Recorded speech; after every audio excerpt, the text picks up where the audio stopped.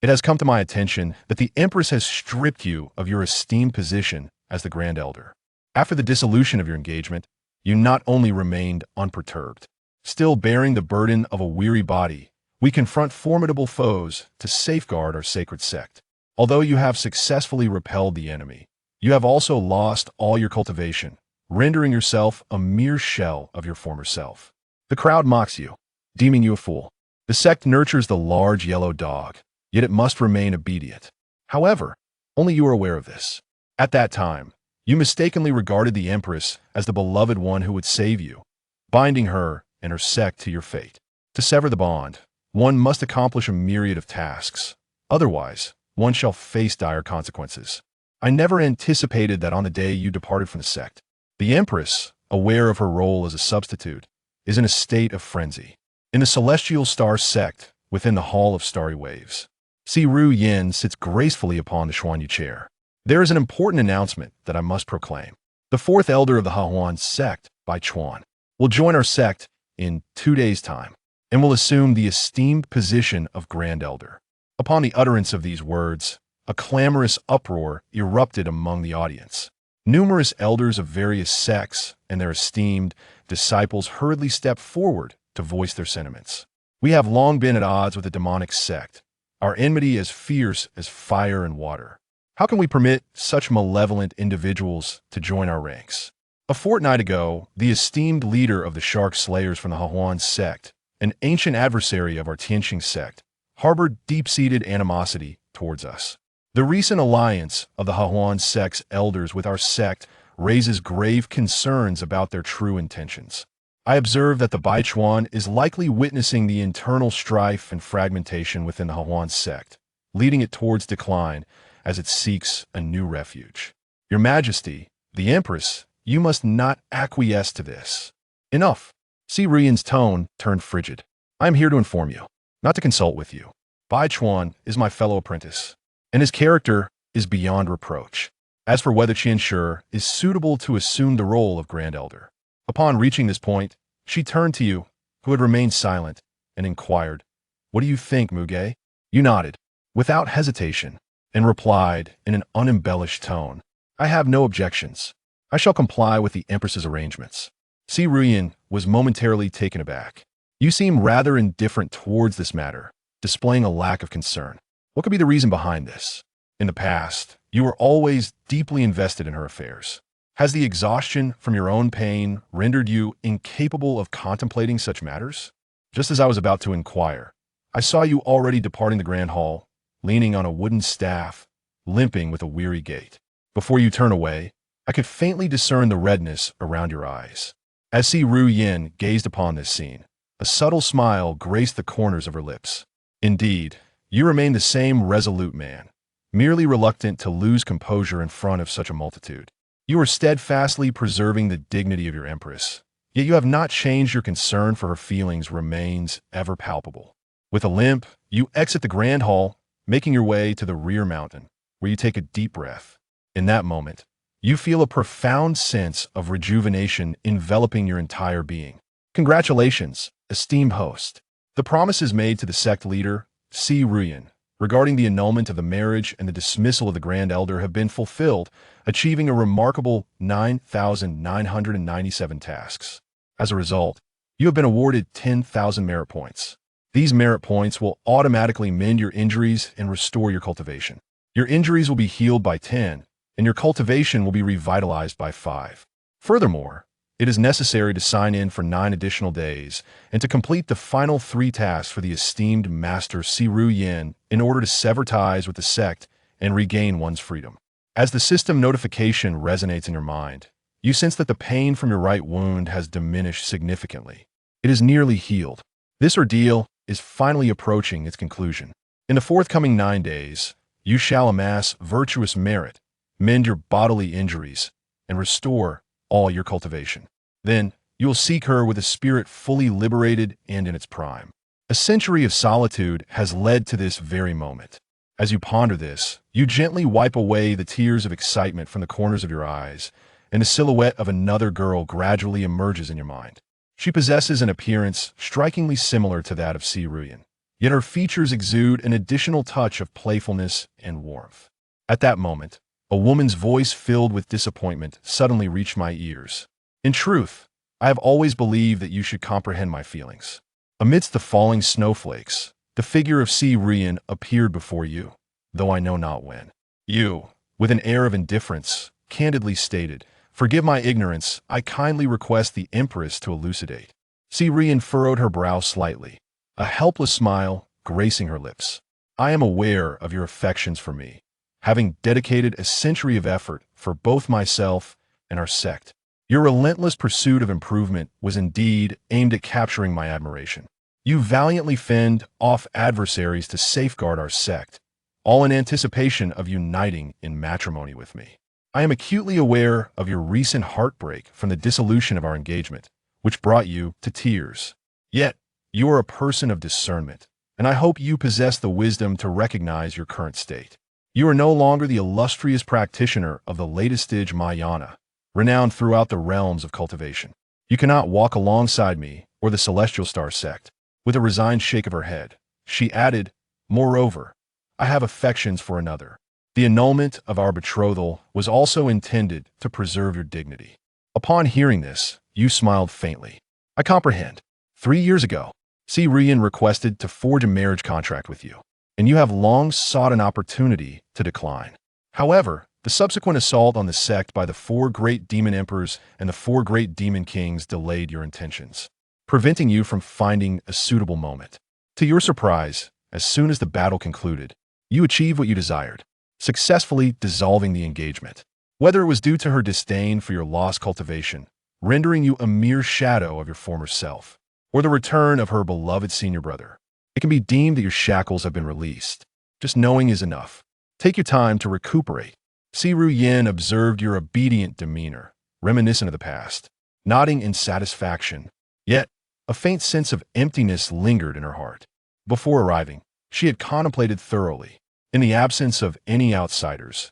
In light of the matter concerning the dissolution of their engagement, she expected a bout of jealousy and argument to ensue. To her surprise, he acquiesced so readily. "It is quite normal, after all. You remain that humble soul, a man who submits to her every whim. However, it matters little. You are but a shell of a person, and there is no need for further demands. Let you recuperate within the sect and spend the latter half of your life in opulence and splendor. It can be considered a fair recompense for you." As she turned, she transformed into a snowflake, vanishing effortlessly into the mountains beyond 7. "Congratulations, esteemed host. In compliance with the wishes of the sect leader, you have acquired 500 merit points. Your injuries have healed by 20, and your cultivation has been restored by 10. Indeed, as long as one yields to the wishes of the sect master, one can effortlessly accrue merit points. At this pace, in the remaining 9 days, I shall undoubtedly utilize these merit points to restore all my cultivation and injuries. It is also the perfect time to depart from the sect, so I shall wander through various places within the sect to see what else I might accomplish, while conveniently amassing a bit more merit. Speaking of which, the Tianxing Sect has flourished remarkably in just a century. There lingers a trace of accomplishment in your heart, for most of this success stems from your own efforts.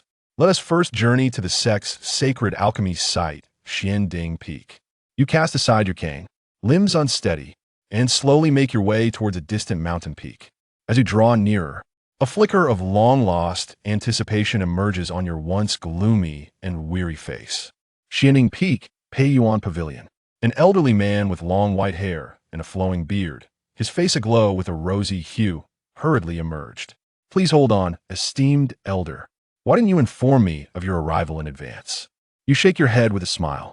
"Master Lu, I am no longer the Grand Elder, merely a useless individual now. You must not speak in such a manner.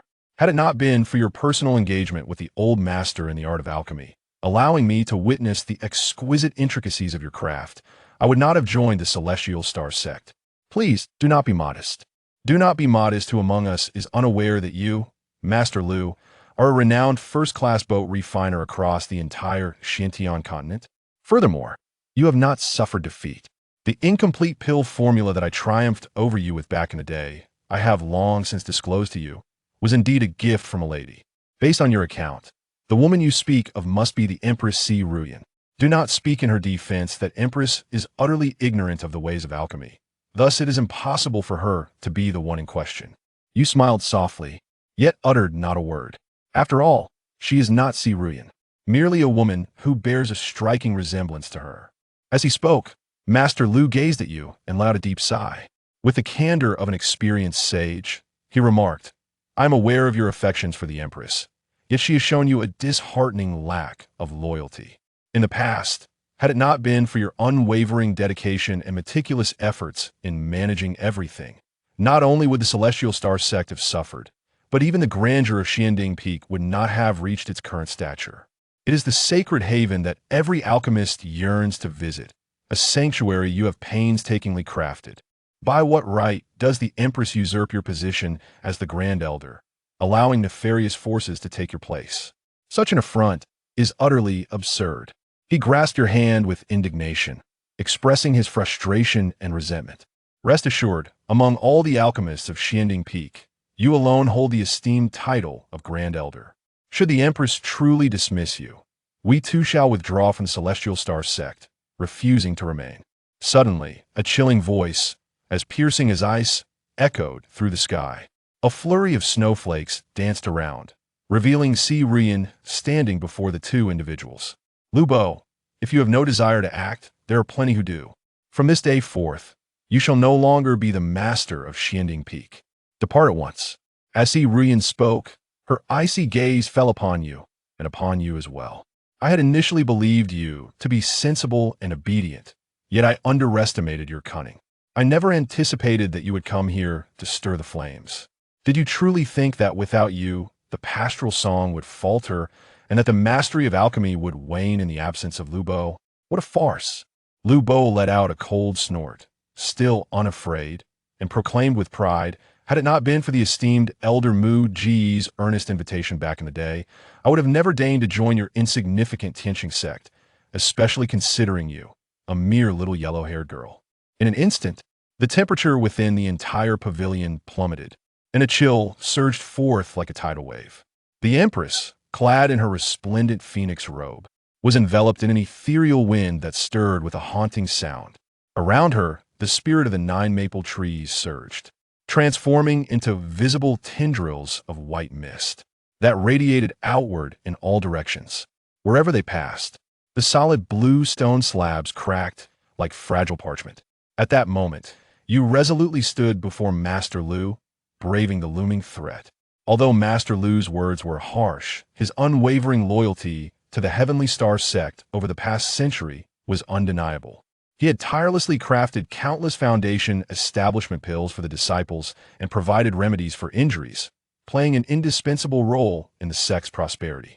It was truly unwise to hastily dismiss him in such a manner. Do you require my instruction? Yue Lishuang retracted the wire in a cold manner, a chilling smile gracing her lips. It appears you are addressing Lord Lu. Yet, in truth, you are merely justifying your own actions, are you not? Is it not true that you blame me for dismissing you from your position as the Grand Elder, for calling off our engagement?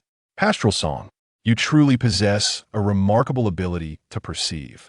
Just moments ago, you remained silent, and now you come here to lament to Uncle Lu, feigning innocence.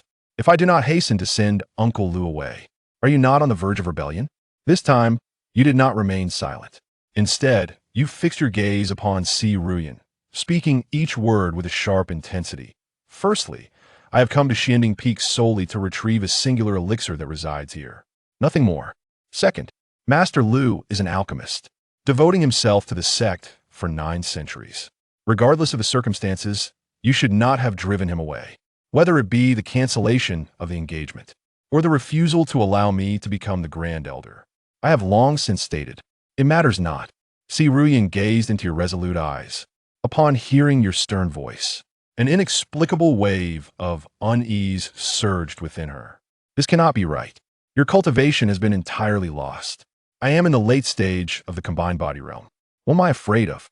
You have merely submitted beneath my skirts for a century, obedient to my every command. You are but an insipid man, devoid of grace. In light of your dedication to safeguarding the sect for 100 years, I shall grant you a chance to retreat gracefully from this predicament." She steadied her mind, reining in her breath, and coldly remarked, "You claim you have come here to procure the elixir. I must observe carefully to discern what kind of elixir necessitates your personal, hobbled presence for its retrieval." Sacred Pool of Xianding Peak. A rich and profound essence. An ancient fragrance intertwined with delicate spiritual resonance wafts towards me. Si Ruyan remains composed and self-assured. Yet within, a tempest of emotions surges uncontrollably. I had long heard that atop Xianding Peak lies a sacred pool, brimming with liquid essence aged for millennia. It is said that immersing the elixirs crafted within in this pool can enhance their spiritual resonance and elevate their grade. Initially, I assumed it was mere fanciful exaggeration, which is why I had not visited even once in a century. To my astonishment, upon my arrival, I sensed the ethereal aura even before approaching. The potency of its essence was so pronounced that I could perceive it from such a considerable distance. This clearly indicates that the Millennium Spirit liquid within the sacred pool is abundant, which gradually ignited a sense of excitement in Si Ruyan's heart.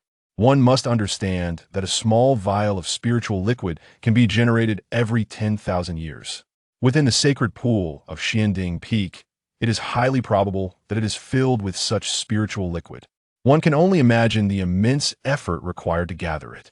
Upon reflecting on this, Si Ruyan felt her resentment diminish slightly, replaced by a growing sense of anticipation and joy.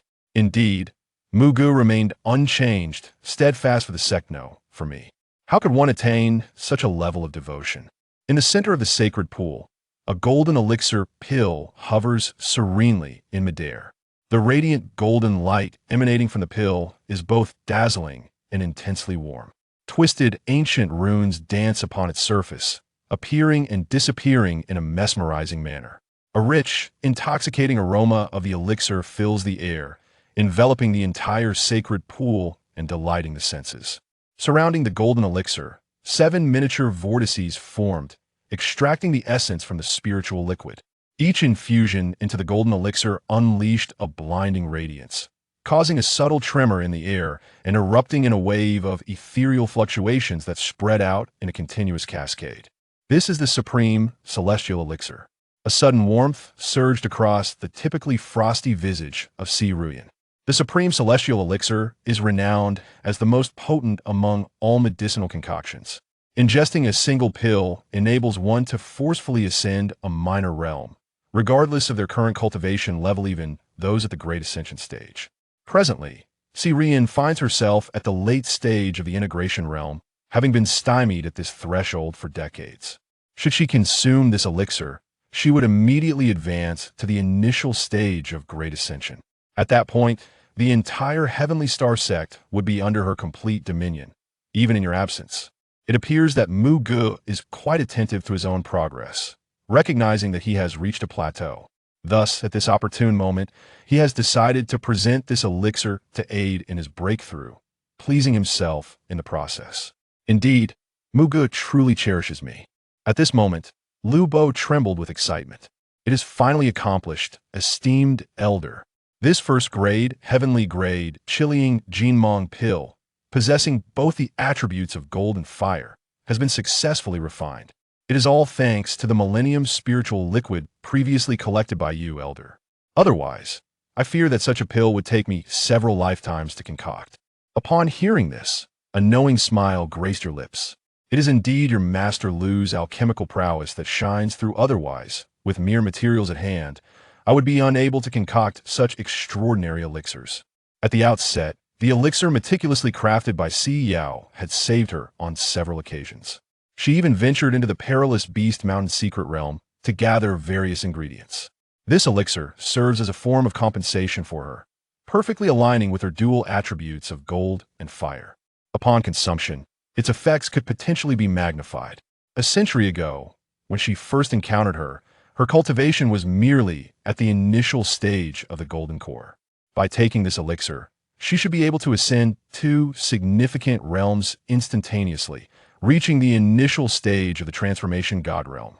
Subsequently, well done, pastoral song. At this moment, Si Ruyan, with a slight upward curl of her lips, revealed a long-lost smile. She waved her hand, her tone imbued with an unmistakable excitement. Quickly, extract this precious elixir for me. At this point, she furrowed her brow, a hint of dissatisfaction lacing her tone. However, you have been rather careless. Are you not aware that I possess both ice and water spiritual roots? While this elixir is indeed remarkable, should it be incompatible with my attributes, its efficacy would be significantly diminished. Do take heed next time. Furthermore, as she spoke, she caught sight of you. Even Uncle Lu, standing to one side, gazed at her with a look of confusion. Instantly, Si Ruyan's tone turned icy. What are you still standing there for? Did you not come here to fetch the elixir for me? I shall graciously forgive you for what transpired earlier. I apologize, this elixir is not intended for you. In an instant, Si Ruyan stood petrified as if struck by lightning, her mind engulfed in a cacophony of buzzing. After a prolonged moment, she gradually turned her head, glaring at you, her eyes brimming with incredulous shock. For a century, you have adhered to her every command. Regardless of what she uttered or demanded, you endeavored to fulfill her wishes to the best of your ability, even risking your life to confront the demon emperor and the king of monsters without a hint of trepidation. Yet now, after expending so much effort and nearly 100 years in the crafting of this supreme-grade pill, it is not intended for her. Surely, there must be some misunderstanding. This is utterly inconceivable. One must question the entire sect who, besides yourself, is worthy of partaking in this heavenly elixir. Si Ruyan's heart seethed with fury, while Nu Jiao maintained his composure and speculated, are you intending to consume it yourself? Do not waste your breath. You have been irreparably harmed by the Demon King's sinister bones and have succumbed to the corruption of the Demon Emperor's dark energy. You can no longer cultivate. This pill, which you are urged to consume, not only proves to be utterly ineffective but may also lead you to an unbearable state of emaciation, resulting in a catastrophic demise. I advise you to refrain from taking it. This pill is not intended for my consumption, but rather to be bestowed upon another.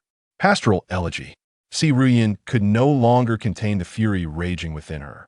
In an instant, a bone-chilling, eerie cold radiated from her core, spreading outward like a creeping miasma.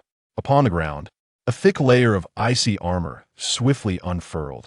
Wherever it touched, the golden bricks emitted a crisp, crackling sound. The Empress slowly raised her arm, a beam of icy blue radiance, enveloping the air with an endless chill, coalesced into thousands of shimmering swords of frost. These swords danced around her form, stirring a piercing, spiraling gale of cold, releasing an ethereal aura of suffocating energy. She pressed her lips tightly together, glaring at you with intense scrutiny. Her voice resounded with a commanding authority as she reiterated, I shall inquire once more. Whom do you intend to give this elixir? You, beset by the frigid chill, your face ashen and pale, yet resolutely replied, I have stated, it is not for you. Ha, did you hear? Although Lu Bo trembled slightly all over, with his white hair and beard frozen into ice, he still maintained his dignity. How is it that you, as the master of a sect, would shamelessly resort to theft? Old Bulin's possessions, as if a smoky willow, her brows furrowed in defiance. With a sudden motion, she waved her palm towards Lu Bo. In that fleeting moment, the flying swords cascaded like the Milky Way, soaring towards Lu Bo. He had not yet approached. Mr. Lu felt as though the piercing chill enveloping him caused his skin to be simultaneously pierced by countless fine needles, rendering his breath increasingly labored. Without a hint of hesitation, you opened your arms wide and once more stood resolutely in front of Lu Bo, demanding an explanation. Ruyan, how did you initially respond to my plea? Si Ruyan was momentarily taken aback, her expression darkening. With another wave of her hand, she halted the descending, flying sword. A century ago, when you pledged to establish the sect, you insisted that Si Ruyan, under no circumstances, should harm those chosen for the sect by your hand, much like the current selection of Lu Bo from Dingfeng. Lu Bo is indeed a rare talent within the sect, yet he remains indifferent to the world around him. His gaze is solely fixed upon Mu Ge, and his demeanor has grown excessively arrogant, all while still fixated on Mu Ge. Si Ruyan, with a resolute heart, found it difficult to swallow her indignation. Without hesitation, she flicked her fingers, unleashing several ice needles that soared towards you and Lu Bo Fi. You summoned the last remnants of your magical essence, coalescing it into a delicate azure shield that stood before Lu Bo, safeguarding his entirety. Yet, it proved insufficient against the icy needles of a late-stage fusion. The shield, alas, lasted but a fleeting moment before shattering into fragments. The silver specks extinguished their cold brilliance, resembling the twinkling stars in the night sky drawing near, only to be absorbed into the body, as the surface of the skin instantaneously shimmered with an eerie, ice-blue hue. At first, you merely perceive a slight chill coursing through your body, akin to icy droplets silently gliding across your skin. Yet, in the next moment, an overwhelming sensation engulfs you, as if myriad tiny blades simultaneously slice through your being. Excruciating pain radiates from every part of your body, as though your very flesh is being ruthlessly torn apart. Fortunately, this pain lasts only for a brief moment, swiftly negated and dissipated by the remnants of magical energy within. However, where the icy needle penetrates, the snow-like essence appears to be instantaneously frozen, and a numbing sensation spreads like a tidal wave. Ultimately, you find your entire body devoid of sensation, and you stagger back a few steps, your legs trembling beneath you. On one side, Lu Bo hastily supported your body, exclaiming in anger, "How could you, Si Ru Yen, act in such a manner? Mu Ge has just emerged for the sect, and not only have you called off the engagement, but you have also usurped his position as the Grand Elder. Now, you even go so far as to act with such cruelty. This time serves merely as a minor lesson." Si Ruyan waved her hands, causing the silver needles and small swords to vanish into thin air. "Furthermore, do not presume that I lack the courage to take action against you." She cast a fleeting glance at you, rendered utterly numb, unable even to blink. The corners of her lips curled slightly. "Remember your current identity. You are no longer that latest-stage cultivator of the Great Vehicle, nor the esteemed elder of the Tianxing Sect, and certainly not the man who had once pledged himself to me. Mind your tone when conversing with me. This golden elixir shall be regarded as a token of apology for your recent indiscretion." With that, she slowly turned and strode towards the center of the sacred pool, casually gesturing as she intended to accept the golden elixir. Just at that moment, a flash of lightning suddenly illuminated the sacred pool. A bolt of violet lightning instantaneously repelled Si Ruyan's hand. Simultaneously, a spherical barrier, flickering with points of lightning, manifested around the entire sacred pool. The five directions, thunder prison, ceiling, heaven formation. Si Ruyan shot a glare at you, who was being supported by Lu Bo, her face contorted with a blend of anger and despair. Yet she found herself utterly powerless. This formation, which could only be utilized by those in the late stage of the Great Ascension, required the practitioner to harness their own magical energy to condense its power. As one in the late stage of fusion, she was entirely incapable of breaking it with brute force. Surely it is a result of your prior arrangements. Now, your abilities have waned significantly, and it seems you are unable to retrieve this elixir on your own. Previously, you spoke of coming to obtain the elixir, but that was likely just a ruse of feigned retreat. As she pondered this, she recalled that her elder brother would arrive in 2 days. He belonged to the Yaoxian Sect, known for its myriad secret arts, and perhaps he possessed some technique capable of breaking the stasis array. In reflection, your current state is devoid of cultivation. Do not aspire to attain the elixir. Even walking proves to be a challenge. Thus, it is better to rely on your own essence rather than pursue this pill. Si Rian gently pressed her lips together, her heart gradually easing. As she gazed at you, she slowly began to speak. "Forget it this time. I shall not hold it against you. I merely wish to remind you of one truth. Many men admire me. Even if I were to annul our engagement, should you conduct yourself in a manner that pleases me." Upon this remark, she gracefully lifted her snow-white neck. "In consideration of your unwavering loyalty to the sect, you too may receive my favor. Therefore, there is no need to continue playing these petty games of feigned restraint." With that, she transformed into a field of frosty mist and drifted away. "Congratulations, host. You have successfully safeguarded Elder Lu of the Xianding Peak, earning 1,000 merit points. Your cultivation has been restored by 15, and the restoration of your form has reached 30.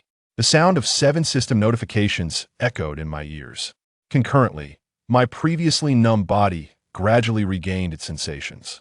Although I had just intended to give this elixir to Si Ruyan, thereby assisting her in accomplishing a task, I remained steadfast in my principles. Both Lu Bo and Yao are worthy of my protection. You gradually rose to your feet after being assisted by Lu Bo. A surge of inexplicable anger suddenly welled up within you. Once my injuries and cultivation are fully restored, I shall ensure she understands the true essence of a man. At that moment, Lu Bo let out a sigh and said softly, "It seems that Si Ruyan has developed feelings for you."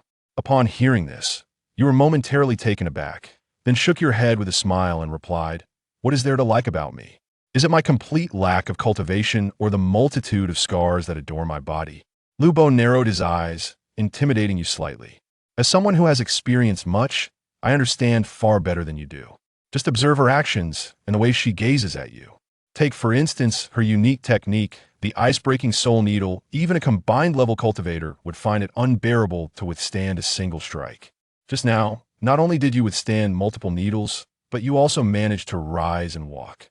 Apart from the fact that the Grand Elder possesses exceptional innate talent, she is also compassionate, exerting only half of her strength. As he stroked his beard, he continued to speak. However, the old sage discerned that you harbor no affection for Si Ruyan. It is indeed a relief that you do not. Such a petty and vindictive woman, steeped in superficiality, is unworthy of your regard. Lu Bo let out a faint sigh, suggesting that since you possess no fondness for her, it would be prudent to distance yourself from this realm of turmoil. You have devoted your efforts to her growth and safeguarded the sect for a century, yet it has culminated in a most unfortunate predicament for you. You have already shown your utmost benevolence and loyalty. You nodded gently. Rest assured, Master Lu, once I have settled these final matters, I shall depart from the sect. As it is said, moderation is best. The old priest shall depart from the sect early tomorrow. I am truly grateful to the Grand Elder for supporting me. Henceforth, wherever I may be, if you call upon me, I shall certainly come to your aid." As he spoke, he extracted a collection of exquisite small vials from his storage pouch and presented them to you. Within these vessels lies the celestial-grade elixirs I've meticulously crafted over the years for healing and enhancing one's essence. While they may not restore all your injuries and cultivation, they can provide a temporary revival of a portion of your abilities. Even if you depart from the sect, they will afford you a measure of self-preservation. Naturally, should the Grand Elder encounter the right opportunities for transformation, he may also leverage these elixirs to reconstruct his cultivation. Master Lu, you have always been so humble. Without your guidance, the Heavenly Star Sect would not have attained the present glory of Xianding Peak. You have diligently safeguarded Xianding Peak for nearly a century, and your efforts are truly commendable. By the way, Master Lu, regarding the incomplete elixir recipe you have been inquiring about, it is possible that a complete version will soon be available. Upon hearing this, Lu Bo's expression brightened with a semblance of a smile, revealing a countenance that danced between amusement and intrigue. The old Taoist must have foreseen this. That incomplete alchemical formula from years past was indeed a gift from the woman you truly cherished, wasn't it? It appears that your departure from the sect was also a quest to seek your beloved. With a narrowed gaze and a smile, one might wonder if Lu Bo is also in pursuit. Thus, it seems I shall take my leave at Xianding Peak tonight to observe the unfolding drama. Lu Bofu chuckled, his laughter echoing with mirth. "Wonderful," he exclaimed. "You and I shall share a bed, our knees touching, engaging in intimate conversation. I am also eager to learn of the many tales between you and her." At that moment, the two exchanged a glance, which was swiftly followed by hearty laughter. Their joyous laughter resonated throughout the entire Xianding Peak. On a precipice of Xianding Peak, Si Ruyan gazed at the two individuals before her.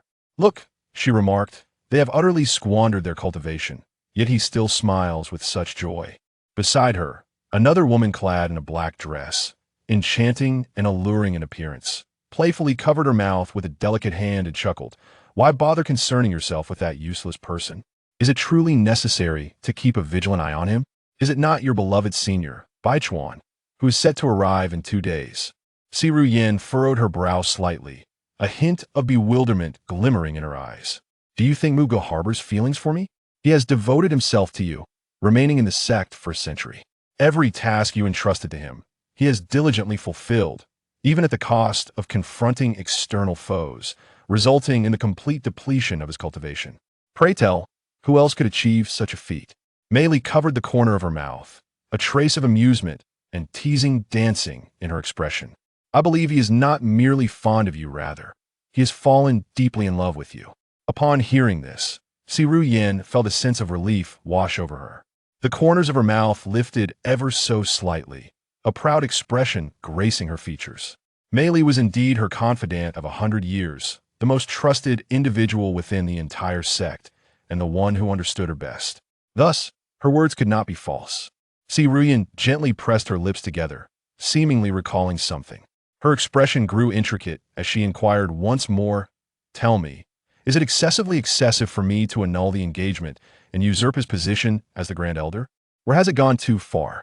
Mei Li gazed in bewilderment, her eyes wide with confusion. Her tone bore a hint of agitation.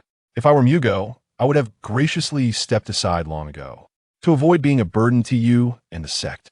Yet he fails to consider that he has now been rendered useless, and whether he is still worthy of you. You need not feel guilty. You have shown Mugo great compassion, sheltering him for a century. You should understand in your heart that your true affection lies with Bai Chuan, not with Mugo. Initially, it was solely for the advancement of the sect that I begrudgingly sought to curry favor with Mugo, even going so far as to become engaged.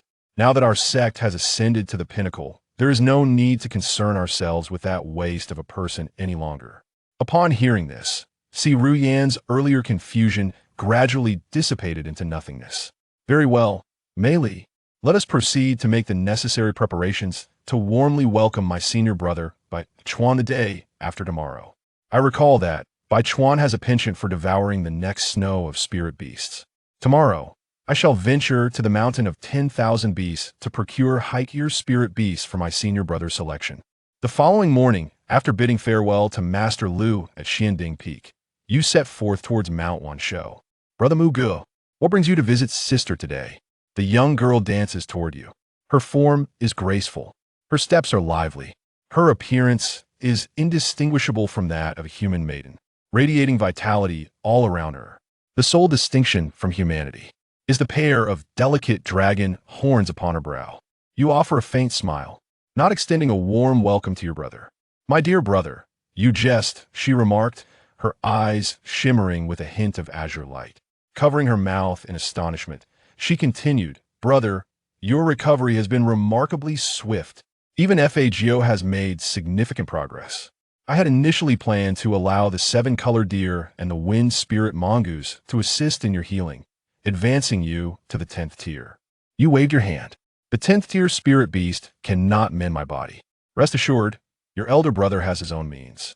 By the way, it has been quite some time since we last met. Your younger sister's consciousness has indeed progressed significantly."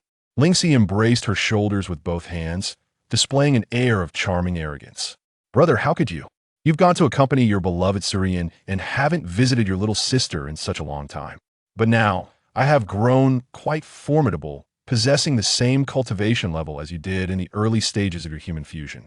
Is that so? Once I have recovered, I shall indeed engage in a friendly exchange of skills with you."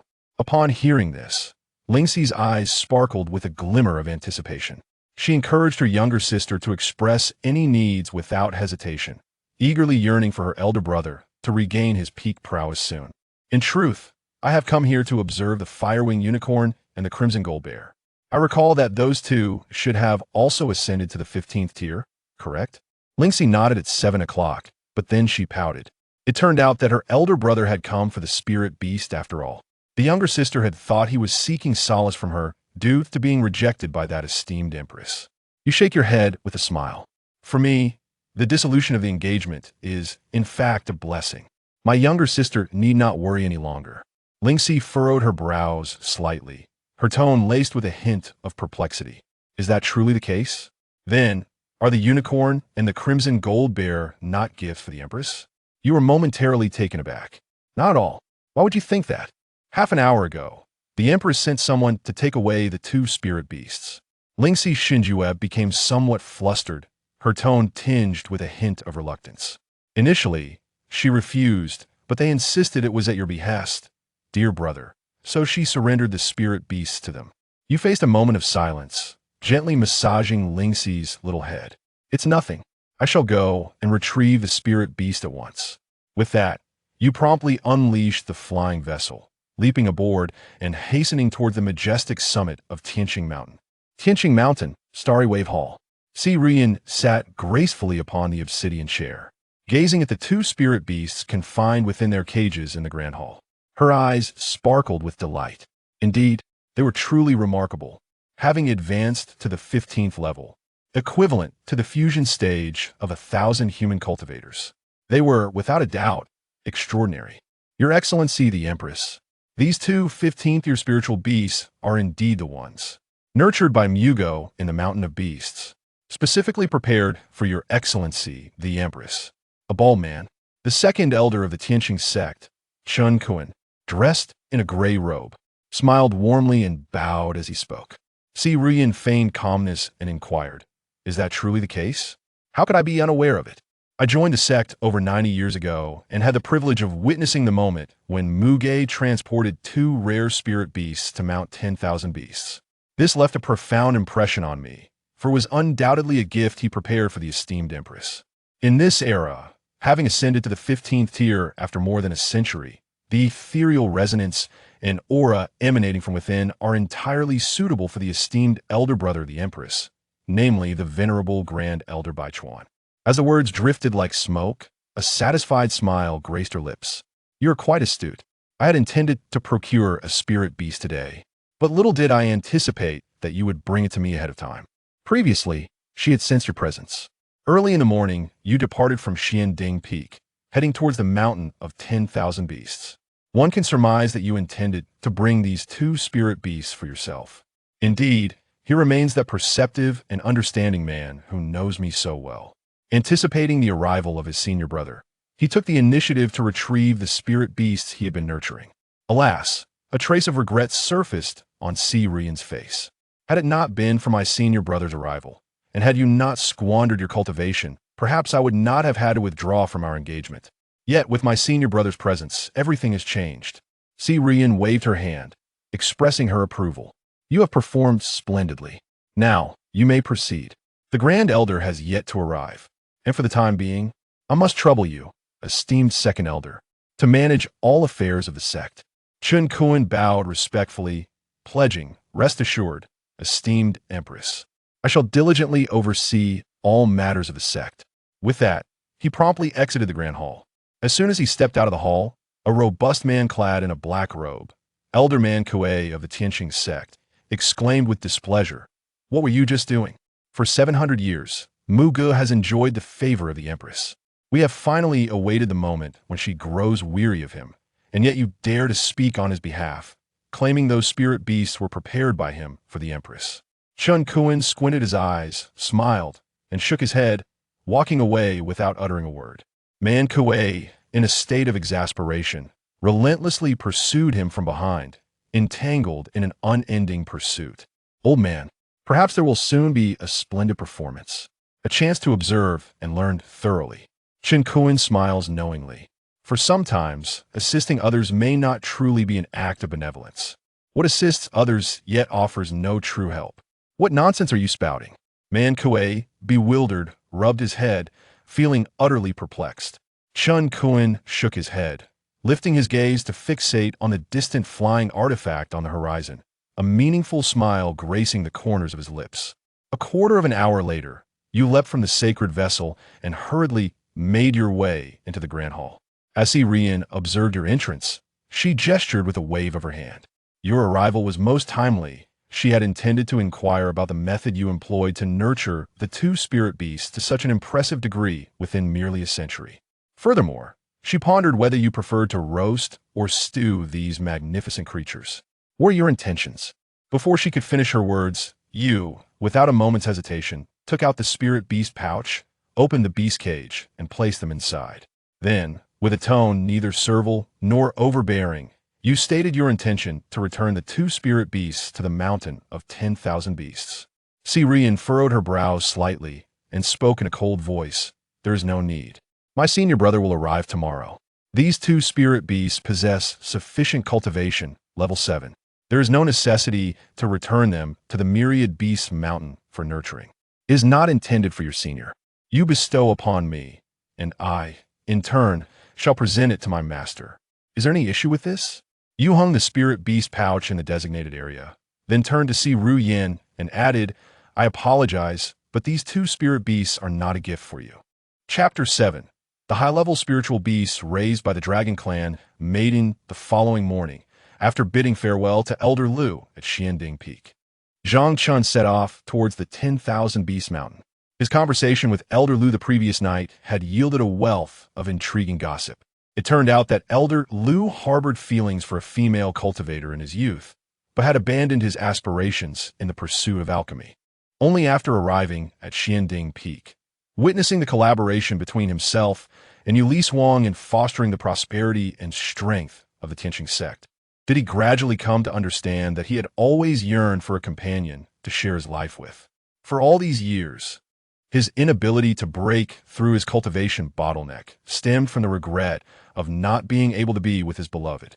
This time, he resolved to fulfill his wish by leaving Xianding Peak in search of the woman he once loved.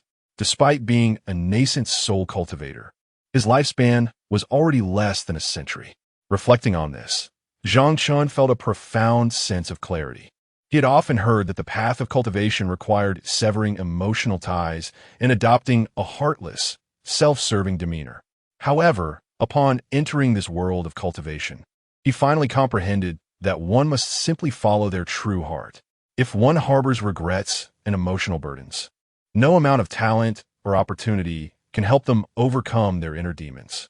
Although Elder Lu had previously misunderstood the nature of Zhang Chen's relationship with Yue Lishuang, there were still 9 days left for him to seek out his true love.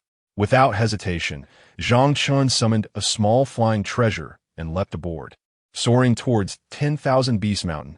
The Tianxing Sect's influence extended far and wide, and 10,000 Beast Mountain was situated at a considerable distance from Xianding Peak.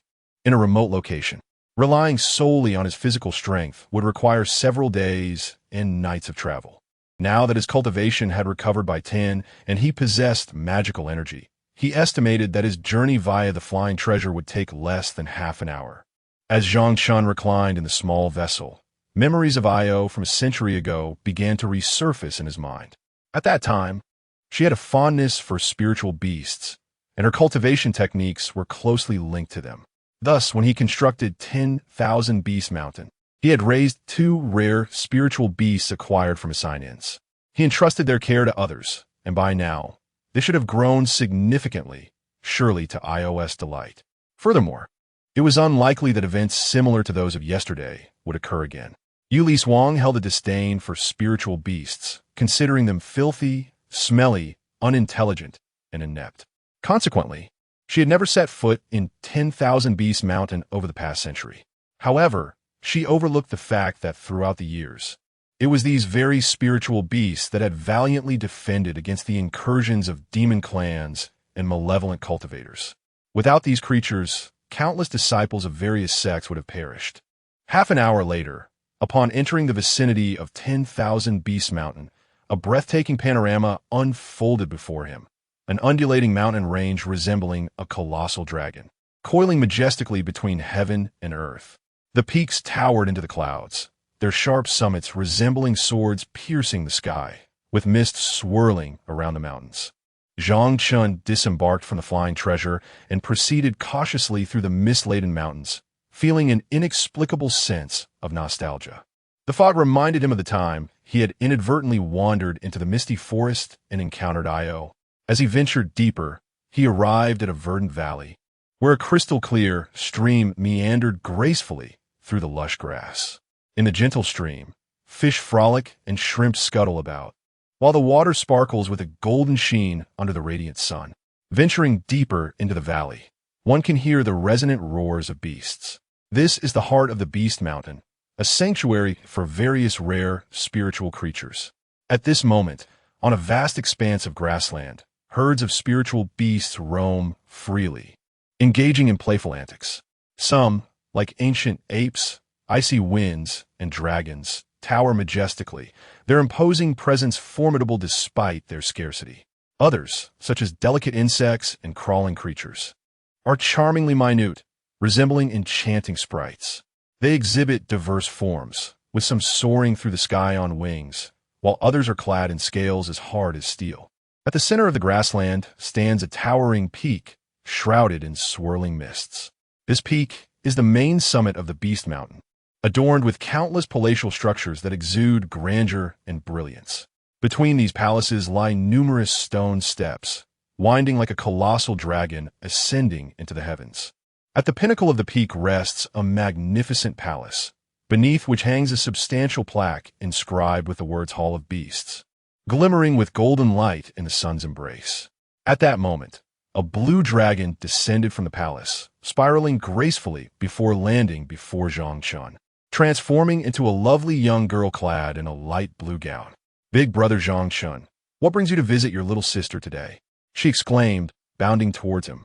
Light and agile, her appearance mirrored that of a human maiden, radiating vitality. Her long, silky black hair cascaded down, and her eyes resembled clear lake waters, shimmering with a lively brilliance, occasionally flashing golden patterns. The sole distinction from humanity was a pair of delicate dragon horns adorning her forehead. These horns, in a deep blue hue with golden tips, bore intricate patterns, peeking through her hair, swaying gently with her animated expressions and lively movements. She was none other than Lingxi, the dragon maiden invited a century ago, being naturally attuned to nature, possessing gentle spiritual power and understanding the habits of various spiritual beasts. She was instrumental in proposing the construction of the Beast Mountain amidst these towering ranges, ensuring a freer life and growth for the spiritual creatures. Her efforts had indeed borne fruit. Within a mere century, she had transformed Beast Mountain into a paradise for spiritual beasts. Coupled with her amiable character, she had forged a close bond with him. Zhang Chen smiled lightly. "Little sister, what's this? Aren't you happy to see your brother?" "Big brother is jesting. It's just at your health." "Oh." The blue light in Lingxi's eyes flickered as she covered her mouth in surprise. "Big brother, your injuries have healed so swiftly, and your magical power has significantly recovered. I had planned to have the 10-tiered rainbow deer and wind spirit weasel assist in your healing." Zhang Chen waved his hand dismissively. 10-tiered spiritual beasts cannot mend my body. "Fear not. Your elder brother has his own methods. By the way, it has been a long time since we last met, yet your spiritual awareness has evidently advanced considerably." Lingxi clasped her shoulders with an air of pride, her expression tinged with a hint of petulance. "Brother, really?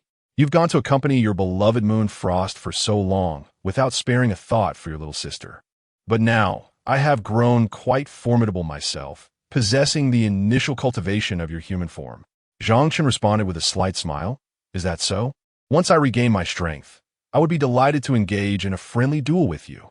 Upon hearing this, Lingxi's eyes sparkled with anticipation. "Wonderful. Please, do not hesitate to ask me for anything you need. I eagerly await the day when my brother returns to his peak prowess. In truth, my purpose for coming here was to catch a glimpse of the fire-winged unicorn and the golden bear." Zhang Chen gazed towards the prairie, recalling that those two creatures should have ascended to the 15th tier by now. Lingxi nodded, but then pouted slightly. "So, it turns out you came here for the magical beasts.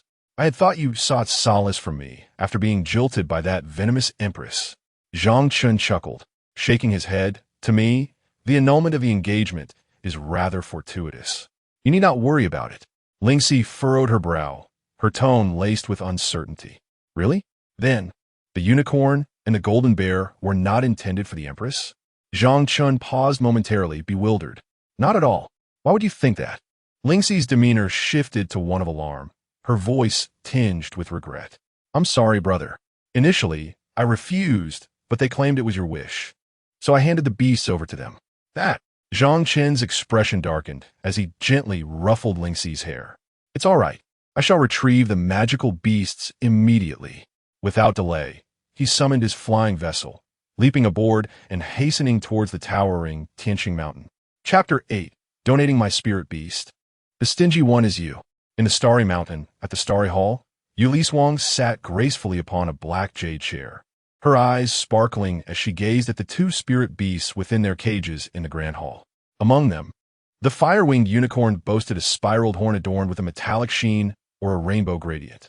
Its elongated form resembled a silver crescent, with hooves that seemed to tread upon flames, and the scales on its back and tail hinted at a deep crimson glow, reminiscent of molten lava. Its mane was not mere hair, but rather strands of starlight, appearing from a distance as a blazing inferno, brimming with vitality. The other beast, a crimson golden bear, stood at an imposing height of 5 zhang, shaking the ground with each powerful step, exuding an extraordinary presence. Its claws bore a dark crimson hue, leaving charred impressions on the floor with every movement. The bear's back rose like a volcanic ridge, muscles rippling with a metallic luster, while its fur resembled tempered copper wire, dancing with the wind. Indeed, it was no surprise that these creatures had reached the 15th level, equivalent to the human consolidation stage, for they were truly remarkable. Yue Lishuang, who had previously shown little interest in spirit beasts, now found herself increasingly enamored with the two magnificent creatures in their cages. It is a well-known fact that the beastkin face significant challenges in their cultivation, making it exceedingly rare for such profound mastery to be attained in a mere century. Moreover, this fire-winged unicorn and crimson golden bear belong to an exceedingly rare class of elite spirit beasts. Your Majesty, these two 15th-tier spirit beasts were indeed raised by Zhang Chen in the Beast Mountain, specifically prepared for your Majesty, exclaimed Chen Kuan, the bald second elder of the Starry Sect, dressed in a gray robe, with a warm smile as he bowed. Feigning composure, Yue Lishuang inquired with a feigned nonchalance. Oh, is that so? How come I was unaware? Disciple joined the sect over 90 years ago and witnessed Zhang Chen personally transporting these rare spirit beasts to the Beast Mountain. It left a deep impression, Chen Kuan replied with a knowing smile, implying that this was a meticulous preparation for the Empress. In just over a century, they have already ascended to the 15th level. Their spiritual resonance and vitality could certainly serve Her Majesty's esteemed elder brother, the Grand Elder Morong Fei. Yue Lishuang, pleased by his words, chuckled softly. Ah, you are quite astute. I intended to procure the spirit beasts today, yet you have brought them ahead of time. It appears he spoke the truth. Earlier, she had sensed Zhang Chen departing from the Xianding Peak early in the morning, presumably to retrieve these spirit beasts for her. Indeed, he was still the considerate man who understood her desires, personally fetching the beasts he had nurtured, displaying his kindness toward her. Regrettably, as she contemplated this, a trace of sorrow crossed Yue Lishuang's face. If only my elder brother hadn't come, and if you hadn't lost your cultivation, perhaps I would truly reconsider the engagement. However, with her elder brother's arrival, everything had changed. With a wave of her hand, she said lightly, "You have done well. You may withdraw. The Grand Elder has yet to arrive, so I will trouble you, Second Elder, to take care of all sect affairs for the time being." Chen Kuan bowed respectfully, assuring her, "Rest assured, Your Majesty, I shall manage the affairs of the sect with utmost diligence." At that moment, he exited the Grand Hall. Just as he stepped outside, a burly man clad in a black robe, the third elder of the Tianxing Sect, Man Ke, voiced his dissatisfaction. "Chen Kuan, what are you just doing? That pretty boy Zhang Chen has been doted upon by the Empress for a century. We have finally awaited the moment when she grows weary of him, and yet you are now speaking on his behalf, claiming those spirit beasts were prepared by him for the Empress?" Chen Kuan narrowed his eyes, smiled enigmatically, and walked away without uttering a word. Frustrated, Man Ke followed closely behind, refusing to relent. "Old man, there might soon be a splendid spectacle to observe and learn from." Chen Kuan replied with a profound smile. "Sometimes, aiding someone does not necessarily equate to genuine assistance." "What nonsense are you spouting?" Man Ke, bewildered, rubbed his head in confusion. Chen Kuan shook his head, gazing at the flying artifact in the distant sky, a meaningful smile gracing his lips. 15 minutes later, Zhang Chen leapt from the artifact and hurried into the Grand Hall. Upon seeing him, Yue Lishuang waved her hand. "You arrived just in time. I wish to inquire how you managed to raise those two spirit beasts to such an extent in merely a century." And do you believe these beasts are to be roasted or boiled? Huh? What are you doing? Before she could finish her sentence, Zhang Chen, without hesitation, produced a spirit beast pouch, opened the cage, and placed the creatures inside.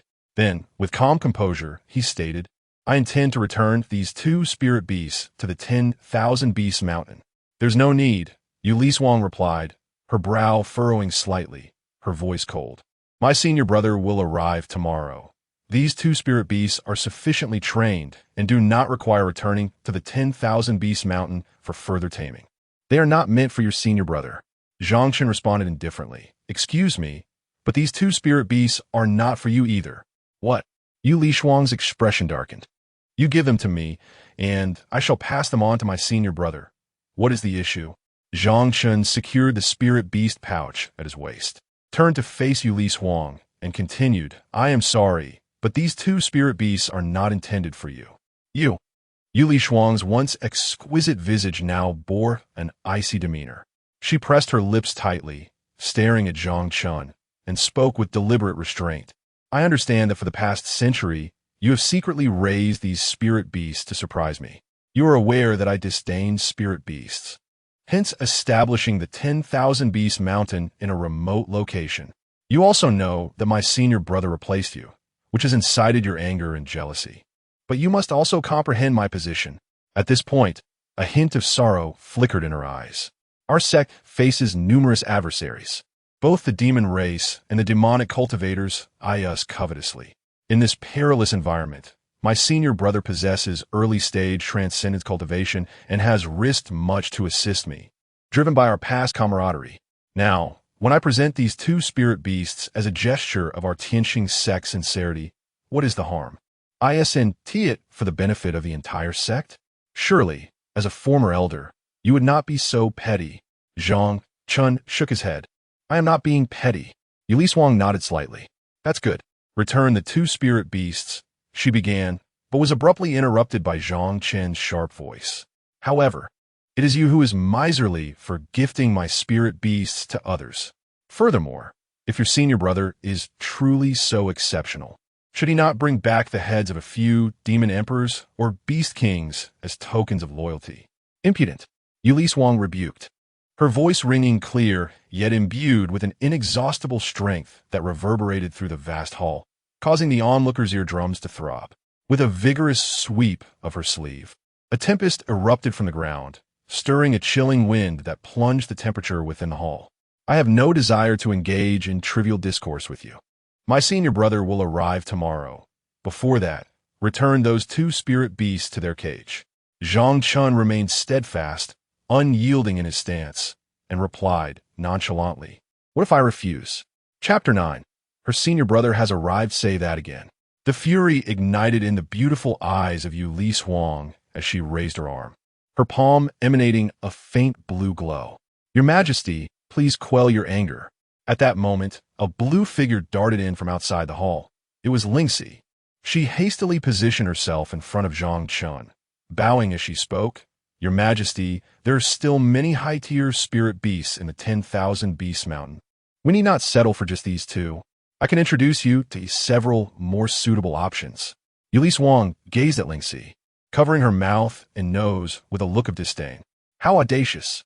A vile creature of the Dragon Clan, failing to guard the 10,000 Beast Mountain and daring to intrude upon my starry orchid palace without prior notice. Do you wish to court death? Lingxi replied, bowing again. I apologize, Your Majesty. I merely recalled that several varieties of magical beasts raised in the 10,000 Beast Mountain are quite suitable for Murong phase cultivation, which is why I rushed to inform you. Upon hearing that it was related to her senior brother, Yue Lishuang's expression softened. Oh, do share. Thus, Lingxi patiently elaborated on the dozens of magical beasts nurtured in the 10,000 Beast Mountain. Although Yue Lishuang was utterly unfamiliar with spirit and magical beasts, she believed that anything that could aid her senior brother was a treasure, and much of her anger dissipated. Junior sister, it has been a while. Just then, a cold, ethereal voice echoed from outside the hall. Following this, a fiery crimson mist swirled within, and a slender figure emerged from it, clad in a scarlet long robe adorned with gold-threaded demonic flowers that shimmered with hints of yellow light. He wore a black python-patterned belt that bore a menacing snake head, embedded with flashing rubies. The man was tall and elegant, his brows curved like a crescent moon, his enchanting peach blossom eyes slightly lifted, with blood-colored amber irises glistening with captivating allure. Yet, his complexion was somewhat pale, and his vividly colored lips bore traces of blood. His raven hair was casually tied back, with a few strands falling onto his face, lending him an air of weariness and fragility. "Senior brother, why have you come today?" Yue Lishuang exclaimed, her face lighting up with surprise as she hurried forward. Murong Fei staggered slightly, his balance faltering as he leaned against Yue Lishuang, his hands naturally brushing against hers. He forced a smile, a weak sigh escaping his lips. "Alas, my intention to join your Heavenly Star Sect was prematurely discovered by the members of the Harmony Sect. I was besieged by several elders and disciples. I sustained severe injuries and expended a significant amount of vital blood to use my escape technique, narrowly managing to flee." With a heart full of concern, Yue Lishuang gently assisted Murong Fei to a Xuanyu chair, calling for a maid to bring a bowl of spiritual broth, which she personally fed to him. Murong Fei remained leaned against Yue Lishuang's delicate shoulder, glancing down at Zhang Chen with a tone of pride and gratitude. "Junior sister, you are truly wonderful. You have not changed at all, still so kind. Watch out, there are demons. Protect the Empress." At that moment, the third elder, Man Kuei, rushed into the Starry Orchid Palace, accompanied by dozens of elite disciples. "What is the meaning of this?" "This is my senior brother, Murong Fei." Yue Lishuang waved her hand and spoke with a crisp, cold voice. "Very well, you have all gathered the disciples. I have an announcement to make." Shortly thereafter, 5 protective elders, dozens of inner disciples, hundreds of elite disciples, and thousands of ordinary disciples converged at Xinglan Hall. Yue Lishuang rose from her seat and gestured toward the man in red sitting upon the Xuanyu chair, saying, "Everyone is here. So allow me to introduce you to my elder brother, Murong Fei. From this day forth, he will serve as your grand elder. Henceforth, all matters, big and small, within the sect will be entrusted to him." The crowd exchanged glances, hesitant to utter a word. However, the second elder, Chun Kun, stepped forward to offer his congratulations. "Congratulations, Grand Elder. It appears you are not in the best of spirits. Fortunately, the Empress has specially prepared 2 level 15 spirit beasts to replenish your vitality." "Level 15 spirit beasts? Where are they?" Upon hearing this, Murong Fei's previously weary and dull eyes sparkled with interest as he began to scan the surroundings. Chun Kun cast a sidelong glance at Zhang Chen, but refrained from further comment. Murong Fei followed his gaze towards Zhang Chen, his tones suddenly turning frosty. "Junior sister, this person seems quite familiar. Will you not introduce him to me?" Yue Lishuang offered an awkward smile. "Brother, he is merely a waste, not someone of significance." "I beg to differ." Murong Fei continued to fixate on Zhang Chen, a hint of mockery in his voice. This individual was once hailed as the foremost cultivator of the Xuantian Continent, and just half a month ago, he slayed the leader of the Yaoxian Sect. Quite the impressive feat, I must say. Furthermore, he glanced back at Yue Lishuang, his expression growing colder. "I have also heard that you are engaged to him." "Brother, the engagement has been annulled. How could I possibly marry a waste?" Yue Lishuang stated directly, "Let's not dwell on the past. It would be best for you to focus on your recovery. You are so considerate, junior sister. By the way, what are those 2 level 15 spirit beasts?" Murong Fei's brow furrowed as he returned to his seat, casting another glance at Zhang Chen while persistently inquiring. Yue Lishuang turned to the crowd and called out, "Lingxi, why haven't you brought forth the magical beasts raised at the mountain of 10,000 beasts for my elder brother?" "Junior sister." Suddenly, Murong Fei clutched his chest, a pained expression crossing his face as he weakly stated, "The cultivation method I practice is unique. Only level 15 spirit beasts can restore my depleted vitality and spiritual power. Is your injury that severe?" Yue Lishuang asked with genuine concern. She then turned, biting her lip, and called out to Zhang Chen, "You have seen for yourself that my elder brother is injured. Quickly, bring forth those 2 spirit beasts. If you require spirit stones or treasures, I can exchange them with you." Zhang Chen cast a glance at Murong Fei and Yue Lishuang, but chose to ignore them, striding purposefully towards the hall's exit. "Zhang Chen, You! Yue Lishuang shouted in anger, preparing to chase after him. However, she was abruptly grasped by Murong Fei, who said, "Enough, do not make it difficult for him. After all, I am a demon cultivator. That is his spirit beast. And I do not wish for you to plead with him on my behalf. In truth, my esteemed senior, I can utilize various other elixirs or magical beasts for healing, albeit at a slower pace." As he spoke, he coughed lightly, a look of deep concern etched upon his face. "However, should the time come when my cultivation has not fully recovered and the demon clan or malevolent practitioners dare to invade, I fear I may not be able to exert my full strength, which greatly worries me about the safety of our sect." "Do not fret, senior." Moon Lishuang vowed through gritted teeth, "The entire sect belongs to me, and that spirit beast is merely a guard I have trained. I assure you, I will undoubtedly assist you in acquiring those 2 level 15 spirit beasts. Please focus on your recovery." With that, she transformed into a flurry of snow and wind, vanishing from the Great Hall. Chapter 10: The First Task for the Empress, the Mountain of Beasts. Zhang Chen released 2 spirit beasts from his spirit beast pouch as he returned to the valley. "Thank you, elder brother, for protecting these 2 spirit beasts." Lingxi sincerely expressed her gratitude as she followed him back to the Mountain of Beasts. However, her expression soon shifted to one of concern as she furrowed her brow. But just now, in the main hall, to have so recklessly offended the Empress. "I fear. Little sister, weren't you quite bold before? Why are you so timid now? Just a moment ago in the hall, you even yielded to the Empress," Zhang Chen remarked with a calm smile. "This is not like you." Lingxi bit her lip, worry etched on her face. "I am concerned about that new demonic cultivator, Murong Fei.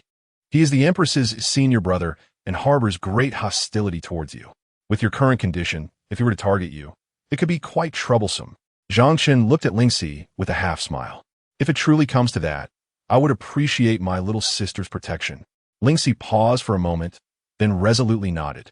"Do not worry, elder brother. Although my cultivation is only at the initial stage of integration, with so many spirit beasts to assist, I can still contend with that Murong Fei, who is at the initial stage of the Great Ascension." "Ah, it was not interesting." Zhang Chen ruffled Lingxi's hair. "You're still as straightforward as ever. Rest assured, a demonic cultivator at the integration stage does not possess the qualifications to threaten me. Furthermore, I shall soon depart from the Tianxing Sect." "Elder brother is leaving?" Lingxi was momentarily taken aback. Then, without hesitation, she grasped Zhang Chen's arm, her eyes filled with pleading. "Wherever you go, please take me with you. I will not remain in the Tianxing Sect without you." Zhang Chen shook his head. "You are of the dragon lineage. Initially, you followed me to the Tianxing Sect to build the Mountain of Beasts because of your fondness for raising spirit beasts. We had a century-long agreement. Do you remember?" "Yes, you mentioned it." Lingxi's eyes sparkled as she recalled. "Within a century, I could raise spirit beasts on the Mountain of Beasts, and after a century, if I wished, I could return home. But elder brother, I truly admire your character and your skills in raising spirit beasts. I wish to follow you always." Seeing Lingxi's persistence, Zhang Chen sighed with a smile. "Very well. The skills I learned in raising spirit beasts were taught to me by a woman. I am about to leave the Tianxing Sect to find her. If you truly wish to, you may accompany me to learn from her." "That's wonderful, elder brother. I am exceedingly willing." Lingxi seemed to sense something and squinted at Zhang Chen, teasingly saying, "If my guess is correct, that woman must be my sister-in-law." Zhang Chen lightly tapped Lingxi on the forehead. "What sister-in-law?" Her eyes sparkled mischievously, and a playful smile graced her lips. "Now I understand why elder brother always seemed gloomy in the Tianxing Sect. It turns out the one he admires is not Yue Lishuang, but someone else entirely. I truly wish to see what the woman is like whom elder brother has admired for a century." Zhang Chen murmured with eager anticipation, resembling Yue Lishuang in appearance. Yet, Suddenly, a chilling laughter echoed from the heavens, belonging to none other than Yue Lishuang. After a flurry of snowflakes dispersed, her figure materialized before the two. "Were you just saying that you wish to leave the Tianxing Sect to seek a woman who looks just like me? Even now, you continue to deceive yourself." The corners of Yue Lishuang's mouth curled downwards, forming a barely perceptible arc of disdain. Only now do I realize how petty you truly are. Those words were deliberately crafted for my ears, weren't they? Just moments ago, she had intentionally followed closely behind Zhang Chen, eager to observe his reaction upon seeing Murong Fei. As she had anticipated, not only did he become jealous, but he even expressed a desire to abandon the sect, absurdly declaring he would seek a woman who resembled him. Ha! Such nonsense! To utter such bizarre, jealousy-fueled remarks. Nevertheless, considering his evident concern for her, she decided to overlook the earlier incident in the Grand Hall. However, her senior brother's injury must be treated with those 2 level 15 spirit beasts. Enough. Regardless of your envy or your wish to leave the sect, you must agree to one thing. Yue Lishuang stated candidly. Hand over those 2 level 15 beasts and use them to heal my senior brother. Hint. Healing the sect master, Yue Lishuang's senior brother, counts as a completed task and will grant 10,000 merit points. A system notification chimed in Zhang Chen's ear. No, those 2 spirit beasts were intended for a Yao. They could not be casually given away. Furthermore, Murong Fei was cunning. Her claim of using the spirit beasts for healing might not be genuine. Most likely, she sought to eliminate the spirit beasts he had nurtured for years to assert her dominance. However, completing this task promised significant rewards. It would also fulfill the first of the final 3 tasks mandated by the system. Weighing the pros and cons, Zhang Chen decisively nodded. Very well. I will allow you to heal your senior brother. Yue Lishuang momentarily froze, a delighted smile blooming on her face. Excellent. This is exactly what I expected. You are indeed obedient. I shall not be at a loss. Just as she spoke, she suddenly noticed that Zhang Chen was not producing a spirit beast pouch, but rather a pill box and several vials. Bonimulting blood infusing pill, yin yang profond dragon pill, soul replenishing pill. Bone-melting blood-infusing pill, 9 turns soul reviving pill, 100 refinements blood condensing pill. Zhang Chen held the pills in his hand, introducing each one. These are all 2nd and 3rd grade healing elixirs of heavenly rank, particularly suited for magical cultivators. They were originally a gift from Master Lu. He continued now. Take these and use them to heal your senior brother. Yue Lishuang was momentarily taken aback, but her face soon blossomed into a smile. Although these 2nd and 3rd grade healing elixirs could not compare to the previously mentioned 1st grade Qi Xiao Jimang pill, they were undoubtedly rare and precious within the realm of cultivation. If offered outside the sect, each elixir would likely incite fierce competition among cultivators.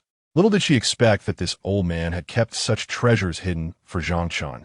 In the past, whenever she sustained injuries, she would make her way to Xianding Peak to procure medicine, and the most she could obtain were some earthly-grade elixirs, which sufficed for her needs. This was her first encounter with such a plethora of heavenly-grade healing potions. Not only could they mend her brother's wounds, but they could also enhance his cultivation, providing a substantial boost. How wonderful! Indeed, Zhang Chen had always held her in high regard and listened to her words. He was even generous enough to offer such precious remedies for her brother's recovery. Without hesitation, she waved her sleeve and collected the elixirs, a subtle smile gracing her lips as she nodded approvingly. Excellent. This is precisely what I wished for. I hope that in the days to come, you will remain compliant and refrain from uttering harsh words. I shall treat you well. With that, she turned gracefully and soared towards Tianxing Mountain. Congratulations, host. By providing the sect leader with healing potions to aid your brother's recovery, you have earned 10,000 merit points. The merit points automatically mend wounds and injuries, restoring 60 of the damage and 30 of cultivation. Note, you have completed today's merit point check-in. You must fulfill 8 more days of check-ins and assist the sect leader with 2 tasks to unbind. Meanwhile, a notification from the system echoed in Zhang Chen's ears. Chapter 11. I desire not only her person, but also her sect at Tianxing Mountain within the Scarlet Demon Palace. The walls of the Grand Hall were adorned with crimson gemstones, each radiating an eerie red light, resembling vigilant eyes that scrutinized every individual entering the chamber. Intricate demonic runes were etched upon the walls, twisting and coiling like countless venomous serpents. The floor, paved with black marble, was as smooth as a mirror, yet emanated a peculiar sheen. Rows of black stone pillars stood sentinel around the hall, each intricately carved with fearsome, lifelike beasts. Between these pillars hung black drapes embroidered with sanguine patterns.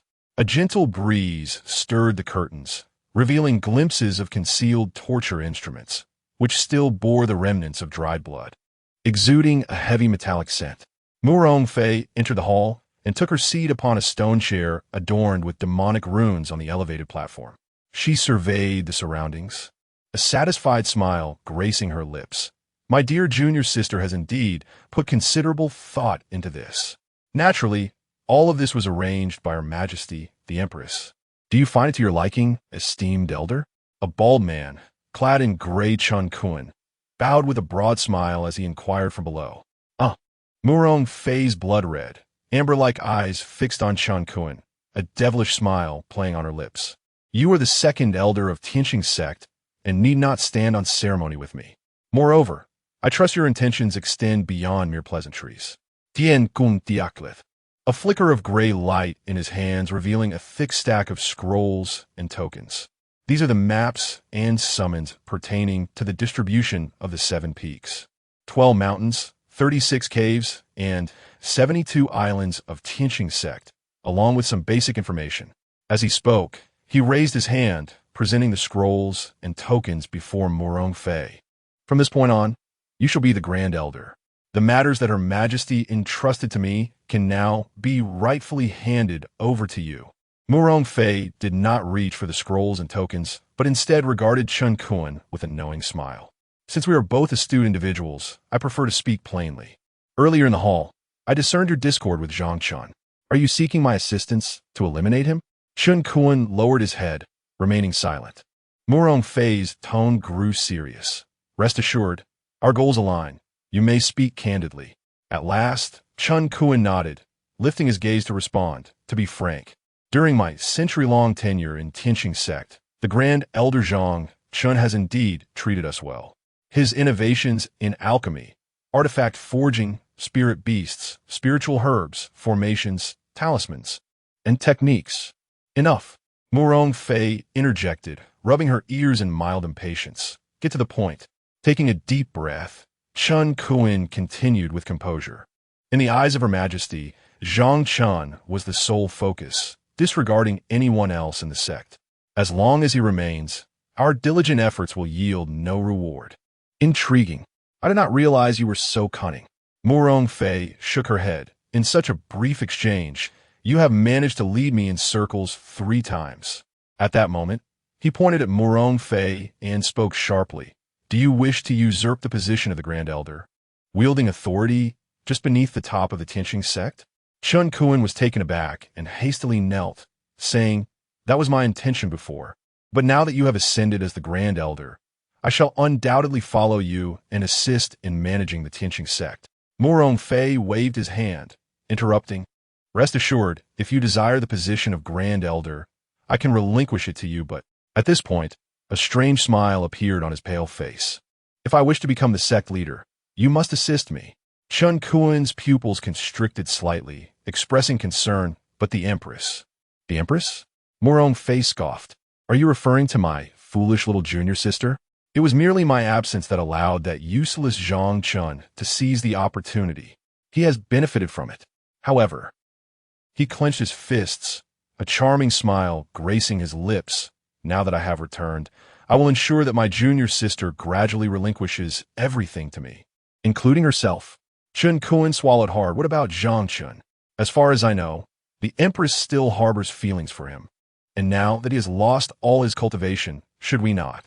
Foolish. Murong Fei laughed arrogantly. Killing that useless Zhang Chen would only soil our hands and displease my little junior sister. Therefore, I aim to destroy his heart. As a cultivator, while one may lose their cultivation, there may still be opportunities for rebirth. However, if one loses their will, they will forever remain stagnant, living in despair. This is precisely what I wish to witness. Chun Kun nodded in agreement. The Grand Elder is indeed wise. Whatever you require of me, just command. Murong Fei leaned back in his chair, stroking his chin. Excellent. I do indeed need you to undertake some tasks, but for now, just observe how I win over my little junior sister. Chen Kuan chuckled. Naturally, I believe the Empress has her heart set on you. Otherwise, she would not have immediately sought out Zhang Chen for the spirit beast upon your return. Sure. Murong Fei raised his index finger in a gesture for silence. In the next moment, a flurry of snowflakes scattered and a white figure appeared before Murong Fei. It was Yue Lishuang. She strode a few paces towards Murong Fei, but noticed Chen Kuan nearby, and her voice darkened. Second Elder, are you quite idle? Shouldn't you be? No matter, the Second Elder was just enlightening me about the details of the Tianxing Sect so that I can integrate swiftly. I was about to express my gratitude. Murong Fei spoke, then coughed lightly, a trickle of purple blood seeping from the corner of his mouth. Yue Lishuang hurriedly produced the medicinal pills that Zhang Chen had given her earlier, handing them to Murong Fei. These heavenly-grade healing elixirs were obtained from Zhang Chen. Senior brother, please take them and see how they work. Murong Fei gazed at the rare and precious pills, his amber eyes glimmering slightly, before weakly replying, these are indeed fine medicines. Yet spirit beasts are far more suitable for my healing.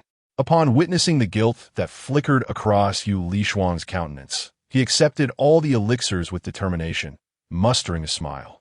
However, these were procured for me from Zhang Chen, and I cherished them dearly. He then gently wrapped his arm around Yue Lishuang's delicate shoulder, leaning in to whisper softly, Junior sister, you are truly wonderful. At present, my physique is weakened, and after consuming these elixirs, I will need to rely on my spiritual energy to assimilate their potency. As he spoke, he slowly grasped Yue Lishuang's fair hand, uncertain if she might assist him tonight by channeling her energy to aid in digestion. The Second Elder and the Third Elder, being cultivators of the integration stage, could also aid in alleviating the elixir's effects. Furthermore, my dear junior sister, I trust you are comfortable residing in the Fiendish Palace? Should you require anything, please do not hesitate to let me know. I must attend to the affairs of our sect now. Blushing slightly, Yue Lishuang spoke hurriedly, freeing herself from Murong Fei's grasp and making her way out of the grand hall. As she exited, Murong Fei's expression darkened, his eyes twitching slightly as he spoke with a grim tone. Second Elder, you were correct. She still harbors feelings for Zhang Chen. It seems we must act sooner than anticipated. Chapter 12. Moonlit frost the following morning, within the confines of the Purpley Palace. What?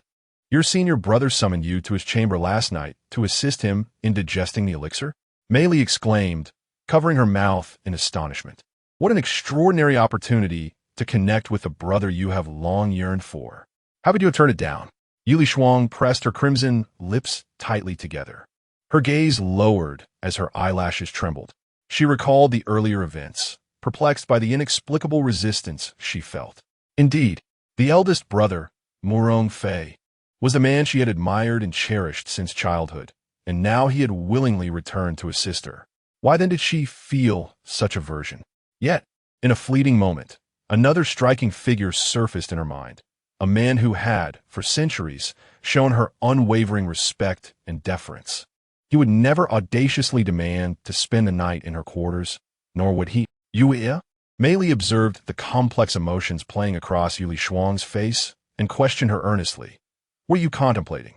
Surely you are not still pining for that useless Zhang Chen? Yue Lishuang's body trembled slightly as she shook her head fervently. No, not all. That is well, Mei Li replied solemnly, grasping Yue Lishuang's hand with conviction. I understand your tender heart and how difficult it is to forget Zhang Chen's kindness. But you must grasp an important truth. On a public level, your senior brother Murong Fei is now a cultivator at the initial stage of the Great Ascension. He is the only one capable of safeguarding our sect. On a personal level, the one you truly admire is Murong Fei, while Zhang Chen was merely a stand-in. Now that the genuine article has arrived, the substitute must be cast aside. Yue Lishuang bit her lip, nodding in agreement. You are right, I simply need time to adjust. Ah, you must temper that icy disposition of yours. Mei Li teased, playfully entwining her delicate foot with Yue Lishuang's, her eyes sparkling with flirtation. Men tend to prefer those who are more alluring and refined. Yet, Yue Lishuang furrowed her brow, raising her proud, alabaster neck, feeling a twinge of resistance. As the Empress of the First Celestial Sect on the Xuantian Continent. Did she truly need to resort to the charms of a worldly courtesan to captivate attention? Should her brother truly harbor feelings for her, he should, like Zhang Chen and the other disciples, respect her wishes rather than impose upon her. Yue Lishuang candidly expressed her thoughts, of course. I am aware that my affections lie with my brother. However, after so many years apart, I must gradually acclimate. Mei Li covered her lips, chuckling, "Oh, my naive sister. You must acclimate to a man of such exceptional caliber as Murong Fei. If you do not hasten, I may take the initiative myself." Oof. You previously claimed that Zhang Chen was quite remarkable and expressed a desire to test him. Yue Lishuang retorted playfully, dismissing Mei Li's. After all, regardless of Mei Li's attempts to seduce Zhang Chen with her charms, he remained unaffected, obedient only to her. Indeed, it must be that my seductive skills require further enhancement. Mei Li grasped the hand of Yue Lishuang and, with a change of subject, suggested, "Today happens to be free. Would you accompany me to the Heavenly Book Pavilion?" The Heavenly Book Pavilion? Yue Lishuang paused for a moment, as she had not visited this place in quite some time. The pavilion, a sacred repository of all martial arts within the Celestial Star Sect, housed an extensive collection of high-tier techniques, many of which were meticulously researched by Zhang Chen over the past century, greatly benefiting the disciples. Indeed, numerous sacred-level techniques could even aid cultivators in the integration stage or even the great ascension stage to enhance their cultivation and break through bottlenecks. Given that she had been stuck in the late integration stage for so long, perhaps she could find a method to achieve a breakthrough there. Yue Lishuang nodded, "All right. Let's go together." Immediately, Mei Li took her hand, and they strolled leisurely towards the Heavenly Book Pavilion. At Spirit Beast Mountain, on the grassy field. Congratulations, host, for assisting the Beast Sect of One Beast Mountain in advancing its spirit beasts, earning 1,000 merit points. Merit points automatically heal wounds and injuries. Wounds are healed by 70, and cultivation is restored by 40. Note, you have completed today's merit point sign-in. You need to complete 7 consecutive days of sign-in and assist the sect leader with 2 tasks to unbind. Zhang Chen stood on the lawn, enjoying a leisurely stretch while listening to the system's notifications. Excellent. Most of my wounds have nearly healed, and my cultivation has recovered by a small fraction. However, the recovery slows significantly as one progresses, requiring more merit points. Based on past experiences, assisting sect leader Yue Lishuang with a task could yield over 10,000 merit points. Currently, he still needed to complete 2 tasks for her and aimed to find an opportunity to do so swiftly to avoid future troubles. "Brother, you were incredible last night," Lingxi exclaimed, taking Zhang Chen's hand, her face radiant with joy as she bounced around, praising him for helping more than 10 spirit beasts advance in rank. Zhang Chen chuckled, shaking his head. "That credit belongs to your excellent nurturing. With ample spirit, a bit of guidance, and the right elixir suffices. Still, I must thank you, brother. Yesterday, you even gave such a rare, healing sacred herb to Yue Lishuang to protect the spirit beasts." Lingxi gazed at Zhang Chen with concern. "Those were all left to you by Uncle Lu for healing." Zhang Chen shook his head with a smile, ruffling Lingxi's little head. "I have my own methods for healing. I do not require elixirs. And those 2 spirit beasts, I intend to take with me on the day I leave the sect." Lingxi grinned mischievously. "Rest assured, when the day comes for you to depart, I will bring those 2 spirit beasts along with me. Truly, you are something else. Just make sure to take good care of those 2 spirit beasts for now." Zhang Chen chuckled, shaking his head. Afterwards, he bid farewell to Lingxi and strolled out of One Beast Mountain, feeling quite relaxed. He planned to explore other areas of the sect to gather more merit points. Just then, a flash of azure light streaked across the sky, and a figure descended. It was a young man clad in scholarly attire, exuding an air of elegance. "Song Yiping, what brings you out from the Heavenly Book Pavilion today?" Zhang Chen inquired with a smile. Song Yiping was one of the close disciples he had personally recruited into the sect over 50 or 60 years ago. He possesses exceptional talent and potential in the realm of martial arts and spells. Consequently, he has been entrusted with the management of the Heavenly Book Pavilion. Over the decades, he has indeed performed commendably, developing numerous simple yet practical foundational techniques suitable for novice disciples based on his understanding. Great Elder, something is amiss. Suddenly, Song Yiping approached with urgency, exclaiming, "That rogue from the demonic sect, Morong Fei, has brazenly inserted his sinister techniques into the Heavenly Book Pavilion, and even intends to incinerate the supreme techniques you left behind. Who gave him the audacity?" A ripple of anger surfaced on Zhang Chen's tranquil visage. "Come, let's head to the Heavenly Book Pavilion." With that, he transformed into a streak of white light, soaring towards the pavilion. "Great Elder, have you fully recovered from your injuries and restored your magical power? Please, take your time. Wait for me." Song Yiping, momentarily taken aback, hurriedly followed suit, morphing into a flash of azure light to keep pace. Chapter 13 today. If you dare to set the Celestial Book Pavilion ablaze, tomorrow you will dare to incinerate the entire sect. Soon, Zhang Chen soared to the vicinity of the Celestial Book Pavilion. Amidst the swirling mists of the mountains, the seven-tiered pavilion stood majestically. This seven-story, pagoda-like structure symbolizes the sect's profound heritage and legacy, with each level housing esoteric tomes of martial arts. Surrounding the pavilion, a soft golden aura floated like a transparent veil, enveloping the entire tower. This was the outer three layers of the protective array, each composed of ancient runes intricately woven together, independently strong, yet mutually reinforcing, forming an impenetrable defensive barrier. The base of the tower was constructed from immense blocks of blue stone. Upon this foundation, the tower rose in layers, each eave exquisitely carved with intricate designs. The doors and windows of the tower were crafted from precious woods, embellished with various ancient runes and patterns, exuding an air of mystery. Zhang Chen passed through the outer array of the Celestial Book Pavilion and descended onto the stone platform beneath the seven-story structure, gazing upward. The entrance of the first level was the most magnificent, soaring several meters high, adorned with brilliant gems that sparkled dazzlingly in the sunlight. On either side of the door, two lifelike dragons spiraled around the stone pillars, their scales distinct, as if they were about to soar into the sky at any moment. Ascending the stone steps to the second level, he noticed that the windows were slightly smaller than those of the first level, yet far more exquisite. The architectural styles of the third to sixth levels varied subtly, yet all retained a sense of solemnity and elegance. At that moment, Zhang Chen furrowed his brow, discovering that the seventh level was engulfed in flames. The fire raged fiercely, thick smoke billowing and obscuring the sky. Flames crept down the eaves, seemingly intent on consuming the entire tower. Amidst the smoke, he could vaguely discern books within the tower being devoured by the flames, their pages curling and turning to ash, swirling away with the wind. What could have happened? Zhang Chen turned to inquire of Song Yiping, only to spot a tattered man in red not far off. This man was Morong Fei, who now knelt upon the ground, his cheeks smeared with soot and sweat, forming murky streams that traced down his once fair face. His nose was thickly coated in grime, his lips cracked, with remnants of ash at the corners, and his eyes bloodshot, as if he had just escaped the inferno of the pavilion.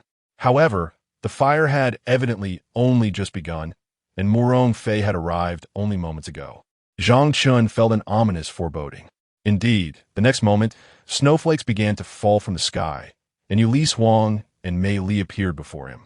Upon witnessing the distant blaze and the disheveled, weakened state of Morong Fei, her expression shifted dramatically. Without hesitation, she flicked her sleeve, sending a flurry of snowflakes toward the flames atop the Celestial Book Pavilion, instantly extinguishing the fire. She then turned sharply to admonish Song Yiping, the guardian of the pavilion. "How dare you, entrusted with guarding the Celestial Book Pavilion, and you allow it to burn like this?" "I." Song Yiping lowered his head and feigned panic as he cast a glance at Zhang Chen, hastily responding, "Actually, it was Zhang Chen who started the fire." "I." "No, it is all my fault. Do not blame Zhang Chen." Suddenly, Morong Fei, swaying slightly, awkwardly wiped the soot from his face and sighed. "In truth, I merely placed my years of cultivated secrets into the library of heavenly books for the benefit of the disciples' learning and advancement. Unfortunately, Young brother Zhang Chen seemed to believe that my demonic arts were unworthy of residing in the library, and thus he directly employed the heavenly gray talisman, the scarlet flame talisman, to incinerate it. As he spoke, Murong Fei gazed sorrowfully at the ruins of the 7th floor of the library, his expression marred by sadness and guilt. Alas, it is all my fault. My cultivation has not yet recovered, and I was incapable of breaking through the array in a short time to extinguish the flames of the heavenly grade scarlet flame talisman, resulting in the loss of so many techniques. Brother, this is not your fault. You need not defend Zhang Chen. Yue Lishuang supported the weakened Murong Fei and shot a fierce glare at Zhang Chen, questioning him sternly. Have you grown so audacious? Today you dare to burn the library, and tomorrow do you intend to set the entire sect ablaze? Mei Li fixed her gaze on Zhang Chen, her tone dripping with sarcasm as she added, I see that you, Zhang Chen, are simply envious. This library was established by you a century ago, and most of the techniques within are your own creations. But now, upon seeing that Brother Murong possesses even more exquisite techniques, you have allowed your jealousy to incinerate everything. Upon hearing this, Yue Lishuang's gaze turned icy.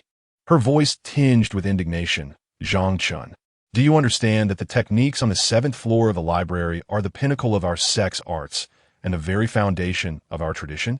Many of these techniques. She could not continue, her heart heavy with sorrow. For the techniques of the 7th floor had been developed through exchanges and sparring with Zhang Chen, and even her primary cultivation technique, the Xianbing Ju, had been refined through their battles. She reminisced about the time when Zhang Chen had been so obedient to her.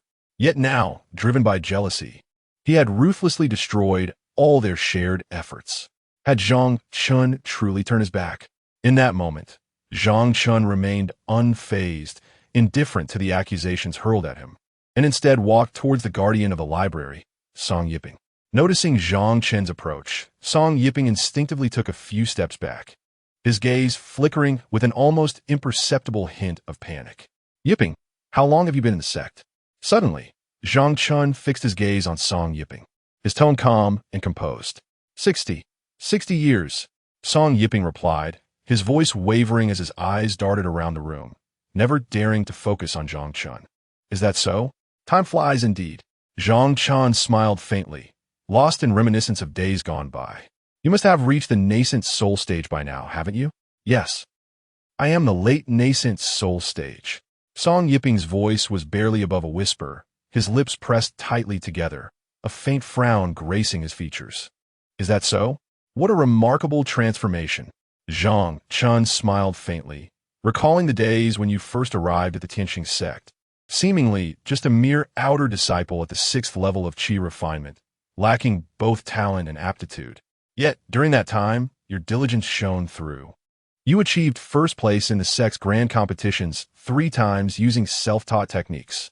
Nevertheless, you failed to ascend to the inner disciples due to not employing the designated methods and insufficient cultivation level. Indeed, the prejudice harbored in people's hearts is akin to a towering mountain. The realm of cultivation is no different, yet I refuse to succumb to such beliefs. At this juncture, Song Yiping buried his head deeper, beads of sweat trickling down his cheeks, his face flushed with embarrassment. Indeed, despite his relentless efforts back then, he could never secure a place among the inner disciples. In despair, he received an invitation from the esteemed Elder Zhang to become his closed-door disciple.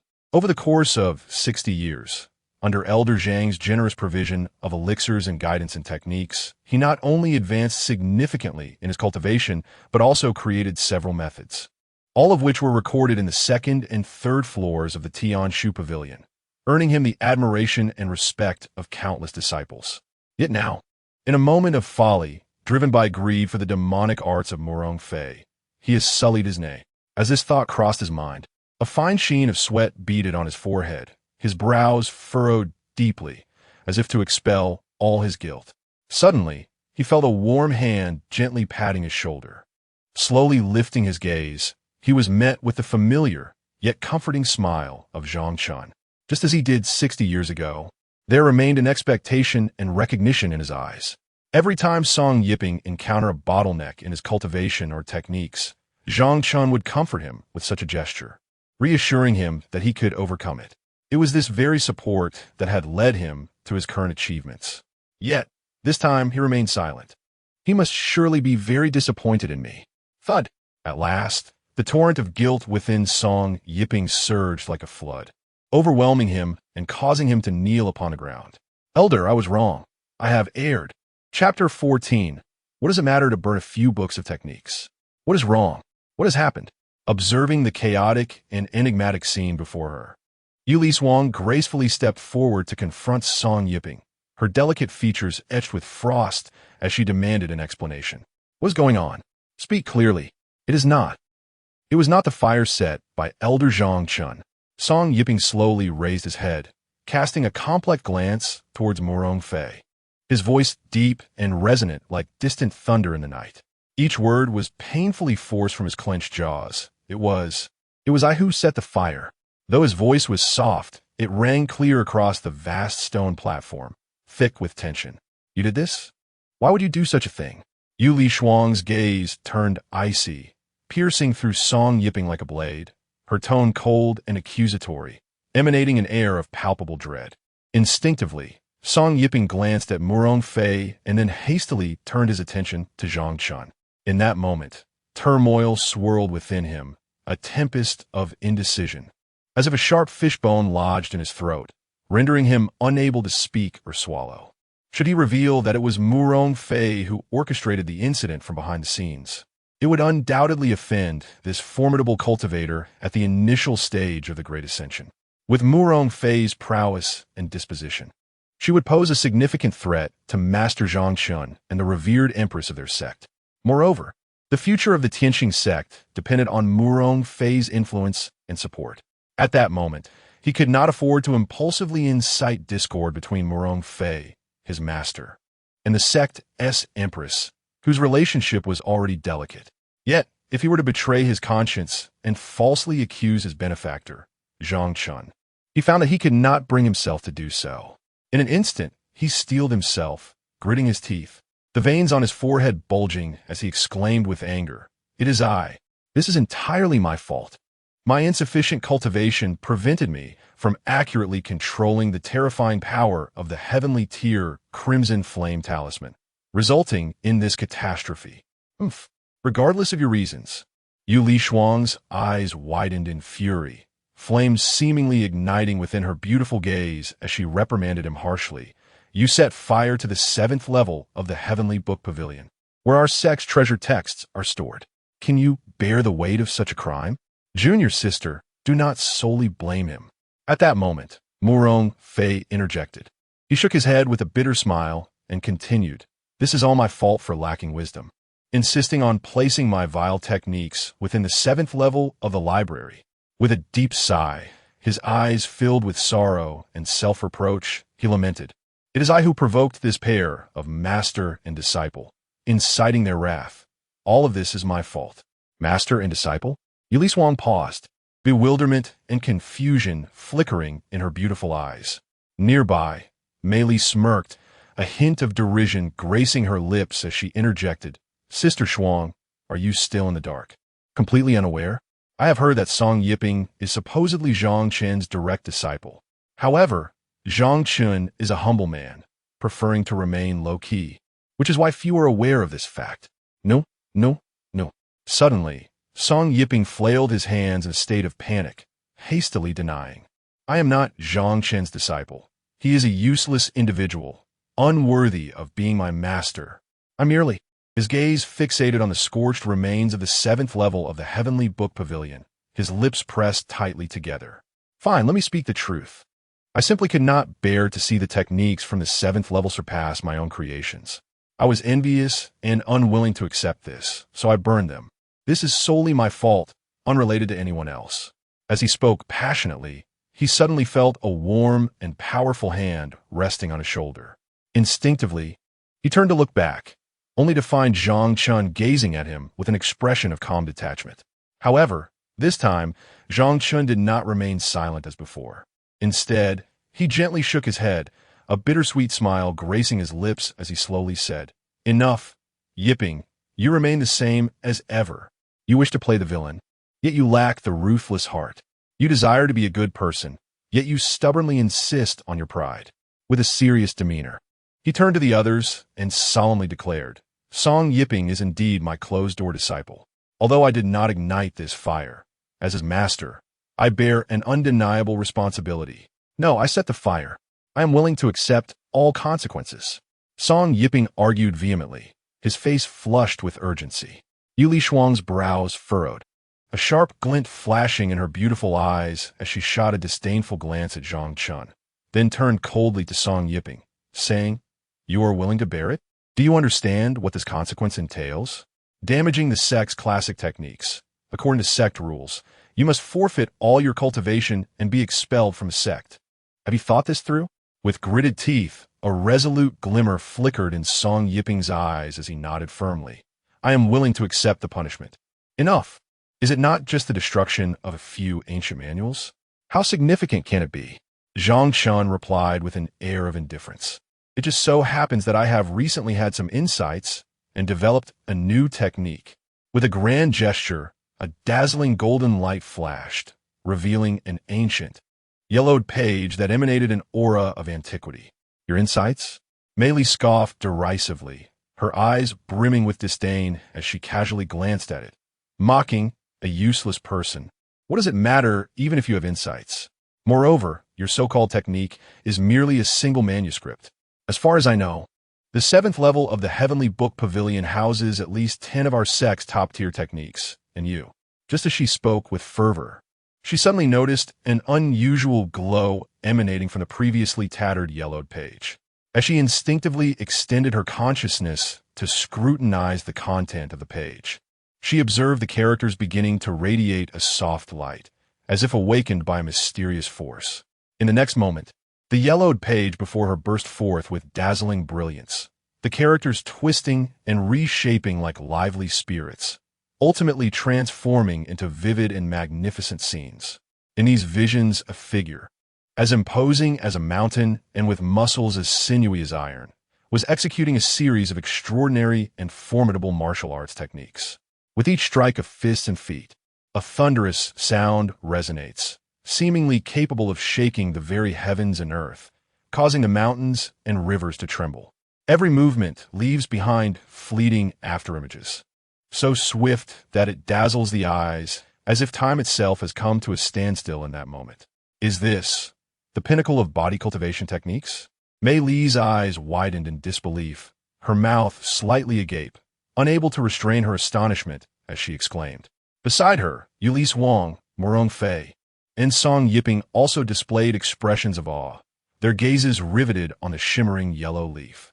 It is well known that although the techniques of the Tianxing Sect encompass a myriad of wondrous methods, they are primarily renowned for their swordsmanship and elemental arts. Body cultivation, however, is a discipline typically reserved for demon cultivators or those with extraordinary physiques. Ordinary practitioners seldom choose to cultivate such a demanding and thankless discipline. After all, body cultivation relies heavily on the strength of fists and the physical body, with training conditions that are exceedingly rigorous. It not only demands the endurance of pain and torment beyond what an ordinary person can bear, but also often finds itself at a disadvantage in combat, struggling to compete with sword techniques and elemental arts. Thus, in the eyes of many cultivators, body cultivation is viewed as crude and unrefined, lacking in esteem. Over time, the practice has nearly vanished among human cultivators, becoming a distant legend. Suddenly, a line of distorted characters appeared on the yellow leaf, and the movements began to shift. First form, Vajra subduing demons. The body cultivator clenched his fists tightly, his muscles swelling like mountains, as if containing boundless power. With a sudden stomp, the ground cracked open, deep fissures spreading like a spider's web in all directions. An invisible force radiated from him, surging outward like a tidal wave. The nearby onlookers felt an irresistible push, involuntarily retreating. Second form, dragon soaring through the 9 heavens. The body cultivator leapt, transforming into a colossal golden dragon, fierce and imposing. He soared into the sky, spiraling several times before diving down with great force. the air ruthlessly torn apart in his wake, producing a sharp howl akin to the roar of an enraged dragon. Third form, all methods returning to the origin. The body cultivator joined his hands in prayer, a brilliant light enveloping him, akin to a blazing sun, as if absorbing all the spiritual essence of the world into his being. Then he unleashed a powerful punch, seemingly piercing through the fabric of space, leaving behind a dark rift that lingered, as if it had rent the very essence of reality. No, this is not merely an ordinary body cultivation technique. Rather, Yue Lishuang's complexion turned ashen, her beautiful eyes filled with shock and dread. She gazed at the golden figure emerging from the yellow leaf, her lips parched, and with a trembling voice, she uttered, "This is a body refinement technique that integrates the essences of the demon, magic, and human races." Chapter 15. The plan for the final 7 days.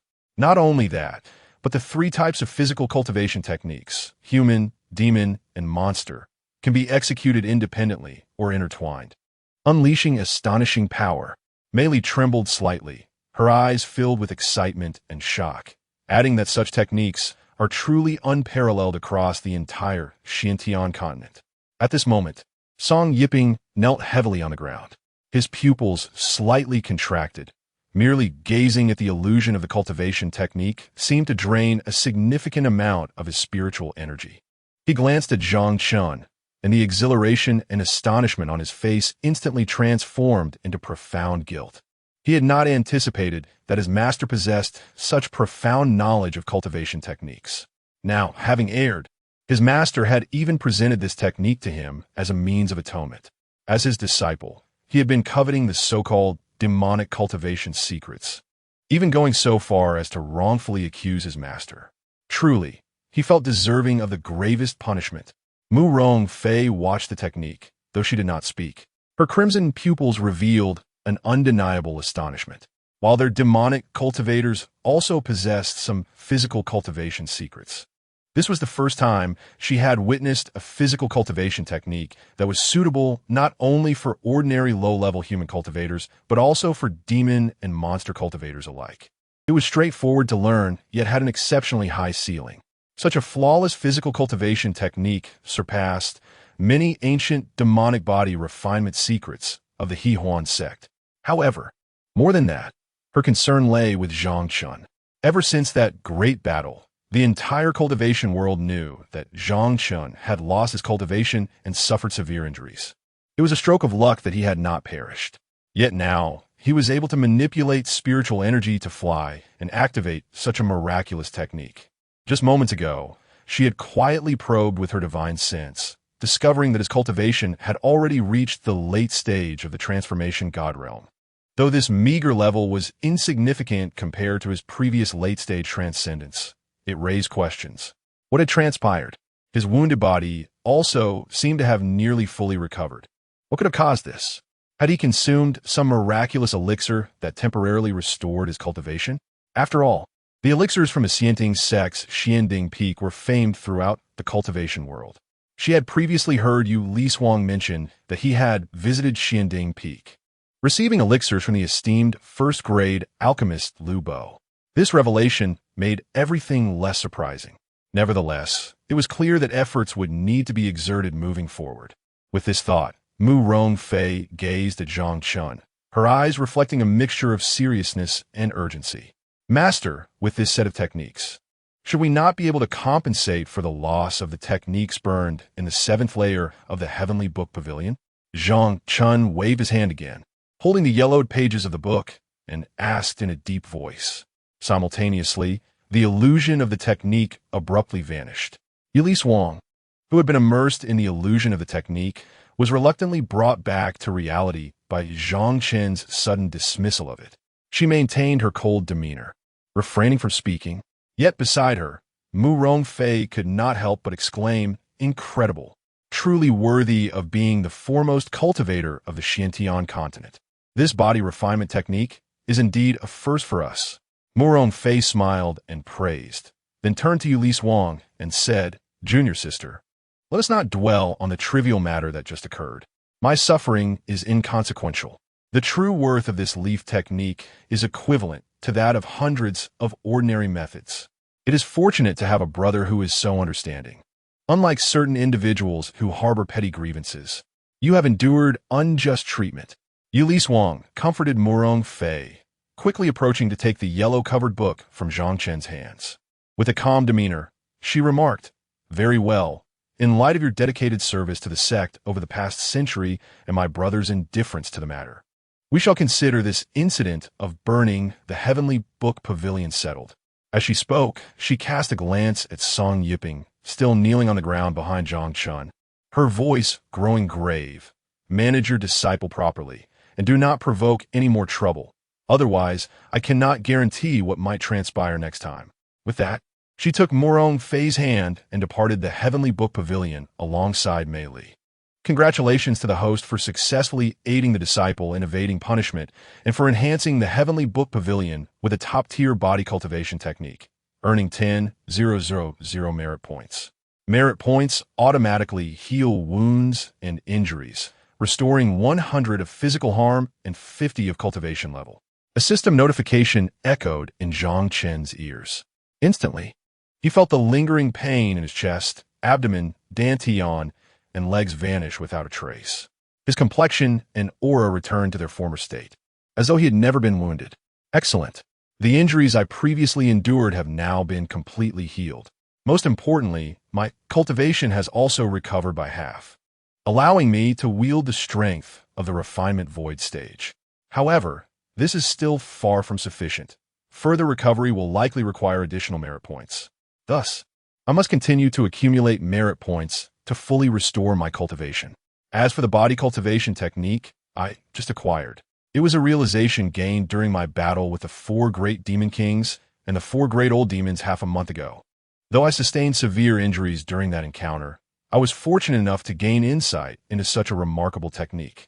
Once my cultivation is entirely restored, I shall endeavor to practice this technique.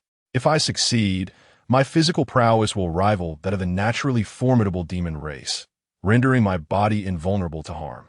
"Master, I was wrong."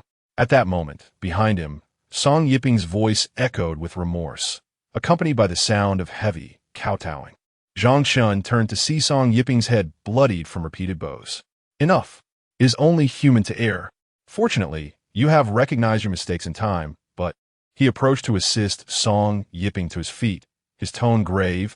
"I will grant you only this one opportunity. Should you falter again, you must understand the consequences." "Yes, I shall not disappoint my master's expectations." Song Yiping continued to bow earnestly.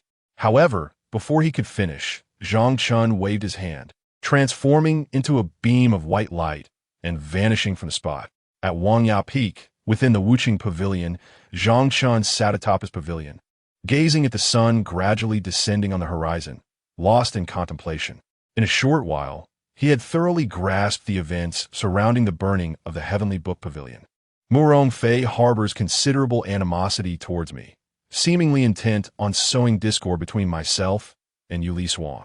His objective appears to be to incite her against me or to persuade her to expel me from the sect. It is uncertain whether to commend his cunning or to deride his foolishness. Resorting to such superficial slander while feigning innocence and vulnerability to garner Yue Lishuang's sympathy is indeed a futile endeavor. With merely 7 days remaining before my departure from this sect, I had initially contemplated waiting until my cultivation was restored to confront Murong Fei. However, it now seems unnecessary. Since Yue Lishuang is so protective of him, why should I involve myself further? I am genuinely curious to observe whether Yue Lishuang can manage this ambitious Murong Fei. My sole task now is to remain composed. In these final 7 days, I shall assist Yue Lishuang in completing her last 2 tasks and swiftly accumulate more virtuous merit to restore my cultivation. Following that, I will sever my ties with the sect and depart. Afterward, the affairs of the Tianxing Sect will no longer concern me. Reflecting upon my century-long experience within the Tianxing Sect, filled with various intrigues and machinations, I find myself utterly fatigued. Not to mention previous incidents, such as those involving the Bai Book Pavilion, which likely pertain to the sect's second elder, Chun Kuan, and that enchanting Mei Li. These individuals have long harbored discontent towards me, biding their time out of fear for my strength. Now that my cultivation has been rendered null, it is only natural for them to conspire with Murong Fei against me. As long as they do not infringe upon my safety or boundaries, they may proceed as they wish. I find myself somewhat weary of these intrigues. I yearn to reunite with a Yao, to care for spirit beasts, engage in physical activities, and lead a tranquil pastoral life. With these thoughts, Zhang Chen gently closed his eyes, and as a soft breeze caressed his face, he succumbed to a tender slumber. Chapter 16. Has A Yao appeared? As the night enveloped the world like an inky shroud, Zhang Chen's consciousness began to blur. In a daze, he found himself immersed in a courtyard steeped in antiquity. Within this enchanting garden, flowers bloomed in vibrant profusion, their myriad colors bursting forth with unrestrained exuberance, while a rich fragrance lingered delicately in the air. Amidst the kaleidoscope of blossoms, a nimble figure flickered in and out of view, reminiscent of a flower spirit. Imbued with an air of mystery and playfulness, Zhang Chen focused intently, and the moment he discerned the figure, he couldn't help but exclaim, A Yao? Indeed, the ancient maiden before him, clad in a delicate lavender gown, bore an uncanny resemblance to Yao. Her form was ethereal and graceful, akin to a butterfly dancing through the floral expanse, agile and elegant. Adorning her hair was a white jade hairpin, intricately carved in the shape of a butterfly, as if it might take flight at any moment and blend seamlessly into the vibrant floral tapestry. Her complexion was as soft and pale as the petals of a newly bloomed flower, and her sparkling almond-shaped eyes glimmered with a mischievous light. Below her petite nose was a slightly pouted cherry-red mouth, currently adorned with a playful smirk. Upon noticing Zhang Chen, her eyes brightened instantly. She lifted her skirt and skipped towards him, the silver bells on her hem chiming merrily with her every movement. "Ah, dear sir, have you mistaken someone for me?" She tilted her head, her voice ringing clear and melodious, laced with a hint of mischief and jest. Just as Zhang Chen opened his mouth to clarify, A Yao suddenly leaned in closer, her hands clasped behind her back, her face nearly brushing against his. A faint jasmine fragrance emanated from her, wrapping around Zhang Chen's senses and quickening his heartbeat. Suddenly, with a flutter of her large eyes, she extended her delicate finger and gently poked Zhang Chen's chest, teasingly exclaiming, "Why is your heart racing so? Have you fallen for me, dear sir?" "Hey, Yao, what are you saying?" "I." Zhang Chen chuckled and shook his head, attempting to take a step back. Yet, she was quick, grasping the sleeve of his garment and tugging sharply. Zhang Chen stumbled, nearly toppling into her embrace. She giggled, leaning back with her hands braced against the cool stone beneath her, her long legs crossed playfully, swaying lightly, a picture of charm and allure. "You are so easily teased. How will you manage going forward?" she said, her lips curling up to reveal a charming little canine tooth, her eyes sparkling with triumph. "Hey Yao, I acknowledge my mistake in confusing you with someone else, but you ought not to toy with me so." Zhang Chen steadied himself, feigning irritation in his reprimand. Yet, she remained undaunted, her laughter only growing more infectious. In a moment, she stood and circled around Zhang Chen, scrutinizing him from head to toe, her gaze filled with playful judgment. For mistaking others for me, you must be punished." With that, she suddenly reached out and snatched the jade pendant from Zhang Chen's waist, holding in her hand and playing with it. Zhang Chen was momentarily taken aback. This pendant was a cherished gift from A Yao, symbolizing their unspoken bond. "You cannot take back what you have given," he exclaimed, reaching out to reclaim it. She deftly dodged and hid behind Zhang Chen, raising the jade pendant high as she mischievously exclaimed, "Hee hee, come chase me. If you catch me, I'll return it to you, hee hee." With that, she darted through the courtyard like a nimble little deer, occasionally glancing back to make a funny face. Her laughter ringing out like clear silver bells, echoing throughout the garden. Amused, Zhang Chen felt a surge of enthusiasm and intended to summon his magical powers to teleport to her side. However, here, no matter how hard he tried, he could not muster even a hint of his power, as if bound by an invisible force. Reluctantly, he found himself in pursuit of her. Yet A Yao was agile, sometimes slipping into the flower bushes, other times climbing the artificial hill, leaving him spinning in circles. In a daze, Zhang Chen felt as though he had returned to the time of their first acquaintance. Back then, Yao had playfully teased him in much the same way. Yet now, a century had passed, and he had become a consummate practitioner in the late stage of the Great Ascension. Yet he still found himself at her mercy. She remained as elusive as ever, each movement and every word catching him off guard. Great Ascension, Heaven Star Sect. Suddenly, these thoughts flickered through his mind. He smiled wryly, reminiscing about it all. Indeed, it was merely a dream. But never mind, even in dreams, he wished to linger a little longer. Thus, he continued his pursuit of Yao. Finally, at a corner, he seized the opportunity, taking a swift step forward to pin her against the wall. She leaned back, arms crossed protectively over her chest, feigning fear, yet her eyes sparkled with mischief as she gazed at him, full of mirth. "You look quite fierce, young master. Are you going to devour me?" Zhang Chen, taken by her adorable yet pitiable demeanor, felt much of his irritation dissipate. Just as he was about to speak, she suddenly rose on her tiptoes and gently kissed his cheek.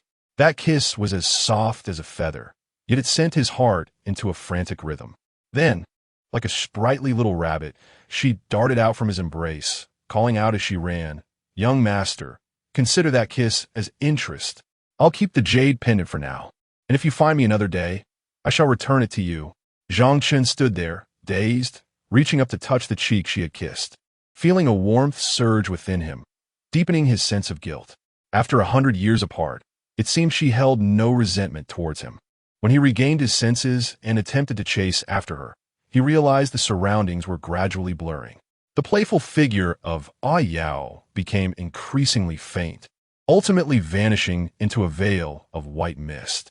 Zhang Chen abruptly awoke from the dream, opening his eyes to find himself still reclining on the cool chair in the Wuqing Pavilion, the gentle sensation of her touch lingering on his cheek. "Wait, where is my jade pendant?" Suddenly, he looked down and discovered that the jade pendant at his waist was indeed missing. Moreover, his own magical power seemed suppressed, just as in the dream, leaving him unable to channel much energy. A tremor coursed through Zhang Chen's heart. Could it be that what had just transpired was not a dream, but reality? He struggled to calm his emotions, striving for a rational analysis. No, it couldn't be. Here lies the Tianxing Sect, where the sacred protective formations span 10 layers, fortified with various prohibitions. Given Yao's cultivation, it is impossible for her to enter, nor would she ever come here. As these thoughts swirled in Zhang Chen's mind, a heavy feeling enveloped him, intensifying his desire to leave the sect in search of Yao. "Ah, master, you have awakened." At that moment, a soft voice, like a gentle breeze, graced his ears. A woman appeared, gracefully entering with a cup of tea in her hand.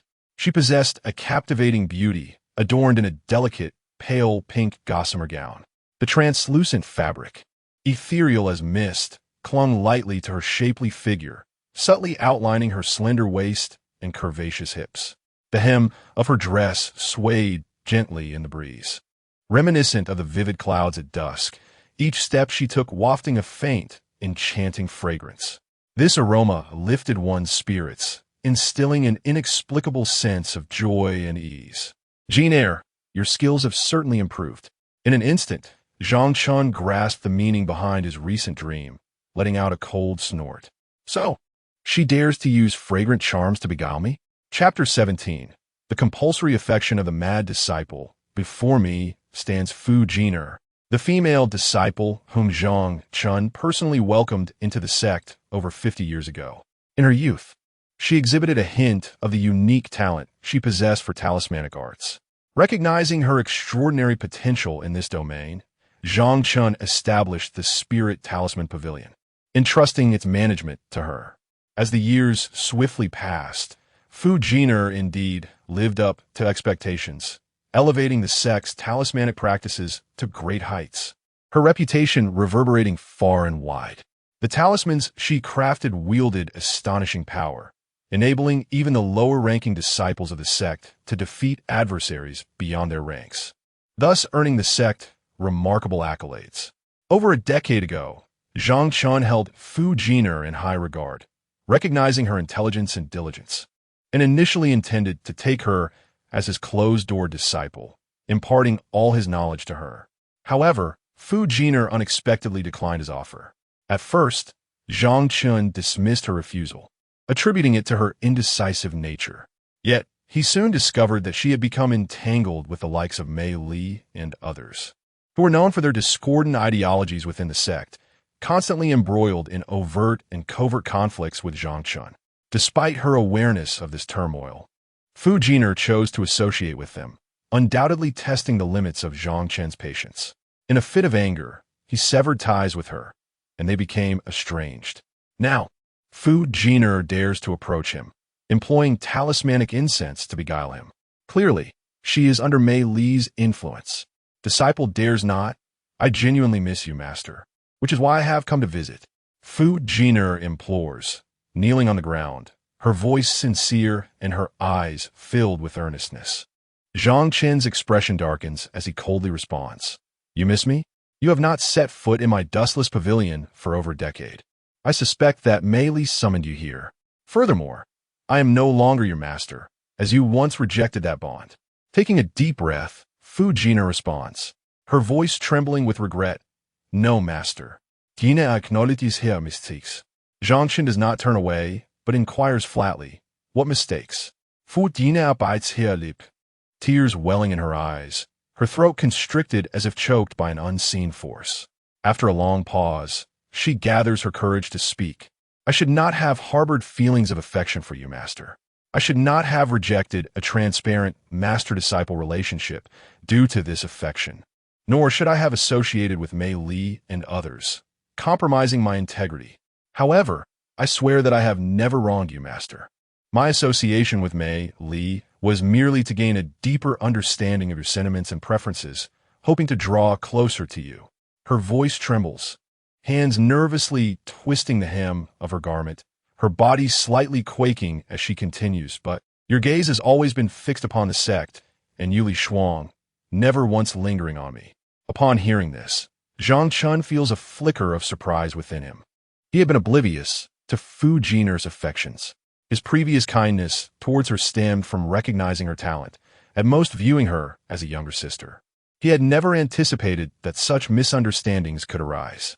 At that moment, he slowly turned around, his gaze calm as he looked at her, speaking earnestly, "Jiner, matters of the heart cannot be forced. If you can relinquish your obsessions and devote yourself to cultivation, you shall undoubtedly achieve great heights on your path of enlightenment. But what about you, master?" Fu Jiner tightened her small fists, a hint of jealousy curling her lips. "Are you not also lingering by the side of Yue Lishuang out of affection? Have you not fought fiercely for her, sustaining grievous wounds?" Her expression suddenly twisted into a snarl, her voice sharp. "But why? What is it about Yue Lishuang that makes her so exceptional? What do I lack in comparison? Look at her current attitude towards you, betraying you after crossing the river, even flirting with her senior brother. That promiscuous woman, what makes her superior to me?" Fuming, she questioned him, her hands clenched tightly, nails digging into her palms, blood seeping through her fingers. "And yet, I have worried for you day and night. For you, I have dedicated myself to the Spirit Talisman Pavilion, not daring to relax for a moment. I sought out that peculiar old man, Lu Bo, for elixirs on your behalf, and even assisted you in raising spirit beasts at the Sacred Beast Mountain. Yet you do not even spare me a glance, while you coddle her." Zhang Chen furrowed his brow and sighed softly. "Jiner, I am grateful for all that you have done for the sect, but things are not as you perceive them." "Then how are they?"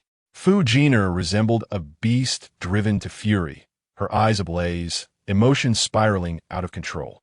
She stepped forward, producing the white jade pendant from her bosom, and screamed hysterically, "Is it the woman you called out to in your dreams, Yao?" Her voice echoed through the pavilion, laden with boundless resentment and jealousy. "Return it to me." Zhang Chen's gaze hardened as he stared at the pendant, stepping closer with an authoritative tone. "Give me back the pendant. I can pretend nothing has happened." "Ha ha ha ha ha. I guess correctly again. You're so anxious over a mere pendant. Yue Lishuang, Ayo." Fu Jiner suddenly threw her head back in a chilling and frenzied laugh. "From the moment I fell for you, it was impossible to act as if nothing had transpired. Since I cannot win your love, I shall ensure you remember me forever, even if it is in the most disgraceful manner. As she spoke, Fu Jiner's gaze turned hazy and enticing. She slowly raised her hand, gently loosening the ribbons of her gauzy dress. The pale pink fabric cascaded like flower petals, revealing her snow-white skin and graceful figure. A twisted, maniacal smile graced her face, her eyes glimmering with determination and madness as she approached Zhang Chen step by step. "Master, look at me. Am I truly inferior to them?" Fu Jiner's voice was soft and alluring, tinged with an unmistakable yearning. She swayed her body slightly, attempting to draw Zhang Chen's gaze with her beauty and allure. Zhang Chen's expression changed dramatically as he bellowed, "Jiner, have you lost your mind? Put your clothes back on." However, Fu Jiner remained undeterred. She swiftly approached Zhang Chen, wrapping her arms around his neck, her body pressed tightly against him, her eyes filled with infatuation and madness. "Master, please look at me just once. I am willing to do anything for you, as long as you stay by my side." Her breath was rapid and fervent, enveloping Zhang Chen's face with a hint of eager anticipation. Zhang Chen forcefully pushed her away, his eyes brimming with anger and disappointment. "Jiner, do not demean yourself in such a manner. You are a talented and wise disciple. Do not become ensnared in delusion and willingly descend into degradation." After being pushed aside, Fu Jiner staggered a few steps, nearly losing her balance. Gazing into Zhang Chen's indifferent eyes, her despair reached its zenith. "Ha ha!" She erupted into laughter once more, her voice tinged with sorrow and self-mockery. "So, in your eyes, I am such a wretched being. If that is the case, then I shall completely surrender to my downfall before you." With that, she lunged towards Zhang Chen again, her hands frantically tearing at his garments. Her gaze filled with madness and determination, as if she sought to unleash all her pent-up resentment and bitterness. "What are you doing?" Suddenly, from the heavens, a thunderous roar echoed, reverberating with the authority of Yue Lishuang, her voice laden with overwhelming pressure. Chapter 18, Master, is Jiner being greedy?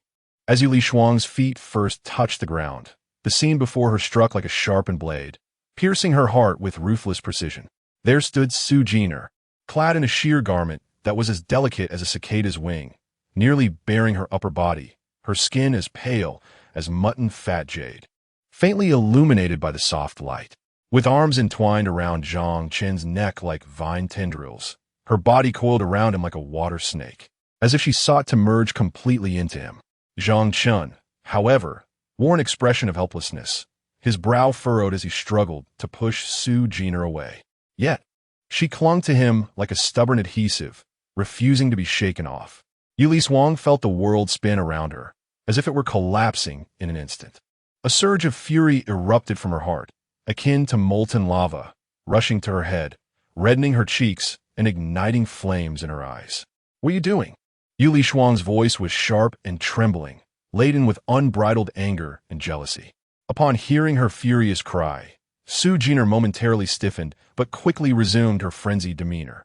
Not only did she not release Zhang Chen, but she pressed herself even closer, nuzzling her face against his neck, a provocative smile gracing her lips, full of triumph and disdain. "Yue Lishuang, what if you see this?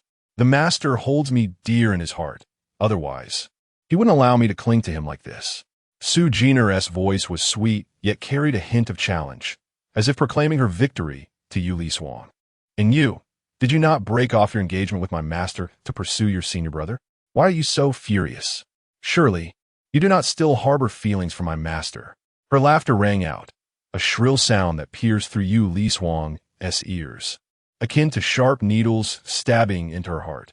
Yue Lishuang felt her blood surge, her head buzzing with indignation. She fixed her gaze on Su Jiner, her eyes brimming with resentment and fury. "Su Jiner, you utterly lack shame? As a disciple, how could you engage in such scandalous behavior?" At this moment, Zhang Chen finally extricated himself from Su Jiner's clutches. He stood tall, yet his gaze did not turn towards Yue Lishuang, but rather fixated on the woman who had accompanied her, Mei Li. This entire affair had likely been orchestrated by her from the outset. He was well aware of Su Jiner's infatuation with him, and Mei Li had skillfully exploited this, deliberately inciting Su Jiner to express her feelings and then bringing Yue Lishuang along to witness this scene. Even the devastating fire at the Tianxing Pavilion was not unconnected to her. After all, the celestial grade crimson flame talisman that incinerated the pavilion had originated from Su Jiner's spirit talisman pavilion. Indeed, this woman possessed a remarkable talent for manipulating hearts, exploiting the greed of Song Yiping from the Tianxing Pavilion and Su Jiner's infatuation, playing everyone as mere pawns in her game. Immediately, Zhang Chen prepared to advance and confront Mei Li. However, at that moment, Yue Lishuang stood before him like an unyielding iceberg, her demeanor cold and resolute. Her body trembled slightly, hands clenched into fists. "Shouldn't you provide me with an explanation, Zhang Chen?" The voice of Yue Lishuang was laced with resentment and sorrow. Struggling to prevent her tears from falling, her voice slightly hoarse as she continued, "I once believed you to be a man of unwavering devotion, yet now you engage in such disgraceful acts with a female disciple. How can you face me? I have yet to—" She could not continue. Tears silently streaming down the corners of her eyes, cascading down her cheeks and dripping to the ground. She lifted her head defiantly, turning her face away to halt the flow of tears, yet her heart was overwhelmed with profound grief. This man had once protected her for a century, treating her with the utmost respect and compliance for 100 years. But now, for the first time, she felt the sting of betrayal. Even when he had lost his cultivation, when she had called off their engagement, and even when she had formed a bond with her senior brother, there had always lingered a trace of concern and guilt in her heart for him. But now, he had so cruelly harmed her. "Ha ha ha, Yue Lishuang, you are nothing but this." A somewhat deranged Fu Jiner, seeing the disheveled Yue Lishuang, laughed triumphantly towards the heavens, her laughter filled with mockery and delight.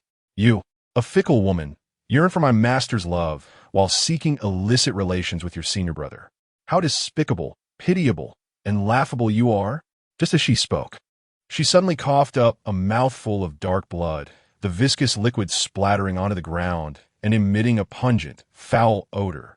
Instantly, several black threads erupted from Fu Jiner's chest, resembling venomous snakes as they tore open multiple gaping wounds, blood gushing forth. The air was immediately thick with a nauseating stench that made one want to retch. "The love thread goo." Zhang Chen's expression changed drastically as he rushed over to support the fainting Fu Jiner.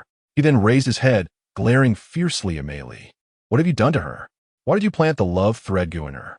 Mei Li feigned innocence, replying, "I did nothing at all. This love thread goo was something she specifically sought from me to ensure she wouldn't forget you. The love thread goo is a marvelous thing. The one who loves may experience a significant enhancement in their cultivation, while the one who does not perish instantly. Even those at the peak of their cultivation are not exempt." A subtle, elusive smile played at the corners of Mei Li's lips. Upon hearing this, Zhang Chen suddenly understood.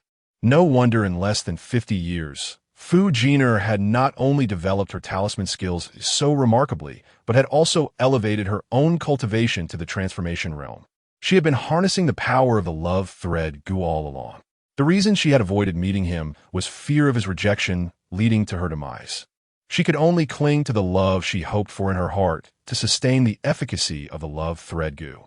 However, the love of the love thread goo is not born from thin air. It requires a genuine reciprocation of affection. Thus, it was only now that she found the courage to express her feelings. And, after being rejected moments ago, Zhang Chen sighed sorrowfully, lowering his gaze to the barely breathing Fu Jiner, and asked with remorse, "Why? You know that I—" "Sure." Suddenly, Fu Jiner laboriously extended a bloodied finger, gently pressing it against Zhang Chen's lips. The once frenzied expression on her face gradually softened, revealing a tender and affectionate glow that contrasted sharply with her previous jealousy and madness. She gazed intently at Zhang Chen's face, her eyes brimming with love and reluctance, as if she wished to etch this final visage deep within her heart. "Master, I am sorry." Fu Jiner's voice was as fragile as a flickering candle in the wind, each word seemingly exhausting the last vestige of her strength, as if she could extinguish at any moment. Master, I am acutely aware of my grave sins. The fate that has befallen me today is of my own making. I do not regret. Fu Jiner gently shook her head, a blood-streaked smile gracing her lips, tinged with a hint of release. Her breaths grew increasingly labored, her body trembling uncontrollably, each inch of her skin tormented by the venom of her emotions, as if countless ants were gnawing at her. Yet she persevered, striving to articulate the thoughts that lingered unspoken within her. I have been rather greedy, yearning not only for your love, Master, but also to keep pace with your cultivation, to remain by your side. Fu Jiner's voice dwindled, her gaze becoming increasingly unfocused. I believe that as long as I worked hard enough, assisting you in all matters, you would see my worth, perhaps even come to love me. I thought I could change everything. Tears streamed down Fu Jiner's cheeks, soaking Zhang Chen's garments. A sharp pang of sorrow pierced Zhang Chen's heart as he tightly grasped her hand, his eyes filled with anguish. Jiner, why are you so obsessed? Yet, it seemed Fu Jiner did not hear his words. Her gaze gradually lost its clarity. Still, a smile lingered at the corners of her mouth, as if in her final moments, she had finally found peace, relinquishing all her obsessions and regrets. Master, I have been selfish. If there's a next life, I wish to be but a small flower beside you, silently accompanying you. That would suffice. Before she could finish her words, Fu Jiner's hand fell limply. That smile remained forever etched upon her face, her body slowly growing cold. Outside the pavilion, the wind howled, and Zhang Chen stood, cradling Fu Jiner, lost in a prolonged moment of grief. Chapter 19. Frozen for miles, capturing Zhang Chen. The residual warmth of Fu Jiner's body lay quietly and forlornly in Zhang Chen's embrace. Within the tower, an oppressive silence enveloped the air, thick with a sorrowful atmosphere that spread like viscous ink. Frost, do take a look at Zhang Chen. He is utterly infatuated with a female disciple, entangled with Fu Jiner within our Celestial Star Sect. It is a disgrace to our sect's reputation, tarnishing this sacred ground. Mei Li's gaze flitted between Fu Jiner and Zhang Chen, a smirk of derision curling her lips as she continued, in my opinion, we ought to expel him from the sect to prevent any further complications in the future. Before she could finish her words, Zhang Chen, who had been bowing his head in profound sorrow, suddenly lifted it. A cold glint, sharp as a blade, flickered in his eyes, and an aura of formidable power surged around him. In an instant, a barrage of over 100 streams of sword energy erupted from within him, akin to a tempestuous sea, crashing forth with overwhelming force towards Mei Li. As the sword energy surged, the air was torn apart, emitting a piercing shriek. Mei Li barely registered a flash of white light before the colossal wave of sword energy came crashing down upon her, leaving her no time to evade. She felt as though her chest had been struck by a mighty hammer, the immense force propelling her backward. Blood gushed from her mouth, tracing a horrifying arc in the air. Your cultivation was said to be wasted. How is this possible? Mei Li gasped, struggling to rise from the ground, her face a mask of shock and disbelief, her eyes brimming with profound fear. This sensation was reminiscent of when Zhang Chen had been the unrivaled practitioner at the pinnacle of the Great Ascension stage. Yet, Zhang Chen paid her no heed. A soft white light emanated from his body. This ethereal glow swirled like a dream, gradually coalescing into a massive sword that hovered above his head. The giant sword radiated an ancient and mysterious aura, its blade glimmering with a chilling light. In the next moment, Zhang Chen's gaze hardened as he commanded the sword above him to strike down fiercely towards Mei Li. The colossal sword, imbued with the pressure of creation, sliced through the air, sending ripples of sword energy that spread outward. Boom! At that critical juncture, a wall of ice suddenly materialized before Mei Li. The ice wall, crystalline and translucent, exuded a bone-chilling coldness, causing the temperature around it to plummet as if time itself had frozen. Behind the ice wall stood Yue Lishuang, her face contorted with fury, her beautiful eyes ablaze with wrath. With swift movements, she formed intricate hand seals, unleashing a powerful wave of frigid spiritual energy that surged forth like a tumultuous tide. The surrounding air became solidified by this piercing cold. With a fierce shout, a tremendous blizzard erupted from the ice wall, barreling toward Zhang Chen with ferocious intent. Zhang Chen felt himself crash heavily to the ground, a trickle of blood escaping from the corner of his mouth. Struggling to rise, he found his body ensnared by an invisible pressure, rendering him immobile. Every muscle aflame with excruciating pain. It is futile. I can currently only wield the nascent powers of the integration stage. Meanwhile, Yue Lishuang has already reached the pinnacle of the late integration stage. Without regaining my former transcendent prowess, it is utterly impossible for me to contend with her. How audacious of you to not only engage in such indecent acts with this female disciple before my very eyes, but also to dare to lay hands on my closest confidant. Yue Lishuang's voice was frigid, akin to the most biting winter wind, devoid of any emotion. Next, do you intend to strike me as well? Furthermore, you previously slandered my senior brother, accusing him of incinerating the heavenly book pavilion. I have endured your provocations time and again, yet you treat me as if I were a fool to be toyed with. Her gaze was filled with disdain and contempt, as if she were regarding the most repugnant refuse, finding it nauseating to even glance at it. You worthless wretch, from now on, remain permanently confined within this dustless pavilion, never to step outside. With that, Yue Lishuang, accompanied by Mei Li, transformed into a streak of white light and ascended above the dustless pavilion. A palpable chill emanated from her, swirling around her like a tangible force, her long hair dancing in the absence of wind, wild and free in the presence of her icy aura, while her spiritual energy surged like a torrent. In an instant, the heavens shifted, the once clear sky darkened ominously, dense clouds gathering as if propelled by a tumultuous tide, completely obscuring the sunlight. A fierce wind howled by, stirring the dust and fallen leaves into a frenzied dance, producing a sharp, piercing wail. Yue Lishuang slowly raised her hands, her slender fingers deftly forming seals in the void.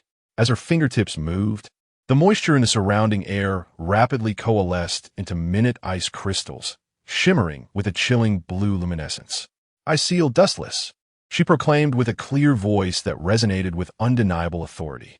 No sooner had her words left her lips than an overwhelming force of ice erupted from within her. This surging spiritual energy, akin to a colossal dragon, radiated outward from Yue Lishuang, spreading wildly, freezing everything in its path. In mere moments, the ground within 1,000 miles was blanketed by a thick layer of ice.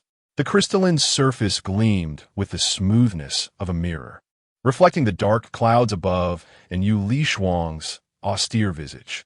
The ice spread with astonishing speed, swiftly reaching the entrance of the dustless pavilion. The ancient wooden door was encased in a layer of solid ice the moment it came into contact with the freezing force, producing a series of sharp cracking sounds. Almost immediately, the ice slithered through the cracks of the door and window frames like a sinuous serpent, penetrating the interior of the dustless pavilion. Inside, the tables, chairs, bookshelves, and ornaments succumbed to the ice's power, crumbling like fragile insects.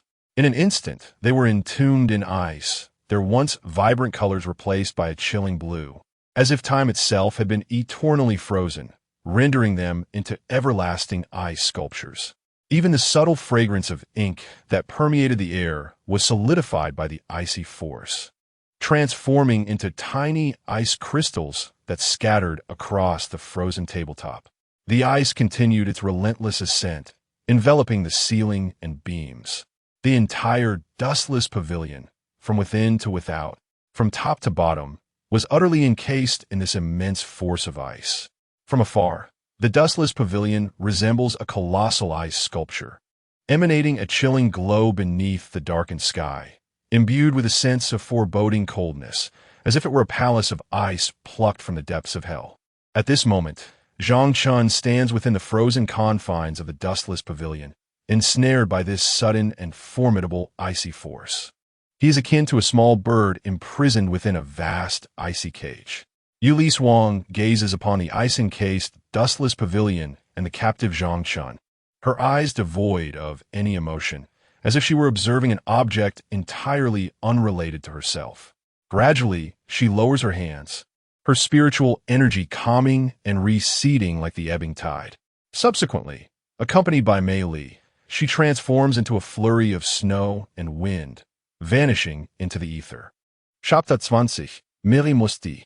At this moment, Zhang Chen found himself ensnared within the boundless, icy expanse of the dustless pavilion. The chill enveloped him like a myriad of sharp ice needles, piercing to the very marrow. Every inch of his skin was relentlessly assailed by this bone-chilling cold, as if he were submerged in the depths of a frigid abyss. Yet, at this moment, his heart felt even colder than the frozen surroundings. He slowly lowered his head, his gaze falling upon the still-warm body of Su Jiner cradled in his arms. Her once vibrant and playful face now resembled parchment, devoid of color, her eyes tightly shut, never again to call him master with the joyous laughter of days gone by. The echoes of her melodious voice seemed to linger in his ears, but now, all that remained was her cold corpse within the icy pavilion. Jiner, do not worry. I shall not allow you to perish unjustly, Zhang Chen declared, his voice hoarse, as if scraped by sandpaper, imbued with a sense of resolve. Gently, he laid Su Jiner's body upon the ground. He then rose with deliberate slowness, a surge of sword energy beginning to stir around him, akin to slumbering dragons poised to awaken. The sword energy glimmered in a pale blue hue, emitting a chilling luminescence that stood out vividly against the dim light of the pavilion. In the next moment, Zhang Chen clenched his fists, the spiritual power within him surging like a raging river. Thousands of sharp sword energy phantoms erupted from his body, swirling around him with a cacophony of piercing howls. He then pointed towards the ground, and the multitude of sword energies surged forth like a volley of razor-sharp arrows, plunging fiercely into the frozen floor beneath the pavilion. Boom! Boom! Boom! The sword energy clashed violently with the ice, producing a deafening roar. Ice shards erupted and danced in the air. With each manipulation of the sword energy against the frozen ground, Zhang Chen exerted all his strength. Before long, his sweat mingled with the ice debris, trickling down his cheeks and falling onto the cold floor, instantly forming beads of ice. But the ice was far too resilient. Each strike merely left a faint mark. Indeed, this is the ice sealing technique wielded at full strength by a late-stage fusion practitioner. Currently, I can only employ the powers of an early-stage fusion. Breaking through in a short span is exceedingly difficult. I can only chip away little by little. Meanwhile, memories of Su Jiner began to surface in his mind. Jiner, do you remember? When you first entered the sect, you were like a startled fawn, timidly following me. Your obedient demeanor was truly endearing as he wielded the sword energy. He murmured, as if Su Jiner stood beside him, quietly listening to his words. His voice quivered slightly, laden with nostalgia for beautiful memories and guilt for failing to discern his disciples' distress in time, which led to this tragedy. Later, you dedicated yourself to your training, rising before dawn to practice swordplay, never complaining of fatigue, even when drenched in sweat. At this point, a deeper hue of guilt washed over his face. I am sorry. I was too slow to perceive. I thought I could always find suitable elixirs in my alchemy chamber. But it turns out you had been seeking them from Xianing Peak all along. I mentioned that I had not visited the spirit beasts in a long time, yet their advancement has far exceeded my expectations. It turns out that you have been caring for them in my absence, alongside the growth of the Spirit Talisman Pavilion. All of this is a testament to your silent efforts. Memories surged forth like a tidal wave, and the sword energy in Zhang Chen's hand grew increasingly fierce. A faint crimson hue mingling with the pale blue. At long last, after countless impacts, a fissure appeared in the ice. This crack swiftly spread like a spider's web, accompanied by a series of sharp cracking sounds. With a resounding boom, the ice layer beneath shattered, revealing a patch of soil. A frigid wind howled through the opening, causing Zhang Chen's garments to flutter and his hair to become disheveled. Ignoring the pain and cold that enveloped him, he carefully cradled the lifeless body of Su Jiner and slowly approached the mouth of the hole. His hands trembled slightly as he gently laid her into the earth, moving with such tenderness as if to avoid awakening her from eternal slumber. He then meticulously began to push the soil aside, covering her with earth, each handful sending a piercing pain through his heart, yet solidifying his resolve. Jiner, rest assured, I shall seek justice for you.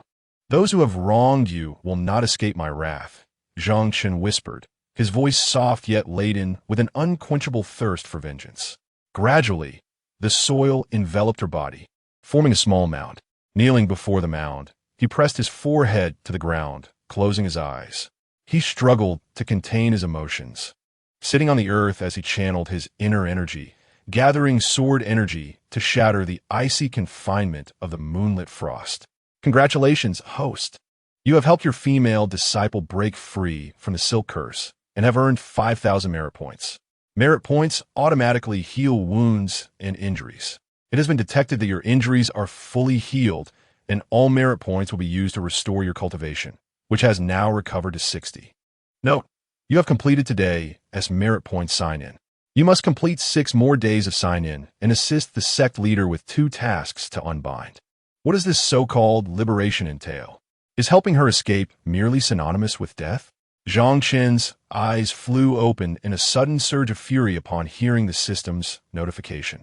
True assistance would mean eliminating the one who inflicted the silk curse upon her, luring her into his presence, and allowing her to perish before him under its influence. With this thought, his resolve crystallized, his gaze now a reflection of determination and ferocity. He stood tall, gazing towards the distant frozen expanse, an immediate surge of magical energy erupting from his being.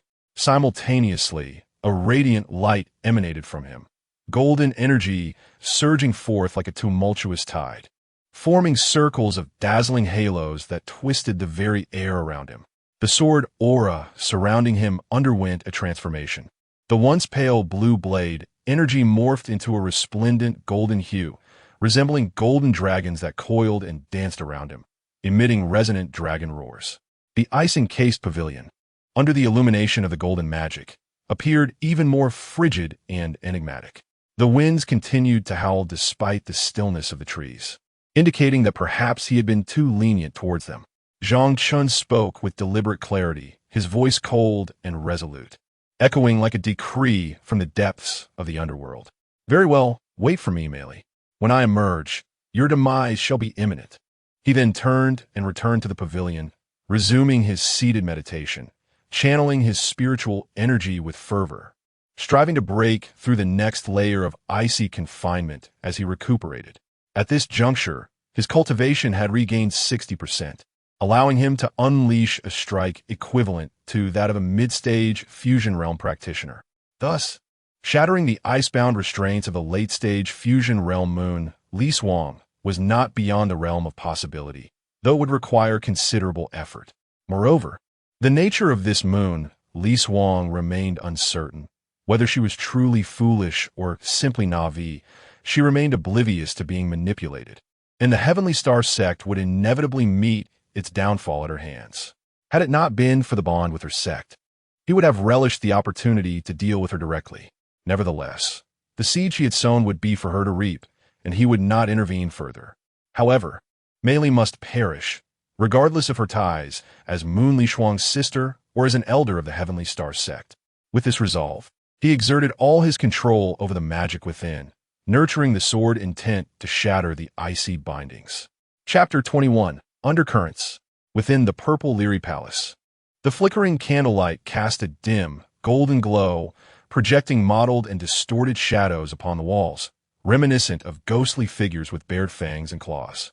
An oppressive and eerie atmosphere pervaded the hall, akin to the stifling silence before a tempest, rendering breath a laborious task. Meili, adorned in an exquisite purple gown embellished with intricate golden embroidery, shimmered with an otherworldly and bewitching radiance under the wavering candlelight, resembling a venomous serpent lurking in the shadows. Yet, at this moment, her already pale visage was devoid of color, her lips quivered slightly, and her eyes were filled with dread and trepidation, as if she had just awakened from a horrifying nightmare. Zhang Chen frightened me terribly. Meili's voice trembled, sharp and quavering, as she recounted the earlier harrowing encounter. For reasons unknown, Zhang Chen had not only regained a substantial portion of his strength, but wielded a sword aura of unparalleled ferocity, brimming with an inexorable intent to kill, leaving her utterly defenseless. As she spoke, her hands clutched her gown tightly, recalling the heart-stopping scene, her body still involuntarily shivering. "Ha! Aren't you quite bold on ordinary days?" cackled the third elder, the burly man Kuei, his jowls quivering like waves, exposing a crooked grin filled with uneven yellow teeth. His laughter echoed in the stillness of the palace, strikingly jarring. "You're a true cultivator at the early stage of integration. What is there to fear?" Man Kuei thumped his robust chest with vigor, producing a dull, resonant sound. "And I am, without a doubt, a genuine practitioner at the mid-stage of integration. That waste, Zhang Chen, has likely merely consumed some elixir from that old coot Lu Bo, temporarily regaining a fraction of his strength. How long can that elixir sustain him? Before long, he will revert to his original state, much like a stray dog. Besides, did you not see? He was ultimately sealed away by Her Majesty, unable to stir any significant turmoil." At this point, Man Kuei's grin widened as he continued to extol Meili, the clever little Meili, employing a mere scheme to manipulate that foolish girl Su Jinxin, has driven a wedge between the Empress and Zhang Chen, far superior to. He glanced disdainfully at the second elder, Chen Kun, garbed in simple gray robes, his expression rife with derision. Much more effective than certain others who previously defended Zhang Chen. Speaking of alliances with Murong Fei, in the end, they were outwitted by Meili's stratagem. Once Zhang Chen and the Empress are at odds, we shall obtain. Not yet fully estranged, otherwise, it would not merely be a matter of being sealed. Chen Kun, with his hands clasped and an expression of calm detachment, harbored a glint of malevolence in his eyes. Given Her Majesty's disposition, even if she hesitates to eliminate Zhang Chen, she will undoubtedly expel him from the sect. He gently shook his head, his bald head catching an eerie gleam in the candlelight. Thus, perhaps there lingers a trace of old affection for Zhang Chen in Her Majesty's heart. We must execute our next plan to ensure that she loathes and detests him, rendering him forever incapable of rising again within the sect. Man Kuei, upon hearing this, became increasingly intrigued. He leaned forward, his hands resting on his knees, his eyes wide with urgency, and inquired, "Is that so? Elder Chen, I am eager to see what clever plans you have left. I surmise that Zhang Chen would never acquiesce to being trapped within the pavilion. He will emerge. Thus we must act swiftly." Chen Kun stroked his goatee, a sly smile curling at the corners of his mouth. "We could spread a rumor, claiming that Zhang Chen is colluding with the demonic path, attempting to overthrow the Heavenly Star Sect and usurp its leadership. Naturally, to bolster the credibility of this claim, we should fabricate some evidence of his dealings with the demonic forces, such as letters or magical artifacts. In that case, even if the Empress holds some lingering affection, she will be compelled to punish Zhang Chen severely under the pressure of the sect. At that point, Zhang Chen would be as vulnerable as a fish on a chopping block, ripe for our slaughter. Even in the worst-case scenario, we could completely expel him from the sect." Meili's eyes sparkled with excitement, her previously tense form relaxing slightly, as if envisioning Zhang Chen's dismal fate. "What a splendid idea." She rose, pacing the hall with a light yet urgent gait. "This plan is brilliant. When the time comes, Zhang Chen will have no recourse, and the Empress will surely be utterly disenchanted with him. But how shall we fabricate this evidence? After all, the artifacts of the demonic cultivators." "Ha!" Suddenly, Chen Kun smirked coldly. "Isn't it true that our sect has recently acquired a formidable demonic cultivator?" Man Kuei slapped his thigh, immediately grasping the implication, his jowls shaking with laughter. "Ha! You mean Murong Fei? How ingenious! I was wondering why you had so humbly bowed to a demonic cultivator. It turns out you had already plotted this course." Chen Kun waved his hand dismissively, contemplatively stating, "That is not entirely the case. Our current objectives align with Murong Fei's, making collaboration advantageous. He is favored by the Empress, and as such, his assistance will be invaluable. Who cares about the details? As long as we can rid ourselves of Zhang Chen, I would do anything. Man Kuei laughed heartily, his mirth brimming with disdain for Zhang Chen. By the way, since Murong Fei is one of our own, why did he not attend today's crucial meeting? Mei Li replied with a seductive smile. You truly are a crude individual. Compared to us, he undoubtedly prioritizes Yue Lishuang more. She gently tossed her hair, a glint of cunning in her eyes. Let us not forget that our Empress was recently brought to tears by Zhang Chen. She is still in mourning. This is indeed an opportune moment for an underhanded move. That scoundrel Murong Fei will surely seize this splendid chance. After all, women are most vulnerable at such times. As she spoke, she gazed towards the starry pavilion where Yue Lishuang resided, a mischievous smile gracing her lips as she said, I dare say, at this very moment, Yue Lishuang has already succumbed to the tender embrace of her senior apprentice brother. Ha ha ha! Man Kuei laughed heartily. That scoundrel is truly fortunate. Zhang Chen, the useless wretch, has waited a century to achieve nothing, while Murong Fei has only been here for 2 days and has already ensnared the Empress. TSK. This Murong Fei is no ordinary man. Mei Li chuckled lightly, yet a flicker of concern danced in her eyes. It appears their ambitions are quite grand. They may prove challenging to deal with. However, in comparison to Zhang Chen, Murong Fei is the one we can manage with greater ease. Chen Kuin's tone grew somber, a hint of coldness lacing his voice.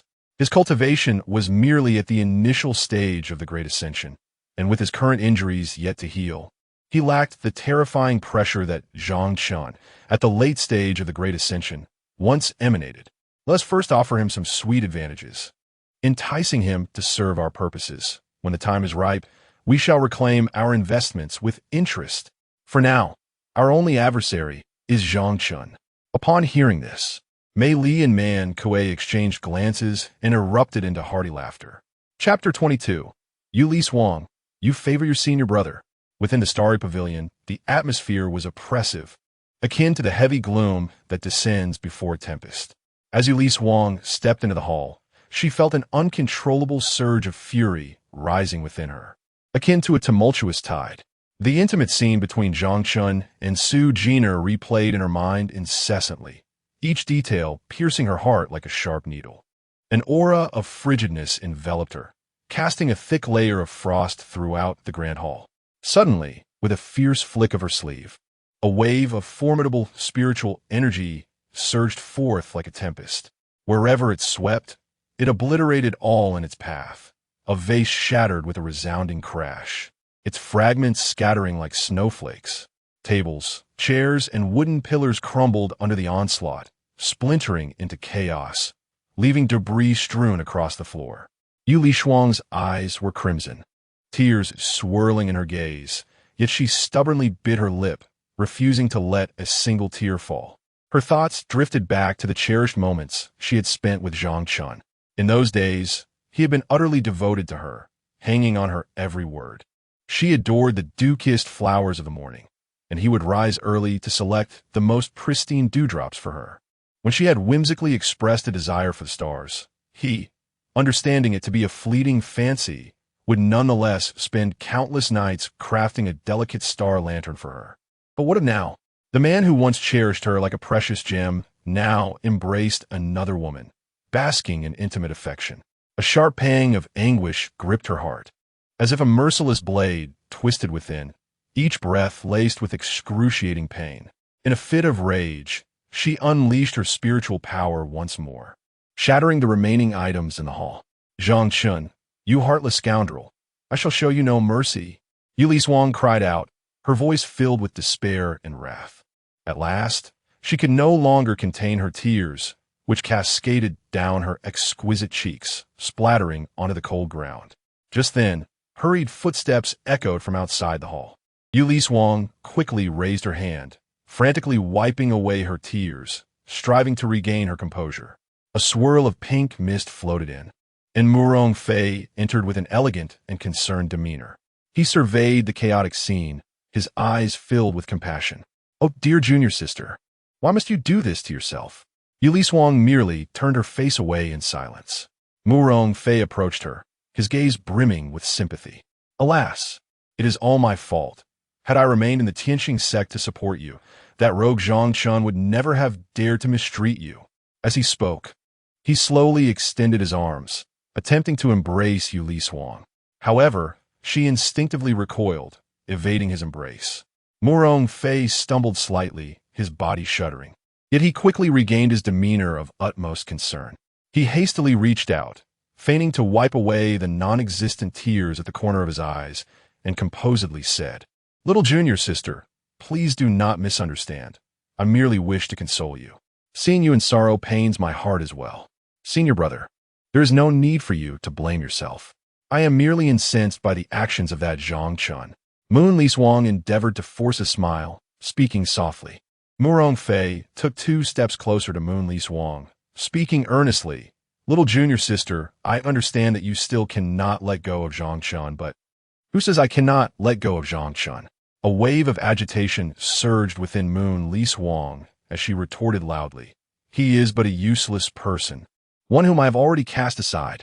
What is he to me?" Seeing her emotional turmoil, Murong Fei felt a sense of delight within, hastily appeasing her. Indeed, you are absolutely right, little junior sister. That Zhang Chen is nothing but a thoroughgoing heartbreaker, utterly unworthy of you." At this point, his eyes reddened, his voice somewhat hoarse, laced with a hint of grievance, as he continued, "However, do you not know that you are not the only one who is heartbroken?" Moon Lishuang's heart stirred, and she instinctively inquired, "Who else?" Feigning sorrow, Murong Fei sighed dramatically, speaking with deep affection. "Why, it is I. You know, I cherish you most dearly. From childhood to now, I have silently watched over you. Your happiness brings me joy, and your sorrow causes me profound despair. Rest assured, I shall take care of Zhang Chen for you, ensuring he suffers." "Enough, senior brother." Moon Lishuang gently waved her hand, her expression weary and troubled. "You need not concern yourself with my affairs. I simply wish to be alone for a while." At that moment, as if a thought had crossed her mind, she casually asked, "By the way, I wish to inquire about something. Can the love silk goo truly lead to the demise of Transformation Realm Cultivator?" Reflecting on the scene of Fu Jiner collapsing before her departure and the legendary love silk goo, she sensed there might be deeper implications. Murong Fei, with patience, began to elaborate. "I have heard whispers of this matter. Your dear sister is well versed in manipulating the hearts of others." She knew full well that Fu Jiner harbored feelings for Zhang Chen, while he held no interest in her, yet she deliberately fed her the love silk goo.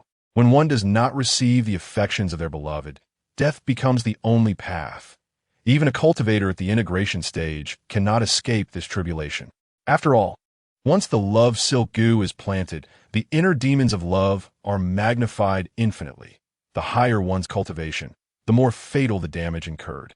Upon hearing this, the tightly furrowed brows of Moon Lishuang relaxed slightly, a flicker of hope igniting within her as she eagerly pressed on. "Are you saying that Zhang Chen does not have feelings for that female disciple?"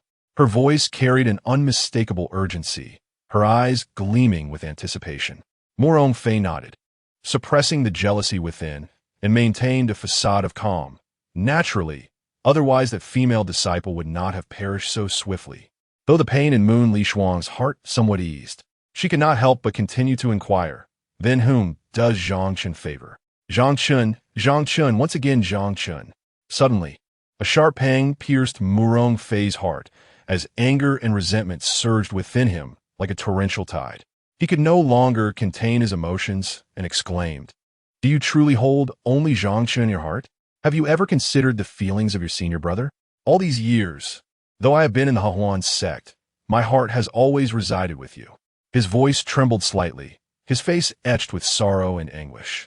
Yue Lishuang was momentarily taken aback, finally snapping out of her thoughts of Zhang Chen, her gaze slowly settling upon the figure of Murong Fei before her. What was wrong with her? Why had her mind been consumed by Zhang Chen? It was clear that her senior brother had been the one she cherished since childhood. Murong Fei took a deep breath, striving to compose himself, and continued, "I acknowledge that a century ago, I erred by not managing the Tianxing Sect alongside you. However, I vow to protect the Tianxing Sect diligently from now on, ensuring that you will not suffer any further grievances.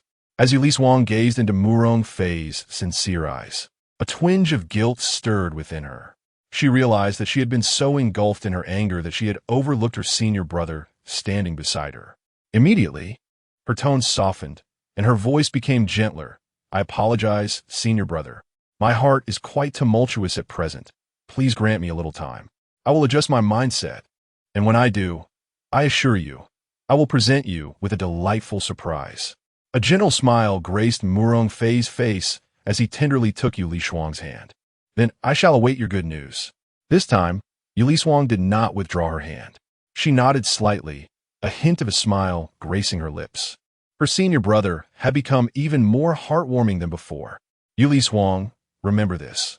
The one you cherish is your senior brother, Murong Fei." Chapter 23. The interrogation of Song Yiping. You promised to protect Jiner.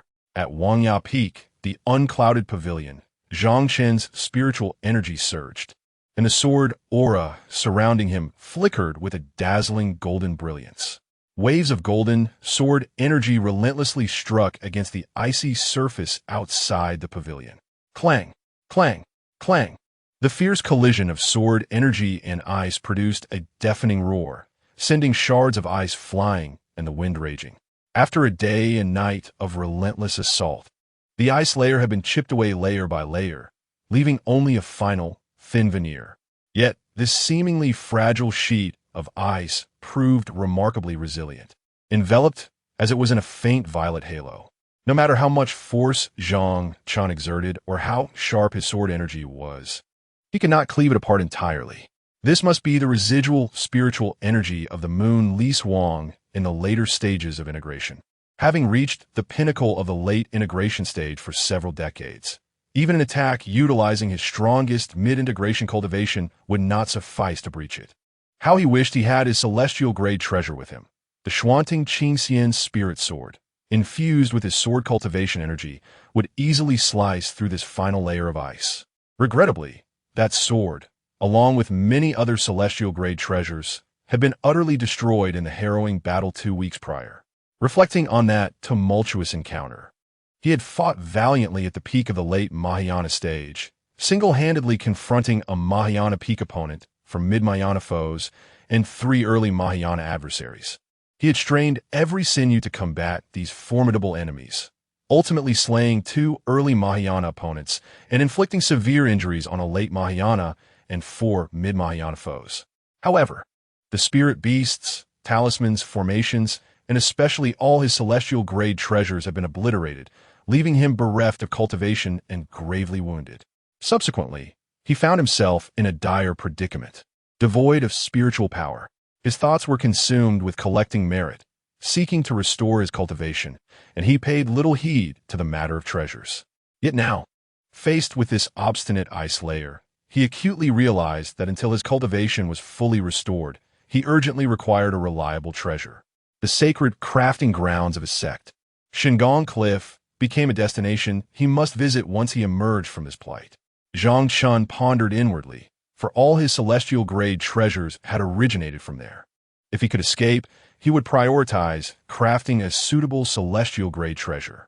After all, he would inevitably face off against Murong Fei of the early Mahayana stage and several elders of the mid to late integration stages in battle. Just as Zhang Chen was lost in thought, a staggering figure emerged through the swirling snow from afar.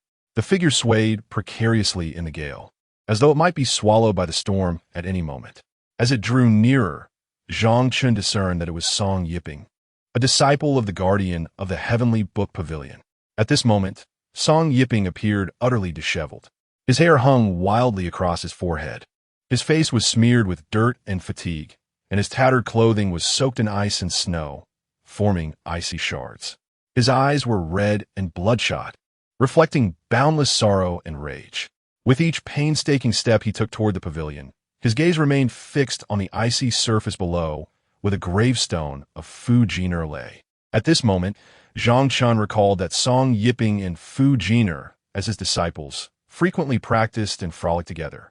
He had noticed that Song Yiping harbored a secret affection for Fu Jiner and had often encouraged him to be bolder, insisting that there were no rigid rules governing his disciples. Yet, Song Yiping had never acted upon his feelings.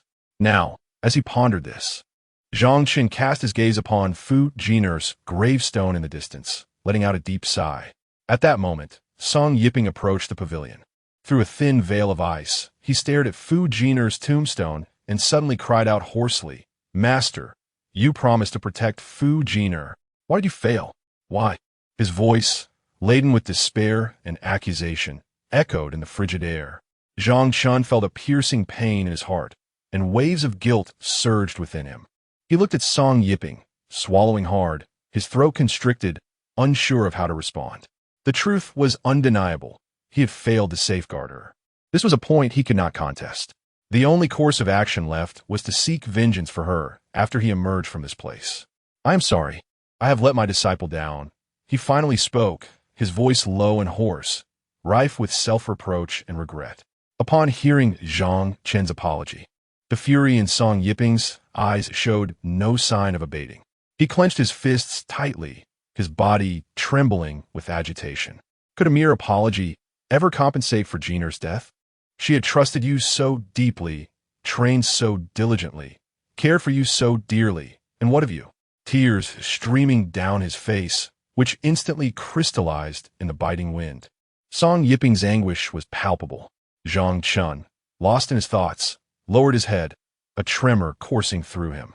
It was only then that he realized Song Yiping had always known of Fu Jiner's affection for him. This was why he refrained from confessing.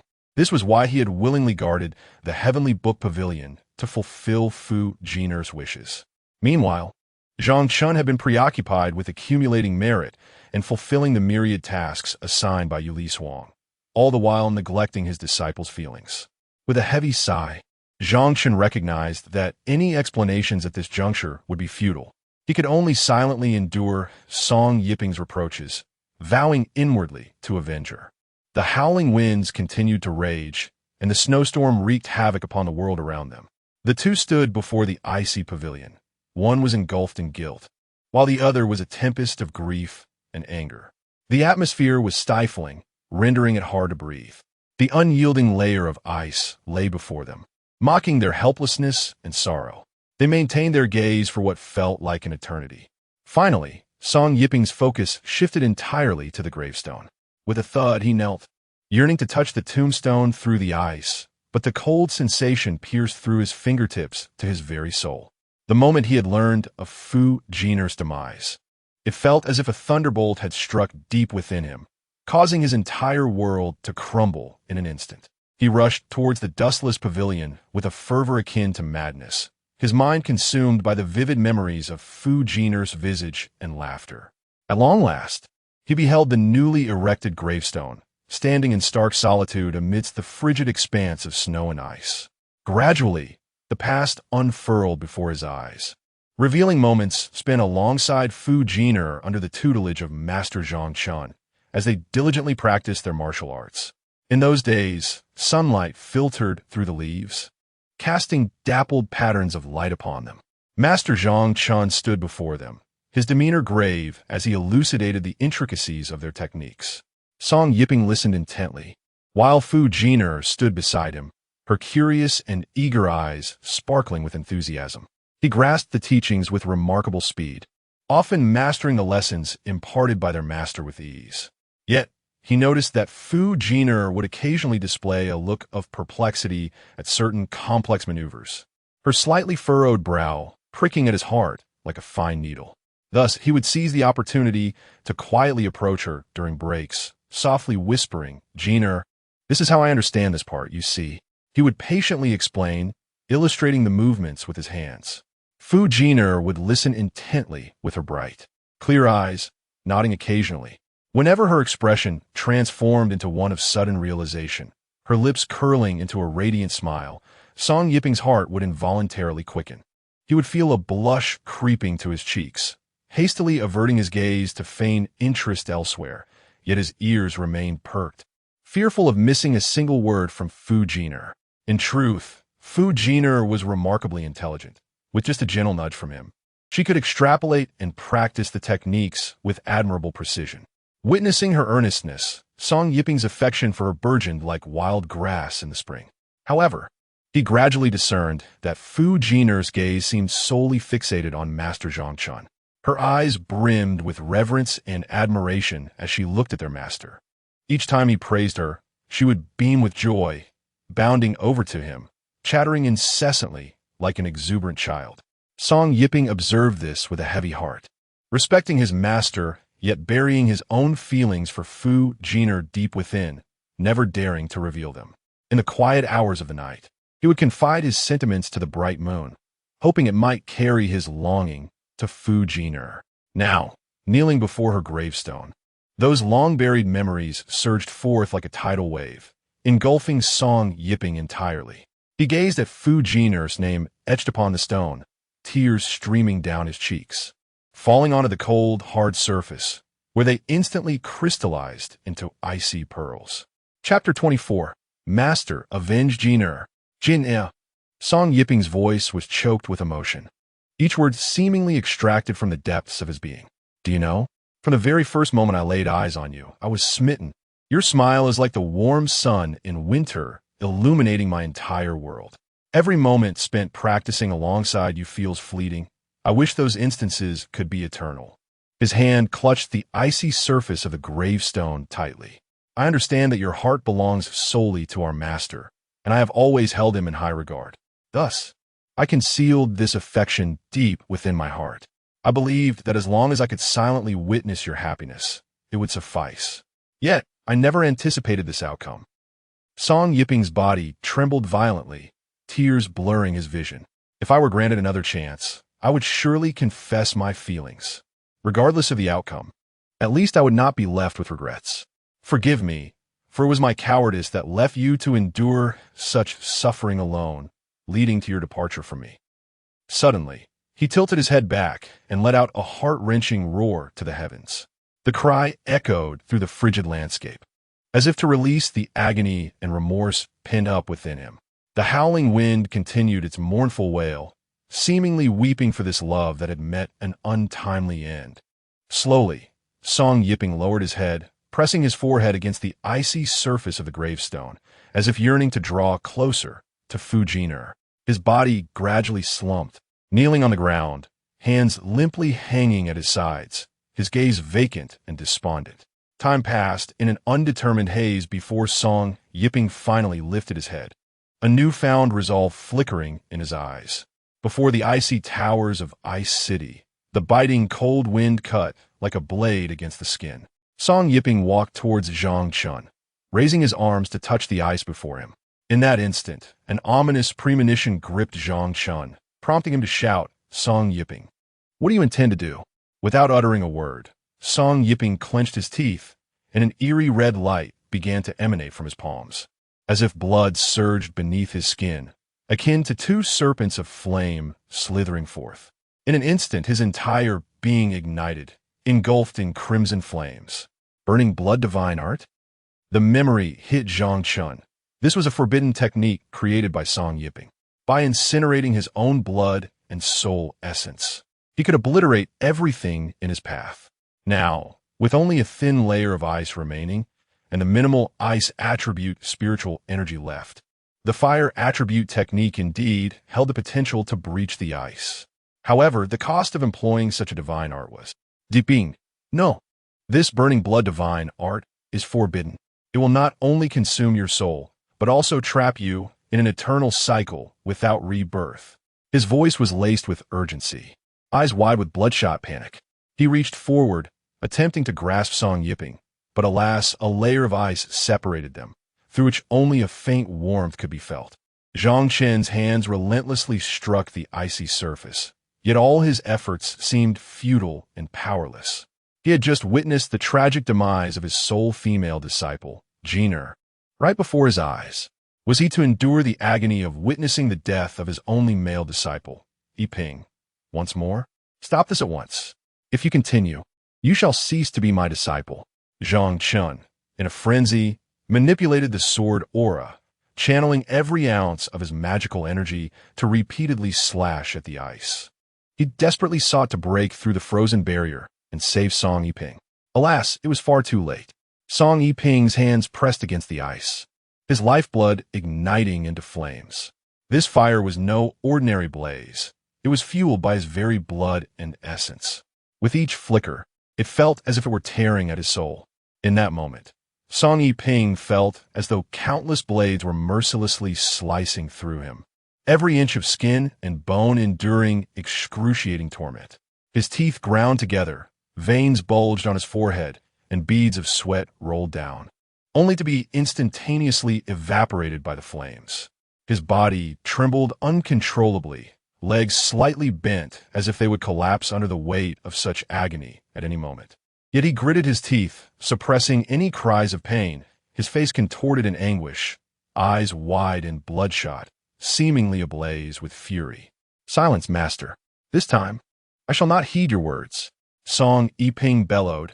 Though his voice trembled with pain, it was resolute. Memories of the gentle smile of Fu Jiner surfaced in his mind, recalling the joyful moments they shared in their master's abode, as well as the sorrow of her death. That heart-wrenching pain left him with but one thought: shatter the ice and avenge Jiner for his master. Furthermore, perhaps it was better not to enter the cycle of reincarnation, for then he would forever remember Jiner. A bitter smile twisted at the corners of his mouth. He was well aware of the consequences of employing forbidden techniques, yet for the sake of his master and Jiner, he willingly embraced the risk. Slowly, he closed his eyes, as if this act might allow him a temporary reprieve from the piercing agony. Yet the searing pain surged relentlessly, assailing his nerves. As the flames danced, Song Yiping's body grew increasingly translucent, flickering like a flame. He felt his vitality draining away at an alarming rate. Each passing second felt as long as a year. Yet he persisted, pressing his hands firmly against the ice, channeling all his strength into that singular point. His breaths grew increasingly labored and heavy. Each inhalation felt like an exhausting effort, while every exhalation was laced with unbearable burning pain. Around him, the flames roared, casting flickering shadows across his face. Gradually, the fire enveloping Song Yiping intensified, and the final layer of ice began to fracture. Each crack that emerged acted as a potent stimulant, urging him to burn even more fiercely. At this moment, his body had become one with the flames, growing increasingly transparent and flickering, as if a mere gust of wind could extinguish him. "Stop! Please, cease your actions. Enough. I am now able to break through the ice." Zhang Chen, in a frenzy, split his sword energy into hundreds upon thousands of strikes, relentlessly assailing the fissures in the ice. The cracks deepened and multiplied, seemingly on the verge of shattering with just one final blow. However, at that instant, the flames enveloping Song Yiping dimmed abruptly, akin to a candle on the brink of extinguishment, drained of fuel. A smile emerged on his once tormented and distorted visage. "Master, forgive your disciple for this final act of defiance. I have crafted my own technique, and it has finally proven somewhat effective. You should be pleased." Song Yiping's voice grew increasingly faint, his ethereal form swaying like a frail flame in the wind. He gazed skyward, striving to muster a smile, declaring, "Not to be reborn. You shall forever be my master, and Jiner shall always be my dearest. Master, I beseech you for one last favor. Avenge Jiner." In his final moments, his spectral image froze upon that earnest plea, dissipating into the breeze. Zhang Chen stood motionless, gazing at the spot where Song Yiping had vanished, as though his very soul had been extracted. Before him, the fleeting shadows of two disciples materialized. He recalled Fu Jiner, her obedient and understanding demeanor, always trailing behind him, sweetly calling him master. Although Song Yiping often spoke harshly, he was invariably the first to charge into danger, shielding their sect. A surge of anguish coursed through Zhang Chen's heart as he reached out to grasp those fleeting figures, yet his hands met only the chill of empty air. Simultaneously, the scene before him transformed into the tormenting image of Fu Jiner and Song Yiping perishing before his eyes. Suddenly, Zhang Chen shuddered, unleashing a surge of golden sword energy. The fissures in the surrounding ice finally shattered under the fury of his wrath, scattering into shards. Why am I so powerless, unable to protect my own disciples? Zhang Chen slowly emerged from the broken ice fortress, roaring in fury. "Melee, You have taken 2 of my disciples. You shall pay with your life." In the next instant, he became a blinding golden flash amidst the tempest, racing toward the Zili Palace. Chapter 25. Annihilating the 2 disciples of Mei.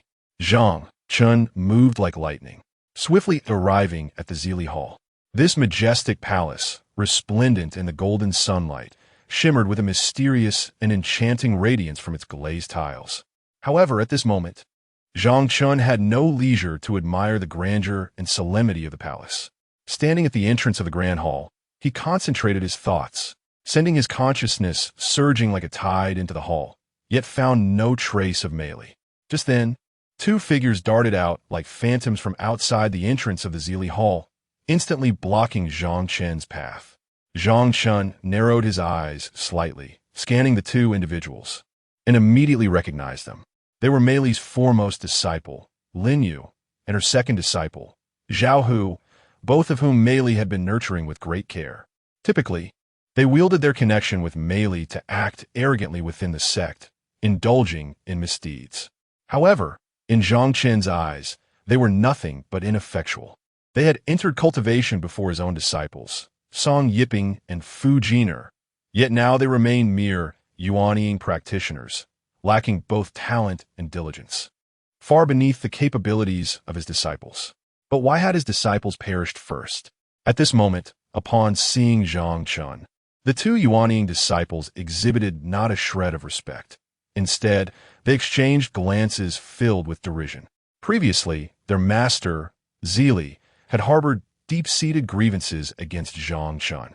Relying on his status as the Grand Elder and his formidable cultivation in the late stage of the Great Ascension, Zhang Chen had consistently suppressed Zili, leaving Lin Yu and Zhao Hu seething with frustration. Just days prior, the 2 had conspired in secret, intending to take advantage of Zhang Chen's weakened state to teach him a lesson and relieve their pent-up anger. Yet every time they approached, Zhang Chen was either accompanied by Lu Bo or a dragon maiden named Lingxi. Finally encountering him at Wuchen Pavilion, they had found him sealed by Yue Lishuang. Though they were unaware of how he had escaped, his fortuitous arrival at their doorstep was indeed a stroke of luck. Among them, the lanky Lin Yu crossed his arms, his eyes filled with contempt and disdain. He scrutinized Zhang Chen from head to toe, a mocking smile curling at the corner of his lips as he sneered. "Oh, isn't this the once mighty Grand Elder Zhang Chen? How do you still have the audacity to linger in the sect? Merely surviving here is one thing, but to dare intrude upon Elder Mei's Zili Hall? Do you truly believe you are still that formidable Grand Elder?" The burly Zhao Hu chimed in. "Exactly, Zhang Chen. You are no longer the Grand Elder. Now you are but a worthless being daring to cause a ruckus here, a crime deserving of death.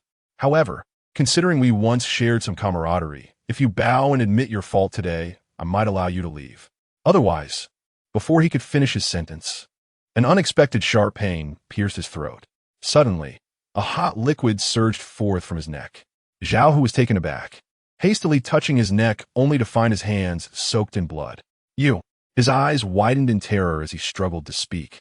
But the pain in his throat was unbearable, causing him to collapse to the ground, convulsing and unable to utter a sound. Upon witnessing this scene, Lin Yu's expression instantly transformed, his face paling dramatically. He hastily summoned a tri-layered protective barrier, enveloping himself securely. Drawing forth his 2 flying daggers, he clutched them tightly against his chest, his eyes brimming with vigilance and trepidation. Struggling to maintain his composure, his voice trembled as he inquired, What have you done to Zhao Hu?" The preceding events had transpired with such swiftness that he had been unable to discern Zhang Chen's actions. He had merely observed Zhao Hu suddenly clutching his neck and collapsing to the ground, convulsing painfully in a pool of blood. Had Zhang Chen's cultivation truly been restored? Was that moment merely a manifestation of the Stardust Sword Qi, one of Zhang Chen's self-created techniques? Once, Zhang Chen had dispatched hundreds of Yuanying, Huashan, and Lianshu cultivators with a single sword move, an unfathomable power that still instilled fear in countless hearts. At this thought, Lin Yu involuntarily swallowed hard, retreating several steps backward, regret beginning to gnaw at his conscience. Meanwhile, Zhang Chen paid Lin Yu no heed. Instead, he ignited his palms in a blaze of crimson flames, casting them towards Zhao Hu. This was the technique developed by his disciple, Song Yiping, the soul-burning inferno. In an instant, a roaring fire engulfed Zhao Hu's form. This flame transcended ordinary fire-based techniques, fueled by immense spiritual energy, radiating a searing heat and a destructive force capable of incinerating all in its path. Zhao Hu felt as though countless heated iron needles were piercing his entire being, every inch of his skin ablaze, every bone emitting cries of agony. His Yuanying struggled within the flames, ensnared by the inferno's demonic grasp, intent on obliterating it entirely. A blood-curdling scream erupted from Zhao Hu, resonating like a lament from the depths of hell, sending chills down the spine. His body writhed on the ground as he desperately clawed at the flames engulfing him, attempting to extinguish the horrifying fire, but all efforts proved futile. Could he not endure this? The torment endured by Yiping before his demise was minuscule in comparison to this inferno's wrath. Zhang Chen observed Zhao Hu's anguished struggle with a cold detachment, devoid of any semblance of compassion, as though he could perceive the suffering Yiping had endured while sacrificing his own life. Gradually, Zhao Hu's cries diminished, his form curling into a tight ball. Only when he was reduced to ashes did Zhang Chen turn his gaze towards Lin Yu. Lin Yu, witnessing Zhao Hu's agonizing demise amidst the ethereal flames, paled to the color of parchment, his legs giving way as he fell to his knees with a thud. Terror-stricken, he looked up at Zhang Chen, his voice quaking as he pleaded, Zhang Chen, no, great elder, spare my life. I acknowledge my wrongdoings. Please, show mercy this once. I am the foremost disciple of Elder Meili, and I am at your service whenever you require. As he emphasized his connection to Elder Meili, he infused his words with urgency, harboring a glimmer of hope. After all, Elder Meili was not only the fourth elder of the Tianxing Sect, but also shared an exceptionally close bond with the sect leader, Yue Lishuang, akin to that of sisters. Zhang Chen, regardless of his arrogance or fury, could not entirely disregard the face of the sect leader and Elder Meili. Moreover, with Meili having established her formidable power within the sect for nearly a century, she is not someone that Zhang Chen, an individual deemed worthless, could easily offend. Zhang Chen's gaze turned frigid as he coldly inquired, "Where is Zili?" Lin Yu, believing that Zhang Chen harbored some trepidation, immediately feigned composure and responded with a forced smile, "She is at the Divine Craft Cliff. Allow me to escort you there. It would be..." However, before he could finish his sentence, a chilling sensation enveloped his right arm. Simultaneously, the air became thick with a pungent metallic scent of blood. Lin Yu was momentarily taken aback, glancing downward to discover his arm had severed and lay lifeless on the ground, blood gushing forth like a fountain. Overwhelmed by horror, he screamed in desperation, "No, you cannot kill me. I am Meili's foremost disciple, her most cherished protege. Shoo, do not utter another word. I shall soon send her to meet you." Zhang Chen retorted with a chilling smile, unleashing a golden sword energy that streaked past like a meteor, instantaneously severing Lin Yu's head. The severed head rolled to the ground, eyes wide open, still reflecting terror and disbelief, as if he could not fathom that Zhang Chen would truly strike him down. As Zhang Chen regarded Lin Yu's lifeless body, his heart remained utterly unperturbed. He turned to exit the Grand Hall, suddenly recalling the precious celestial-grade talismans given to him by Fu Jiner before her demise. He remembered the scheme orchestrated by Meili, who had led the charge to incinerate the Divine Scripture Pavilion along with her disciple Song Yiping. Without hesitation, he retrieved a crimson flame talisman and casually tossed it towards the Zili Hall. The talisman ignited instantly, engulfed in a blaze. The flames roared like an enraged dragon, swiftly consuming the Zili Hall, which gradually crumbled to ashes amidst the inferno. Zhang Chen's heart remained devoid of any tumult as he transformed into a streak of golden light, racing towards a divine craft cliff. Chapter 26. Coming out solely to kill you. At the divine craft cliff, a mist enveloped the precipice like a delicate veil, casting ethereal shadows across its steep face. The cliff rose sharply, each contour etched with the weight of time and a somber majesty. Once, The forge atop the cliff resonated with a harmonious clanging of metal. Now, it was suffocated by a chilling and foreboding presence. Mei Li, clutching a blueprint exuding an eerie magical aura, gracefully advanced towards the forge. "Master Hao, I have a request to make of you," she proclaimed, her eyes sparkling with mischief. Though her gaze appeared tender, it inadvertently betrayed a hint of ruthlessness. Master Hao, a robust figure with a bare torso, was engrossed in handling forging materials within a secluded chamber. Upon hearing Mei Li's voice, he slowly raised his head, his gaze fixating on the blueprint in her hands, his brow furrowing slightly. Such potent magic energy. Is this the blueprint for the blood magic blade from the Shadow Demon Sect? His eyes glimmered with insight, instantly recognizing its origin. Having spent years at the Divine Craft Cliff, he had encountered innumerable blueprints and was acutely attuned to the auras of various magical artifacts. As expected of the foremost master craftsman at Divine Craft Cliff, your perception is indeed extraordinary. Mei Li chuckled softly, the sound echoing ominously in the silent forge, sending shivers down the spine. Since you recognize it, the matter becomes simpler. I shall not beat around the bush. Forge this magic blade within 3 days.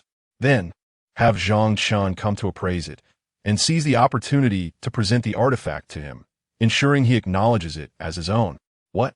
You intend to frame Zhang Chen with a magical artifact? Master Hao's realization struck him like lightning, his eyes widening in fury, veins protruding on his forehead as he lamented. Why? Zhang Chen has already sacrificed his cultivation to protect our sect. Why would you frame him? Such actions are patently ungrateful. Mei Li's laughter was cold and laced with derision. With arms crossed, she sauntered closer to Master Hao, her words dripping with a hint of menace. You will do as I say, without further ado. I am aware of your previous camaraderie with Zhang Chen, though it soured due to differing forging philosophies. But rest assured, should you assist me with this, all of Zhang Chen's blueprints for celestial-grade treasures will be yours. I cannot imagine any craftsman who would not covet such treasures. No, I refuse. Master Hao clenched his fists, declaring resolutely, indeed, I admit my envy towards Zhang Chen's forging prowess, as he often conjures ideas I have never contemplated. Yet, I must also commend his talent. He has broadened my horizons in ways I never expected. More importantly, it was he who rescued me from the brink of death and brought me into the Tianxing Sect, granting me the freedom to forge artifacts and treasures. As he spoke, vivid memories surged in Master Hao's mind. It was a night stained with blood and chaos, when the Tianbao sect was besieged by demonic cultivators, and the air was thick with cries of battle and anguish. Amidst the chaos, he was struck by a malevolent cultivator. A long gash carved into his chest by a weapon, blood gushing forth like a fountain, staining his garments crimson. His strength waned, and he collapsed among the corpses, his consciousness fading. Sensing that death was imminent, just as despair enveloped him, a figure descended like a celestial being, Zhang Chen. Undeterred by his own peril, Zhang Chen rescued him from the clutches of hundreds of dark cultivators, carrying him through the fray. Even though Zhang Chen's cultivation was not yet formidable, he was struck by enemy spells, blood soaking his back. Yet, he never relinquished his burden. From that moment on, his life was a gift from Zhang Chen, a debt of gratitude that he cherished deeply, never to be forgotten, even as they grew distant. Reflecting on this, Master Hao's gaze hardened with unwavering resolve.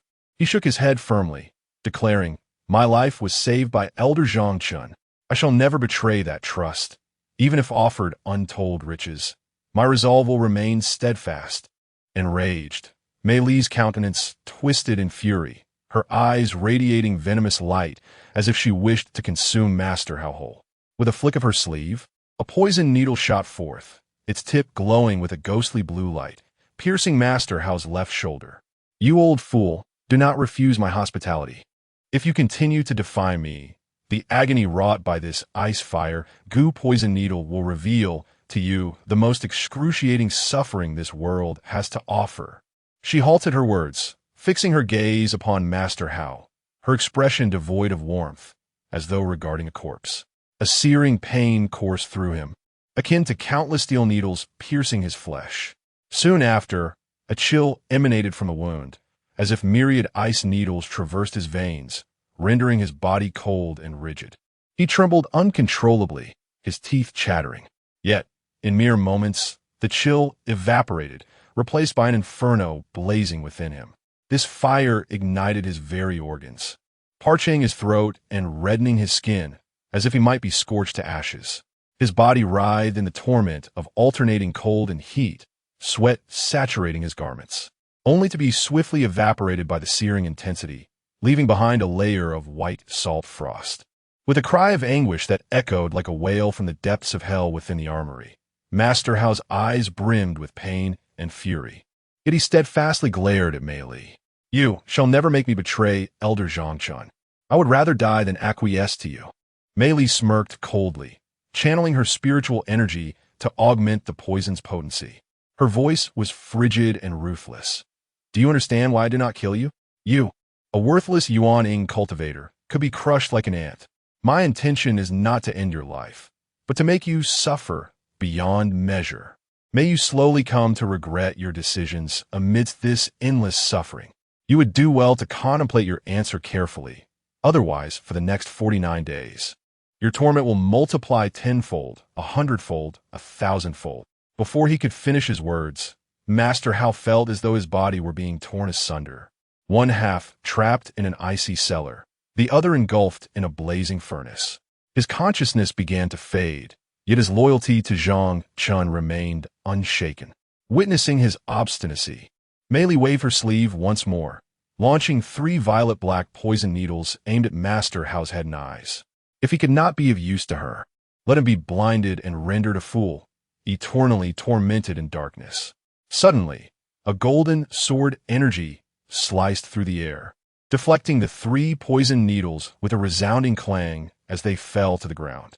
The force of the sword energy sent Mei Li flying, causing her to spit forth a mouthful of purple blood as she tumbled to the ground. In a state of disarray, she looked up in terror, only to behold Zhang Chen, resembling a celestial deity, standing at the entrance of the divine armory. At that moment, he radiated a formidable spiritual power, surging like a tumultuous tide, surpassing her early stage of integration and reaching an astonishing mid-stage. The air around them seemed to solidify under the weight of his immense spiritual force, rendering it difficult to breathe. Zhang Chen's gaze, ablaze with fury, was fixed upon Mei Li. She felt a sharp pain coursing through her body, as though immobilized in place. Her voice was hoarse as she stammered in fear. "You. How is this possible? You were sealed in the Wuqing Pavilion by Yue Lishuang. How have you escaped?" He stared intensely at Mei Li, his voice cold and resolute as he uttered a few words. "I emerged solely to kill you." Chapter 27. The terrifying sword pressure of Zhang Chen. A sudden chill gripped Mei Li's heart as an immense and intangible pressure surged forth like a tidal wave, overwhelming her senses. In an instant, she felt as though an invisible giant hand had seized her throat, rendering her breathless. Each inhalation became a monumental struggle. Her legs trembled uncontrollably. Cold sweat drenched her back, and her icy garment clung tightly to her skin, sending shivers of bone-deep chill coursing through her. "Do not panic. Merely hold him off," she thought. Zhang Chen had previously squandered his cultivation, and though he now possessed mid-stage integration prowess, it was merely a fragile facade supported by elixirs. If she could endure until Chen Kun or Yue Lishuang arrived, she would emerge unscathed. Gathering her resolve, Mei Li endeavored to stabilize her mind, intending to engage in idle conversation to buy time. However, Zhang Chen afforded her no opportunity to speak. With a sudden, forceful sweep of his arms, a torrential wave of golden sword energy erupted from him, radiating brilliance akin to a golden deluge. Each strand of sword energy shimmered with a dazzling intensity, sharp as tangible golden needles. In the next heartbeat, the sword energies intertwined and coiled, coalescing into a blinding golden tempest that surged forth toward Mei Li. The air shrieked with a piercing whistle wherever the sword energy passed, while the overwhelming spiritual pressure crashed upon her like relentless tides, causing the entire divine work cliff to tremble violently. Rocks cascaded down the cliff face, enormous boulders plummeting to the ground like shooting stars, stirring clouds of dust into the air. The ground itself bore deep fissures, violently torn asunder by the sheer force of the sword energy's spiritual might. Mei Li felt as if she were engulfed in a sea of golden light, the dense sword energy threatening to consume her entirely. A suffocating sense of impending doom froze her blood. In a desperate bid, she summoned her mana, immediately unleashing all 10 of her meticulously refined life treasures, which surged forth like a swarm. Among them was a colossal sword, its blade glimmering with a ghostly light, etched with arcane runes, a long dagger, slender and sharp, exuding an oppressive chill, a talisman, ancient and imbued with a mysterious aura, a grand umbrella adorned with exquisite patterns, its ribs as firm as iron, and a mighty hammer, its head enormous with faint lightning patterns, brimming with raw power, among others. These treasures, all of celestial grade, had consumed countless rare materials and were nurtured within her for a century, exuding vibrant spiritual energy. As soon as they manifested, they encircled her, radiating a kaleidoscope of colors and forming sturdy barriers in front of her. With these shields in place, they effectively blocked the first wave of Zhang Chen's sword energy, granting Mei Li a fleeting moment to breathe. Without hesitation, she performed a series of intricate gestures, invoking her signature technique, the purple mist defense from the purple charm enchantment. In the next moment, vast expanses of violet light, delicate as gossamer, enveloped her in 3 layers of protective shields. Having completed these preparations, Mei Li finally exhaled in relief. With these safeguards, she could withstand the onslaught for the duration of an incense stick's burning, confident that she would face no further peril. During this time, the message-carrying bird she had just released would transmit information to Chen and Yue Lishuang. When they arrived, they would be able to turn the tide in their favor. Suddenly, as Mei Li pondered, a sharp pain pierced her chest, and a wave of warmth surged in her throat, causing her to spit out a mouthful of blood. She hurriedly focused her gaze and was horrified to see that Zhang Chen's sword energy had, in mere moments, shattered 5 or 6 of her heavenly grade artifacts. One by one, the artifacts were mercilessly cut apart by the sword energy, scattering into fragments on the ground, producing a crisp sound. With each artifact that was destroyed, Mei Li felt a jolt of agony in her heart, as if it were being ruthlessly pierced. Such formidable sword energy. Blood dripped from the corner of Mei Li's mouth, her eyes filled with dread, yet she summoned all her remaining strength to manipulate the 5 artifacts left for defense. However, under the relentless onslaught of Zhang Chen's sword energy, the artifacts were easily obliterated. Mei Li felt as if 1,000 swords were piercing her heart, her body involuntarily curling up on the ground, convulsing uncontrollably. Slowly, she raised her head and found that only one artifact remained before her. It was her most cherished defensive mirror artifact, the 9 Xian Heavenly Light Mirror. This ancient treasure had been unearthed from a desolate ancient relic in a secret realm, possessing immense power. The mirror radiated an archaic aura, its surface etched with mysterious runes. Indeed, when Zhang Chen's sword energy struck it, it merely rippled across the surface. Mei Li's expression brightened, and she fervently channeled her remaining power into the last mirror, determined to resist to the end. However, in the next moment, Zhang Chen's sword energy did not strike as before. Instead, all the sword energy coalesced in the air to form a colossal golden sword, dozens of feet long. The giant sword shone brilliantly, its blade glimmering with blinding golden light. Ancient, twisted runes floated across its surface, shimmering with an enigmatic glow, as if it contained boundless power of the loss.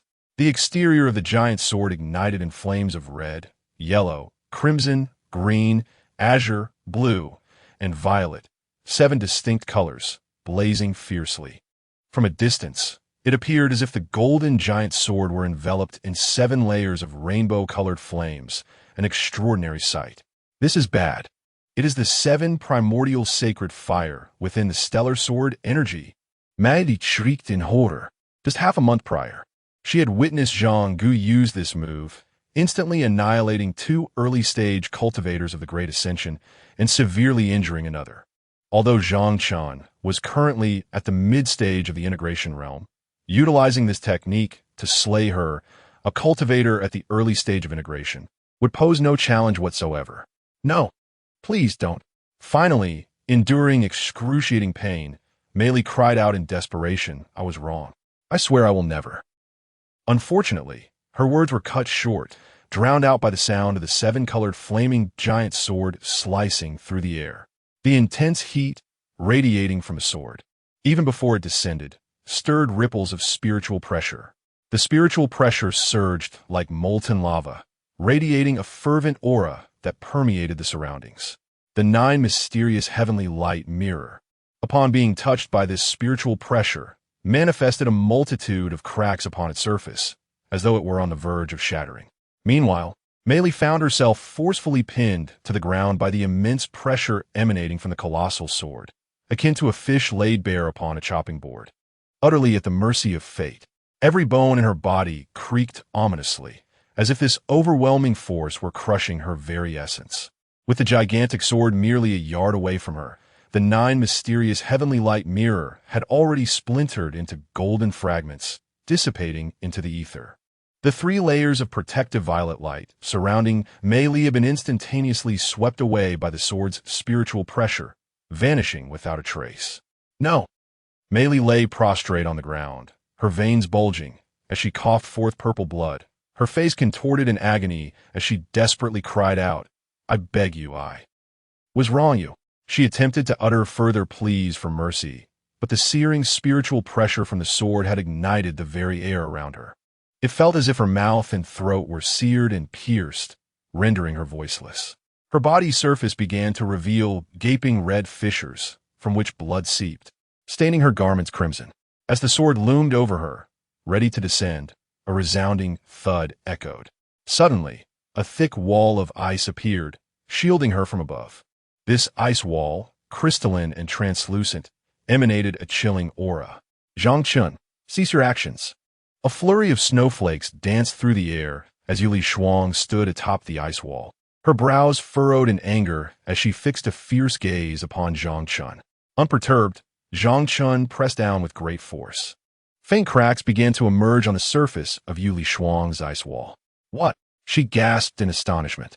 At her current pinnacle of late-stage integration, her signature technique, it seemed, could not withstand the sword energy of someone merely in the mid-stage of integration. Chapter 28. Return the favor and sow seeds of hatred. Yue Lishuang bit her silver teeth tightly, channeling all her magical energy into the ice wall. The cracks that had rapidly spread across the surface like a spider's web began to mend at a visibly discernible pace under the infusion of her power. Simultaneously, the ice wall shimmered with a chilling violet light, its brilliance growing increasingly radiant as it fiercely contended with Zhang Chen's terrifying golden sword aura. In that moment, the spiritual pressure between heaven and earth surged violently, with the sword aura and the ice wall locked in a stalemate. The golden radiance emitted by the sword aura intertwined and collided with the ice wall's purple glow, creating a mesmerizing and splendid tapestry of light and shadow. The ground beneath was swept up by this force, forming a chaotic curtain of sand in the air. The cliffs of Divine Craft Cliff were incessantly bombarded by the impact of this spiritual pressure, with debris cascading down as if they might collapse at any moment. Truly, he was worthy of being the foremost sword cultivator of the Xuantian Continent. Yue Lishuang bit her lip, her heart filled with dread. Merely relying on the elixir to restore her mid-stage integration cultivation and her own sword aura, without any sword-like artifacts, she was still able to contend with his ice wall. Even when she exerted her full strength, she could still feel a hint of pressure. The might of this sword aura exceeded her wildest imagination. Each clash between the sword aura and the ice wall sent tremors through the latter, threatening to shatter it at any moment. Mei Li, huddled beneath the ice wall, trembled with weakness, her eyes pleadingly fixed on Yue Lishuang in a state of panic. Suddenly, Elders Chen Kun, Man Kuei, and Mu Rong Fei hurriedly arrived. Upon witnessing the terrifying standoff between the sword aura and the ice wall, their eyes widened in shock. My heavens! Zhang Chen's cultivation has actually been restored to the mid-stage of integration, and he dares to confront the sect leader. This is intolerable. Elder Zhang brandishing two massive axes and calling out, "Sect leader, allow me to assist you." Elder Zhang Chen stroked his goatee and admonished loudly, "Zhang Chen, you are being outrageous. Not only do you dare to harm our fourth elder Mei Li, but you also dare to attack the sect leader. Do you wish to revolt?" As he spoke, he waved his hand, summoning a golden Zen staff, preparing to rush forward to help. Elder Mu Rong Fei quietly observed from the sidelines, refraining from intervening. Yet her expression bore deep concern as she addressed Yue Lishuang. "Little junior sister, look at what you have been defending all along. This is Zhang Chen. Who dares to strike against the sect leader today? Tomorrow, he could very well betray our Tianxing Sect. Furthermore, his strength has already reached this level. If we allow him to continue unchecked, our sect may never know peace again. Do you intend to turn a blind eye to this?" Yue Lishuang turned and rebuked sharply. "Do not interfere. I will handle this." She then faced Zhang Chen, her heart heavy with sorrow as she spoke. "Originally, I intended to visit the Wuqing Pavilion today to set you free. After much contemplation yesterday, I truly believed that the death of your disciple, Fu Jiner, was unjustly caused by Mei Li, and I sought to redress this wrong for you. However, at this point, her voice turned cold, laced with anger. But look at what you have done. You have killed two of Mei Li's direct disciples, burned down her Mei Li Hall, and now you have severely injured her. How have you become so cruel and heartless? Have you forgotten that when the Tianxing Sect was established, Mei Li contributed significantly as well?" At this point, her voice grew resolute. "Now, in my capacity as the sect master, I command you to cease at once and not to harm Mei Li." A prompt echoed in Zhang Chen's ears. Simultaneously, he felt his own spiritual energy rapidly depleting. Indeed, his mid-stage integration cultivation was insufficient to contend with the peak of the late-stage integration. He gazed at the sword energy clashing against the icy wall, feeling both reluctant and helpless. The disparity between his current mid-stage integration cultivation and the peak late-stage integration of Yue Lishuang was undeniably vast. If I were to forcefully continue my assault, while Yue Lishuang might struggle to withstand it, the second Elder Chen Kun, the third Elderman Kuei, and others would undoubtedly intervene. At that moment, not only would I fail to eliminate Mei Li, but I might also find myself ensnared in a dire predicament. Vivid images of Su Jiner and Song Yiping's agonized expressions before their demise swirled in his mind, fueling his hatred for Mei Li. He longed to swiftly avenge Su Jiner and Song Yiping by slaying Mei Li. However, he understood that acting impulsively was unwise. The system's notification indicated that agreeing to Yue Lishuang's request to spare Mei Li would count as aiding her in completing a task. After fulfilling this task, he would merely need to assist Yue Lishuang with one more endeavor and complete a 5-day check-in task within the sect to accumulate merit points, thus restoring all his cultivation. If he were to sever ties with Yue Lishuang and the others at this juncture, not only would he jeopardize the completion of the check-in task, but he could also plunge himself into a desperate situation.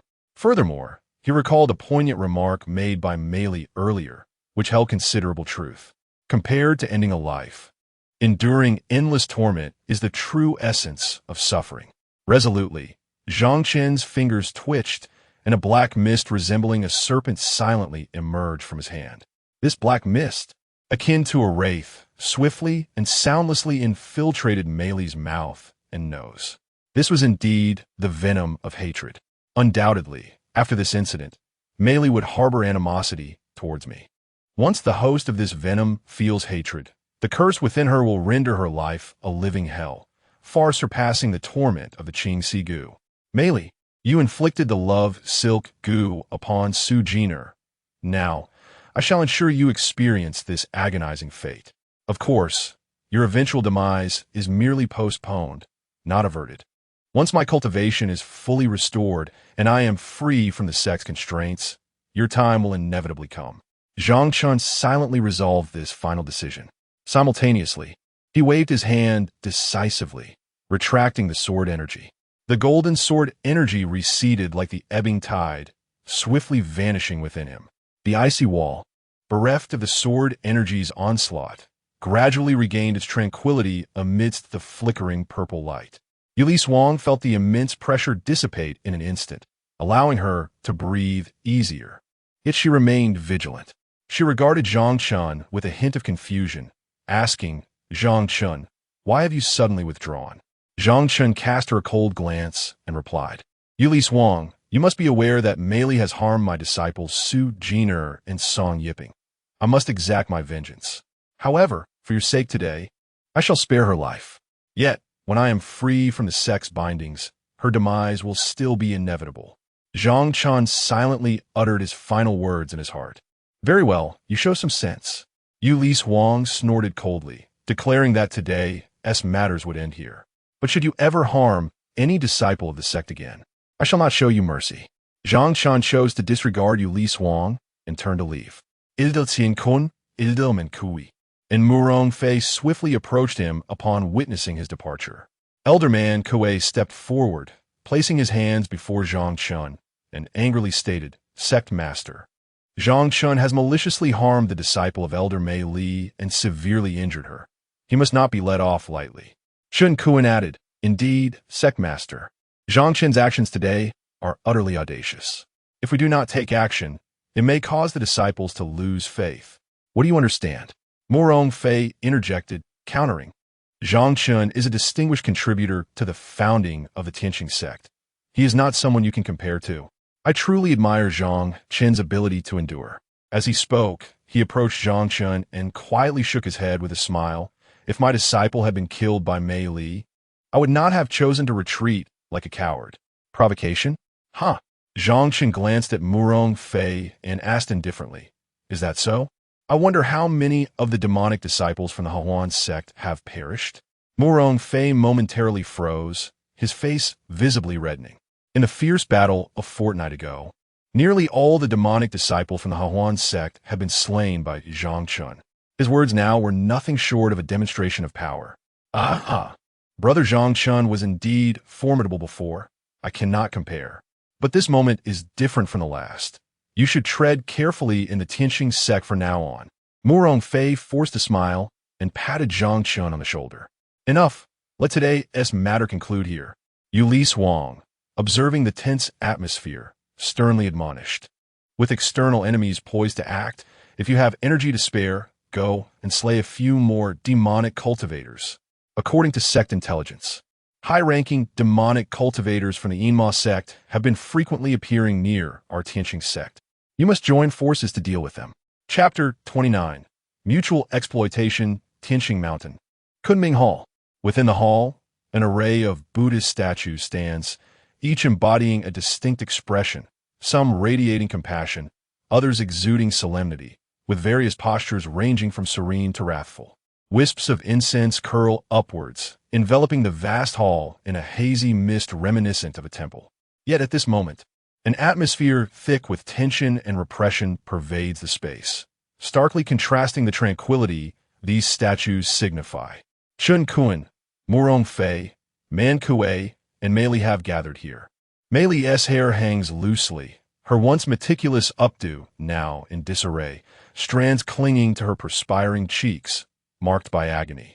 She occasionally collapses weakly onto a chair, her body limp as if all vitality has been drained from her, her expression vacant, eyes unfocused, as if her very soul has been extracted. A slight tremor courses through her, each shudder accompanied by an indescribable torment.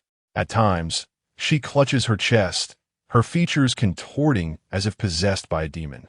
Moaning in anguish, her cries resonate like wails emanating from the depths of her spirit, sharp and heartrending. She incessantly curses Zhang Chen, exclaiming, "Zhang Chen, you scoundrel! I shall have you torn to pieces." The pain, this curse of hatred, this curse of hatred. Her hands flail over her chest, as though attempting to excavate the malevolent force within her, yet all efforts are in vain, leaving her to struggle in endless suffering. Mon Kao, witnessing Mei Li's plight, is overwhelmed with a mix of sorrow and rage. He abruptly turns to Murong Fei, shouting in indignation, "Murong Fei, look at the dreadful mess you've created. Not only has Mei Li been reduced to this state, but she's also afflicted by the curse of hatred, tormented day and night. What is your intention?" His voice reverberates within the hall, causing the incense burner before the statues to tremble slightly. Murong Fei, however, feigns innocence, arms outstretched. A slight smile gracing her lips that appears almost resigned. Is it my fault? She was the one who was impatient and ill-equipped, leading to her demise. Her tone is soft, laced with a barely perceptible mockery. Man Kuei's fury intensifies, his eyes bulging in rage as he glares at Murong Fei, veins protruding on his forehead. He bellows, "How can you not take responsibility? You urge Mei Li to take the demon blade blueprint to the divine craft cliff to forge a demonic weapon, resulting in her being beaten to this extent by Zhang Chen. You knew full well that Master Hao at Divine Craft Cliff is on good terms with Zhang Chen. Is this not setting her up for failure?" Murong Fei chuckles derisively, replying, "Truly foolish. Mei Li's beating was not solely for the sake of forging a weapon. Do you not understand? You've dealt with Zhang Chen for a century. You must know he is protective of his own. Did you deliberately seek to exploit his disciples? Look where that led. 2 of his disciples perished. Now, not only is Mei Li injured, but her disciple is dead, and her own Zili Hall has been burned down. Who is to blame? Only her own foolishness. You." Man Kuei's face reddens with indignation, his fists clenched tightly, muscles taut, as if he is poised to charge at Murong Fei in a fit of rage. "I suspect you are deliberately scheming against Mei Li. Do you truly believe I rely on you? Without you, I can still achieve my goals." "Oh, is that so?" Murong Fei let out a cold laugh, her smile brimming with disdain. "You foolish imbeciles are unworthy of collaborating with me. You shall only hinder my progress. Do the 3 of you elders not possess the self-awareness to recognize your own insignificance in Yue Lishuang's eyes? Look at how wretched Mei Li has become at Zhang Chen's hands. It's a foregone conclusion."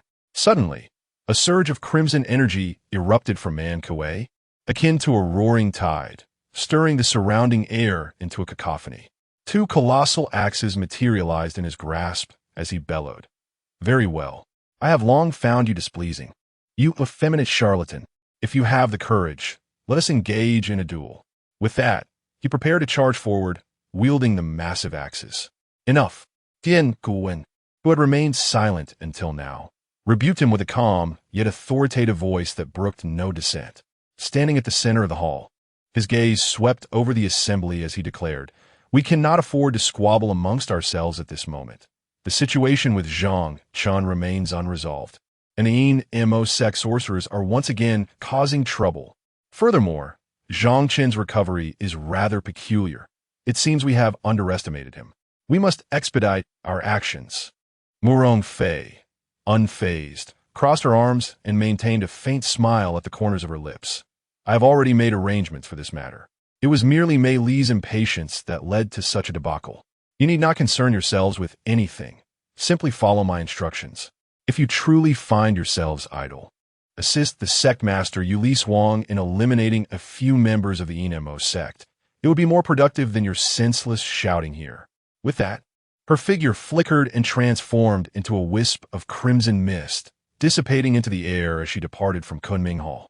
The red mist gradually faded, leaving behind a subtle, enigmatic fragrance. Man Kuei trembled with rage, tightly gripping the axes, their handles creaking under his grip. "Second Elder," he said to Chen Kun, his voice laced with fury. "This Murong Fei is clearly toying with us. If we continue to heed his words, we shall inevitably fall victim to his schemes." And he cast a glance at Mei Li, who was writhing in agony on the ground. "Are we to simply stand by and watch her suffer? Stand by? How can we intervene?" Chen Kun's expression hardened as he replied solemnly, "Mei Li's primary cultivation method, the purple charm divine skill, specializes in poison arts. Even she is unable to unravel the hatred curse. We are powerless in this regard." He waved his hand to silence the discussion. "Enough. Let us set Mei Li aside for now. Our primary focus must remain on Zhang Chen. Indeed, Murong Fei is exploiting us, seeking to weaken us through Zhang Chen. Yet, we too can take advantage of her schemes to eliminate Zhang Chen first." Man Kuei remained unconvinced. What can this effeminate fool do? It is mere bluster. Why should we follow his lead? I can personally deal with Zhang Chen and avenge Mei Li. Kill. Do you think I do not wish for that? Chen Kuan stroked his beard thoughtfully and remarked, Zhang Chen was once a late-stage ascendant. Even with his current powers diminished, he still possesses many formidable techniques hidden from our view. For instance, the sudden resurgence of this technique, albeit only at the mid-stage of fusion, possesses an overwhelming spiritual power that even Yue Lishuang finds somewhat unbearable. This time, Man Kuei bowed his head and refrained from further comment. After all, yesterday, he had indeed witnessed Zhang Chen's menacing sword energy at Divine Artisan Cliff. Furthermore, I cannot shake the feeling that this incursion by the Demon Sect is somehow linked to Murong Fei. Chen Kuan stroked his beard, deep in thought. Since he dared to orchestrate such arrangements, he must possess some form of leverage. Let us heed his counsel for now and observe his intentions.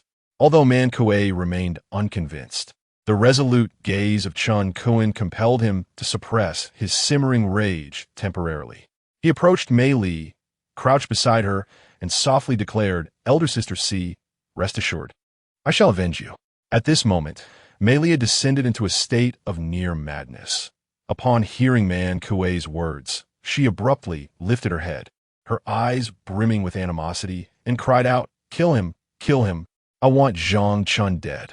I wish for him to experience this torment. Her voice was piercing and mournful, reverberating through the hall like a curse from the depths of hell. Man Kuei grasped Mei Li's hand tightly, assuring her, Do not worry. I will see it through. Yet, Mei Li continued to writhe in agony, her body convulsing, incessantly murmuring Zhang Chen's name, as if her hatred threatened to consume her entirely. Observing her distress, Man Kuei felt a surge of compassion. He turned to Chen Kuan and implored, Second Elder, is there truly no other means to alleviate Mei Li's suffering? This hatred curse is too dreadful. If this continues, she will not endure. Chen Kuan furrowed his brow and replied, Once the hatred curse is sown, it is not easily removed. Moreover, this curse will intensify along with Mei Li's bitterness, causing her further anguish. For now, we can only stabilize her emotions and devise a way to lift the curse after we have dealt with Zhang Chen. Chapter 30. Consolidating Cultivation, Waiting for the Right Moment. The serene atmosphere of the Wuchen Pavilion was abruptly shattered by a sudden system notification. Congratulations to the host for gravely wounding Mei Li, avenging disciples Song Yiping and Fu Jiner, satisfying Master Hao's grievances, and successfully completing a task assigned by the sect leader, resulting in a total acquisition of 50,000 merit points. The merit points have activated the restoration function, restoring the host cultivation to 70, currently at the late stage of the merging phase. Kind reminder, today's merit point sign-in task has been completed. The host must continue to sign in for 4 consecutive days and assist the sect leader in completing the final task to successfully unbind. Zhang Chen stood quietly outside the Wuchen Pavilion, his gaze gradually sweeping across the 2 disciple tombstones in the courtyard, a deepening gloom clouding his expression. This time, he had accrued over 50,000 merit points, yet his cultivation had only recovered to 70. Indeed, as he had thought, the further one progresses, the merit points required for restoration increase exponentially. However, at this moment, he had no desire to roam within the sect. Next, he intended to enter seclusion for 2 days, diligently consolidating the restored cultivation and revisiting the various techniques he had learned in the past. After all, during his encounter with Yue Lishuang yesterday, he had distinctly sensed that even though his cultivation had returned to the mid-merging stage, his physical condition remained subpar. It seemed that the system had aided in restoring his magical realm, yet his body had not been fortified in time. In 2 days, once he emerged from seclusion, he would assist Yue Lishuang in completing a task, undoubtedly earning more merit points, thus further restoring his cultivation. Finally, after completing 2 more days of sign-in tasks, he would be able to completely free himself from the sect's constraints and regain his liberty. However, having severely injured Mei Li previously, he had already forged a deep enmity with Murong Fei, Chen Kuan, and others. In 4 days, if he wished to depart the sect smoothly, a fierce battle was inevitable. Additionally, the external threat from the Empress Sect continued to harass the sect, rendering the situation increasingly dire. The Empress Sect, ranked among the top 5 demonic sects in the Xuantian Continent, possessed power comparable to the Yaoxian Sect. In the fierce battle half a month ago, the sect leader Ji was gravely injured by him, nearly losing his life. It was certain that the people from the Yaoxian Sect had come to vent their fury. Thus, it was imperative for him to adjust his body, magical power, realm, and techniques to their optimal state, waiting for the opportune moment to act. Without delay, Zhang Chen's figure flickered, transforming into a dazzling white light as he flew directly towards the underground secret chamber where he resided. Moments later, Zhang Chen arrived at the stone chamber. This secret space was remarkably spacious, resembling a small world detached from reality, with an interior rich in wonders. The walls were embedded with luminous night pearls, casting a bright light that illuminated the chamber as if it were day. To the left of the chamber lay neatly arranged wooden racks, filled with various precious spiritual herbs capable of generating spiritual energy. These herbs were diverse in form, some resembling blooming flowers, vibrant and dripping with color, while others twisted like lively vines, full of vigor and vitality. Each spirit herb emanates a faint aura, its refreshing fragrance wafting through the air, invigorating all who inhale it. Beside the herbs lies a crystal-clear spiritual spring, from which bubbles continually rise, while several leaves, radiating a kaleidoscope of colors, float upon the surface. These are extraordinary spiritual entities birthed from the spring. To the right of the secret chamber, mounds of spiritual stones rise like small hills, amidst which agile spirit beasts flit about. These diminutive creatures, some as adorable as rabbits and others as clever as foxes, possess eyes that sparkle with cunning light. They are cherished pets of Zhang Chen, capable of generating spiritual energy at will. Zhang Chen gazed upon this enchanting scene, a sense of satisfaction swelling within him. The abundant spiritual energy significantly enhances the cultivation of practitioners. He casually cast a layer of defensive formation at the entrance of the chamber. This formation, composed of countless golden runes, shimmered with a brilliant light, faintly echoing the radiance of Buddhist illumination. This was the heavenly tier defensive formation, Heavenly Gang Shumire.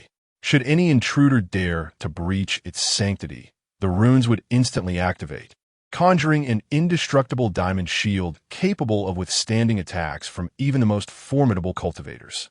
Next, he established a layer of spiritual isolation formation within the chamber. This formation consisted of a translucent light screen, flowing with a gentle blue luminescence, ethereal and dreamlike.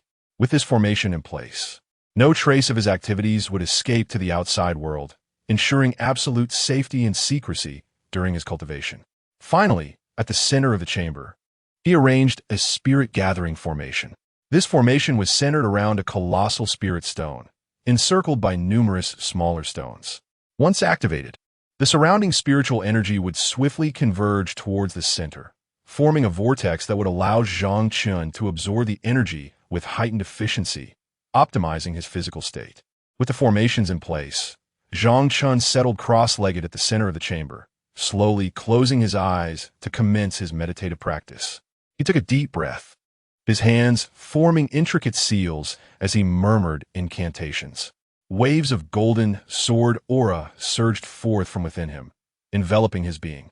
The golden sword energy spiraled like a majestic golden dragon, its formidable presence soaring to the heavens and plunging into the abyss, instilling a sense of awe. As the sword energy circulated, Zhang Chen's magical power flowed steadily within him. He could distinctly perceive his power becoming increasingly refined and robust. Subsequently, he began to consolidate his physical cultivation. Drawing in a deep breath, he directed his magical energy rapidly into his muscles and bones. In an instant, a layer of golden light enveloped his body, revealing the faint outline of a colossal golden giant. This giant, standing 100 feet tall, donned golden scales that gleamed with a metallic sheen. With fists clenched, it swung its arms vigorously, each motion stirring up a tempest. The physical manifestation was ever-changing, at times transforming into a fierce lion, baring its claws and exuding an intimidating aura. At times, he transformed into a majestic eagle, soaring gracefully through the azure sky. At other moments, he morphed into a colossal python, coiled upon the ground, flicking its tongue and exuding an aura of danger that sent chills down one's spine. Zhang Chen remained wholly absorbed in controlling his body as illusions, continuously fine-tuning his physical state. He could sense his body gradually becoming more resilient and powerful. Subsequently, Zhang Chen began to consolidate his mastery of various elemental spells. With a flourish of his hands and incantations upon his lips, an array of elemental sorceries erupted within the chamber. The fire spells unleashed torrents of blazing flames from his fingertips, resembling fierce fire dragons rampaging throughout the room. Water spells summoned massive columns of water cascading from above, akin to waterfalls crashing against the chamber's walls. The splashes of water created a veil of mist in the air, rendering the space ethereal, as if it were a realm of the divine. Earth spells conjured enormous boulders rising from the ground, accumulating like rugged mountains within the chamber. These stones were unyieldingly solid, emanating a profound earthy essence, as if embodying the very strength of the earth itself. Golden spells unleashed streams of golden sword chi, darting through the chamber like shooting stars. Finally, the wood spells manifested colossal vines sprouting from the ground, twisting and coiling like verdant serpents within the room. These vines were agile and dynamic, alternating between offense and defense, making them unpredictable and formidable. The elemental spells intertwined, enveloping the entire chamber in a radiant glow, resembling a grand spectacle of thousands of cultivators engaged in combat. Zhang Chen felt his mastery of spells becoming increasingly adept and refined, while both his body and sorcery gradually returned to their former peak state. Chapter 31. Without Zhang Chen, the Tianxing Sect is nothing. Outside the summit of the Tianxing Sect, the wind howled ominously, and dark clouds loomed overhead. Over 100 disciples of the Yinma sect were arranged in an orderly formation, suspended in midair, encircling a vast circle. They chanted incantations in unison, their hands weaving intricate and enigmatic mudras as if engaged in a summoning ritual. Each of these demonic cultivators wore a ghastly countenance, their skin pallid as though they had just clawed their way out of a grave, their eye sockets deeply sunken, and their eyes flickering with an eerie green glow, reminiscent of two burning, ghostly flames. Their lips were as dark as ink, and they donned black robes adorned with various fearsome patterns of malevolent creatures. At the center of the colossal circle stood Luo Ming, the elite disciple of the Yinma sect, his stature imposing as he swiftly formed seals with his hands, intoning incantations in a deep and chilling tone. The other disciples responded in unison. In an instant, a heavy aura of malevolence pervaded the air, continuously converging towards the center of the circle. Simultaneously, black demonic energy surged forth from the cultivators, intertwining with the sinister aura, gradually coalescing into a massive black vortex at the heart of the circle. The vortex spun violently within the formation, erupting with purplish-black ghostly flames. The flames blazed fiercely, sending forth waves of heat that warped the very fabric of space. With a command from Luo Ming, the hundreds of Yinma sect disciples channeled their energy simultaneously, directing the immense conflagration of purplish-black ghostly flames towards the protective grand formation of the Tianxing Sect, the Tianxing Nine-Lock Formation. Heavens, it is the Yinma celestial fire. Quickly, summon the third elder. Within the protective formation of the Tianxing Sect, an elite disciple clad in white, Yi Feng, exclaimed in terror, his countenance darkened with fear. The Yinma celestial fire was the most terrifying and venomous flame of the Yinma sect, requiring the sacrifice of 100 disciples each time it was summoned. Its power was so formidable that even those in the Great Ascension stage dared not confront it directly. Although the Tianxing Sect's protective formation, the Tianxing Nine-Lock Formation, had been meticulously crafted by the esteemed Elder Zhang Chen and was immensely profound. It had only recently withstood the frenzied assault of 8 Great Ascension stage demonic cultivators and monstrous beings. However, that battle had severely damaged the protective formation, leaving many parts still in disrepair. Now, faced with the overwhelming Yinma celestial fire. It was exceedingly difficult to defend against. Moreover, at this moment, the Yinma sect had also dispatched their formidable guardian, Zhuo, who had reached the pinnacle of the fusion stage, adding to their advantage. Indeed, the next moment, the Yinma celestial fire surged forth like a tidal wave, crashing violently against the protective barrier of the formation. The protective formation shimmered with a brilliance akin to the stars. Its radiance profound, as glyphs and symbols flowed incessantly across its surface. Yet, confronted with the ferocious onslaught of the Yinma celestial fire, the protective formation appeared to struggle. The flames relentlessly scorched the golden barrier, causing its golden glow to gradually dim and the flow of the symbols to slow. Ultimately, under the sustained assault of the Yinma celestial fire, several large breaches appeared in the protective formation. Through these openings, the chilling winds howled into the Tianxing Sect, ushering in waves of frigid air. The left guardian of the Shadow Demon Sect, Zhuo, upon witnessing the breach of the protective formation, felt a surge of exhilaration wash over him. It is broken, finally broken, standing at an imposing height of over 2 meters. His muscular physique exuded an aura that instilled fear. His hair was a wild tangle, dancing in the wind, and a long scar stretched from his forehead to his chin, adding an element of ferocity and terror to his visage. The Heavenly Star 9-lock formation is but a trifling obstacle. The moment of vengeance has arrived. Charge in and annihilate them. Zhuo bellowed, his voice resonating like a thunderclap, laden with an insatiable thirst for blood. Following his command, he led dozens of elite disciples from the Shadow Demon Sect through the gaping hole in the formation. Wherever they advanced, disciples of the Heavenly Star Sect fell one after another, their cries of anguish and despair echoing through the air. The elite disciple, Yi Feng, quickly rallied hundreds of Heavenly Star Sect disciples to form a defensive perimeter, attempting to thwart the onslaught of the Shadow Demon Sect. Armed with glimmering swords, they unleashed a barrage of spells, their spirits fierce and determined. Yet, against the onslaught of a dozen elite disciples from the Shadow Demon Sect, they appeared woefully inadequate. The elite disciples of the Shadow Demon Sect moved with spectral agility, weaving through the ranks of the Heavenly Star Sect disciples, their magical weapons claiming lives with each deadly swing. The ground was soon soaked in blood, painting a horrific tableau. Damn it! Who dares to act recklessly?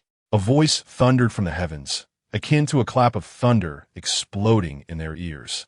The third elder of the Heavenly Star Sect, Man Kuei, transformed into a brilliant sphere of yellow light, instantly materializing at the sect's gates. Witnessing the grim toll of over 100 fallen disciples in mere moments ignited a fierce rage within him. Zhuo, you possess audacity. Just half a month ago, the 3 great demon sects and the 3 great demon kings returned in defeat. Man Kuei radiated with intensified golden light, resembling a blazing sun. Now you still dare come to your own demise? Indeed, had it been half a month prior, I might have feared you, Zhuo retorted with a booming laugh, a hint of disdain in his eyes, as if gazing upon mere insects. But alas, with Zhang Chen rendered powerless, what pretenses do you maintain? Without Zhang Chen, can you truly claim to be the foremost sect of the Xuantian Continent? I alone could obliterate you all. Do you dare? Manquisoptet, his brilliance surging forth as golden runes erupted from his being, swiftly coalescing into a towering golden effigy. This celestial figure, akin to a deity descending from the heavens, wielded a colossal axe that shimmered with resplendent gold. Man Kuei commanded the golden effigy to stride forth, charging towards Zhuo. The great axe was raised high, embodying a force capable of toppling mountains, and it descended upon Zhuo with the intention of cleaving him in two. The heavenly opening divine technique, a body cultivation method devised by Zhang Chen. Zhuo observed with a scornful smile as an icy malevolence erupted from his form. This dark energy swirled like a tempest, engulfing the very fabric of the realm. In an instant, the air was thick with demonic energy, and a towering illusion of a giant demon, hundreds of feet tall, materialized behind the left cold demon. This colossal apparition exuded an aura of black demonic essence, seemingly emerging from an abyss of endless darkness. Its 6 eyes glowed with an eerie red light, akin to 6 spectral flames, while 8 robust arms were entwined with serpents of dark magic, hissing as they flicked their tongues in a disconcerting manner. The left cold demon commanded the giant demon illusion, raising a massive foot to deliver a crushing blow upon the golden statue. In a mere moment, the statue was struck, transforming into rays of light that dissipated into the atmosphere. The impact sent the body of man, Kuei, reeling, blood spurting from his mouth as he was hurled backward, crashing to the ground and stirring up a cloud of dust. Zhang Chen had wielded a similar technique a fortnight prior, effortlessly dispatching a late-stage cultivator with a single punch. You are far from his league. The left cold demon scoffed, a cold smile gracing his lips. You, a mere mid-stage elder, dare to court death? If only the late-stage moon Li Lishuang were here, perhaps we could engage in a more entertaining duel. Aha! With a laugh, the left cold demon directed the giant illusion to stomp down upon the gravely injured man, Kuei, lying on the ground. Chapter 32. Senior Brother. You are far superior to Zhang Chen. At the moment the troll's foot descended, a sudden chill enveloped the ground beneath. A radiant blue ice shield emerged, resembling a frigid barrier descending from the heavens, shielding man Kuei. The ice shield was crystalline and translucent, emanating an ethereal blue light, shimmering with a delicate glow, imbued with boundless cold power. In an instant, the troll's phantom, from its feet to its body, was encased in ice, and with a sharp crack, it shattered into countless ice crystals, glimmering faintly in the sunlight as they gently drifted downwards. Xuantian was momentarily taken aback, his previously arrogant demeanor frozen on his face. He lifted his gaze to see Yue Lishuang standing before man Kuei. Clad in a flowing white gown that danced with the wind, she resembled a celestial being, breathtakingly beautiful. Ah, splendid arrival, my lovely maiden. Let's engage in a playful duel. Xuantian's eyes glinted with greed as he beheld Yue Lishuang, his gaze akin to one that sought to consume her whole. He licked his lips, a wicked smile curling at the corners of his mouth, as dark energy surged around him, seeking death. Yue Lishuang scoffed coldly. In the next moment, streams of ice blue light emanated from her, converging towards her arms. With a decisive gesture, she pressed her hands down against the ground. Instantly, the earth within a radius of thousands of miles froze over in a frosty sheen. Countless sharp ice spikes erupted from the ground, glistening with a chilling light, resembling an array of swords relentlessly thrusting towards Xuantian. Seeing this, Xuantian's expression shifted, and he swiftly ascended into the air to evade the ice spikes. However, inexplicably, a flurry of snow began to fall around him, each flake sharp as a blade, leaving trails of blood on his face and body. Simultaneously, ice cones formed on the ground, launching towards Xuantian and the disciples of the Empress Sect. The disciples of the Empress Sect scattered in terror, desperately fleeing, yet many were struck by the ice cones, their screams piercing the air. Several unfortunate disciples were instantly frozen upon impact, turning into lifeless ice sculptures that collapsed into a multitude of shards. In that moment, both Xuantian and the disciples of the demon sect found themselves suppressed by Yue Lishuang's icy onslaught. Xuantian, amidst the snowstorm, struggled to evade, his armor torn by the ice spikes, his body marred with wounds, blood flowing incessantly. Yet, a faint, enigmatic smile lingered at the corner of his mouth, as if he had already seen through all of Yue Lishuang's intentions. Suddenly, he spat out a stream of purple blood into his hand, emanating a peculiar aura. Following this, his palms unleashed a strange purple cold flame, spreading like a ghostly specter. Wherever it touched, the ice and snow melted away, releasing wisps of purple smoke. The Zyro Extreme Flame? Yue Lishuang was momentarily stunned, fear flickering across her features. She was acutely aware of the formidable nature of this cold flame. While its power was moderate, it was specifically designed to incinerate all icy substances, a direct counter to her own powers. Concurrently, she felt her icy strength rapidly diminish under the erosion of the Zyro Extreme Flame, her body beginning to tremble uncontrollably. Yue Lishuang gritted her teeth. desperately channeling her inner power in an attempt to resist the encroachment of the purple flame. Yet, that frigid fire clung to her like a malignant growth, incessantly devouring her icy strength. Her complexion grew increasingly pallid, beads of sweat forming on her forehead, and her body began to sway precariously. Ultimately, Yue Lishuang could no longer endure, and a mouthful of blood erupted from her lips.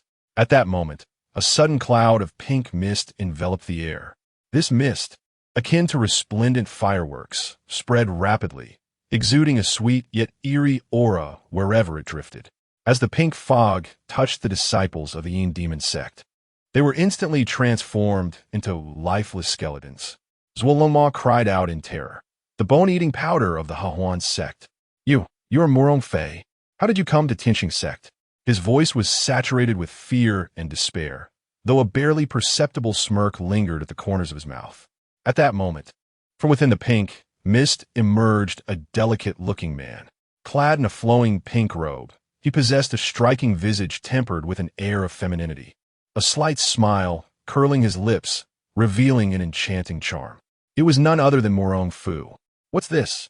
Yue Lishuang is my junior sister, did you not know?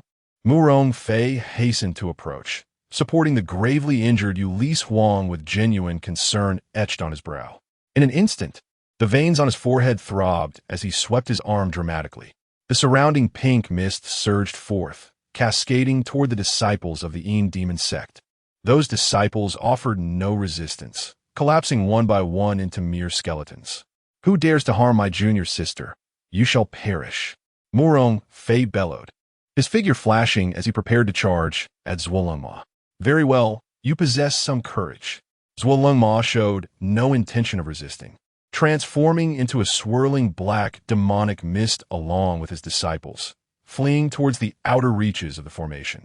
As he escaped, he cast a significant glance at Murong Fei, his eyes reflecting a profound meaning. Hurry, pursue him. We cannot allow him to escape. Now is the opportune moment to eliminate Zhuolongma, or we shall face greater threats from demonic cultivators in the future.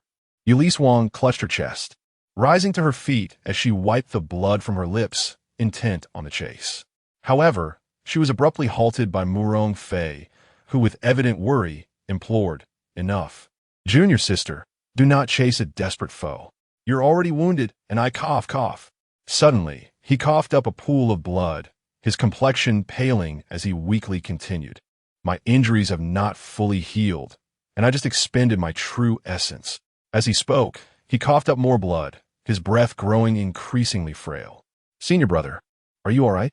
Yue Lishuang knelt beside him, supporting Murong Fei with concern. Murong Fei shook his head, a look of guilt crossing his features as he said, I am sorry, I am not as strong as Zhang Chen, and I have caused you distress. It is all my fault, if it weren't for me. No, senior brother, you are far superior to Zhang Chen. Yue Lishuang grasped Murong Fei's hand gently, speaking with warmth. No matter what Zhang Chen has done, he never truly shares my heart. As she reflected on Zhang Chen's previous actions towards Mei Li, her disdain intensified. Look at him now, what is he even doing? Even though I relied on elixirs to restore a portion of my cultivation, not only did it fail to shield me from external threats, but it also gravely injured my dearest friend, took the life of her disciple, incinerated the Zili Hall, and sowed discord among the elders.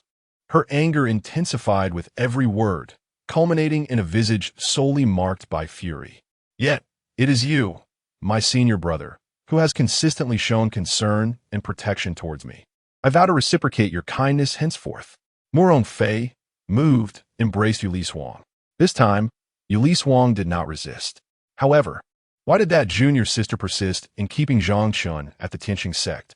Suddenly, Murong Fei posed a pointed question. Yue Lishuang paused, biting her crimson lip as she replied. Zhang Chen and I have diverged in our paths. My sheltering him is merely in recognition of his century-long dedication to the sect. That junior sister, if... Suddenly, hesitation flickered across Murong Fei's face, but she ultimately inquired, what if at present? Zhang Chen not only wishes to abandon his duty to protect the sect, but seeks to destroy it? What would you do? Chapter 33. The Three Birds with One Stone Plan Moon. Li's delicate brows furrowed, her cool gaze filled with skepticism. She turned to Murong Fei and inquired solemnly. While it is true that Zhang Chen currently lacks the capacity to safeguard our sect, to assert that he wishes to destroy it is utterly implausible. Furthermore, the Tianxing Sect embodies a century of his dedication. What motive could he possibly have to annihilate it? Her tone carried a hint of resolve. Murong Fei coughed lightly several times, her complexion growing increasingly pallid as she weakly replied, I cannot be certain of that. However, I have discerned certain implications from the words of Zhuo Lengma just now. Moonli tilted her head slightly, reflecting on Zhuo Lengma's remarks, which were merely filled with venomous hatred and a thirst for vengeance. She pressed for clarity. What words? Zhang Chen. Murong Fei's gaze sharpened as she began to analyze. Zhuo Lengma repeatedly emphasized that without Zhang Chen, the Tianxing Sect is rendered insignificant. This clearly indicates their profound regard for him. There was a note of conviction in Murong Fei's voice. Moon Li's confusion deepened as she questioned, what is there to regard? Hasn't Zhang Chen lost all his cultivation?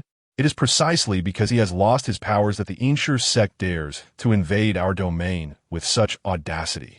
No, junior sister, think carefully. Murong Fei's eyes narrowed slightly, a glimmer of urgency in her gaze.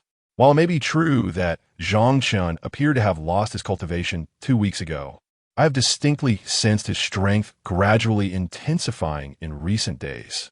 When I encountered him at the Heavenly Book Pavilion, I keenly perceived that his injuries had nearly healed, and his cultivation had reached the initial stage of Liandu. As Murong Fei spoke, her tone darkened. Just 2 days later, he attained the initial stage of He, capable of shattering your icy barrier. And merely 2 days prior, his cultivation had already ascended to the mid-He stage, effortlessly overpowering the injured Mei Li at the initial stage and managing to contend with you for quite some time.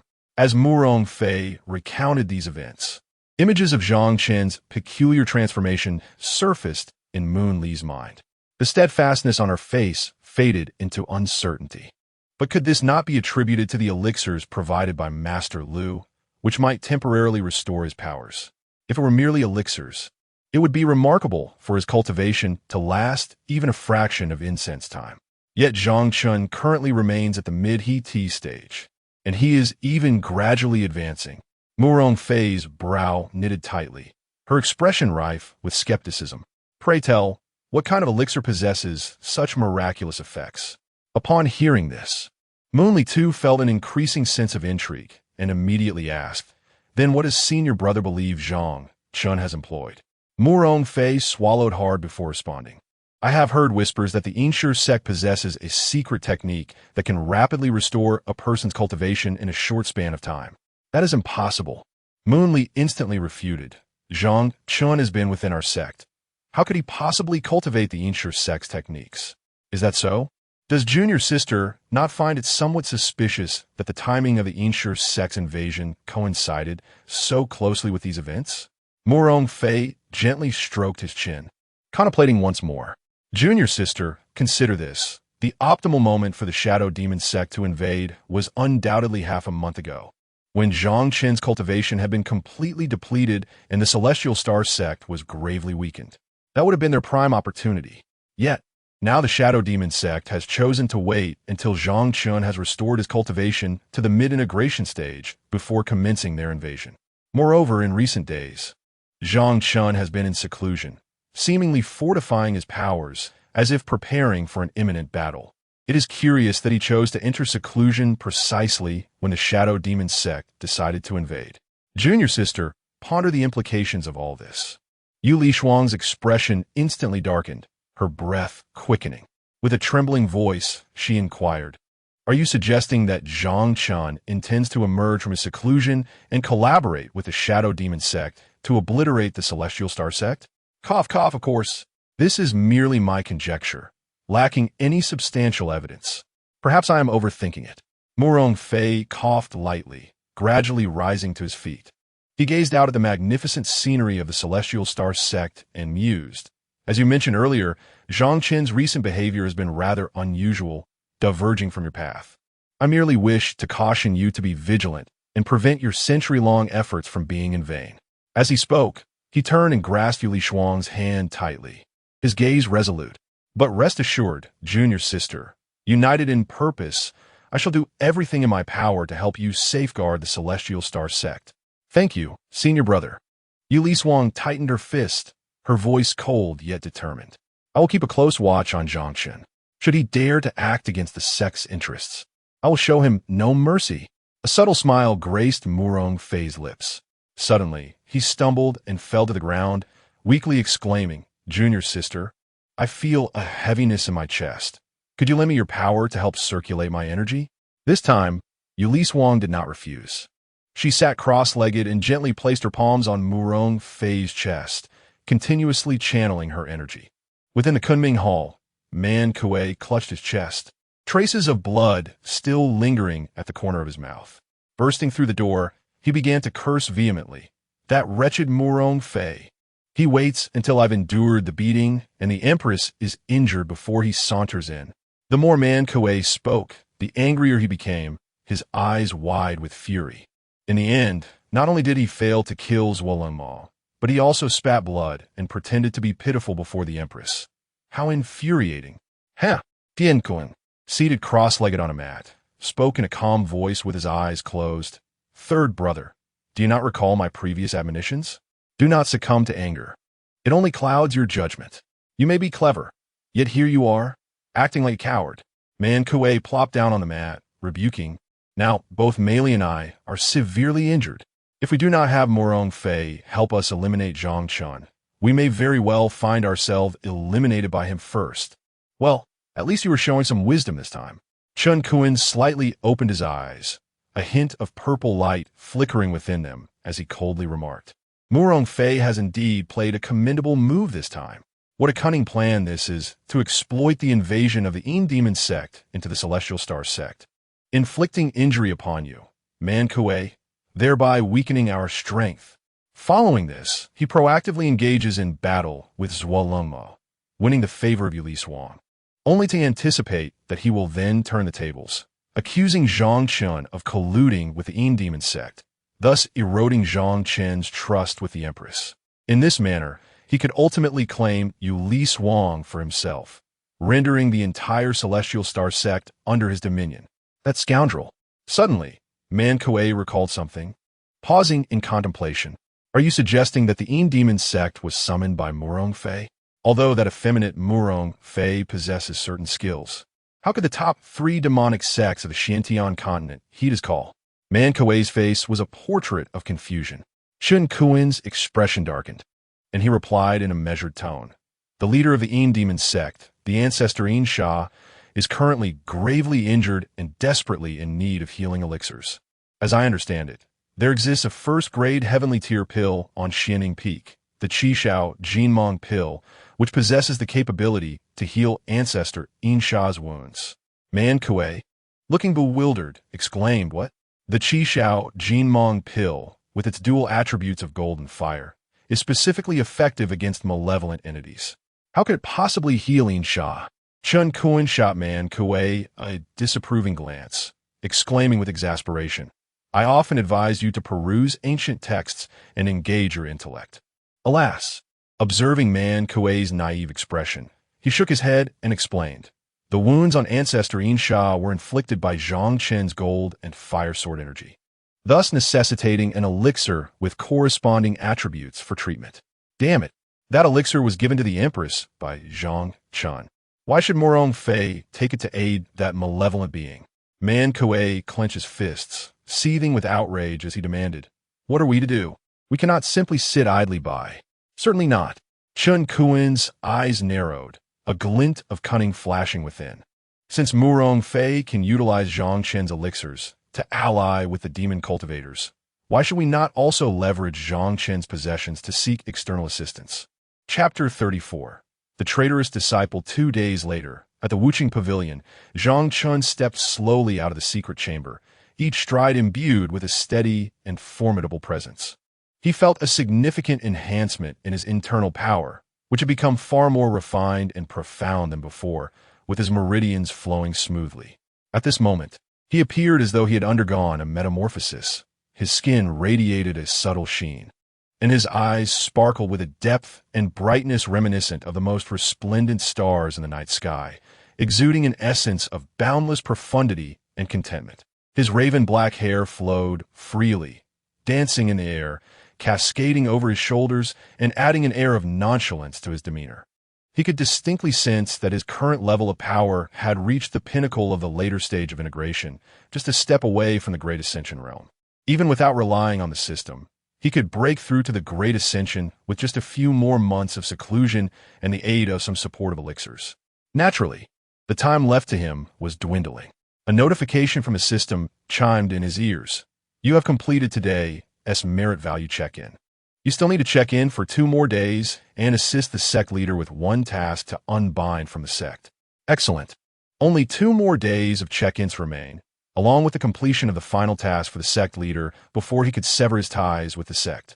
Zhang Chen contemplated that his immediate objective was to accumulate merit values and restore his cultivation to the fullest extent possible.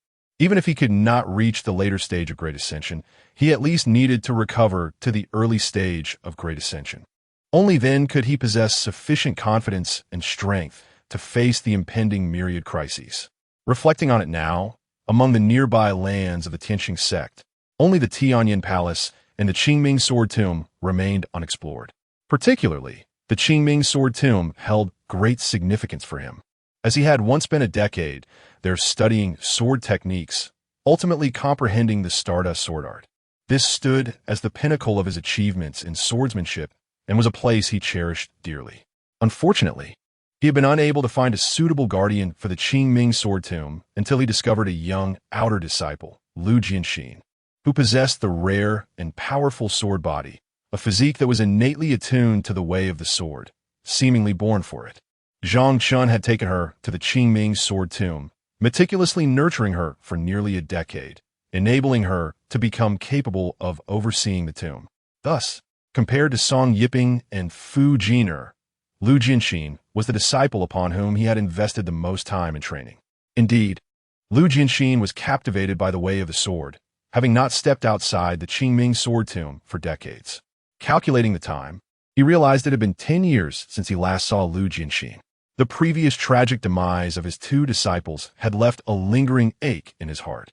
Therefore, no matter the circumstances, he must ensure the safety of his last female disciple. With this thought, Zhang Chen transformed into a beam of golden light and sped towards the Qingming Sword Tomb. At the Qingming Sword Tomb, surrounded by towering mountains that pierced the clouds like a myriad of sharp swords thrusting into the heavens, the mist wove through the valleys, creating a dreamlike ambience, as if draping the tomb in a shroud of mystery. At the entrance of the tomb stood 2 colossal stone tablets, inscribed with ancient sword techniques and runes, emanating an aura of antiquity and profound history. Behind the stone tablet lies a winding path paved with stone slabs, flanked by an array of swords of various styles. Some blades bear the marks of rust, seemingly imbued with the weight of time's passage, while others glimmer with a chilling radiance, exuding a sharp aura that suggests they could be drawn at any moment to inflict harm. As one progresses along the stone path, a vast plaza comes into view, at the center of which stands a colossal sword platform, intricately engraved with mysterious array patterns, from which a faint sword energy emanates. Surrounding the plaza are numerous sword pavilions, repositories of countless sword manuals and weaponry, revered as sanctuaries for sword cultivators to hone their skills and conduct research. Venturing deeper, one arrives at the heart of the sword tomb, a veritable ocean of blades, where countless swords are thrust into the ground, forming a magnificent forest of swords. The air is thick with an intense sword energy, enveloping the visitor in a world dominated by blades, each breath a baptism in this potent essence. Upon his arrival, Zhang Chen is met with a flurry of fierce sword lights, which swiftly coalesce into a formidable sword formation. The array exudes an overwhelming presence, its flickering sword lights intertwining with thunder and fire, as if igniting the very sky itself. Within this sword formation, bolts of thunder and flames relentlessly surge toward Zhang Chen. The lightning strikes with a devastating force, distorting the air in its wake. The Nine Heavens Thunderfire Sword Array? Zhang Chen muses, pleasantly surprised. This formation, a legendary sword array from ancient times, is capable of ensnaring all cultivators below the Great Ascension stage. It appears that in merely a decade, Lu Jianxin has developed such a formidable array. Her talent is indeed commendable. Without a moment's hesitation, Zhang Chen channels his inner power and invokes his own Stardust Sword Array. As he does so, a multitude of golden sword energies surges forth from within him, encircling his form to form a resplendent vortex of sword energy. This vortex acts like a colossal grinding wheel, shattering the incoming thunderfire attacks.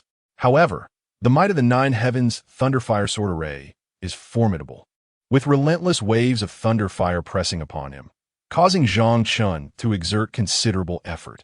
Beads of sweat gradually form on his brow, and the pace at which he wields his hands and expends his energy accelerates, with his inner power flowing forth like a tide, continuously replenishing the demands of the Stardust Sword Array. Amidst this fierce clash, Zhang Chen remains utterly focused, executing each movement with precision and decisiveness. He continually adjusts the angle and intensity of the Stardust Sword Array, seeking a flaw in the Nine Heavens Thunderfire Sword Array. At long last, after a grueling struggle, he discovers an opportune moment and channels all his strength into the Stardust Sword Array. A massive golden sword energy bursts forth from the array, slicing through the darkness like a dawning light, instantaneously dismantling the Nine Heavens Thunderfire Sword Array. As the array collapses, a girl clad in green attire, with an ethereal appearance and a green longsword in hand, gracefully approaches. She appears to be around 17 or 18 years old, embodying a lightness akin to a falling green lotus, radiating a cool aura that seems to keep her distance from the world. Zhang Chen gazes upon his disciple, Lu Jianxin, who, compared to a decade prior, has grown more beautiful, yet carries an air of aloofness. Lu Jianxin possessed an exquisitely beautiful visage. Her skin is pale as freshly fallen snow, her brows arched like distant mountains, while her eyes resembled a cold, deep pool, exuding an air of indifference that seemed to keep others at bay. Her nose was elegantly high, and her lips were pressed together with a hint of stubbornness and pride. A cascade of jet-black hair was simply gathered at the back of her head, with a few strands dancing in a breeze, enhancing her ethereal demeanor. She regarded Zhang Chen with a frigid stare, her voice cool and detached. "What brings you here?" The sound seemed to emanate from some far-off horizon, devoid of warmth.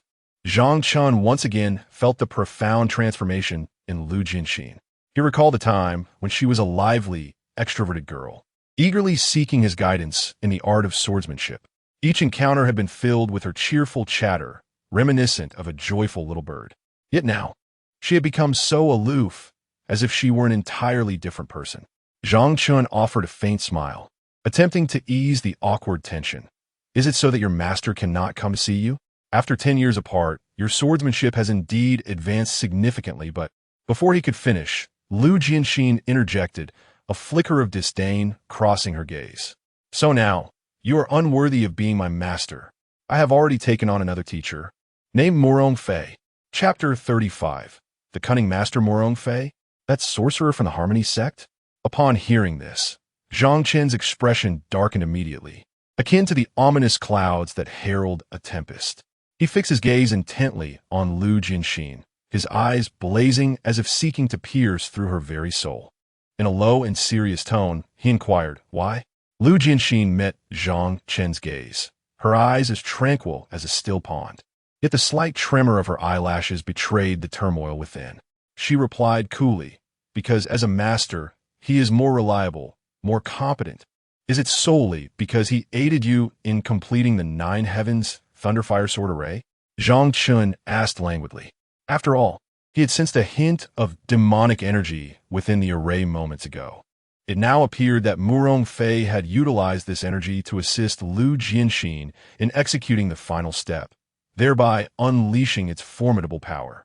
Moreover, he had visited the Qingming Sword Tomb 5 or 6 times in just a few days since his arrival. Lu Jianxin bit her lip, her mouth turning pale from the pressure, and a flicker of grievance and resentment crossed her eyes. And you, not once in 10 years have you come to the sword tomb. Zhang Chen furrowed his brow and began to explain. That is because Yet Lu Jianxin interrupted him before he could finish, her voice rising with a note of accusation. I have suffered daily from the backlash of the sword demon due to my misguided practice. Yet where were you? Furthermore, I had been studying the Nine Heavens Thunderfire Sword Array for a decade, and it was only with Murong Fei's assistance that I could complete the final step. As she spoke, her eyes glistened with unshed tears, her voice thick with emotion. How I longed for my own master to assist me. I would have felt so happy and proud. But you...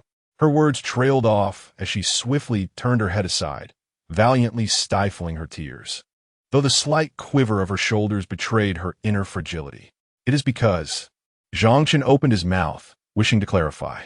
However, he merely smiled helplessly, refraining from further explanation. Over the past decade, he had either been in seclusion or leading his disciples in battles against the demonic and beastly forces, leaving him no moment of respite. Especially in the last 5 years, as the combined forces of the demonic cultivators and beasts threatened their sect, the situation had been dire.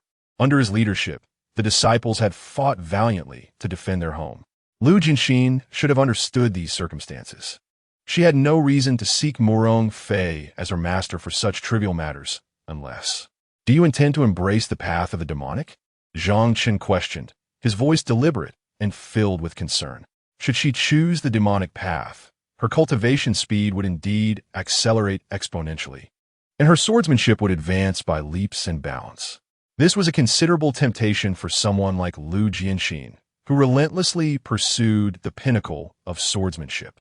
Yet the repercussions of choosing the demonic path were equally severe. Countless souls had perished along that treacherous journey. Indeed, I can no longer endure. Lu Jianxin took a deep breath, striving to restore her composure. I simply wish to become the foremost swordsman in the realm, to supplant your position. Supplant me? Zhang Chen responded, momentarily taken aback, a hint of resignation gracing his lips. Is there no loftier aspiration? Enough with the nonsense. Lu Jianxin retorted, biting her lip, desperately attempting to maintain her poise. I aspire to be the unrivaled master of the demonic sword, to slay whomever I desire, to act with impunity. With that, she cast a fierce glare at Zhang Chen, her eyes reflecting a tinge of defiance. Unlike certain individuals, who cannot even protect their own disciples, even more unlike another, burdened by guilt regarding their disciples, suddenly recalls someone. This is not a place where one seeks to atone for guilt by protecting their disciples. Zhang Chen's brow furrowed. A sudden pang of anguish pierced his heart, akin to being struck by a sharp blade.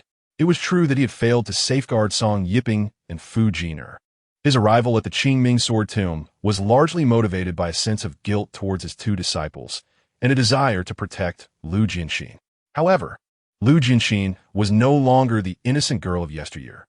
She was well aware of everything, her heart fortified with resilience, possessing her own convictions. Yet, certain aspects of her remained unchanged.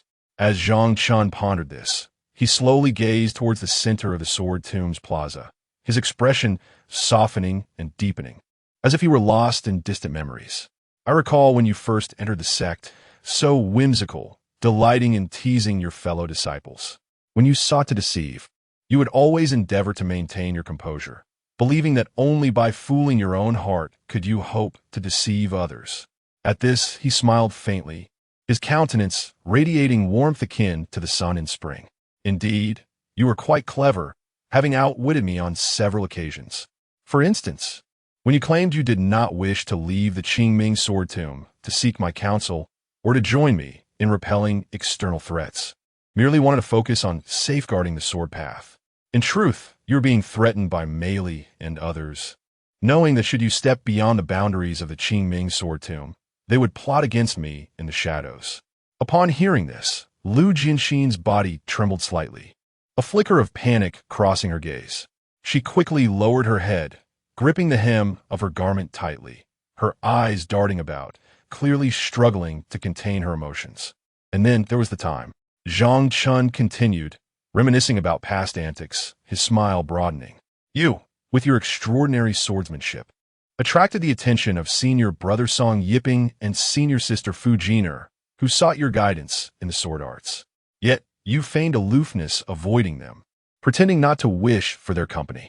In reality, you feared that they might distract you from your original intentions by delving too deeply into the sword path. After all, Song Yiping focused primarily on techniques, while Fu Jiner dedicated herself solely to talismans. Though we cultivators seem to possess long lifespans and the capacity to learn much, mastering a craft necessitates singular focus. Distractions are the greatest taboo. As the conversation drew to a close, Zhang Chen turned, a gentle smile gracing his features as he gazed intently at Lu Jianxin, his eyes brimming with understanding and compassion. Earlier, you mentioned that you took Morong Fei as your master, presumably because you believe that your current master is utterly devoid of cultivation and that you cannot contend with Morong Fei, given our history. Thus, you chose to become his disciple, hoping to mediate and protect me. You are misinterpreting the situation. Lu Jianxin suddenly lifted her head, a flicker of panic flashing in her eyes, yet she quickly regained her resolve. Fixated on Zhang Chen, she articulated her desire. I simply wish to learn the demon's sword, to become the foremost swordsman. To her words faltered, her voice thickening with emotion, and tears glimmered in her eyes. She endeavored to suppress her feelings, to stave off the cascade of tears, yet the crystalline droplets betrayed her, trailing down her cheeks. Zhang Chen, witnessing the juxtaposition of Lu Jianxin's tenacity and fragility, felt a sharp pang in his heart. Slowly, he extended his hand, gently caressing her hair with tenderness and affection. Do not dwell on it. Once you become my disciple, you shall remain so for life. He enveloped Lu Jianxin in a firm embrace, his voice soft yet resolute. Rest assured, I am not at the stage where I require protection from my disciples. Should anyone dare to harm you, they shall face dire consequences, and I mean it. The first to pay will be Meili. His voice resonated with a deep authority, imbued with an unassailable weight. Overcome by the warmth of Zhang Chen's embrace and the strength of his words, Lu Jianxin could no longer contain her sorrow and broke into a heartfelt cry. She clung tightly to Zhang Chen, as if releasing him would cause him to vanish. Amidst her tears, laughter escaped her lips, soaking his shoulder. It seems you know everything. Master, you are indeed so cunning. I cannot deceive you. Zhang Chen gently patted Lu Jianxin's back, soothing her turmoil, his eyes filled with tenderness and remorse. He understood that he had overlooked her struggles over the years, allowing her to endure countless grievances and pain. Silly girl, I am aware of the pressures you faced at the Qingming sword tomb from Meili, Chun Kuan, and others. Gazing into the distance, he spoke deliberately. Fear not. In 2 days, I shall help you exact revenge on each of those who have wronged you, and then I will take you away from the sect to seek true freedom and the pinnacle of swordsmanship. Chapter 36, Stepping into the Fray. Half a step ahead of destiny at that moment, Zhang Chen's previously relaxed demeanor abruptly shifted, his brow furrowed tightly, a thread of seriousness flashing across his expression. He keenly sensed a formidable spiritual pressure emanating from outside the sect. Judging by the intensity and characteristics of this spiritual force, it was likely a level 20 demon. Its cultivation level was comparable to that of a human cultivator in the early stage of the Great Ascension. This aura was not unfamiliar to him. It belonged to Xue Lin, the leader of the Bear Clan from the Valley of 10,000 Demons. During the recent harrowing battle 2 weeks prior, the Valley of 10,000 Demons had maintained a neutral stance, being one of the more benevolent races among the multitude of demons, refraining from engaging in the conflict. Zhang Chen, surrender Yang Shi, or I shall raise the Tianxing Sect to the ground. Suddenly, Xue Lin transmitted a powerful message through his divine consciousness, the voice resonating like a great bell, reverberating thunderously within Zhang Chen's mind. Zhang Chen momentarily froze, filled with confusion. Yang, she was a Dragon Clan maiden. What connection could she possibly have with Xue Lin? However, upon reflection, it was reasonable to consider that the Dragon Clan, being one of the top 3 powerful races among the demons, naturally garnered considerable admiration and flattery from other demon factions. Yang Shi, as a Dragon Clan maiden, have been missing from the outside world for a century, and the Dragon Clan must be in a state of frantic search for her. It was not beyond reason that other demon races would assist in the search for Yangshi. Yet, the question lingered. Who had leaked the information regarding Yangshi's presence in the Tianxing Sect? After all, no demon had been aware of her whereabouts during this century. The century-long pact between himself and Yang she had now expired, allowing her the freedom to depart at any moment. If she genuinely wished to accompany Xuelin, that was her prerogative. Consequently, Zhang Chen extended his divine consciousness like an invisible net toward the Beast Mountain, intending to confer with Yangshi first.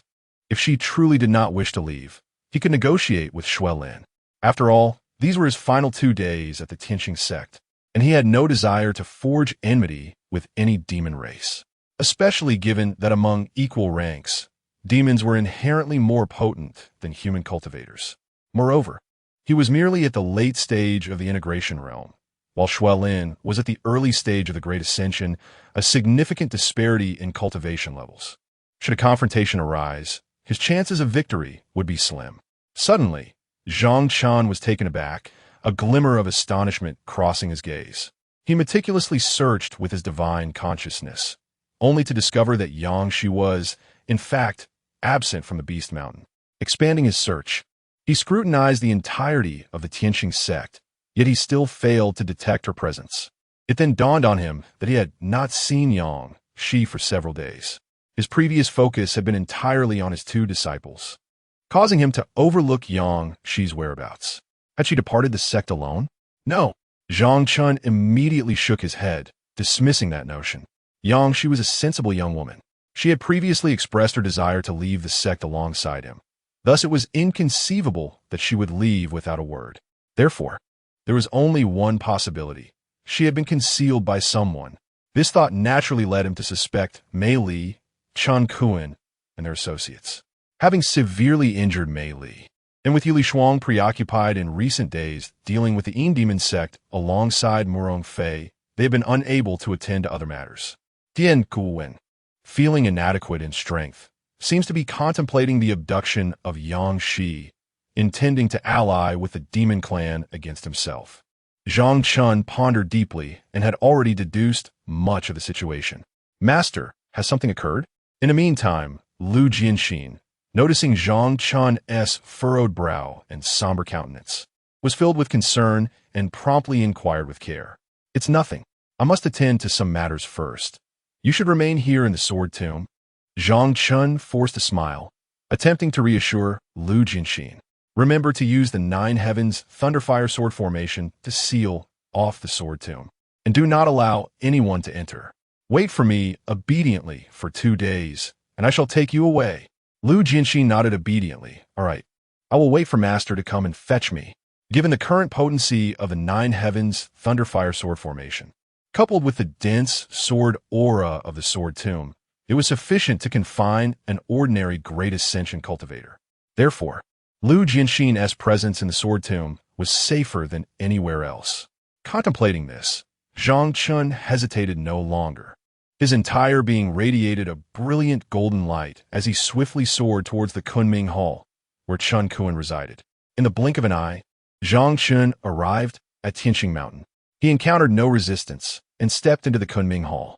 Once within the Grand Hall, his gaze was sharp and penetrating, instantly capturing the anxious expressions of Chen Kuan and Man Kuei.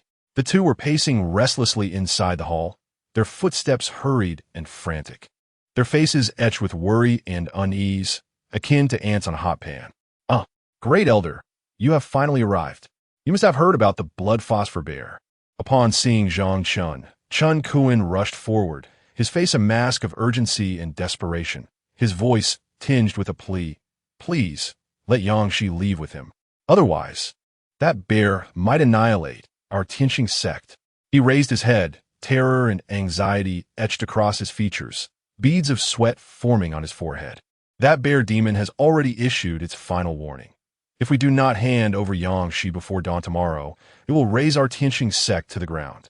Indeed, great Elder, Man Kuei chimed in, clasping his fists with a rough voice. In our hearts, you will always be the great Elder. Murong Fei, that effeminate fellow, is utterly unworthy of such a title. You must devise a solution quickly. This bear demon is immensely powerful. We are no match for it. If it breaches our defenses, the Tianxing Sect will be doomed. As he spoke, he deliberately glanced into the distance, as if imagining the blood phosphor bear had already invaded their sect. His eyes filled with dread.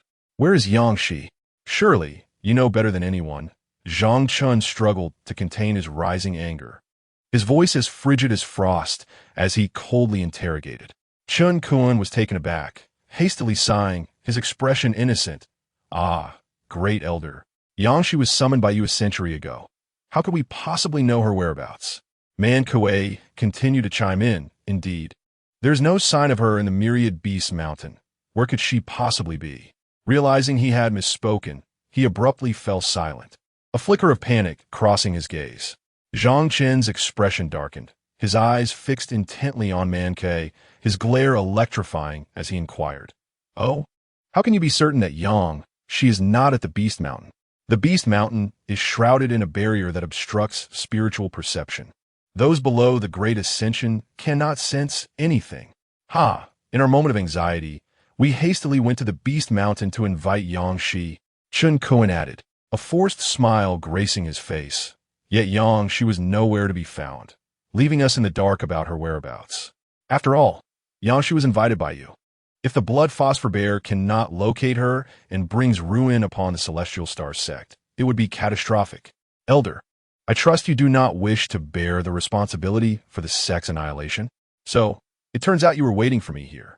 Zhang Chen's gaze sharpened, his mind already grasping much of the situation. The one thing that Moon Lishuang cherishes most is the sect that took a century to establish. Should she learn of my collusion with the demon race leading to its destruction, she would undoubtedly cease to show me any mercy. This appears to be a scheme to eliminate me by utilizing Sect Master Moon Lishuang and her enemy, the bear demon. A splendid plan to kill two birds with one stone. Zhang Chen calmly regarded Chen Kuan and retorted, Chen Kuan, do enlighten me. How does the bear demon know that she is at the Celestial Star Sect? Who leaked this information? Chen Kuan momentarily faltered, a hint of confusion crossing his features. His brow furrowed deeply as he pondered for a considerable time before hesitantly suggesting, could it be that Murong Fei was the one who divulged it? Previously, when the Yin Demon Sect attacked, we were suspicious that Murong Fei might have colluded with them. After all, he is also a practitioner of dark arts. Man Kuei chimed in, affirming, it must be Murong Fei. That individual is exceedingly treacherous. He has surely conspired with the bear demon, and perhaps even kidnapped Yangshi. After all, Murong Fei is at the early stage of Great Ascension. Despite his past injuries, he possesses some sinister techniques of the demonic sect. It appears this is a plan that kills 3 birds with 1 stone. He also intends to eliminate Murong Fei through my hands. This suggests that Murong Fei indeed conspired with the Yin Demon Sect, aiming to eradicate both Chen Kuan's faction and me. If I were to act impulsively and eliminate either faction with all my might, I would undoubtedly suffer severe losses.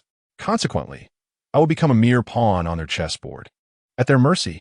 After all, formidable foes like the bear demon and the Yin Demon Sect still lie in wait, placing me in a passive position. Yet, to remain uninvolved would render me even more vulnerable. To break the deadlock, I must enter the fray and secure a strategic advantage. Gradually, the darkness on Zhang Chen's face began to dissipate. He stroked his chin, adopting a tone of inquiry as he asked, what do you believe? If it truly is Murong Fei, what do you do with Yangshi? Chapter 37.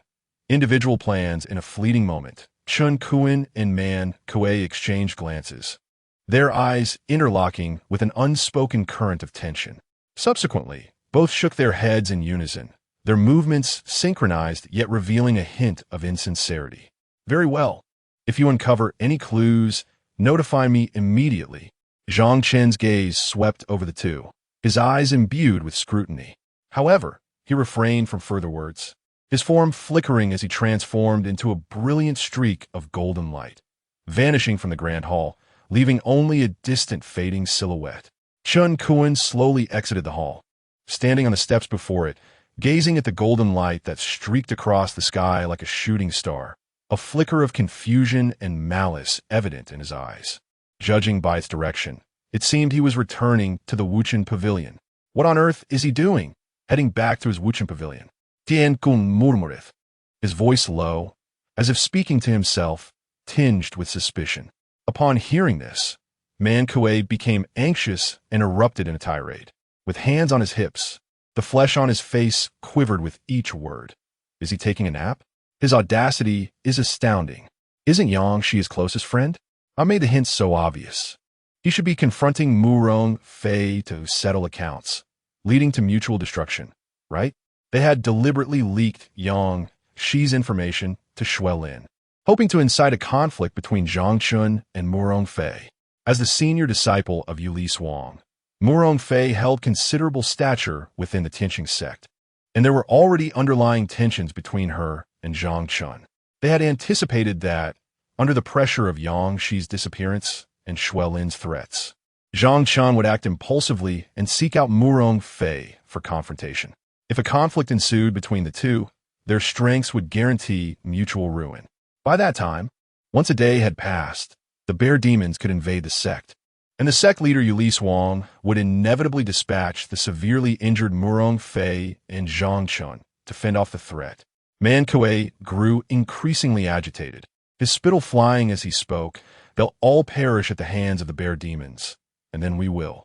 Chen Kuan shot him a glance, his eyes laced with disdain and warning, coldly remarking, "You've said too much. Do you truly believe Zhang Chen is as foolish as you? Enough idle chatter. Ensure Yang Shi is kept under close watch. She must neither escape nor be harmed. We only need to confine her for 2 days." He understood well that Yang Shi was their trump card, a crucial element in their scheme, and any misstep was unacceptable. Man Kuei nodded in agreement, a sycophantic smile gracing his face. "Rest assured, this young lady Yang Shi is the key to our success. I shall take great care of her." He patted his chest in assurance, as if already envisioning the dawn of victory. Then, he inquired, "What should we do with Yang Shi after those 2 days?" Chen Kuan narrowed his eyes, a sinister smile creeping onto his face, as though everything lay within his grasp. "After 2 days, once Zhang Chen and Murong Fei have mutually exhausted themselves, I shall hand Yang Shi over to the bear demons. Let them strike down Murong Fei and Zhang Chen." At this point, he could almost envision the scene of Zhang Chen and Murong Fei sprawled in a pool of blood, his heart swelling with pride. At that time, who in the Tianxing Sect could possibly stand in my way? Just that little girl Yue Lishuang, who only knows how to rely on men. Beside him, the boisterous Man Kuei erupted into laughter, his mirth echoing painfully in the vast hall. They seemed to envision their imminent dominion over the Tianxing Sect, with power, status, and wealth destined to be theirs. In the tranquil confines of the Wuchen Pavilion, Zhang Chen reclined upon a cushioned chaise longue, a soft pillow beneath him and an ancient table beside him adorned with a steaming cup of fragrant tea. He gazed at the sunset painting the horizon, its fiery glow suffusing the sky with hues of orange and red, a spectacle both dreamlike and enchanting. Gradually, the anxieties that had previously plagued him began to dissipate in the warmth of the fading sun. Currently, Yang Shi was largely in Chen Kuan's grasp. Although the specifics of her confinement remained unknown, she was presumably safe for the time being. After all, she was their most significant bargaining chip, and they would be loath to harm her. Any attempt to injure Yang Shi would likely provoke the formidable bear demon, a being at the initial stage of the Great Ascension who would not be so easily deterred. Thus, there was no need for excessive concern regarding Yang Shi's safety. To be overly anxious would only serve the interests of Chen Kuan and his cohorts. As for the matters concerning the Yinma Sect and Murong Fei, Zhang Chen dismissed them from his mind. They were merely attempts by Murong Fei to showcase himself and gain favor in the eyes of Yue Lishuang, or perhaps to frame him for the invasion of the Yinma Sect, thereby compelling Yue Lishuang to engage him. Such trivialities no longer held any significance for Zhang Chen. What he needed to do was exercise patience. He anticipated that by dawn the following day, the bear demon would invade the Tianxing Sect. A grand battle would surely ensue, and Yue Lishuang would undoubtedly direct her elder brother, Murong Fei, to confront the threat, leaving her with little time to consider him. All he needed was to remain in the Wuchen Pavilion, observing the unfolding drama. On the day after tomorrow, he would complete his final attendance, leaving only the fulfillment of the last requirement set by sect leader Yue Lishuang before the unbinding of the sect. At that juncture, he would proactively inquire about this final demand. Presently, Yue Lishuang was preoccupied with the bear demon, and it was likely that her request would pertain to repelling it. Despite the bear demon possessing formidable strength at the initial stage of the Great Ascension, Zhang Chen, at the pinnacle of the late integration stage, recognized the apparent disparity but remained confident. While injuring or slaying the bear demon would prove arduous, there were myriad strategies to defeat or drive it away. Armed with various secret techniques and magical artifacts, coupled with the bear demon's vulnerabilities, he felt sufficiently assured of his ability to repel it. Upon fulfilling the sect leader's final request, he would accumulate a significant amount of merit. By then, his cultivation would surely return to the Great Ascension stage, enabling him to easily overpower any adversaries, be they the bear demon or figures like Murong Fei and Chun Kun, temporarily alleviating any threats against him. At that point, he would take Yang Shi and Lu Jianxin, unbind the sect, and set forth in search of a Yao. As these thoughts crossed his mind, a hint of tenderness and anticipation flickered in Zhang Chen's gaze. Afterward, everything concerning the Tianxing Sect and Yue Lishuang would no longer pertain to him. However, he had resolved that he must first eliminate Meili before his departure, a promise made to the two deceased disciples. As for Chun Kun and Murong Fei, a brief lesson would suffice, delivering them a sound thrashing to relieve his frustrations. He would prefer to witness them engage in mutual slaughter or leave it to Yue Lishuang. Let her bear witness to how her beloved senior brother and trusted elder sees her Tianxing Sect. That would undoubtedly be quite entertaining. Zhang Chen contemplated this, gradually closing his eyes, and once again succumbed to a tranquil slumber. Chapter 38. Zhang Chen has become cold-blooded. Tianxing Mountain, Xinglan Palace. In the dead of night, the flickering candlelight danced wildly upon the walls, casting erratic shadows. The atmosphere was stifling, the heavy air making it difficult to breathe. Yue Lishuang, adorned in a delicate blue gown, possessed an ethereal grace, yet exuded an unmistakable chill. After having just driven away the left-cold demon of the Yin Demon Sect, another threat loomed as a bear roared outside their sect. Seated upon the Xianyu chair, she clutched the armrests tightly, her countenance dark and foreboding, akin to the ominous clouds before tempest. Her eyes brimmed with fury and helplessness as she gritted her teeth and exclaimed, "Do they truly believe our Tianxing sect is easy to bully?" Beside her, Murong Fei wore a similarly grim expression, his brow furrowed as he shook his head with a sigh. This bear demon is no match for the left-cold demon. It is a bona fide early-stage Great Ascension beast. Even if I were uninjured and fully restored, I might not stand a chance against this bear. His voice was low and hoarse, imbued with a sense of profound apprehension. Yue Lishuang gently caressed the armrest of the Xianyu chair, striving to suppress her inner rage. "What do you suggest we do, senior brother?" Murong Fei's eyes narrowed slightly, a flicker of cunning passing through them as he reluctantly proposed. "My suggestion is to seek peace. Since the bear's target is the dragon girl, Yang Shi, we should simply hand her over to the bear demon." Yue Lishuang's brow furrowed even deeper. "We wish we could, but there's been no sign of Yang Shi on Wanshou Mountain. I have sent people to search the entire Tianxing sect, yet she remains elusive." Her eyes were filled with indignation. Regrettably, she mused about not having disciplined that dragon girl properly, allowing her to run amok within the sect without understanding the rules. As the mistress of Wanshou Mountain, Yang Shi had failed to guard her territory, wandering about freely, all due to Zhang Chen's indulgence. Since Yang Shi was brought here by Zhang Chen, her disappearance must surely be linked to him. Suddenly, Murong Fei's eyes narrowed, and he said with a hint of intrigue, "This makes matters simpler. Since we cannot find Yang Shi, we should hand Zhang Chen over to the bear demon." A subtle, almost imperceptible smirk graced his lips. "I believe Zhang Chen, in the interest of his own survival, would not dare to protect Yang Shi against the bear." Yue Lishuang was momentarily taken aback, her thoughts in turmoil. After a lengthy pause, her gaze filled with struggle and reluctance. She ultimately could not endorse this course of action. Her expression was complex, her hands unconsciously twisting the hem of her garment as she said, Zhang Chen has already sacrificed so much to protect the sect. I had promised he would live peacefully within our ranks. Now, to thrust him into the path of the bear demon, it is both unreasonable and unjust. A trace of guilt tinged her voice. Oh, little junior sister, how misguided you are, Murong Fei urged, growing increasingly anxious. Your promise was contingent upon Zhang Chen's obedience. Look at him now. Does he still adhere to the rules and heed your words? He acts recklessly and shows no regard for your authority as the sect leader.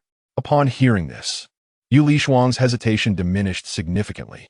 Indeed, Zhang Chen had recently been defiant, not only repeatedly opposing her, but also gravely injuring her close friend, Mei Li. Such actions were unforgivable. Now, it is indeed unnecessary to shield him entirely. Furthermore, back then, Zhang Chen was devoid of cultivation, but he has since regained his powers and has been in seclusion for 2 days to solidify his strength. It is likely that his capabilities are now on par with yours.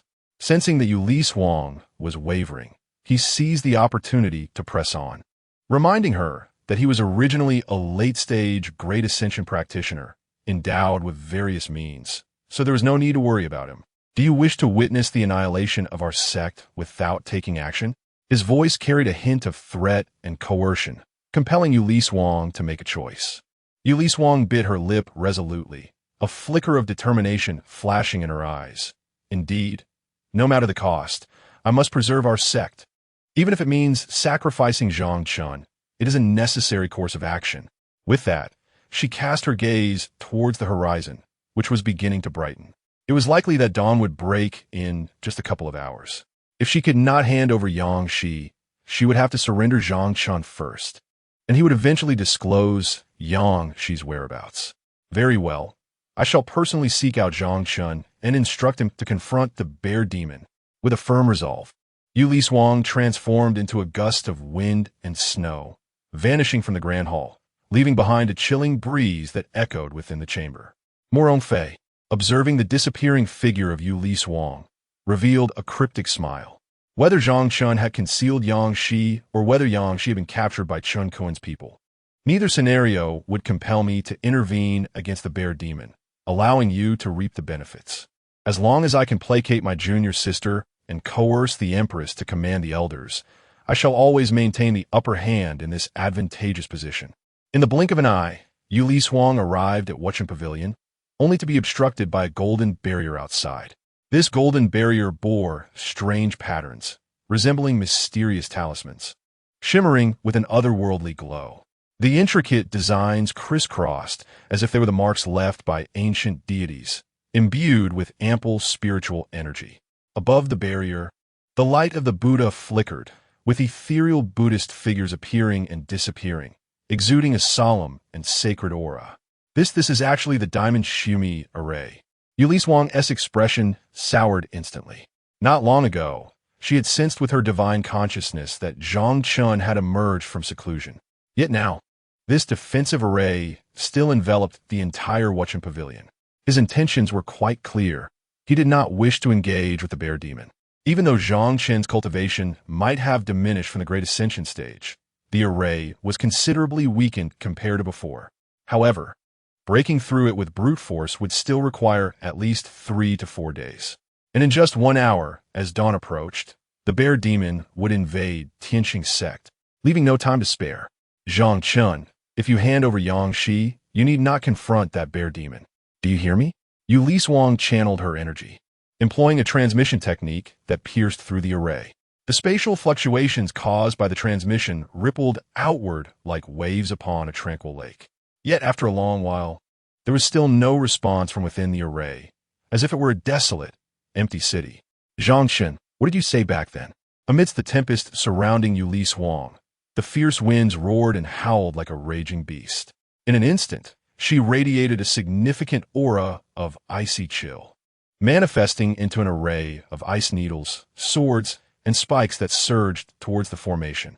Alas, they were swiftly dissolved by the outermost layer of the Buddha's light, which enveloped the attacks as if they were mere wisps of smoke, neutralizing them effortlessly. You promised to protect me, to safeguard the Celestial Star Sect, vowing that we would not endure even the slightest harm. You have changed. Yue Lishuang cried out in desperation. Her mind flooded with memories of the considerate and gentle Zhang Chen from days gone by. Now, it seemed that everything had irrevocably shifted, and the distance between them had only widened. A profound sorrow surged from within her heart, then remained there for eternity, cowering like a turtle. You worthless fool. After a long moment, resolute, Yue Lishuang transformed into a whirlwind of snow and departed from the Wuching Pavilion. Chapter 39. The Four Combatants Against the Bear Demon. As dawn broke gently, outside the Tianxing Sect, a fierce wind howled, stirring up a whirlwind of dust. The Bear Demon, a colossal creature with a body stretching hundreds of feet, bore dark crimson fur that flickered with an eerie glow under the sunlight, reminiscent of flames. Its eyes resembled two blood-red moons, radiating an unfathomable ferocity and savagery. With every blink, it seemed as though a flash of bloodlight flickered. From its form, demonic energy surged forth like a tidal wave, creating visible ripples of energy in the air. With each step it took, the ground beneath would yield to deep craters, stones scattering and dust enveloping the surroundings. Suddenly, with a thunderous roar, the giant bear swung its massive paw downwards. The protective formation of the Tianxing Sect, the Nine Locks formation, which had been breached by the Demon Sect, shattered in an instant. The formation dissipated into countless specks of starlight, flickering in the air before vanishing without a trace. Thousands of disciples within the sect unleashed a myriad of spells in a desperate attempt to defend themselves. At that moment, an array of magical arts erupted like a dazzling display of fireworks. Fireballs streaked across the sky like shooting stars, radiating intense heat. Ice shards shot forth like arrows, exuding a bone-chilling coldness. Lightning coursed through the heavens like a dragon, resonating with thunderous roars. Various magical artifacts took to the air. Flying swords glimmered with a cold light, swirling gracefully, while mystical pagodas emanated an enigmatic glow, striving to subdue the bear demon. The sound of copper bells rang out crisply, accompanied by powerful sonic waves. Spirit beasts joined the fray as well. A massive tiger bared its fangs, unleashing a deafening roar. Agile cranes flapped their wings, spraying jets of water. A ferocious giant python writhed and lunged toward the bear demon. Runes cascaded down like snowflakes, bursting forth with formidable power. Yet these assaults, upon striking the bear demon's vast physique, were akin to ants trying to shake a tree, inflicting not the slightest harm. The bear demon's flame-like fur acted as an indomitable armor, effortlessly withstanding all attacks. With a disdainful grunt, it swung its paw once more, sending flying the barrier array set by 1,000 Tianxing disciples.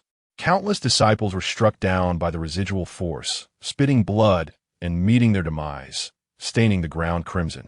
Others fled in panic, their faces etched with fear and despair. In that moment, the Tianxing Sect lay in utter disarray, its once glorious halls reduced to a desolate ruin, ravaged by the flames of battle. Bear demon, you have gone too far. Just then, a chilling voice echoed from the skies. I, the Tianxing Sect, have no enmity with you. We have always kept to ourselves. How dare you assault my sect? The voice cut through the air like an icy blade on a frigid night, accompanied by a surge of magical pressure, as a gust of wind and snow swept in. In the next moment, Yue Lishuang appeared above the sect, adorned in a flowing white gown that billowed in the wind. Her gaze was cold and resolute, fixed intently on the massive bear not far away. I have already granted you a day's grace. That is more than sufficient compassion. The colossal bear emitted a thunderous roar, revealing that Yangshi was the beloved daughter of the Dragon Clan's illusory Dragon King, Tianxing. You, the Tianxing Sect, have unlawfully detained her for a century. Now, all that remains is to atone with your lives. As it spoke, its entire being radiated a fierce red light, its right paw enlarging to 100 feet, casting a shadow over Tianxing Mountain as it descended upon the peak of the sect. The gusts generated by the bear's paw formed a powerful tempest, uprooting trees and lifting them into the air. The air was distorted in the wake of its passage, and the clouds were scattered, revealing the azure sky. At that moment, Yue Lishuang released an aura of frost, the chill manifesting as a tangible force that rapidly enveloped the surroundings. She swiftly formed seals with her hands, conjuring a towering ice wall that emerged atop the Tianxing Sect's peak. The crystalline structure shimmered with an ethereal glow, emanating an intense cold, as if forged from millennia-old ice. With a resounding crash, the bear's paw struck the ice wall, producing a deafening sound. The tremendous impact distorted the air around them, creating visible ripples. Under the bear's assault, the ice wall fractured almost immediately, splintering into countless shards that scattered into the void. Witnessing this, the bear demon laughed maniacally, just as the rumors foretold. Without Zhang Chen, your Tianxing sect is utterly insignificant. You dare to claim supremacy over the Xuantian Continent as the foremost sect? How laughable!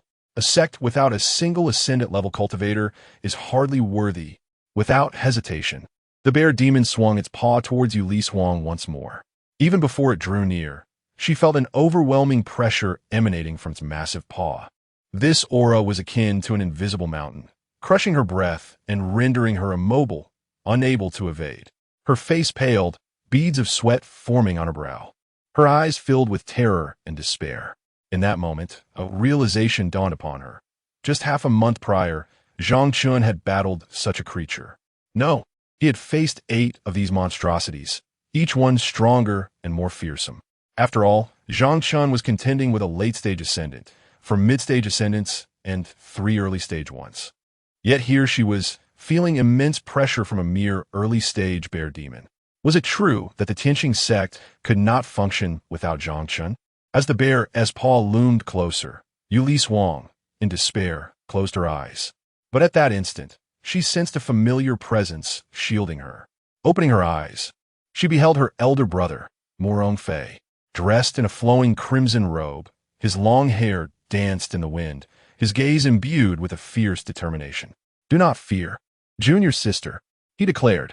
At that moment, he exuded a pink mist that spread like a wraith, swiftly coalescing into a circular shield of light that intercepted the bear's strike. "Brother, you truly are the best to me," Yue Lishuang exclaimed, her eyes glistening with tears as she embraced Murong Fei from behind. Had it not been for him, she would have surely perished under that devastating blow. Yet, Zhang Chen remains elusive, his presence still unseen. Indeed, it is only the senior brother who treats me with utmost kindness. Murong Fei gently proclaimed, "I have declared that my little junior sister is my everything. I shall protect you with all my might." Yue Lishuang responded, a hint of guilt in her voice. "I apologize for neglecting you, senior brother. Once this matter is resolved, let us become engaged." "Ha! Splendid, junior sister." Murong Fei affectionately ruffled Yue Lishuang's hair, his expression radiating warmth. "Ha! I wondered who it might be." The bear demon sneered at Murong Fei, its disdain palpable. "So it is a renegade from the Yaoxian Sect, Murong Fei. Do you wish to meddle in affairs that do not concern you? Ha! Little bear, you are merely a forsaken pet of an ancient cultivator, reduced to petty theft." Murong Fei chuckled lightly. "What is this? Now you feel emboldened enough to challenge my junior sister's sect?" The bear demon, rather than showing anger, chuckled in return. "And why not? You, a mere early-stage cultivator with lingering injuries, dare to stand before me? Furthermore, at this juncture, it glanced at the intimate interaction between Murong Fei and Yue Lishuang, sneering. "Yue Lishuang, I recall just a fortnight ago your affections were lavished upon Zhang Chen. How is it that you have so swiftly changed allegiances? Are you utterly reliant on men?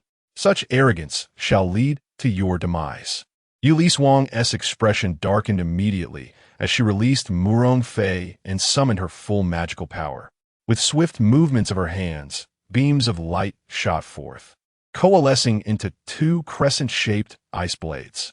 Armed with these blades, she charged at the bear demon. Murong Fei followed suit, brandishing 7 crimson needles that shimmered with an eerie glow. With a flick of his wrist, the needles soared toward the bear demon, tracing elegant arcs through the air accompanied by the sound of slicing wind. Upon striking the bear demon, Its massive form trembled momentarily before shrinking back to its original size of mere dozens of feet. Blood-shattering needles? The bear demon roared in fury. Very well, let us see what else you can do. With that, a crimson radiance enveloped it, transforming into a surge of bloodlight that surged toward the duo. At that moment, Chun Kuan and Man Kuei emerged from the Tianxing Sect, joining the fray. Chun Kuan hurled a string of prayer beads that expanded in the wind, instantly growing to 100-foot size, radiating golden light as they encircled the bear demon. Meanwhile, Man Kuei morphed into a colossal figure, wielding massive golden axes that came crashing down upon the bear demon. In an instant, the battle reached a stalemate. Yue Lishuang's blades clashed against the bear demon's claws, producing a cacophony of ringing sounds, sparks flying to illuminate the battlefield. Murong Fei's crimson needles flitted around the bear demon, seeking its vulnerabilities. Chun Kuan's prayer beads repeatedly attempted to ensnare the bear demon, only to be repelled by its formidable demonic power. Man Kuei's axes relentlessly struck down, yet the bear demon effortlessly deflected them. Suddenly, the bear demon opened its maw, unleashing an enraged roar. Sound waves surged forth like powerful tides, sweeping toward the assembled fighters. They swiftly employed their spells in defense. Yue Lishuang formed intricate hand seals, conjuring a formidable ice wall that shielded her from the encroaching sound waves. Murong Fei, in turn, summoned a delicate pink mist, dissipating the sound waves into nothingness. Chun Kuan and Man Kuei each invoked protective spells, valiantly enduring the relentless assault of the sonic onslaught. Gradually, the fierce battle descended into a stalemate. Chapter 40. Whom does Zhang Chen truly favor? The setting sun, resembling a bleeding horizon, stained the sky with a haunting crimson hue. Under this blood-red dusk, the Tianxing Sect appeared increasingly desolate and tragic. At the foot of the mountain, scattered debris littered the ground, and the once vibrant flora stood charred and blackened.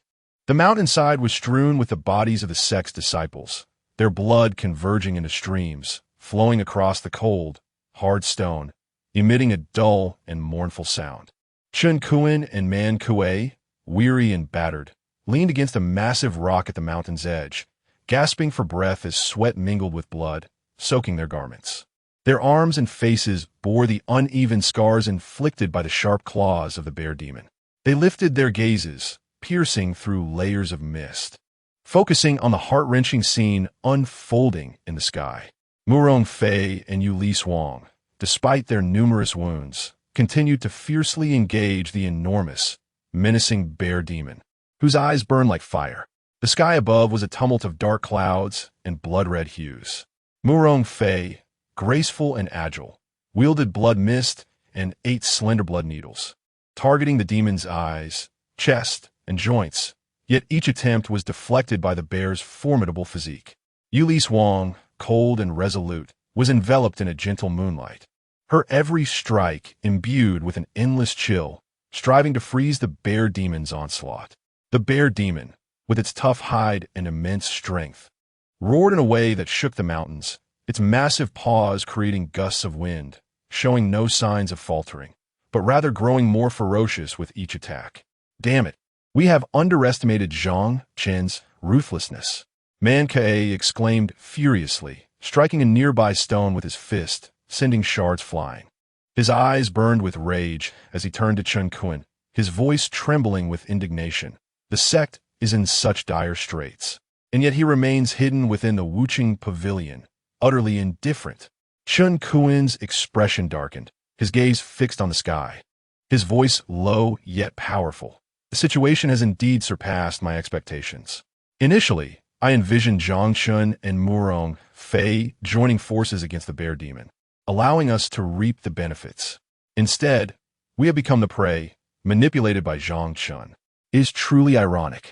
Moreover, the circumstances are dire, if this continues come dawn.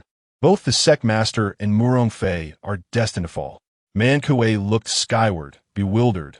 I believe the sect master and Murong Fei, when united, possess strength that rivals the bear demon. Why then are they losing? Huh? Chun Kuan regarded Man Kuei's clear, innocent eyes with a cold sneer, shaking his head. The demon race is inherently tough and resilient, and this bear demon is at the early stage of the Great Ascension. In a contest of spiritual and demonic power, it can easily overwhelm human cultivators of the same level. Murong Fei, though also at the early stage of the Great Ascension, has not yet recovered from her previous injuries, and the sect master, merely at the peak of the late fusion stage. Alas, it is indeed a difficult battle. He fell silent, lowering his head in contemplation. Man Kuei clenched his fists in frustration, defiantly declaring, "What if we join them? If I rest for a moment, I can fight again. Even if it costs me my life, I must protect the Tianxing Sect." Fool! Chen Kuan could no longer contain his frustration, gazing at the fearless demeanor of Man Kuei, feeling both touched and helpless. Even if we were to join forces, it would be futile. A demon cultivator at the Great Ascension stage cannot be countered merely by a few mid-stage integration practitioners like us. This would be a reckless sacrifice. We merely emerged to assist the Empress in a show of solidarity. Are you truly prepared to exhaust your cultivation and allow Zhang Chen to reap the benefits? Man Kuei sighed heavily, his fist striking the stone in frustration, tears glistening in his eyes as he pleaded, "What should we do then? Shall we simply watch as our sect is obliterated?" Very well. A hint of unwillingness crossed Chen Kuan's face. This time, it appears Zhang Chen has triumphed. Since the bear demon seeks Yang Shi, we shall surrender Yang Shi to the bear demon. This is the only way to preserve the Heavenly Star Sect. After all, if the Heavenly Star Sect were to fall, everything would be lost. No matter how many plans and schemes he harbored, they would be rendered powerless and unachievable. Damn it! Man Kuei was filled with resentment and confusion, questioning, "Isn't Zhang Chen enamored with the Empress?" He was willing to guard the sect for a century for her sake, even sustaining grave injuries from repelling external threats merely half a month prior. Yet now, having regained considerable strength, why does he cower in the face of impending doom for our sect? Chen Kuan stroked his goatee, casting his gaze upon Murong Fei and Yue Lishuang in the sky, a cold smile forming at the corner of his mouth.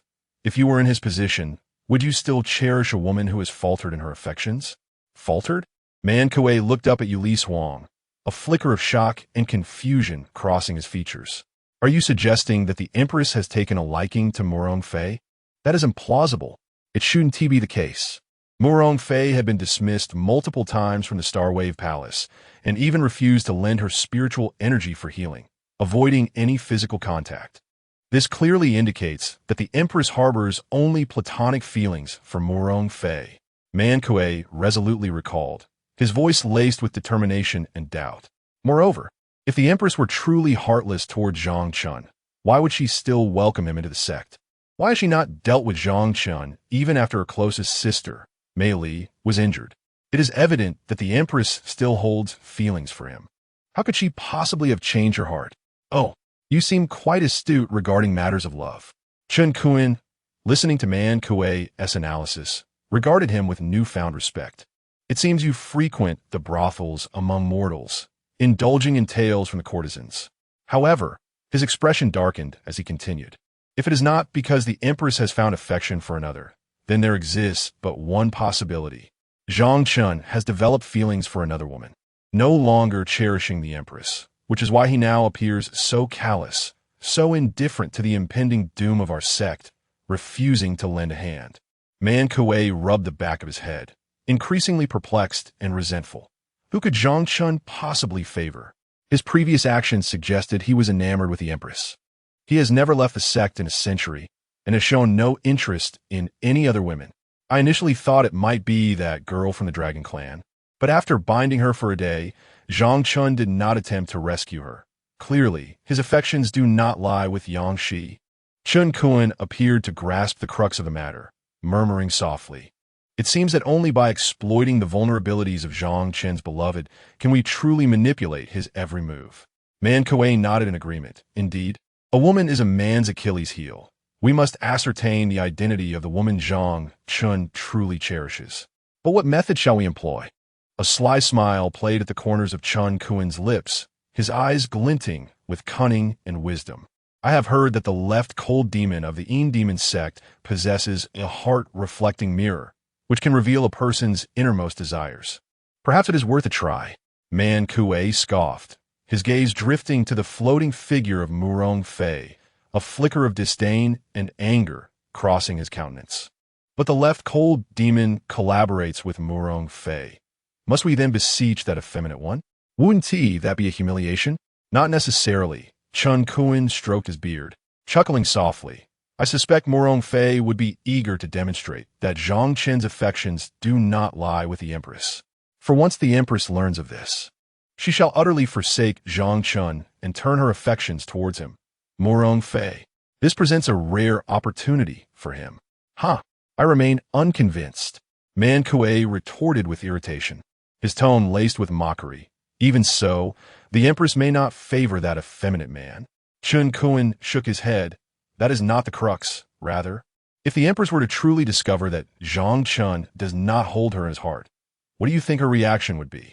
In an instant, Man Kuei grasped the implication, his breath quickening as he chuckled. In that case, the Empress would undoubtedly show no mercy towards Zhang Chen, settling both old and new scores. At that point, Zhang Chen would certainly be expelled from the sect, or perhaps even face the executioner's blade at the hands of the sect master. Tiankun nodded approvingly.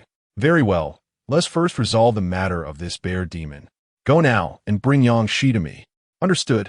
Mankui responded promptly, transforming into a swirling black vortex as he sped towards the Kunming Hall of Tianxing Mountain. Chapter 41. Completing the final day of sign-in, about to unbind from the sect. As dawn broke the next morning, a soft light illuminated the tranquil Tianxing Sect. The system's voice resonated clearly in Zhang Chen's ears. Congratulations, host. You have completed the final day of sign-in. You merely need to assist Sect Master Yue Lishuang with one last task to unbind from the sect. Within the Wuchen Pavilion, Zhang Chen slowly opened his eyes, his gaze reflecting the composure and tranquility that had been forged through the passage of time. He slightly lifted his head, peering through the golden array shield that radiated light, towards the sun that was gradually ascending the horizon. The warm sunlight graced his face, revealing a long-awaited, relieved smile. A century had passed, and he had finally reached this last day of sign-in. Zhang Chen murmured softly, his voice tinged with a hint of sentimentality. Throughout these 100 years, he had endured much within the Tianxing Sect, bearing countless trials. Now, everything was about to conclude. Excellent. The next steps are straightforward. I simply need to assist Yue Lishuang with her final task before I can depart. As for accumulating merit points to restore my cultivation, it holds little necessity for me now. According to the system's guidance and estimations, the merit rewards from aiding Yue Lishuang would at least restore me to the early stages of the Great Ascension, which would suffice for me to establish myself in the outside world. I have no desire to linger in the Tianxing Sect any longer. Zhang Chen recalled the torment of witnessing the deaths of 2 disciples, the oppression from Chun Kuan, Mei Li, and Murong Fei. Those painful memories were all for the sake of completing this final day of sign-in. Now, nothing could constrain his departure from the sect. Immediately, Zhang Chen formed seals with his hands, retracting the Vajra Shumi array, and in a flash, he soared out of the Wuchen Pavilion. His formidable consciousness reached towards the sect's mountain gate. Excellent. Yue Lishuang and Murong Fei possess considerable skill, managing to hold off that bear demon for a day. Zhang Chen felt a surge of relief within. He ought to thank them. Had the sect been destroyed, I, still bound to it, would have perished alongside it. Thus, before unbinding from the sect, I must not allow anyone to destroy it. Just as Zhang Chen was preparing to take further action, he suddenly sensed something amiss. He raised his head slightly, his gaze piercing as it fixed upon the distant horizon. He spotted 2 streaks of light, one red and one white, darting like shooting stars. With keen focus, he discerned that it was Man Kuei binding Yang Shi, rapidly approaching the Tianxing Sect. Such audacity, daring to abduct my little sister right under my nose. Zhang Chen's expression darkened instantly, a flicker of lethal intent flashing in his eyes. He transformed into a beam of golden light, hastily pursuing after them. You little girl, how could you possibly break free from the binding of the mystic vines? If I hadn't returned early, you might have escaped. Mankui exclaimed fierteni, tightly gripping Yang Shi's arm, his frustration evident. Wasting so much of my time, I wonder how the battle of the sect's entrance is faring. Yaoxi was ensnared by a blue-green vine, which seemed to possess a life of its own. The more she struggled, the tighter the bindings became, leaving red marks upon her fair skin. Yaoxi's delicate face flushed a deep crimson, beads of sweat forming on her forehead. She struggled desperately, her feet kicking wildly, and her hands exerting all their strength to pry away the vine-like grip of Tongue Man, which tightened around her throat, nearly suffocating her. Let me go. I refused to meet the bear demon. I promised Brother Zhang Chen that I would leave with him, she shouted, her voice imbued with a trace of stubbornness and resolve. Leave? To where? Man Kuei sneered coldly, his face etched with mockery. Your brother Zhang Chen is still hiding like a turtle. Once this matter concludes, the Empress will inevitably seek him out for retribution. By then, he will either be slain by her or severely injured and expelled from the sect. Will you still wish to accompany him? Indeed. Yang sebelas repliet earnestly, her Geze radiating unwathering determination. Moreover, I will not allow the Empress to harm my brother. Wherever he goes, I shall follow. Oomph. You are deluding yourself. Man Kuei scoffed disdainfully. The woman your brother favors is not you. Why act so foolishly devoted? Return to the bear demon and embrace your role as a little princess of the dragon clan. What nonsense are you spouting? Yaoxi's brows knitted tightly as she glared at Man Kuei, retorting loudly, my relationship with my brother is one of sibling affection, and I know he has a woman he cares for. Oh, Man Kuei's interest piqued. He slowed his escape and inquired with keen curiosity. Who is the woman that Zhang Chen favors? Yaoxi shook her head. I do not know, but it certainly isn't the Empress.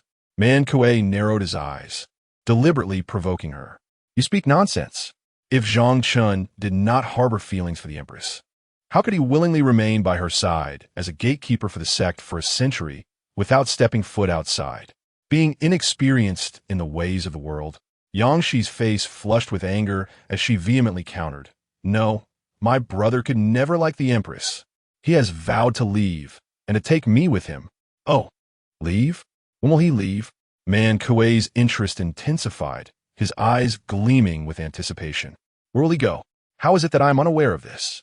Faced with a barrage of questions, Yaoxi finally grasped the situation, biting her lip tightly and choosing silence, unwilling to divulge further information to Man Kuei. Irritation flared within Man Kuei as he descended upon the peak of a mountain. His imposing stature, marked by a brutish visage, brandished an axe that he swung menacingly in the air, threatening, "Speak quickly, or I will have reason to suspect that Zhang Chen has secretly colluded with the demon sect, intending to destroy the sect before fleeing. If the Empress learns of this, you should know the consequences. Then what will happen?" Suddenly, a cold voice, as frigid as ice, emanated from behind Man Kuei. His expression shifted dramatically, and he quickly turned to see a flash of golden light. A golden figure, akin to a specter, had materialized before him. It was Zhang Chen. You, how did you get out? Man Kuei stammered, gripping Yaoxi's arm tightly, brandishing the axe defensively as he retreated several steps, his face awash with panic. According to the current spiritual pressure emanating from Zhang Chen, he has reached the pinnacle of the late stage of integration. In contrast, Man Kuei, being merely at the mid-stage of integration, stands no chance against him. Man Kuei secretly calculated in his heart that he could only use Yaoxi as a shield to buy some time before summoning Chen Kuan for support. However, as he was lost in thought, he suddenly felt a void in his hand. Upon focusing, he realized that both his axe and Yaoxi had vanished. Instantly, he looked on in terror, only to see Zhang Chen had seized both his axe and Yaoxi. The speed was so astonishing that he had not even glimpsed how Zhang Chen had made his move. How swift! Man Kuei trembled in fear, feeling a sharp pain in his chest, and suddenly coughed up a mouthful of blood. What was happening? Had he been injured by sword energy? Was it possible that in the instant Zhang Chen rescued Yaoxi, he had dealt him a blow as well? Could this be the shadowless technique from the Stardust sword technique, which even a mid-stage integration practitioner like him could not perceive? His own body, cultivated in both law and physicality at the mid-stage of integration, could not withstand even a single strike. This was utterly terrifying. No wonder Mei Li had suffered so gravely before. Coughing violently, he expelled another large spout of blood, clutching his painfully throbbing chest, and transformed into a streak of red light, fleeing in a disheveled manner toward the gate of the Heavenly Star Sect. Zhang Chen paid no heed to the fleeing Man Kuei. In his eyes, Man Kuei, like Mei Li, was already a dead man. The sword energy just unleashed had shattered the meridians, dantians, and spiritual essence within him, and he would surely perish in agony within 3 days. Of course, if Man Kuei were to take on another body and cultivate anew, he might survive. At that moment, Zhang Chen gently severed the azure-green vines binding Yangshi. Observing the red marks on her skin, a flicker of tenderness passed through his eyes as he murmured softly, "No wonder I could not sense your aura. It turns out the azure-green vines were obscuring your spiritual energy." Yangshi freed herself from the vines, her fair visage still marked with traces of tears, her eyes sparkling with the joy of having survived a calamity. She immediately threw herself into Zhang Chen's embrace, tightly wrapping her arms around him, expressing her gratitude. "I'm so glad, big brother. You've saved me once again." Zhang Chen affectionately ruffled the small dragon horn atop her head, which shimmered delicately in the sunlight. With a tender smile, he replied, "Little sister, I apologize for letting you be bound for so long. It's not your fault, big brother. It's just that Yang Kuan and the others were too cunning. They told me you were injured and needed healing, and in my moment of carelessness, I was captured." She stuck out her tongue, her face lighting up with a playful smile, reflecting the joy of having survived. "By the way, big brother, how long until we leave the sect to search for the woman you adore?" she asked eagerly, her eyes brimming with anticipation. Zhang Chen grasped Yangshi's arm and soared toward the Heavenly Star Sect's gate, gently assuring her, "Soon, once I've finished dealing with this last matter, we shall depart." Upon realizing they were heading toward the direction of the bear demon at the sect, Yangshi's expression shifted from excitement to concern. With a furrowed brow, she hastily grasped Zhang Chen's arm, pleading, "Elder brother, I do not wish to return home with the bear demon, nor do I desire to be taken by father to forge a marriage alliance with the Blood Dragon clan. Can you assist me?" A gentle smile graced Zhang Chen's lips, his gaze imbued with resolve. "Do not worry, dear sister. No one shall compel you to undertake what you do not wish, nor can anyone impede my efforts." Chapter 42. Assisting Yue Lishuang with her final task. A grave situation has arisen. With a heart full of dread and blood gushing from his mouth, Man Kuei soared back to the majestic gates of the Tianxing Sect, his voice a frantic echo of terror. Crimson droplets splattered upon the ground, staining it with a shocking hue. His eyes were wide with panic, glancing back intermittently, haunted by the fear that Zhang Chen would materialize behind him like a specter. Yet, the more he dreaded this fate, the more it seemed to manifest. In the distance, 2 streaks of light shot across the sky like meteors, one a blinding golden glow, the other a pure, white luminescence. Upon closer inspection, it was none other than Zhang Chen, accompanied by the radiant Yangshi, who pursued him relentlessly. Overwhelmed with fear, Man Kuei felt his legs weaken, yet he forced himself to hasten towards the direction of Chen Kuan and his companions. However, as he turned to glance ahead, his terror escalated. Before him loomed a formidable crimson bear demon, its once brown fur now drenched in a vivid scarlet, as if steeped in blood. Its eyes glinted with a frenzied light, and its demonic energy surged violently, suggesting that it had awakened its ancestral powers. The massive creature appeared to swell even larger, its muscles bulging and veins protruding, embodying a seemingly limitless strength. It emitted deep, thunderous roars that reverberated through the air, shaking the very atmosphere around it. Initially able to hold their ground, Murong Fei and Yue Lishuang now found themselves retreating under the relentless onslaught. The 9 flying needles launched by Murong Fei dimmed to a mere flicker upon contact with the bear demon's claws, which then shattered them with brutal force. Yue Lishuang's frost spells, designed to envelop the creature in frigid air, were devoured whole by its ravenous maw. In a swift motion, the bear demon vanished and reappeared, conjuring 1,000 illusory bear forms that descended upon Murong Fei and Yue Lishuang from all directions. The sheer density of these apparitions dazzled the senses, rendering it impossible to discern the true entity among them. Caught in a moment of panic, the two were unable to evade the assault. Any defensive talismans crumbled under the bear demon's furious impact, shattering like fragile glass. Their protective barriers disintegrated upon the slightest touch, resembling mere bubbles bursting in the air. The force of the bear demon's charge was terrifying, fracturing the very fabric of space itself. Boom! Boom! Ultimately, the two had little resistance left and were sent plummeting to the ground by the bear demon's ferocious onslaught. Murong Fei and Yue Lishuang lay sprawled upon the earth, utterly incapacitated. Murong Fei bore a trace of blood at the corner of her mouth, her complexion as pale as a ghost, her eyes filled with despair. Yue Lishuang's hair hung disheveled across her face, and her garments were tattered and torn. Struggling to rise, she realized she lacked even the strength to move her fingers. "Haha, a bunch of worthless fools. You have delayed me long enough. It is time to bring this to an end." The bear demon roared with thunderous wrath, flames erupting across its body, twisting around it like serpentine dragons, rendering it an embodiment of a hellish fiend. Then it transformed into a blazing meteor, descending with a cataclysmic force towards the two individuals on the ground. With great effort, Murong Fei managed to crawl over to Yue Lishuang, only to spit out a mouthful of dark purple blood.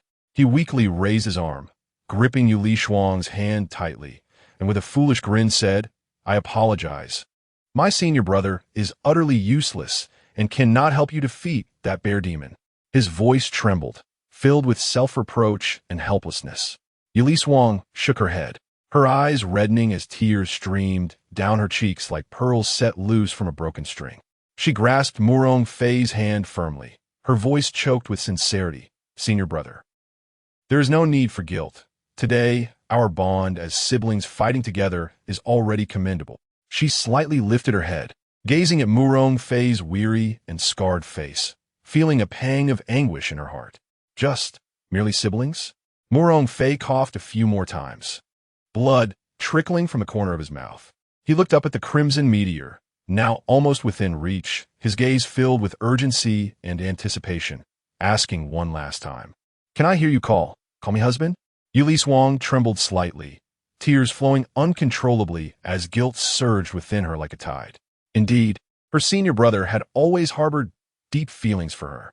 Yet, due to the unresolved heartache from a century ago, when her senior brother did not assist her in establishing a sect and instead joined the demonic faction, she had nurtured a lingering resentment.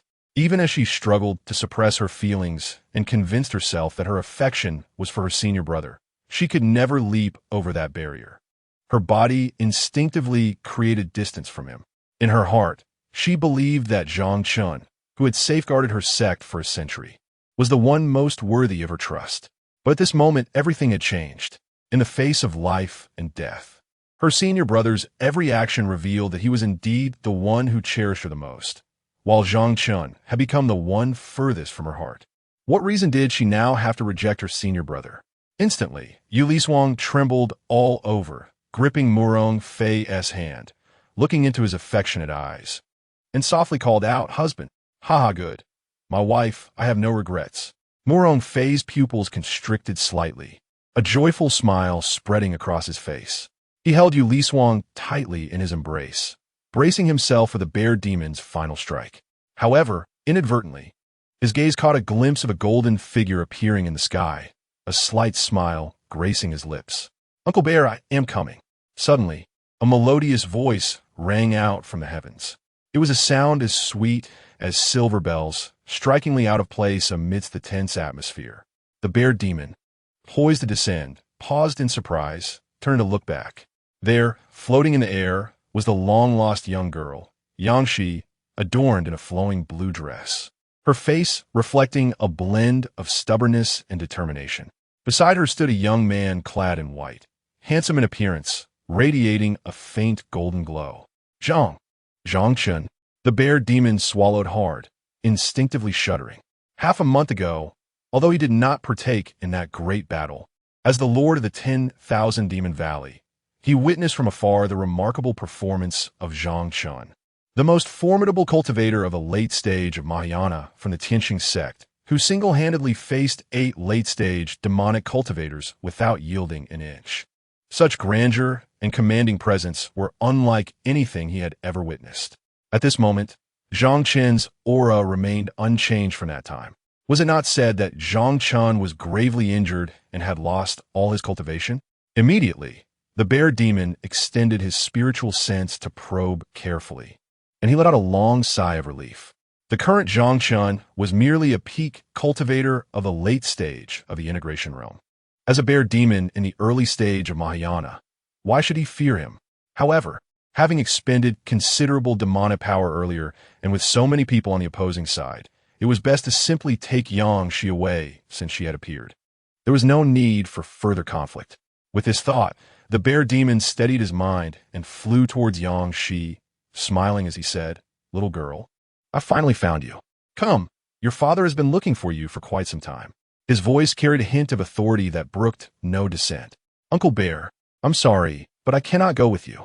Yaoxian grasped Zhang Chen's arm earnestly and declared, "From now on, I will accompany big brother Zhang Chen." "What?" The bear demon paused slightly, fixing a fierce gaze upon Zhang Chen as he demanded, "Did he threaten you? If so, just blink. Rest assured, Uncle Bear will not allow you to suffer any grievances." His eyes gleamed with a hint of ferocity, as if he would tear Zhang Chen to shreds the moment Yaoxian nodded in agreement. Yaoxian quickly shook her head. "No, big brother treats me very well, and I wish to leave Tianxing Sect with him." Her voice was clear and resolute, devoid of any hesitation. "Not a chance." Suddenly, the bear demon's entire being surged with immense demonic power, as if a black storm raged around him. His voice deepened. "I must take you back. You shall not act willfully." With that, he transformed into a flash of red light, appearing instantaneously before Yaoxian. He then extended his bare paw, aiming to grasp her arm. However, in the next moment, he felt a sharp pain in his hand. Upon closer inspection, it was the golden sword qi emitted by Zhang Chen. The sword qi struck like a flash of golden lightning, instantly repelling his hand. A crimson mark appeared on his palm, where it had come into contact with the sword qi, blood seeping from it and dripping to the ground. "What?" The bear demon was momentarily taken aback, filled with astonishment and confusion. A late-stage integration realm cultivator could injure him with mere sword qi, although his demonic power had diminished. The physique of a demon was forged through countless trials, comparable to the treasures of the human race. Just moments ago, the equally peak integration realm cultivator, Yue Lishuang, and even the early-stage Mahayana cultivator, Murong Fei, had battled him for 2 days without inflicting a single wound. In an instant, the inexplicable dread he had previously felt toward Zhang Chen, the late-stage Mahayana cultivator, silently resurfaced in his heart. She has expressed her unwillingness to leave. Zhang Chen regarded the bear demon with a calm and resolute gaze, asserting, "Therefore, you cannot take her away." Having spoken, he lowered his head once more and gazed at the dazed Yue Lishuang in the vast pit of rubble, inquiring softly, "Now, shall I assist you, Yue Lishuang, in accomplishing one final task, driving away this bear demon?" Chapter 43. Zhang Chen. "Do you not sense how deeply I cherish you? Could you assist me with one final endeavor?" Yue Lishuang gazed skyward, her eyes fixated on the figure emanating a golden radiance. In an instant, her expression became dazed and ethereal. The sense of security radiating from that figure was so familiar that it made her heart tremble, a comfort that she found endearing. For a century, from the moment she founded the Tianxing Sect, Zhang Chen had been her unwavering guardian. In times of peril, whenever he intervened, he always transformed danger into safety.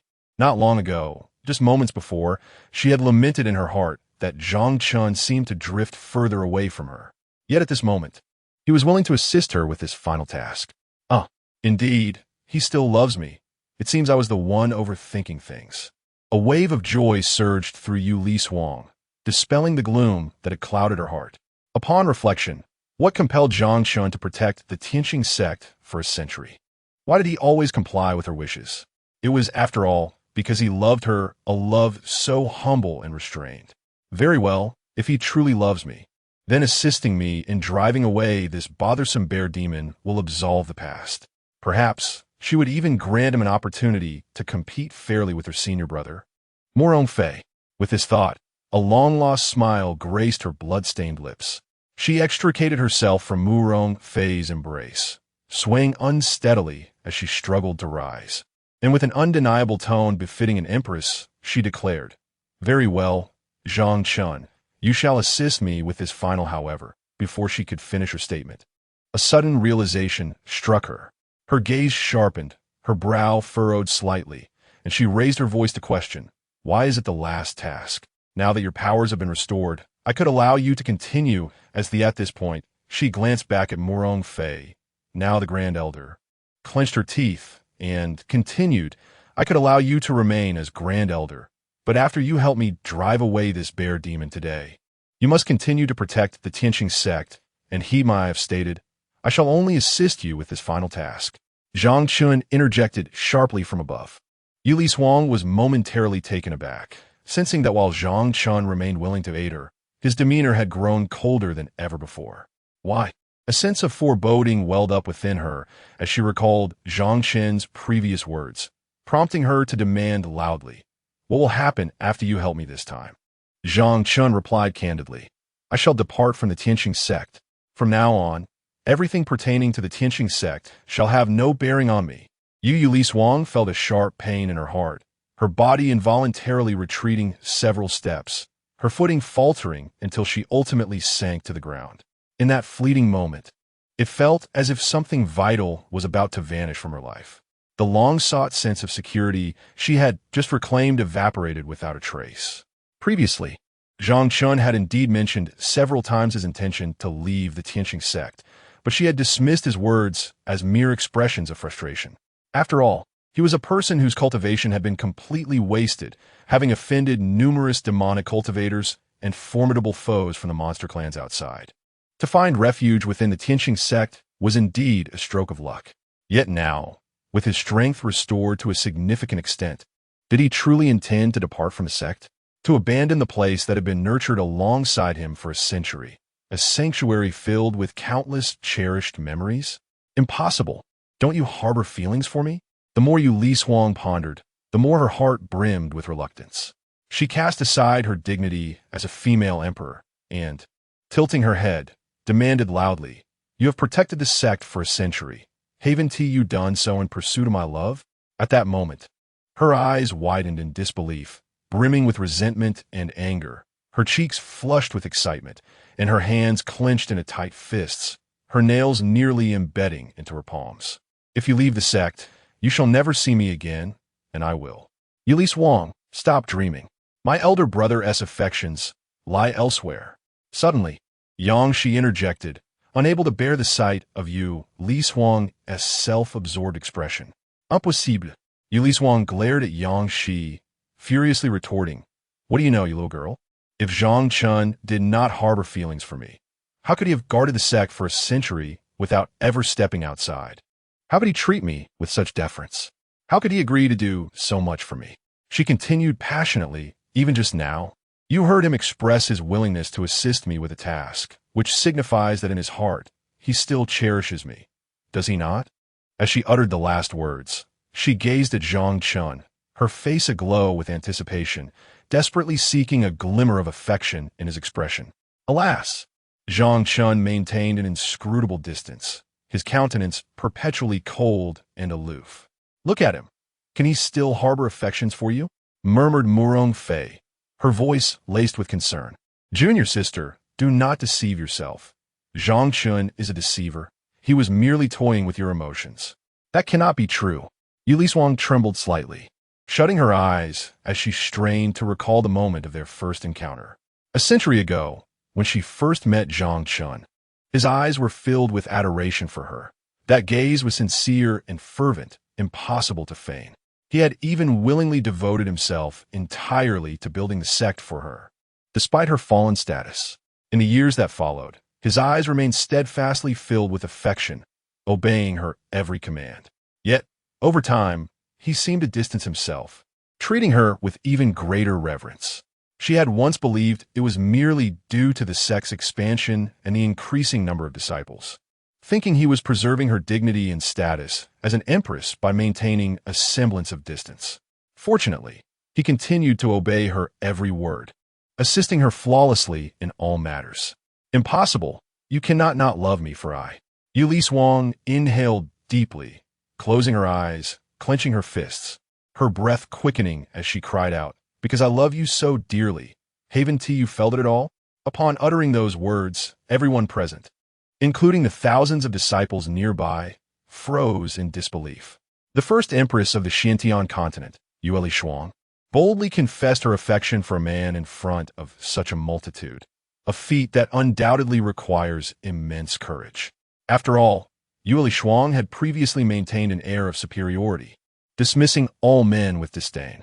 "Ha ha! It seems I have come at the right moment."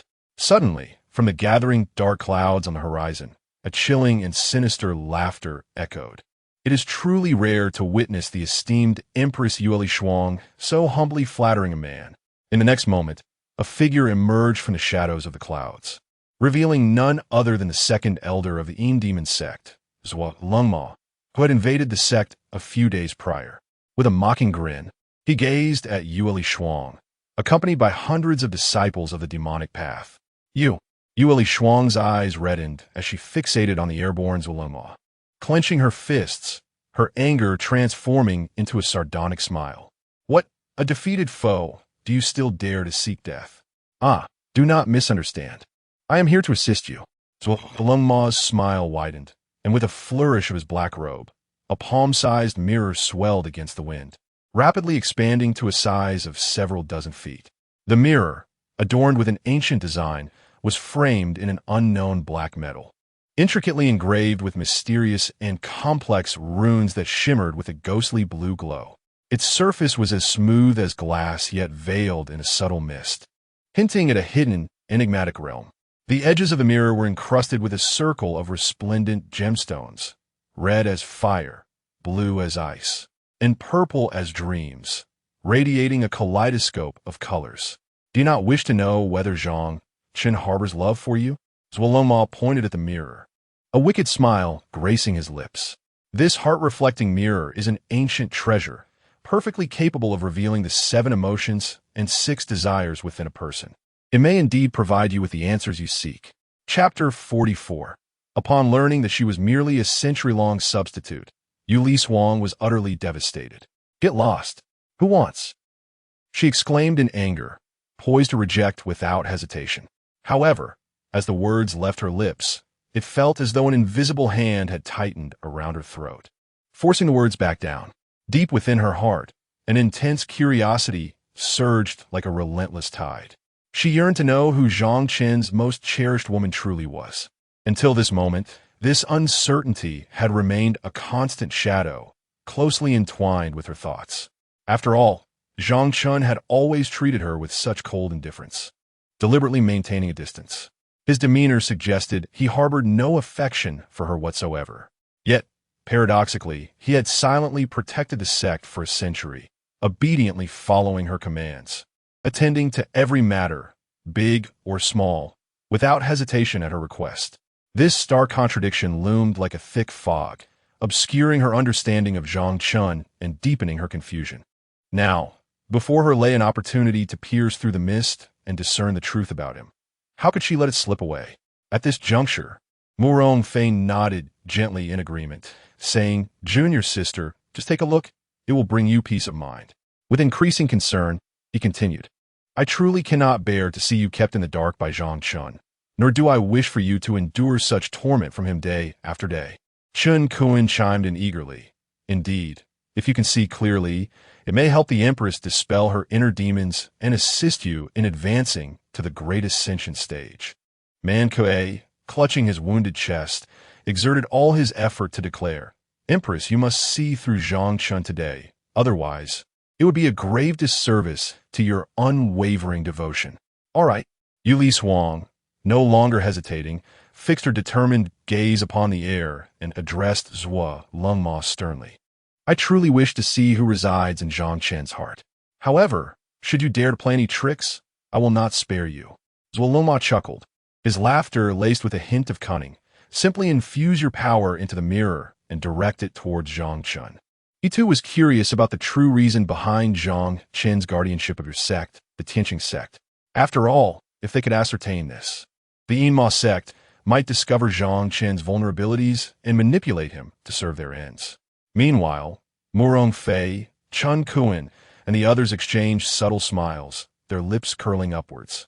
As long as they could ascertain that the woman Zhang Chen cherished was not Yue Lishuang, she would undoubtedly resolve to cut ties with him, leaving him with no further opportunities. The nearby bear demon, though baffled by their intentions, seized the moment to rest and recuperate his waning demonic energy, knowing that a fierce battle could await him shortly. "You shall not. Who gave you permission to pry into my brother's heart?" Suddenly, Yangshi positioned herself in front of Zhang Chen, and, facing the gazes of the crowd, declared loudly, "Regardless of whom my elder brother's affections lie with, I shall not permit you to pry into or speculate about it." Just as she was halfway through her statement, she felt Zhang Chen gently pat her shoulder from behind, signaling that all was well.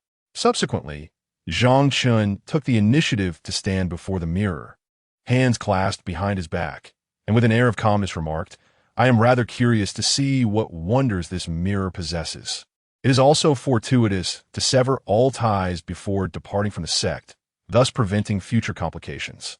He had initially intended to clarify everything, but now he could utilize the mirror to demonstrate, which indeed spared him considerable effort in explanation. With a determined bite of her lip, Yue Lishuang summoned the scant remnants of her magical energy and directed it toward the immense mirror above. Instantly, a flash of white light illuminated the surface, gradually revealing an image. As the mirror shimmered with a gentle undulation, a woman who bore an uncanny resemblance to Yue Lishuang emerged within its depths. This woman perpetually bore a lively smile, reminiscent of blossoms unfurling in spring, vibrant and mischievous, in stark contrast to Yue Lishuang's usual aloof demeanor. Adorned in a resplendent yellow dress that danced with the wind, she resembled a butterfly in flight, brimming with youthful exuberance. "Ah, it is I indeed." Upon witnessing the visage of the woman, a spark of surprise flickered in Yue Lishuang's eyes, and she immediately erupted into laughter, realizing that the woman cherished by Zhang Chen was, after all, herself. The heavy stone that had weighed upon her heart seemed to plummet to the ground in that instant. However, as she continued to observe, she gradually discerned subtle differences between herself and the woman in the mirror. Moreover, as the images shifted, these distinctions became increasingly pronounced, leaving her increasingly perplexed and disoriented. A myriad of questions flooded her mind. Why did that girl always wear a smile? As the leader of a sect, should she not maintain an air of solemnity? Why did that girl don such vivid attire? She had always preferred understated elegance, and such flamboyance seemed beneath her. Why did that girl practice a dual-element cultivation technique of gold and fire? She was, after all, of ice and water, the antithesis of the girl in the mirror. Before long, Zhang Chen's figure materialized within the mirror's reflection, though that girl often referred to him as her servant or slave. Adopting an air of superiority, she consistently came to his aid during perilous moments. When slaying beasts, her gaze was resolute, her movements decisive and agile. When tending to his wounds, her demeanor was focused, her touch gentle. Even in mundane tasks such as washing and cooking, her earnestness suggested she was engaged in an endeavor of utmost significance. When imparting the principles of cultivation, she was patient, meticulous, and unwearied. As Yue Lishuang beheld these scenes, a twinge of disdain and pride stirred within her. She had never performed such menial tasks for Zhang Chen. Rather, it was he who had safeguarded the sect and assisted her in overcoming various tribulations. Gradually, the more she observed, the more she felt an insurmountable chasm between herself and the girl in the mirror. As time passed, it became increasingly evident to Yue Lishuang that the girl, aside from their identical appearances, was entirely her antithesis. In the presence of this girl, Zhang Chen transformed into a figure of optimism and warmth, engaging in heartfelt conversations and displaying an exquisite sensitivity. He would gently share jokes, eliciting peals of laughter from her. And during her moments of fatigue, he would silently massage her shoulders. Whenever she faced challenges, he would be the first to appear at her side. Suddenly, Yue Lishuang recalled the first time she met Zhang Chen. He had treated her in much the same manner. He often spoke animatedly about topics she found uninteresting or incomprehensible. For instance, his enthusiasm for taming the very spirit beasts she despised was palpable, while she listened with a bewildered expression. He would eloquently discuss the intricacies of alchemy, a subject she found tedious and uninspiring, along with an array of inexplicable golden fire techniques. Golden fire attributes? Spirit beasts? In a flash, she remembered the elixir at Xianding Peak, which possessed dual golden fire attributes, and he had mentioned it was meant for someone special. Furthermore, he had also spoken of the spirit beast from Wanshou Mountain, destined for another. The realization struck her like a thunderclap, reverberating through her mind. Gradually, an undeniable truth emerged from the void of her thoughts, one she was reluctant to accept yet could not ignore. Her breathing quickened, reminiscent of a wild beast trapped in a cage, gasping for air. Her body began to tremble violently, fists clenched tightly, her face contorted in anguish. She fell to her knees, her bloodshot eyes fixed on Zhang Chen, her lips, pale and bloodied from biting, quivering as she uttered each word. Am I merely a substitute for the woman in your heart?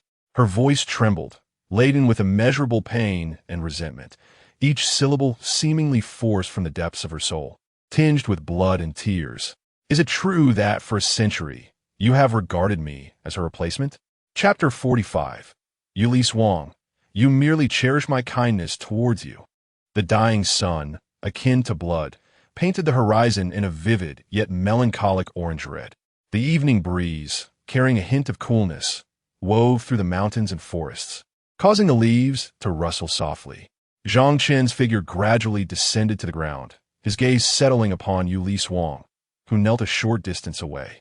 No response to her probing question, he instinctively wished to utter a refusal, yet the word lingered in his throat, ultimately swallowed by reason. Upon reflection, throughout the century, he had indeed initially mistaken Yue Lishuang for Yao, inadvertently binding her to the wrong sect. During those first 2 years, he wholeheartedly believed the woman before him was the one he longed for, Yao, showering her with tender care and unwavering dedication. Even after discovering that Yue Lishuang was not Yao, he found himself unable to turn back due to the binding, compelled to continue down the erroneous path. Occasionally, in moments of deep yearning for Yao, he would mistakenly perceive Yue Lishuang as her, becoming enraptured in that illusory haven of tenderness. Whether by fate's cruel twist or a system error, the root of all this lay in his misidentification of Yue Lishuang as Yao, and this mistake spanned an entire century. Contemplating this, Zhang Chen's impending refusal morphed into a profound sigh. He inhaled deeply and spoke candidly. I do not wish to deceive you. At first, I truly mistook you for the woman in the mirror, Yao later. For various reasons, this mistake persisted for 100 years. Upon hearing this, Yue Lishuang felt as if struck by lightning, her body trembling violently. After a long moment, she struggled to rise, gripping Zhang Chen's collar with hands like iron claws, her eyes bloodshot and reddened as if they might bleed. She glared at him, seething with rage, demanding, Why have you treated me this way? Zhang Chen, you are utterly heartless. Her voice quivered with fury, each word seemingly forced through clenched teeth, her body leaning forward as if to press against Zhang Chen's face. The breath of her anger washed over him, laden with boundless resentment. At that moment, the surrounding winds seemed to sense her wrath, blowing more fiercely, causing her hair to dance wildly. I adored you so. I made you the esteemed elder for nearly a century, entrusting you with all the powers of the sect. The more she spoke, the more agitated she became, her voice growing thick with emotion, tears welling in her eyes, yet she stubbornly refused to let them fall. She gazed upon the once familiar, yet now alien scenery, those places she had traversed with Zhang Chen, which now mocked her foolishness. For you, I overlook your indulgence of the arrogant Elder Lu and the unruly girl from the Dragon Clan, tolerated your disciples' repeated violations of sect rules. and allowed them to oversee the scripture pavilion and the sword tomb. Even as she spoke, her breath quickened and grew heavy, her body weakened by overwhelming sorrow and the injury she had sustained. Yet she clung tightly to Zhang Chen's garments, desperate to reclaim an explanation for her century-long affection. Even so, you have slandered my esteemed senior brother Morong Fei, gravely injured my sister Mei Li, and instigated discord among the elders, colluding with the Shadow Demon Sect. I have not pursued any of these matters, all because I still harbor feelings for you in my heart. Yet, you regard me merely as a substitute for other women. Her voice abruptly ceased. Tears gushed forth like a torrential flood, cascading down her cheeks, landing upon Zhang Chen's hand, scalding and searing.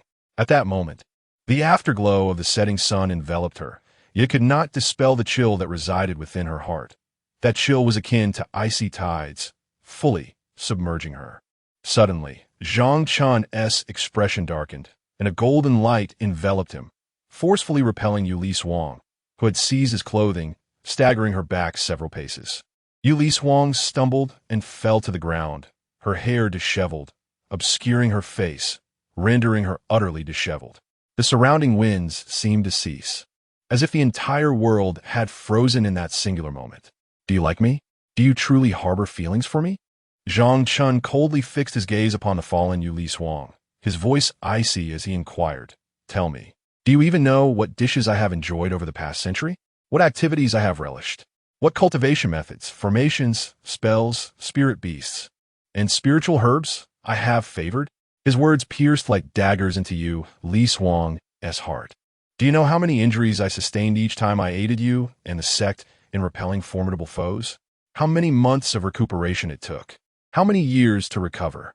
Are you aware that during our last encounter, merely half a month ago, when I battled alongside 8 formidable demonic cultivators and beast tribes, I saw you all standing far away, within the sect's formation, merely spectating, not even offering support with formations or spells? How helpless I felt. His voice escalated, imbued with boundless anger and disappointment.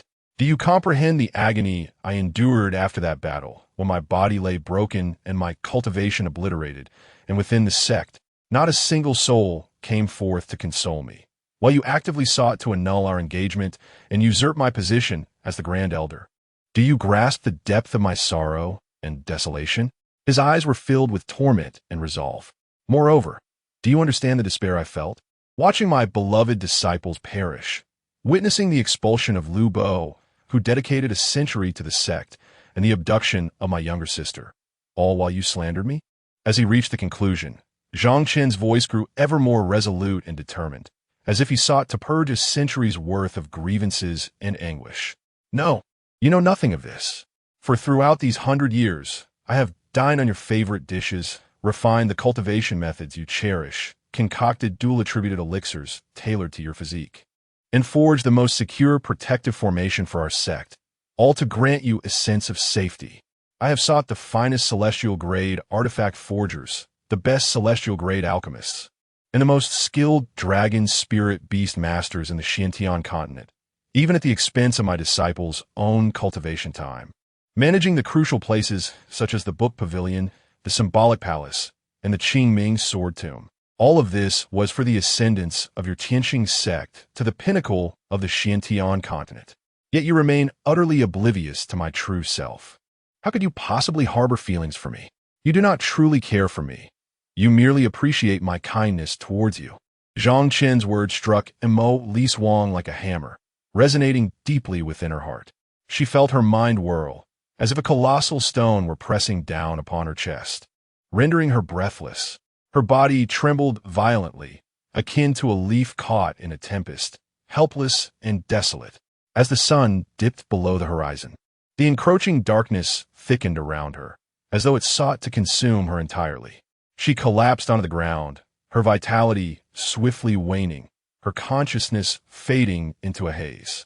Her fingernails dug deeply into her palms, crimson blood seeping through her fingers, yet she remained oblivious. Inadvertently, her lips were bitten, blood flowing freely down her neck and staining her garments. She could not muster the strength to lift her gaze, staring into the surrounding abyss. where what she once deemed beautiful had dissipated into mere illusions. In that moment, her heart began to awaken to a painful realization. Yes, Mo Lishuang, do you truly understand Zhang Chen? After a century of companionship, you do not even know his favorite food, let alone anything else about him. In that instant, she looked up at Zhang Chen and found the man before her utterly unfamiliar. Despite having loved him for 100 years, she realized, as he had stated, she was completely ignorant of his essence. She had no inkling of the suffering he had endured throughout that century. Meanwhile, the woman in the mirror, who resembled her so closely and was named Yao, had spent a mere year with Zhang Chen yet knew him intimately. Just moments ago, she had deemed Yao's actions towards Zhang Chen as beneath her. It dawned on her that such gestures were the true manifestations of love. Love knows no hierarchy.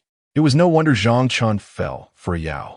In contrast, she had only sought Zhang Chen's affection, demanding his assistance without limit.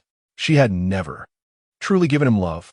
The realization struck her that her love was profoundly selfish. In this world, there exists no one willing to give endlessly without receiving in return. If this continued, hearts would grow cold and people would depart, just as he had done now. With this thought, tears of regret surged forth like a torrent breaking through a dam. Mo Lishuang fervently wiped away her remorseful tears, striving to erase the mistakes of a century. In her haze, she seemed to grasp a crucial insight, a way to rekindle Zhang Chen's affection, to make him love her once more. Instantly, determination flickered in her eyes as she crawled to Zhang Chen's feet, clasping his leg tightly with both hands, pleading, "I am sorry. The past century has been my fault." Her voice was laden with boundless regret and self-reproach, each word seemingly extricated from the depths of her soul. "Can you grant me one final opportunity? I shall change. I promise I will no longer be selfish, and I will dedicate all my love to you."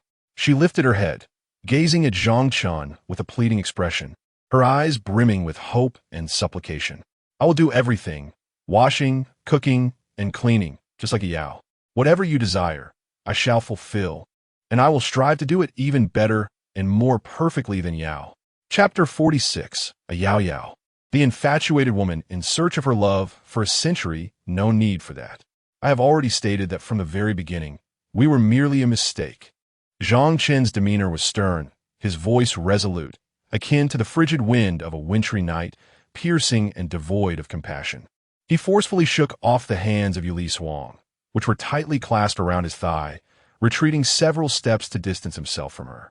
"Moreover, I have never harbored any affection for you." Zhang Chen lifted his gaze, directing it towards the sky, where Zuolangma and Xiong observed the unfolding drama with keen interest. He continued, "Now, I shall fulfill your final request. Is it not to drive away all the enemies invading our sect?" His voice echoed in the stillness of the air. Yue Lishuang gradually rose from the ground, striving to suppress the tumultuous emotions within her, and stepped forward to stand before Zhang Chen. With unwavering eyes, she declared, "No, since you are still willing to assist me with my last request, it signifies that you hold me in your heart. You are merely momentarily bewitched by that Yao Yao." Her tone carried a hint of defiance and reluctance. Zhang Chen furrowed his brow, a flicker of impatience crossing his eyes. "I have known a Yao Yao first. I do not love you. Is it not better to preserve some dignity for both of us?" "Very well." Yue Lishuang's voice suddenly grew resolute.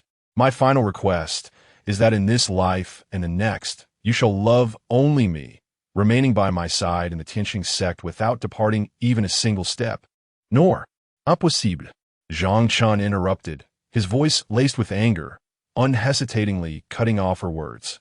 This time, he had firmly resolved that he would not acquiesce to such an unreasonable demand.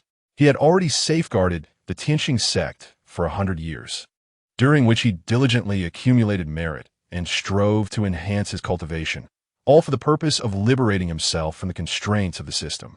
As liberation from the sect was within reach, allowing himself to be ensnared once more was out of the question.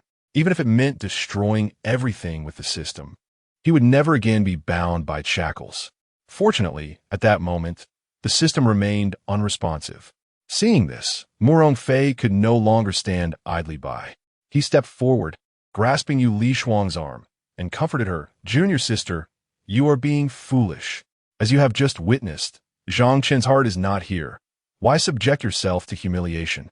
He gestured towards the looming Zhuolengma and the Xiong Yao seated on a nearby rock, recovering their cultivation. "I understand your reluctance. But consider this. The invasion of the Tianxing Sect today has arisen because of Zhang Chen. Allow this disaster to leave." Chen Kun also knelt on the ground, earnestly persuading. Elder Morong speaks wisely. This is for the sake of the thousands of disciples of the Tianxing Sect. We do not wish to see our sect perish at the hands of Zhang Chen. Not a chance. Yue Lishuang gritted her teeth, still intent on approaching Zhang Chen to express her thoughts.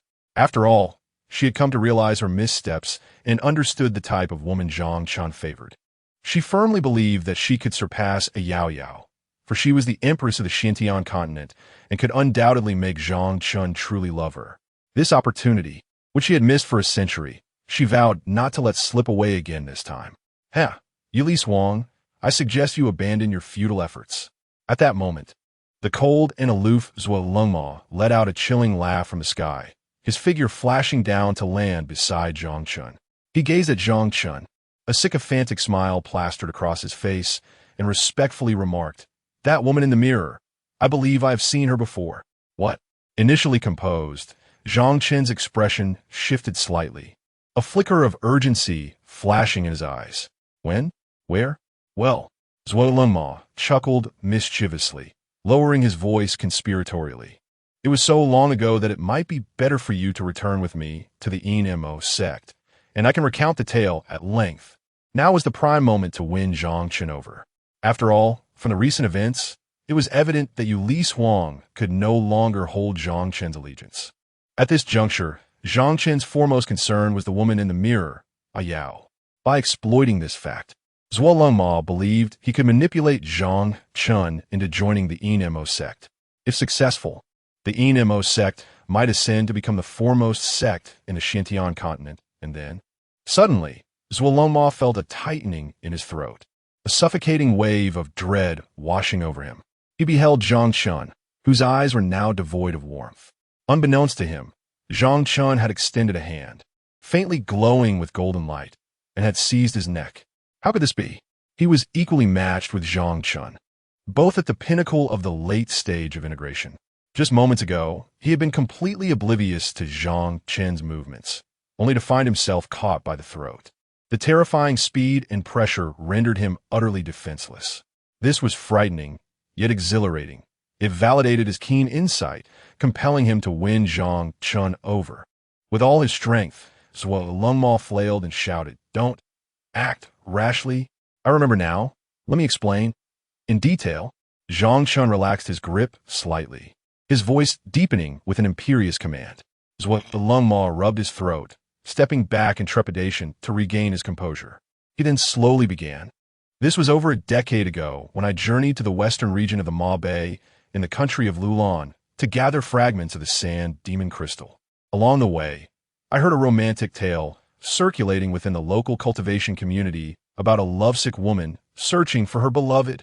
It is said that a devoted woman, in her quest to find a man, traversed more than 90 years, roaming through numerous countries. Legend has it that she had lost her cherished companion while attending to an urgent matter. Determined not to overlook any place, she walked across nations, enduring countless perils, even facing life-threatening situations. Wherever she went, she brought hope and warmth to the local populace, like a spring breeze nurturing the earth. In drought-stricken lands, she wielded her celestial powers to summon gentle rains. In towns ravaged by plagues, she risked her safety to delve into the infected areas, employing precious elixirs and her exceptional medical skills to save countless lives on the brink of death. Those who had once despaired, under her careful nurturing, gradually healed, overflowing with gratitude towards her. Before the bandits assaulting the merchant convoy, she stepped forward, wielding formidable magic to repel the robbers and safeguard the goods and lives of the merchants. The people of the convoy expressed their profound gratitude as she traversed each country, village, and even the homes of hunters in the wilderness. Both mortals and cultivators befriended her, engaging in virtuous deeds solely to leave behind the portrait of that man, hoping for the local cultivators and mortals to assist in the search. Regrettably, her quest bore no fruit. It is said that overwhelmed by sorrow, she wept in a border town in the northern desert, bringing down a city wall with her tears in a single night. Yet come dawn, she dried her tears, regained her spirit, repaired the wall, and continued her hopeful journey in search of that man.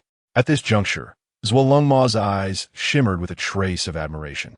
Alas, if we cultivators wish to attain the great Tao, we must sever all ties of emotion and mundane affairs.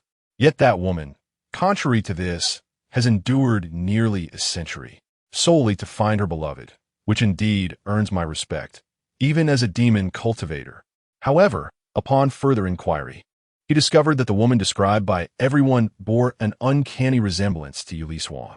Glancing at the now envious Yue Lishuang, he shook his head in negation. It seems she is indeed somewhat dissimilar.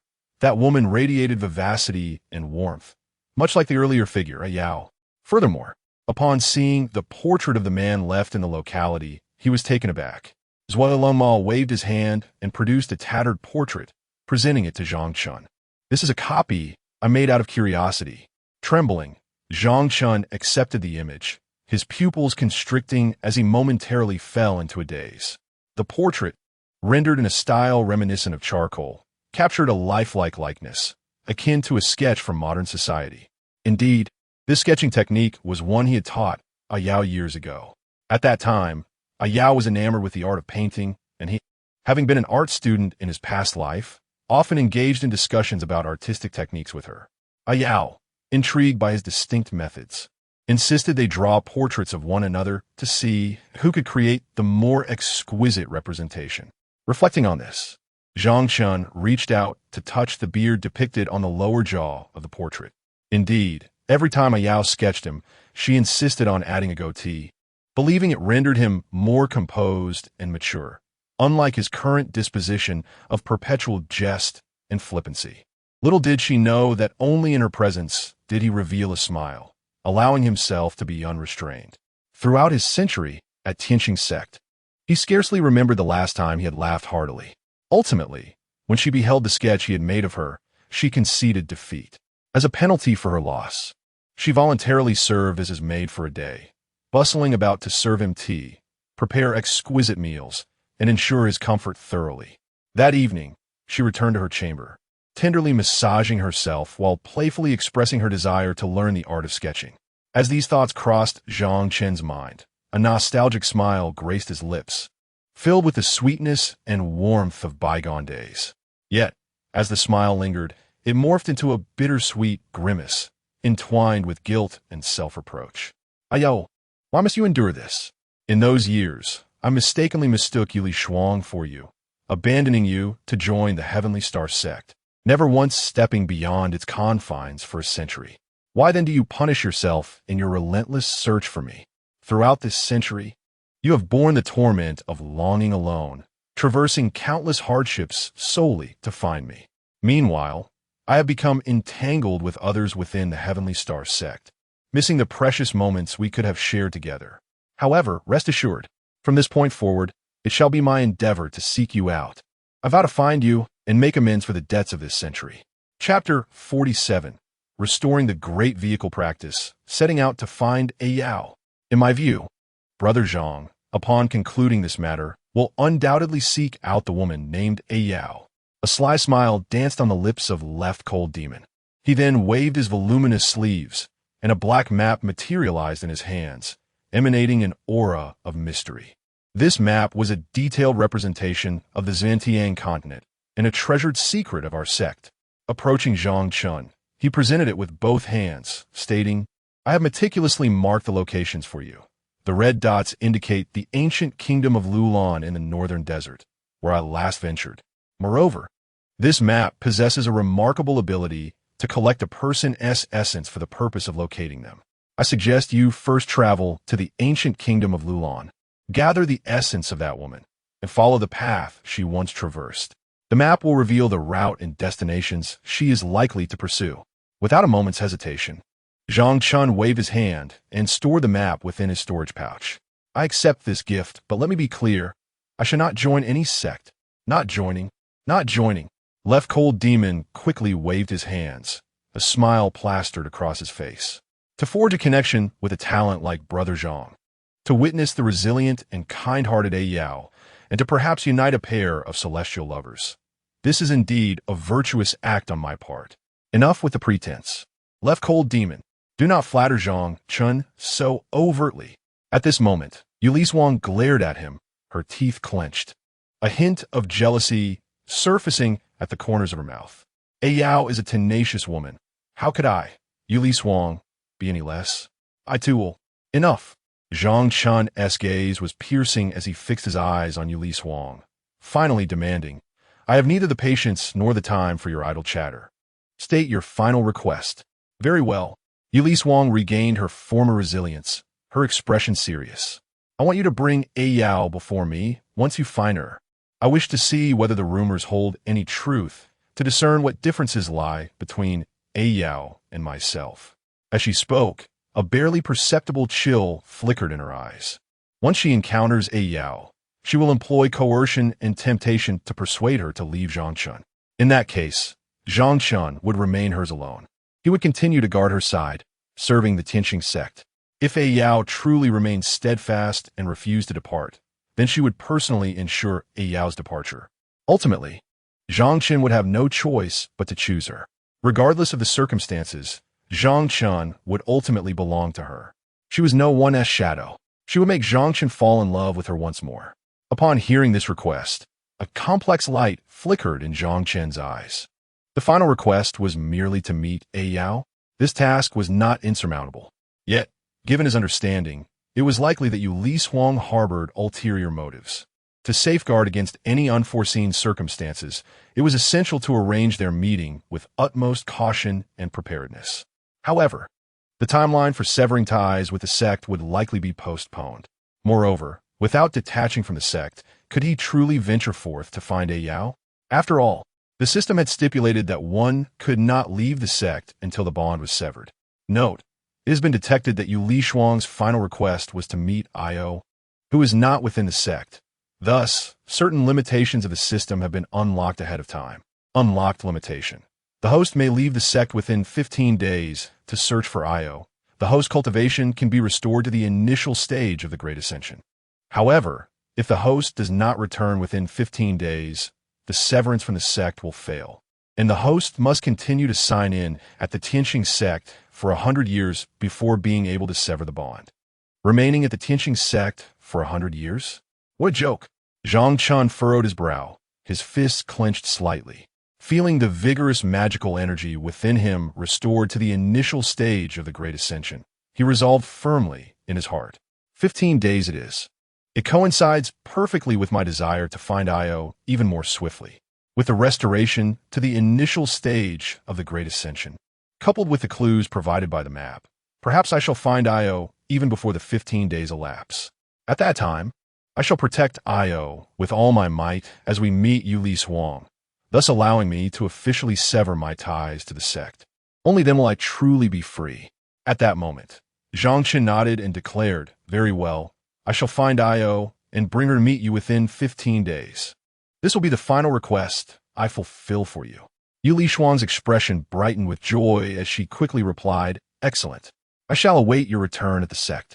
Be swift in your journey, and should you require the assistance of the sect's disciples in your search, do not hesitate to ask. No need, Zhang Chen replied calmly. I will only bring my disciples Lu Jinxin and Yang Shi with me. And after I let you meet Io, I shall permanently depart from the sect. That is acceptable. But do not speak so definitively.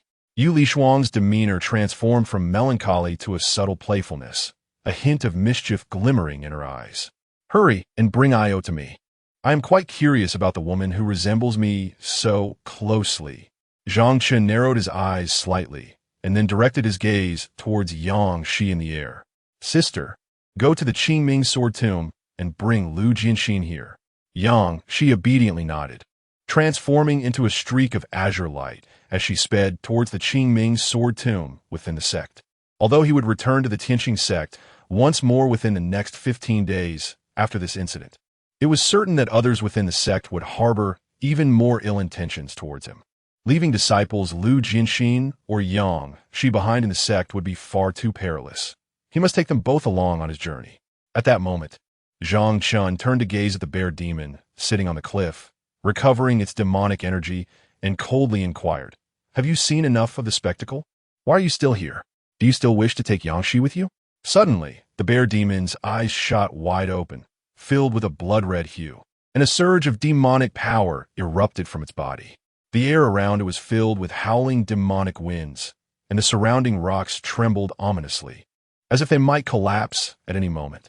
Its aura seemed to have recovered significantly after the brief respite. What a bold proclamation. The bear demon slowly rose from the rocky cliff and leaped into the air, a confident smile on its face. It had merely allowed you a fleeting advantage. Did you truly believe that we, the demon clan, could be easily subdued even if we were at a higher realm?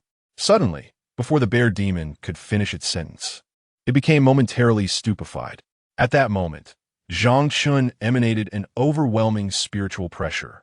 In an instant, the skies transformed. The once clear heavens were shrouded in ominous clouds. Fierce winds howled, and debris was swept away as the very earth trembled beneath this aura. What? You have reached the initial stage of the Great Ascension? The bear demon gasped in disbelief. After merely resting for a short while, it had barely regained half of its demonic power. To think that Zhang Chen, after engaging in trivial matters of love with those humans, could restore himself to the initial stage of the Great Ascension so swiftly. This defied all logic. However, upon reflection, Zhang Chen had originally been a practitioner at the late stage of the Great Ascension. Thus, returning to the initial stage was not entirely implausible. Nevertheless, considering that it had already sustained injuries from Zhang Chen, who was at the late stage of integration, and now he had reverted to the initial stage of the Great Ascension, he would undoubtedly be even more formidable. Furthermore, the group of humans seemed to have reached a consensus. Should they unite, defeat was inevitable for the bear demon. After all, it had overheard the mention that within 15 days, Zhang Chen would return with Yangshi. It was opportune to summon several other demon clan members of the Great Ascension stage during these days. By then, regardless of whether it was Zhang Chen, the Tianxing Sect, or the Yaoxian Sect, none would stand a chance against our demon clan. With that thought, the bear demon huffed coldly and declared, "Very well. I shall not pursue this matter further today. We shall battle another day." With that, it transformed into a whirlwind of darkness and vanished from the vicinity of the Tianxing Sect. Yue Lishuang, Chen Kuan, Morong Fei, and Zuolong Ma were taken aback by this scene. Just a few words and the displayed spiritual pressure had managed to intimidate the leader of the myriad demon valley, compelling its retreat in disarray. This left them somewhat astonished.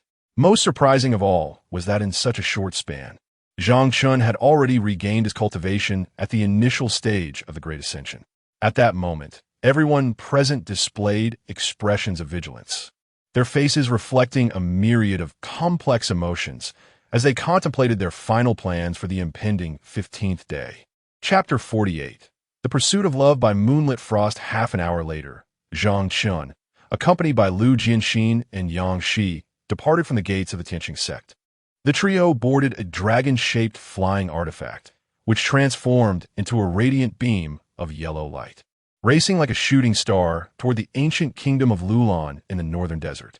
Yang Shi stood at the bow of the dragon boat, her gaze fixed on the receding Tianxing Sect. The scenery around them changed like a rolling scroll as she felt the gentle breeze on her face and breathed in the fresh air, brimming with joy and excitement. Wonderful big brother. I haven't stepped outside the sect in a century. Finally, I can breathe some fresh air. Yang, she exclaimed cheerfully, her voice filled with uncontainable delight. However, Lu Jinxin maintained a tense expression, standing solemnly beside Zhang Chen. With a worried tone, she remarked, "Master, I can't help but feel that we shouldn't fully trust that left-cold demon. Moreover, must we really travel such a long distance to the northern desert? I found in ancient texts that the kingdom of Lulan has long been destroyed." Her voice grew increasingly uncertain. Would she truly be in the ancient kingdom of Lulan? Since we possess a map, a visit seems worthwhile. Zhang Chen replied, glancing at the map hovering before him, a serene smile gracing his lips. The dragon boat moved swiftly, expected to reach the northern desert in less than a day. Exactly, Sister Jinxin. You're just too anxious. Yangshi skipped over, grinning as she added. Even if that left cold demon harbors ill intentions, how could he deceive Big Brother's keen insight? Sister? Who is your sister? Lu Jinxin furrowed her brow, instinctively taking a few steps back. With a serious expression, she insisted, better safe than sorry. As a princess of a dragon clan, you are naive. Do not mislead my master. Yangshi immediately grew displeased, placing her hands on her hips and pouting. I've lived far longer than you and have traveled widely. The paths I've walked surpass the meals you've eaten. We, as human cultivators, have long since ceased eating for sustenance. We merely consume to satisfy our palate. So we naturally eat little, Lu Jinxin retorted earnestly. Unlike your kind, who, I've heard, enjoy copious amounts of meat and even prey upon humans. That's excessive. Zhang Chen interjected at the right moment. Jinxin, since Yangshi joined me in the Tianxing Sect a century ago, she has never consumed human flesh or meat. She primarily eats fruits. Prejudice is like an invisible mountain. Not all creatures of the demon race are foes of humanity. Exactly. Yangshi triumphantly tugged on Zhang Chen's arm, hiding behind him while making a face at Lu Jinxin. Only Big Brother understands me. I only like to eat watermelons and grapes. Seeing Yangshi's smug demeanor, Lu Jinxin felt a surge of irritation, her small fists tightening as the impulse to hit her arose. Yet, with her master present, she could only suppress her anger, forcing it down. Observing the playful banter between the two, Zhang Chen shook his head helplessly, a wry smile forming at the corners of his mouth. The two individuals, one excessively rigid and reserved, the other overly vivacious and unrestrained, indeed complement each other when placed together. However, Lu Jinxin's observation rings true. Zhuolingma's overt attentiveness likely harbors ulterior motives beyond mere alliance. Additionally, while it is rumored that the ancient kingdom of Lulan perished over a century ago, the painting presented by Zhuolingma may indeed bear the unmistakable signature of a Yao. Nevertheless, let's not dwell on such matters for the time being. A journey to the northern desert will surely elucidate everything.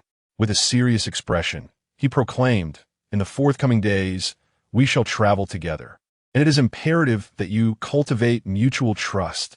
Lu Jinxin immediately bowed respectfully, acknowledging, your teachings are indeed profound, Master.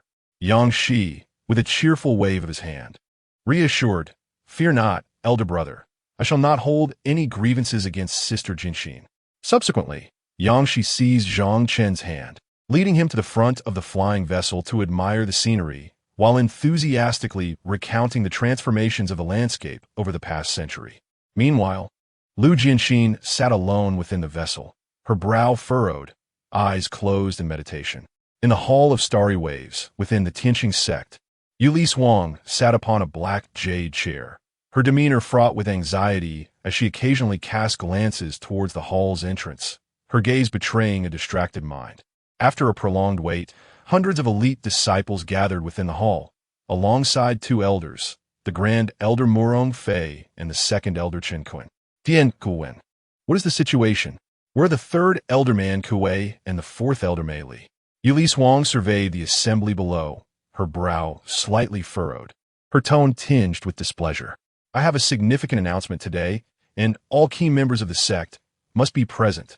Chen Kun offered a rueful smile and clasped his hands, responding to the esteemed Empress.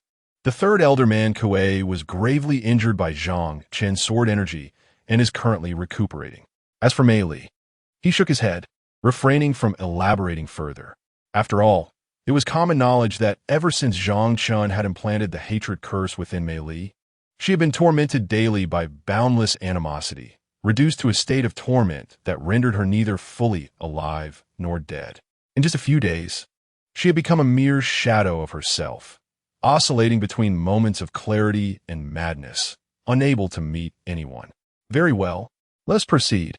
Yue Lishuang sighed softly, asserting, The purpose of gathering you all here today is to announce that I shall depart the sect tomorrow morning on official business, likely for over 10 days. All matters, great and small, will be entrusted to my senior brother, the Grand Elder Morong Fei. As she spoke, she cast a glance at Morong Fei. He nodded, a knowing smile gracing his lips, and replied with a bow. Rest assured, Empress, I, Morong Fei, shall manage the sect diligently until your return. Yet, curiosity lingered among them. What affairs does the Empress intend to address? Is there any way we can assist? Morong Fei inquired with genuine concern. Yue Lishuang shook her head, stating, There is no need for assistance. It is merely a personal matter. The sect has recently suffered from incursions by demonic cultivators and beast tribes, leaving us in dire need of personnel for reconstruction. Chun Kuan cast a worried glance at Morong Fei, asking if the Empress departs. How shall we respond should there be further invasions by demons or monsters? My senior, Morong Fei, is a practitioner of the Great Vehicle, while you, Chun Kuan, are merely in the mid-stage of integration. What is there to fear? Moreover, the demons that have become enemies of our sect are currently gravely weakened and will not easily invade. With a solemn expression, Yue Lishuang spoke. Although my purpose in leaving the sect this time is personal, once accomplished, it will provide significant support to our sect, ensuring that no one dares to infringe upon us again. Her objective in departing was to closely follow in Zhang Chen's footsteps and reclaim his heart. She would not foolishly wait for his promise to return within 15 days. Should they meet and he choose to flee, all would be lost. During this journey, she would not only learn from Yao how to attract Zhang Chen, but also seize the opportunity to imitate her, ultimately winning back his affection. As long as she could retrieve both Zhang Chen's heart and person, not only would the sect be safeguarded, but she would also be with the one she truly loves. Enough. If there is nothing else, you may all return to your own affairs. Yue Lishuang waved her hand, intending to return to her chamber to gather her belongings before setting off. One by one, everyone in the hall departed, leaving only Morong Fei behind. Yue Lishuang was well aware of what he wished to convey, and she promptly stated, I apologize, senior brother. I understand your intentions, but my heart now only belongs to Zhang Chen. I hope you can support me in this matter. Morong Fei's expression hardened as he transformed into a wisp of pink mist, appearing beside Yue Lishuang with a cold smile. Little junior sister, what if I choose not to support you? Chapter 49. Yue Lishuang Rebellion. Is that what you were suggesting?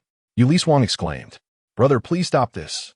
Upon noticing the faint smile playing at the corners of Morong Fei's lips, she assumed he was merely jesting and responded with a smile of her own.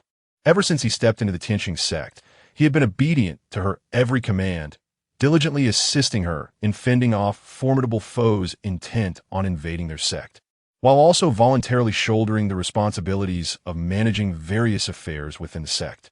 His care for the disciples was particularly noteworthy. Despite having been in the sect for only a short span of 10 days, he had traversed the 7 peaks and 36 caves of the sect almost entirely. This feeling of reassurance was reminiscent of the comfort she once derived from Zhang Chen. Thus, over the past 10 days, whenever Yue Lishuang faced grievances in her interactions with Zhang Chen, she found herself unconsciously seeking solace in Morong Fei, as if he were a proxy for Zhang Chen. From him, she could almost reclaim the profound affection that Zhang Chen had once bestowed upon her. However, following a recent conversation with Zhang Chen, she gained a clear understanding of her innermost desires. Morong Fei was not Zhang Chen. Neither his cultivation level nor his unwavering dedication could compare to Zhang Chen's century-long silent vigil. She did not wish for her brother to become a mere substitute for Zhang Chen. At that moment, a wave of guilt surged within Yue Lishuang, and she softly declared, Fear not, brother, I shall make amends. Amends? How do you intend to do that? Morong Fei inquired, his interest piqued, the smile on his face growing ever more pronounced. Without a trace of hesitation, Yue Lishuang affirmed, During my absence over the next 10 days, you may act in the capacity of the sect leader, governing all affairs within the sect. Furthermore, should you desire anything from the sect, be it magical artifacts, elixirs, or spiritual beasts, whatever it may be, I shall grant it to you. Morong Fei nodded slightly, then turned to settle himself firmly into Yue Lishuang's Xuanyu chair. Gazing deeply into her eyes, he said softly, "Then what I desire is your sect itself." Yue Lishuang was momentarily taken aback, then chuckled lightly. "Brother, you jest. What I meant was that during my absence, you can't show." Murong Fei suddenly raised a finger to his lips, enunciating each word deliberately. "Listen closely. What I seek is not merely for these 10 days, but forever. I aspire to become the sect leader of Tianxing. What? You." Yue Lishuang's brow furrowed, her previously jovial expression transforming instantaneously into one of icy severity. "Brother, do you comprehend the gravity of your words? As the grand elder of our sect, to intentionally usurp the position of sect leader, regardless of your status as my brother, according to sect rules, there would be no leniency." With that, she gestured for him to leave. Her tone frigid. "I implore you to vacate the Xuanyu chair at once and exit from the Xinglan Hall. I shall pretend I heard nothing just now, and you will remain our esteemed Grand Elder." Yet, time passed, and Murong Fei remained resolutely seated in the Xuanyu chair, showing no intention of departing. Instead, he let out a dreamy chuckle, his gaze toward Yue Lishuang imbued with tenderness and affection. Subsequently, the voice gently reminisced, "Junior sister, I recall our first encounter, which took place 150 years ago outside the gates of the Tianxing Sect. At that time, you were merely an outer disciple, engaged in humble tasks such as cultivating spiritual fields, raising spirit beasts, and gathering materials for alchemy and artifact crafting. Yet, even in these modest endeavors, you exhibited a level of diligence and dedication surpassing that of anyone else, radiating an indomitable spirit. Thus, I took it upon myself to inscribe your name in the list of candidates for promotion to intersect disciple. You truly lived up to my expectations, mastering all the techniques of an energy cultivation disciple within half a year, successfully establishing your foundation, and achieving the realm of core formation in just 3 years, ultimately becoming the foremost disciple of Tianxing Sect, and later, an esteemed elder of law enforcement. Of course, you must have realized that I discreetly watched over you during this journey, secretly placing various elixirs along your path, patiently transmitting techniques, and teaching you in private sessions." Upon hearing this, a flicker of emotion crossed the previously frigid countenance of Yue Lishuang. As her gaze flickered, her memories intertwined with Murong Fei's words, transporting her back to the Tianxing Sect of over 150 years ago. Back then, Tianxing Sect was not only her first sect, but also considered a mid-tier sect among the cultivation factions across the Xuantian Continent. Her ascent from an outer disciple to a formal disciple, then to an elite disciple, the chief disciple, and ultimately to a law enforcement elder was inextricably linked to the support of one person, her senior brother, Murong Fei. Thus, he held a cherished place in her heart, the first person she vowed to become a partner with. Regrettably, a century ago, Tianxing Sect faced a sudden assault from the Yaoxian Sect's demonic forces, resulting in the cruel demise of the sect leader, Tianxing Shangren, at the hands of the Bone Demon. As the law enforcement elder, Yue Lishuang fought valiantly against numerous demonic disciples of the same tier, ultimately succumbing to grievous injuries and collapsing at the foot of her shattered sect, surrounded by a mountain of corpses on the verge of perishing. It was then that her senior brother, Murong Fei, stepped forth to rescue her from the pile of the dead. In that moment, she was indeed filled with gratitude and affection for him, even contemplating proposing a partnership and the founding of a new sect, the Tianxing Sect, to avenge the disciples and master of Tianxing Sect. However, her senior brother turned away and joined the burgeoning Yaoxian Sect, unaware that it was already in cahoots with the Yaoxian Sect. After joining Yaoxian Sect, the once refined and upright Murong Fei employed various despicable tactics and demonic techniques to abduct countless female cultivators as vessels, siphoning their essence to enhance his own cultivation. Ultimately, he even became a partner to the female demon elder, Imo Qin, of Yaoxian Sect. This became an insurmountable barrier within her heart. The more Yue Lishuang pondered, the colder her heart grew, and she sharply interrupted, "Enough, do not speak further. I'm indeed grateful for the assistance you offer me at Tianxing Sect, but you..." A trace of resolution appeared in her eyes. "But you later joined the demonic sect, disregarding the enmity of our fellow disciples and master, abandoning me to form a partnership with Emochin. Did you ever consider my feelings? Indeed, it was at the moment my sect was annihilated and I was forsaken, struggling alone to establish my own, that I encountered Zhang Chen. With a resolute determination, Yue Lishuang declared, Zhang Chen has stood by my side for a century, aiding me in transforming the Tianxing Sect into the foremost sect of the Xuantian Continent. He has avenged my sect by obliterating the Yaoxian Sect. His significance to me has long surpassed that of my senior brother. I implore you, senior brother, to proceed with caution. Ah, is that so? Suddenly, Murong Fei rose slowly, waving her sleeve. In an instant, hundreds of disciples surged into the grand hall, dressed in black cloaks and adorned with black skull masks. They appeared indistinguishable from beings of darkness. Their steps were synchronized, radiating an aura of ferocity, with eyes that gleamed with resolve and madness. At that moment, an ominous premonition surged within Yue Lishuang, and she admonished fiercely, How audacious of you! Without my summons, you dare to trespass into the Xinglan Hall? Where are the law enforcement disciples? Do not hesitate to expel these intruders. Before she could finish her words, dozens of elite law enforcement disciples entered from outside. However, their attire mirrored that of the intruders, as if they too had succumbed to the influence of darkness, utterly disregarding Yue Lishuang's commands. Rebels, what do you intend to do? Yue Lishuang exclaimed in exasperation, each word dripping with indignation. Do you seek to revolt? Chapter 50. I shall relentlessly pursue Zhang Chen, compelling him to marry me. Huh? Do you still believe they merely aspire to rebel?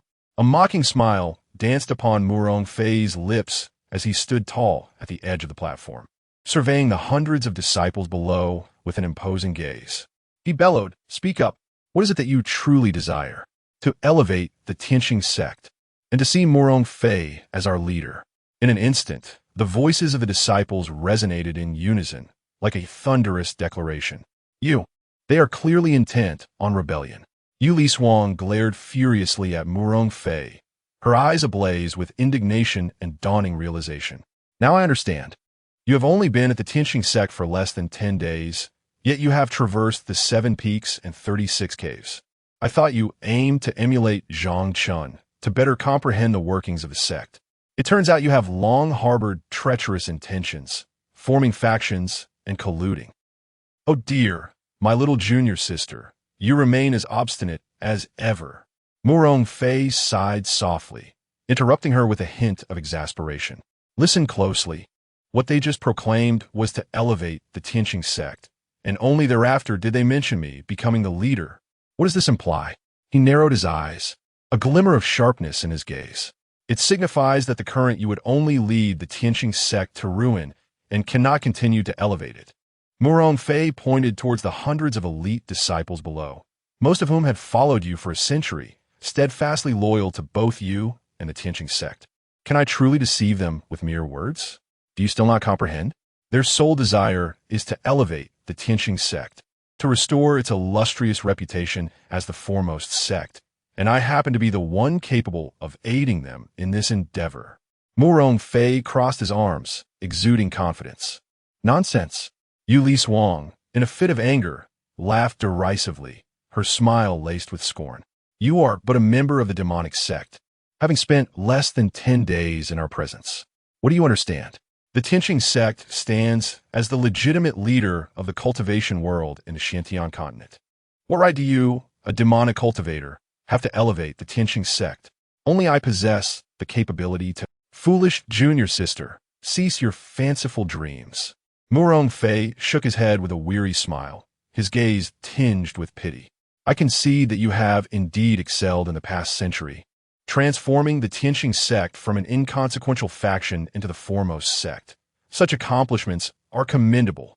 However, for what I have gathered from these disciples, it seems that much of this success is attributed to that Zhang Chen. A subtle smile graced Murong Fei's lips, hinting at deeper implications. Yue Lishuang was momentarily taken aback, her mouth agape, yet she found herself at a loss for words. Indeed, the glory of the Tianxing Sect today owed its greatest debt to Zhang Chen. Could it be that the disciples were rebelling due to Zhang Chen's departure from the sect? If Zhang Chen were to return, would not all these issues swiftly resolve themselves? At that moment, Yue Lishuang took a deep breath, steadying her mind.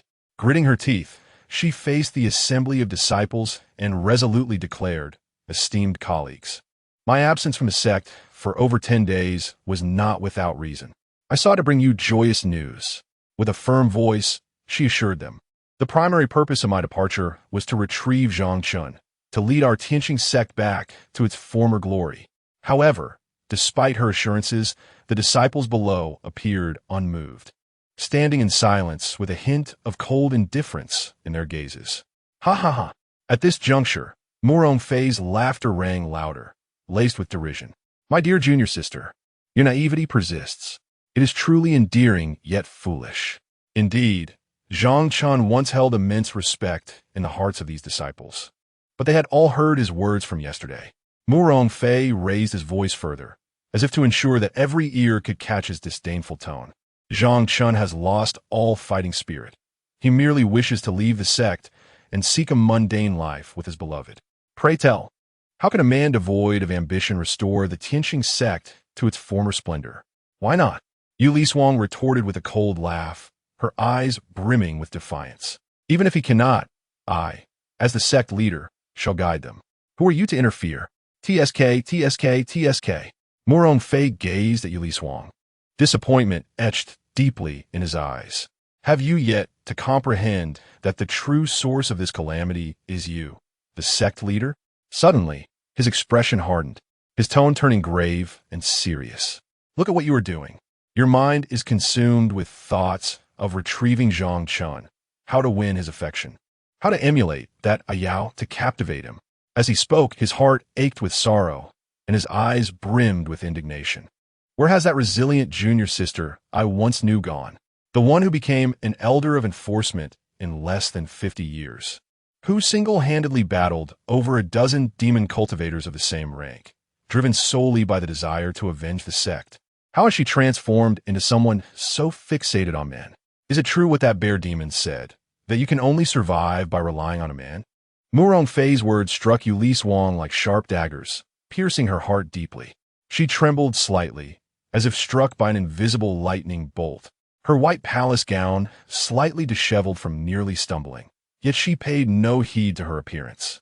With wide, furious eyes, she glared at Murong Fei, her gaze radiating an icy chill. Raising her hand, she pointed an accusatory finger at Murong Fei, her voice sharp and trembling, tinged with a hint of tears. "You are so remarkable, so lofty. Now you feel justified in berating me? What of it?" Murong Fei's voice was laced with anger, his eyes ablaze with fury. "I merely wish to rouse you from your stupor." "Very well." Yue Lishuang clenched her fists, striking her chest with force, her face contorted with anguish and heartache. She questioned loudly, "Did you ever consider, when you rescued me from the pile of corpses, what would become of me?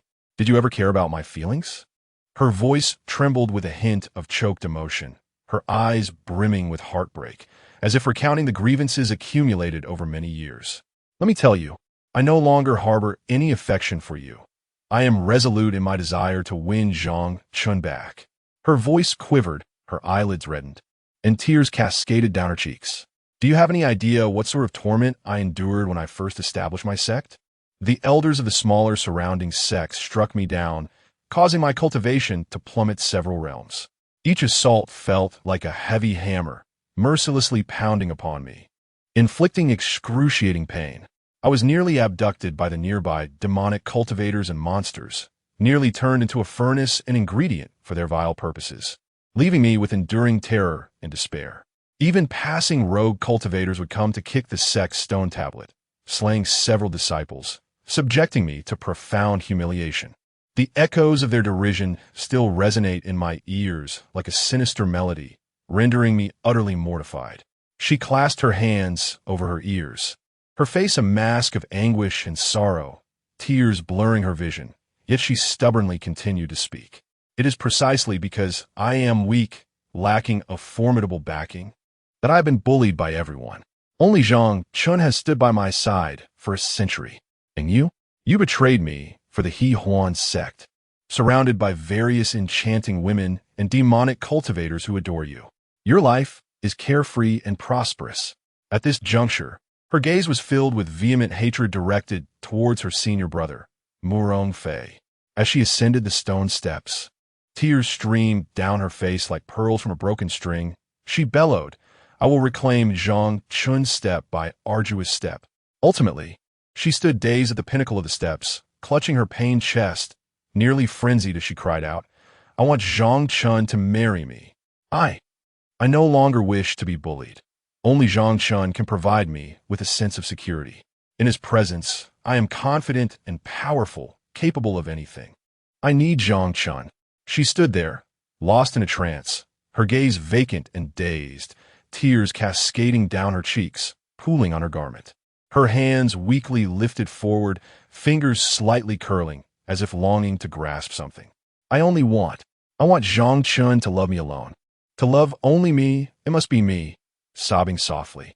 Chapter 51.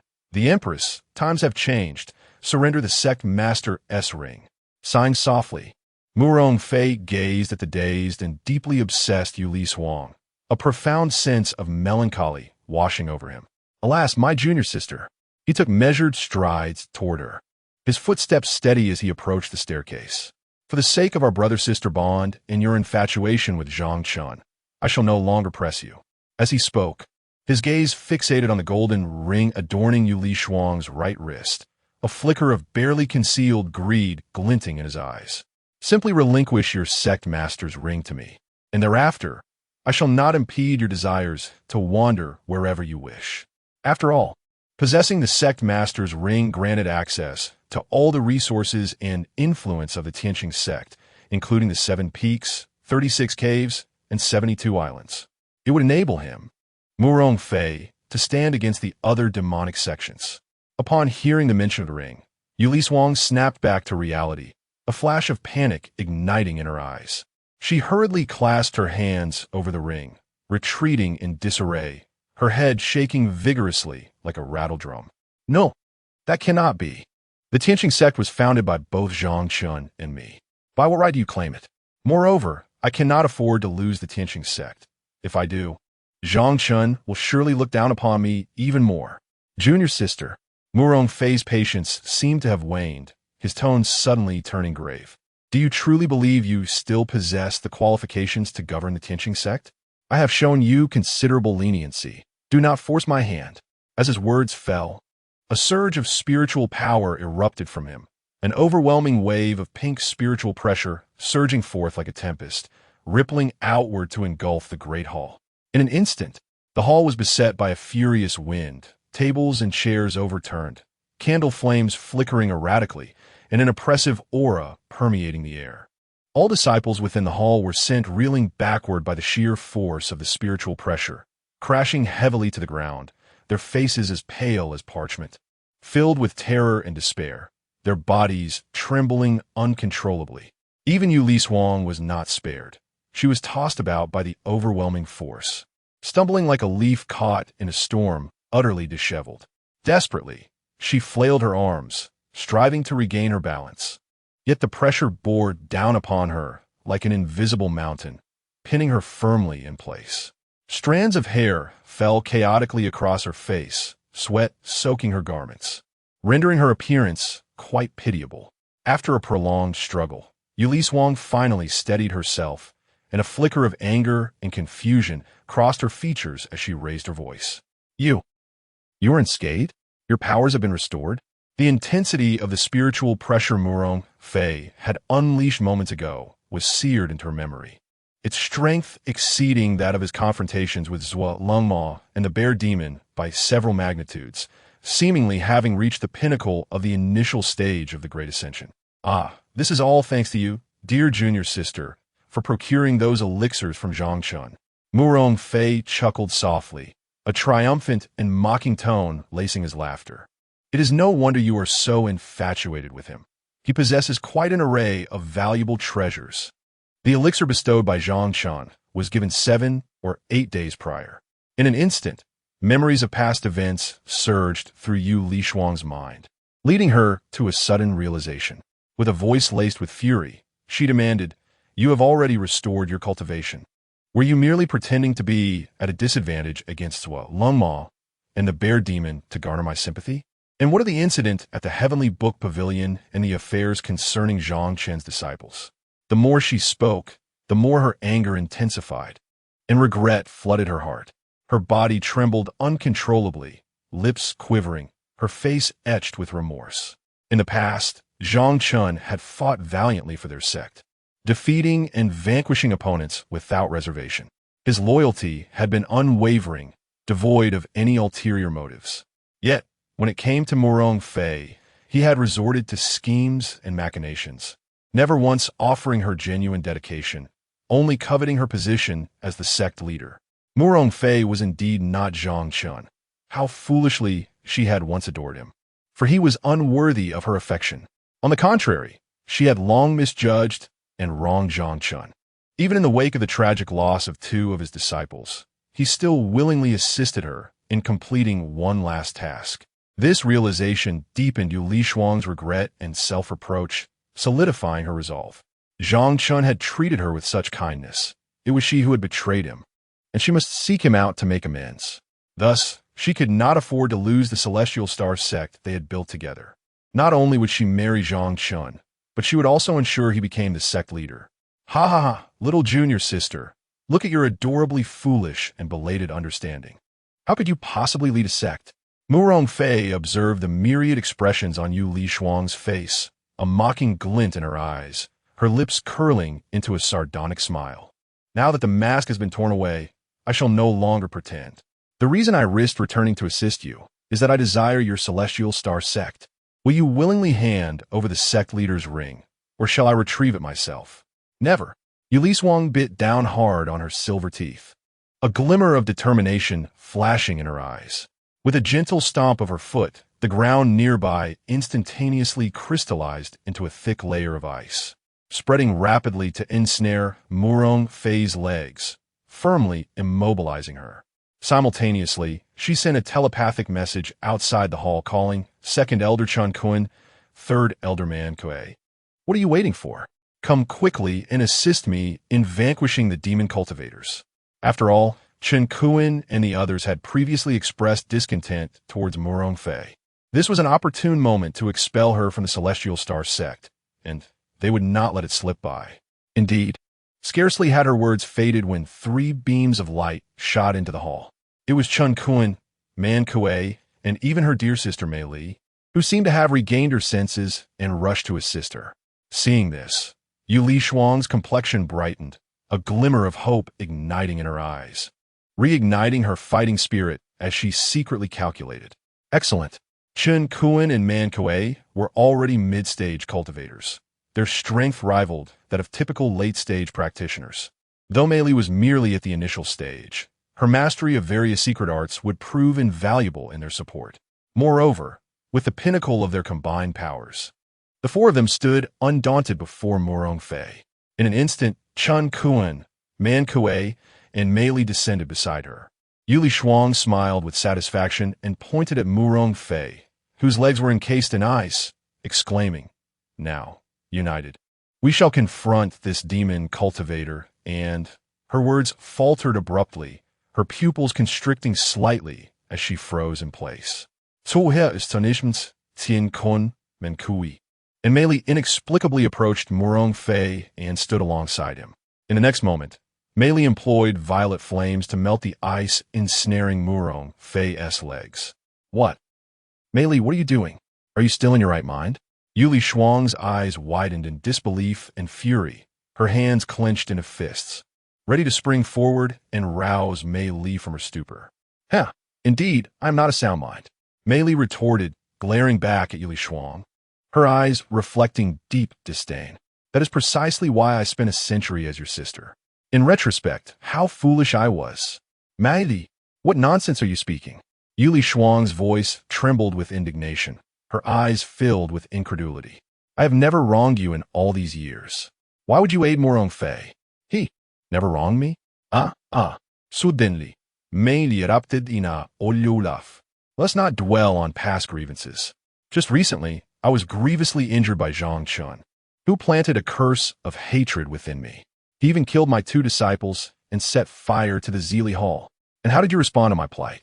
At this point, her eyes reddened, tears streaming down her cheeks as her voice trembled with profound resentment and anguish. You remained indifferent, offering no support for my vengeance. Even now, you are preoccupied with how to win back Zhang Chen. What am I to you? Yue Lishuang, you are exceedingly selfish. A person such as you is unworthy of being a sect leader.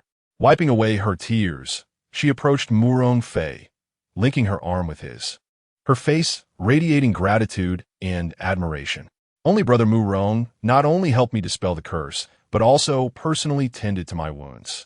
He is the one who truly cares for me. Indeed, Man Kuei interjected with a glance at Murong Fei. Though still harboring reluctance, he spoke gruffly. I too suffered injuries from Zhang Chen's sword energy, nearly losing my life. Yet you paid me no heed, fixated instead on reclaiming Zhang Chen. That truly disheartens me. Thankfully, this gentleman, cough cough, this Murong Fei, aided in my healing, otherwise I would have long since perished. Upon hearing this, Yue Lishuang gazed at the two, her expression clouded with disappointment. Despite her unwavering loyalty to Zhang Chen, he remained steadfast by her side. Yet these two, having endured mere, trifling grievances and injuries, easily turned against her. It appeared that apart from Zhang Chen, she could find no one else in the entire sect who genuinely cared for her. With this thought, her yearning for Zhang Chen's affection deepened. At last, she gazed at the taciturn Chen Kun, clinging to a flicker of hope as she implored, Chen Kun, it was I who rescued you from Tianxing Temple all those years ago, and I single-handedly elevated you to the esteemed position of the second elder of our sect, always regarding you as a trusted confidant and treating you with kindness. Do you truly intend to betray me as well? Chen Kun brought his hands together in a gesture of reverence and bowed deeply, his demeanor composed as he replied, Your Majesty, the times have changed, and the tide has turned. It is imperative to adapt to the shifting circumstances. I beseech you to relinquish the sect leader's ring, and I shall ensure your safe departure from the sect. Chapter 52. Eliminate a Yao in advance. Above the skies of the Tianxing Sect, the setting sun resembled blood, painting the horizon in a brilliant hue of orange-red. 2 magnificent steeds, their coats as white as snow, gracefully pulled a luxurious flying carriage through the misty clouds. Inside the carriage, Yue Lishuang's complexion was as pale as parchment, her right arm bleeding profusely, staining half of her sleeve crimson. A trace of blood lingered at the corner of her mouth, her eyes brimming with fury and helplessness as she fixated on the increasingly blurred silhouette of the Tianxing Sect outside the window. The once resplendent sect leader's ring that had adorned her left wrist was now conspicuously absent, reflecting on her recent battle with Murong Fei and the others. Yue Lishuang was engulfed in humiliation. No, it could hardly be termed a battle. In the brief span of a single incense stick's burning, she had been defeated. With a mere flick of her wrist, Murong Fei had inflicted severe injuries upon her, rendering her immobile. In that moment of profound disgrace, she could only watch as Mei Li approached her with an air of triumph, ruthlessly snatching the sect leader's ring from her wrist and presenting it to Murong Fei as if it were a prized treasure. Meanwhile, Chen Kun and Man Kuei pretended to protect her as they departed from the sect, their insincerity and expressions making her feel nauseated even now. Yue Lishuang bit her lip in anguish, her already bloodied lips becoming even more crimson, as if they might bleed further. Her lustrous black hair fell chaotically over her shoulders, strands clinging to her cheeks with sweat, adding to her disheveled appearance. A horde of treacherous traitors. Yue Lishuang roared in her heart. How could I have poured my heart and soul into elevating the Tianxing Sect over 100 years, allowing you to revel in glory and riches, only to be repaid in such a manner? Especially when she thought of that old scoundrel, Chen Kun, her body trembled with rage. Memories flooded her mind of the time when Chen Kun had faced adversity, besieged by the members of the Tianxing Temple, and she had recklessly rushed to his aid, rescuing him against all odds. Then later, despite Zhang Chen's vehement objections, she had insisted on promoting Chen Kun, elevating him to the position of second elder. granting him unparalleled power and resources. Yet now, he had turned out to be so ungrateful, betraying her trust. Indeed, she should have heeded Zhang Chen's counsel and refrained from elevating Chun Kuan. Yue Lishuang murmured to herself, a glimmer of regret flashing in her eyes. Upon reflection, Zhang Chun's judgment of character was astute. At least those he had brought into the sect remained steadfastly loyal to both the sect and him. Whether it was the obstinate Lu Bo from Xianding Peak, the unruly Yang Shi from the Beast Mountain, or Master Hao from the Divine Craft Cliff. Even his 3 disciples had ultimately protected him. In stark contrast, she found herself surrounded by betrayal and treachery. Yue Lishuang was filled with bitterness and remorse. Just wait. When I reclaim Zhang Chun, I shall ensure that you pay with blood for your debts. Gritting her teeth, a look of determination flashed in her eyes. Very well. For now, the sect shall be entrusted to them. It is just as well, for I need to concentrate all my efforts on retrieving Zhang Chun. Once I bring him back, together we shall reclaim the sect we once built. It would indeed be a most romantic endeavor. As she contemplated this, Yue Lishuang took a deep breath, striving to steady her mind as she urged the flying carriage to pursue the ancient kingdom of Lulan in the north. In a short while, a fleeting white shadow lingered against the dimly lit horizon. Do you think she will return? Outside the grand hall of the Tianxing Sect, Murong Fei toyed with the recently seized golden bracelet, her gaze penetrating as she observed the vanishing white silhouette, her voice tinged with melancholy. Standing nearby, Mei Li crossed her arms, her expression one of disdain as she retorted sharply, "What face or courage does she have to come back?" With her cultivation at the late stage of fusion, she barely advanced thanks to Zhang Chen's prior assistance. Having received the finest resources from the sect and Zhang Chen's unwavering support, she still failed to break through to the great ascension stage. With such dim-witted talent, does she even deserve to be the sect master? A cold smile graced her lips, revealing a hint of jealousy and mockery as she continued. If I were her, not only would I lack the audacity to return, I would rather perish, having lost my sect and Zhang Chen's affection, even being. Suddenly, a sharp sound of a slap echoed in the air. Mei Li felt a searing pain across her cheek, as if struck by a heavy iron fan. She was sent hurtling like a kite with severed strings, crashing against a stone pillar, blood gushing from her mouth. Her hair fell messily over her face, streaked with blood. Her eyes wide with terror and disbelief. What are you doing? We just helped you seize the position of sect master, and you intend to burn the bridge behind you? Man Kuei exclaimed, his eyes wide with fury as he lifted 2 axes, ready to charge at Murong Fei. Chun Kuan, standing by, swiftly intervened, his expression wary as he whispered, "Do not act impulsively." Enough of this noise. Murong Fei's countenance darkened instantly, her gaze icy as she fixed her eyes on the bloodied Mei Li, a glint of frost flashing in her eyes. No matter how lacking Yue Lishuang may be, she is still my junior sister. Who are you to pass judgment? Are you not aware of your own standing? Mei Li, clutching her swollen, bleeding face, raised her head in terror, meeting Murong Fei's frigid gaze, causing her to tremble all over. She hastily knelt on the ground, shaking with fear, her voice quavering as she bowed. "Yes, esteemed sect master, I was wrong. Very well. This shall be your last warning." Murong Fei snorted coldly, slowly donning the bracelet on her left wrist. She gently rolled her neck, her expression gradually returning to one of cheerfulness. "Speaking of which, you all deserve recognition for your contributions. Be sure to drink a few extra cups at the upcoming celebration banquet. As for my junior sister, I know her stubborn nature. She will likely seek out Zhang Chun and return to reclaim the sect." A flicker of concern crossed Murong Fei's eyes. Should Zhang Chun, this formidable adversary, return accompanied by loyal disciples, reclaiming the sect would not be an easy feat. After all, there remained numerous disciples within the sect who were fiercely loyal to Zhang Chun. If they were incited to turn against them, it could spell disaster. With that thought, she turned to Chen Kuan and offered a slight smile, her eyes gleaming with anticipation as she inquired, "What would you do in my place?" Chen Kuan cupped his hands and hastily replied, "Then let us ensure that Zhang Chun does not return." Murong Fei nodded, signaling him to continue. The purpose of Zhang Chen's recent venture was to seek his beloved, Ayao. Chen Kun narrowed his eyes, a glint of cunning flashing within them. Then let us prevent Zhang Chen from finding Yao. That way, he shall never return. Ha ha! The second elder's insight into human nature is truly admirable. Murong Fei's face broke into a satisfied smile as he waved his hand. Proceed with this plan. If successful, the position of the Grand Elder shall be yours. Otherwise, at this juncture, his smile faded, and his gaze turned as cold as frost. Otherwise, I cannot guarantee how I might respond to the remnants of Yue Lishuang's former subordinates, should they provoke me.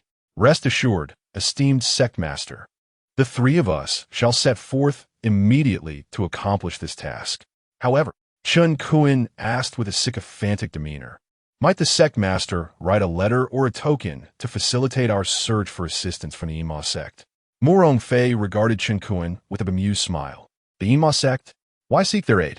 Without hesitation, Chen Kun answered candidly. Firstly, regarding Yao, Zhuolengma must be concealing information from Zhang Chen. If we could acquire more insights, we would precede Zhang Chen in locating Yao. Secondly, should we find Yao first, we could enlist the help of the Ima sect to eliminate her, ensuring that Zhang Chen is forever in pursuit of a vanished specter, never to return to the sect and trouble us. Thirdly, even if Zhang Chen were to discover Yao's demise in the future, we could redirect his wrath towards the Ima sect, allowing them to bear the brunt of his fury. Ha ha ha! Excellent! Murong Fei laughed heartily, unable to suppress his applause. The second elder is indeed far-sighted and possesses remarkable strategies. Such ruthlessness is commendable. My admiration for you grows. As he spoke, he waved his hand, and a black token floated before Chen Kun. The token emanated a dense aura of dark magic, inscribed with peculiar, twisted runes. Take this token to the Ima sect to seek Zhuolengma. He owes me a favor and will assist you. However, Murong Fei's tone became stern. My trust in you is substantial, but should you fail, you shall owe me 3 heads. Chapter 53. The Lost Land, the Ancient Kingdom of Lulan. The sky was as dark as ink, and the earth burned like fire. Zhang Chen, Yang Shi, and Lu Jinxin navigated a dragon boat, a magical flying vessel, soaring through the heavens like a resplendent meteor, racing towards the northern desert. Gazing into the distance, the northern desert appeared as an expansive sea of death, suffused with a stifling desolation under the relentless scorching sun. The fierce winds raged like enraged beasts, rampaging through the sands, whipping up billowing clouds of yellow dust that obscured the sun. The yellow sands surged like tumultuous tides, one wave after another, staining the sky with a murky, dark hue, as if the entire world were shrouded in a heavy, mysterious veil. Here, there was not a hint of verdant life, nor a drop of refreshing water. Only the haunting silence and desolation lingered. It seemed a corner of the world long forgotten, where all traces of life had long since vanished without a trace. Occasionally, the bleached bones of animals could be seen scattered among the dunes, partially obscured by the swirling sands, further enhancing the eerie and terrifying atmosphere that sent chills down one's spine. The desolation and harsh climate of the northern desert were far more dreadful than we had imagined. Yang Shi stood at the forefront of the dragon boat, gently fanning away the encroaching yellow sands with her hand, her voice tinged with confusion and disbelief. I recall visiting this place over a century ago. It was not as desolate then. What could have transpired? Lu Jinxin's expression grew solemn, her gaze piercing as she meticulously scanned the vast desert. That left-cold demon is indeed deceiving us. How could a place like this possibly harbor the legendary kingdom of Lulan? Zhang Chen remained silent, tightly gripping the map in his hands, his eyes betraying determination and resolve. He maneuvered the dragon boat, gliding slowly across the desert sky, leaving no potential clue overlooked. However, as the night slipped away quietly, they had nearly scoured the entire desert, yet not a single brick or tile of the ancient kingdom was in sight. The trio's strength gradually waned, and their spirits became weary. Yang Shi plopped down on the dragon boat, pouting as she complained. Sister Jinxin was right. The information from the left-cold demon must be false. We've come all this way for nothing, and I shall certainly hold him accountable upon our return. Lu Jinxin approached Zhang Chen and gently suggested, "Master, you have seen it for yourself. The kingdom of Lulan has long since vanished without a trace. Continuing our search would be futile. We should return." "Look, what is that?" Suddenly, Yangshi keenly noticed a dark mass in the distance and hurriedly pointed it out with an urgent voice. Zhang Chen and Lu Jinxin turned to gaze in the same direction, momentarily taken aback. In the distance, amidst the swirling yellow sands, a black sandstorm suddenly erupted. The storm rose like a colossal black dragon emerging from the depths of hell, bearing an apocalyptic force sweeping towards them. Simultaneously, the entire sky was engulfed in darkness. As if the end of the world had arrived, and shadows of dread enveloped the realm. A black sandstorm? In Zhang Chen's mind, a flurry of ancient texts raced through his thoughts, yet he found himself utterly ignorant of the ominous black sandstorm before him. A vague sense of foreboding enveloped him, as if the storm concealed a profound threat. Without hesitation, he commanded his magical vessel to distance itself from the dark tempest. However, at that moment, the black sandstorm unleashed a formidable pull, mercilessly consuming everything in its vicinity. The dragon boat, akin to a leaf tossed amidst a tempest, struggled helplessly against the overwhelming force, swaying chaotically in the storm's grip. Compounding his troubles, Zhang Chen sensed his internal magical energy rapidly depleting. In the blink of an eye, he was left with scarcely 20 to 30% of his power. This black sandstorm could drain one's spiritual and magical essence? It seems this tempest is siphoning my energy. I no longer possess even a trace of it. I feel so dizzy. "Son," she exclaimed, her body rolling with the boat, her voice trembling. Lu Jinxin clutched a pillar, her expression grave as she declared, "I am devoid of all magic. This black sandstorm is truly peculiar." "Master," she turned to Zhang Chen, her eyes filled with concern and helplessness. Yet, Zhang Chen appeared to retain a flicker of magical energy, exerting all his strength to steer the vessel away from the malevolent winds and sands. Each time he neared escape, however, the powerful pull yanked him back. After several fruitless attempts, he sensed his magical reserves waning dangerously low. Suddenly, a massive vortex within the storm enveloped the dragon boat entirely. The trio found themselves engulfed in darkness. The only sounds the howling winds, the grinding of sand, and their own hurried breaths, as if countless malevolent spirits roared beside them, threatening to consume them whole. "Help! Is there anyone out there?" "Son," she called into the oppressive blackness, but her voice was swallowed by the gale, like a stone cast into the sea. "Stop your futile shouting and use your wits. It's evident there's no one here." Lu Jinxin retorted sharply, gripping Sun Shi with one hand while firmly holding Zhang Chen's arm with the other. "Oof, I merely wished to alleviate the tension. With my elder brother here, I'm not afraid." Sun Shi countered defiantly. Lu Jinxin could only smile in exasperation. In such dire circumstances, you still find time for jest. Sun Shi stuck out her tongue playfully. "So serious and dull. I've grown weary of the mundane days at Tianxing Sect. I've longed for an adventure like this with my brother." Listening to their banter, Zhang Chen found it amusing and calmly reassured them. "It seems everyone's spirits remain high. Fear not. The dragon boat has autonomously activated its defensive array. Although we may not know where we are being drawn, we shall be fine." His voice, though faint amidst the storm, resonated with determination. Before long, after struggling against the black sandstorm for what felt like an eternity, the three felt themselves being torn apart by countless forces, their consciousness gradually fading. Ultimately, they succumbed to the void, as if plummeting into an endless abyss, swallowed by the encroaching darkness. As Zhang Chen gradually regained consciousness and opened his eyes once more, he found himself in an unfamiliar realm. Not far away stood a colossal ancient stone city, rising majestically amidst the black desert. This grand edifice was in a state of disrepair, its walls long since crumbled, leaving behind only a few dilapidated remnants teetering precariously against the relentless winds and sands. These ruins resembled the wrinkled visage of an elder, bearing the indelible marks of time and endless vicissitudes.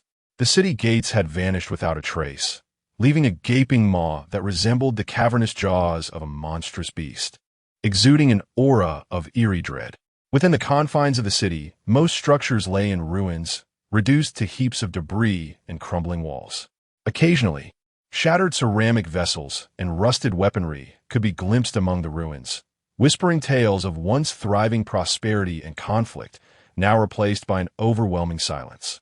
The houses flanking the streets had long since collapsed, leaving only weathered doors and windows that swayed in the wind, creaking like the sighs of time itself. Brother, is this the ancient kingdom of Lulan? At that moment, Yangshi also regained her senses, her eyes wide with astonishment and confusion. Yet her voice trembled with a hint of exhilaration. Chapter 54. Yao, you remain as foolish as ever. Lu Jianxin slowly rose to her feet, gently brushing off the yellow sand that clung to her attire. Her gaze, sharp as a hawk's, swept across the surroundings as she murmured to herself. It bears a certain resemblance, yet there is an indefinable difference.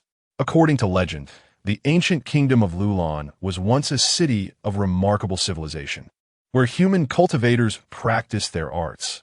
Yet now, it lay in desolation. What calamity could have befallen this place? Zhang Chen also stood up, his attention keenly focused on the environment around him, simultaneously unleashing his spiritual sense in search of clues. Though the ancient stone city lay in ruin, every corner subtly hinted at the unique essence of its bygone civilization. The streets within were buried beneath a thick layer of yellow sand, and the carvings on the city walls had become indistinct. Yet one could still discern the exquisite beauty and prosperity that once thrived. Regardless of whether this truly is the ancient kingdom of Lulan, let's venture inside and explore. We may uncover some valuable evidence. As Zhang Chen spoke, he took the lead, stepping towards the heart of the ancient stone city. Wait for me, elder brother. Yangshi hurried after Zhang Chen, anxious not to lose him. Lu Jianxin quickened her pace to catch up, suggesting, Master, I believe we should first seek out local inhabitants to inquire about the situation before proceeding. However, Yangshi shook her head, countering, Sister Jianxin, it appears this place is utterly deserted, and exploring on our own would be far more exhilarating. Currently, my magical energy is dwindling to about 10%, and my spiritual sense cannot extend beyond 100 meters. Ignoring Yangshi's playful banter, Lu Jianxin continued with a serious expression, Master, if we advance recklessly, we may encounter unforeseen dangers. Not to worry. Zhang Chen fixed his gaze on the largest structure within the ancient stone city, slowly closing his eyes to attune himself to the surrounding aura. After a moment, he remarked, My spiritual sense has faintly detected a subtle resonance emanating from beneath that building. Let us first investigate there. I told you so. Yangshi chimed in joyfully. My elder brother is exceptional, unlike us who are burdened by some mysterious force of this place, leaving us with only a fraction of our power. All right, enough with the flattery. Zhang Chen shook his head in resignation, a wry smile on his face. My magical energy is merely at 10% as well, and my spiritual sense can only probe within a kilometer. Yet she maintained her optimistic demeanor, undeterred by his words. Elder brother, even 10% of your power in the Great Ascension stage is formidable, unlike certain individuals who, despite being in the later stage of the Void Refinement realm, remain perpetually tense. Upon hearing this, Lu Jianxin furrowed her brow slightly, retorting, What do you know, little girl? This is not Tianxing Sect. We must exercise caution. Yangshi, grinning mischievously, teased, Yes, relax. If we truly encounter any danger, I shall protect you, even with my dwindling spiritual energy. With my dragon-scale body, I can withstand all. Lu Jianxin immediately disagreed. Yet my sword body can withstand all forms of attack. Amidst a cacophony of bickering, the three individuals leisurely ventured into the city. An air of decay pervaded the surroundings, infused with the arid scent of yellow sand and the stench of decay, creating a unique and unpleasant olfactory experience. Scattered among the ruins lining the streets were remnants of bones, some weathered by time, others still clinging to tattered garments, as if narrating the tragic tales of a bygone era. A palpable chill enveloped the area, as though countless unseen eyes were observing their every move. Yang Shi tightly grasped Zhang Chen's arm, instinctively retreating behind him. Yet, Lu Jianxin and Zhang Chen maintained their composure, extending their senses to remain vigilant of their surroundings as they proceeded forward with deliberate caution. Before long, they arrived at the heart of the ancient stone city. There stood a colossal palace, though dilapidated, its former grandeur still discernible.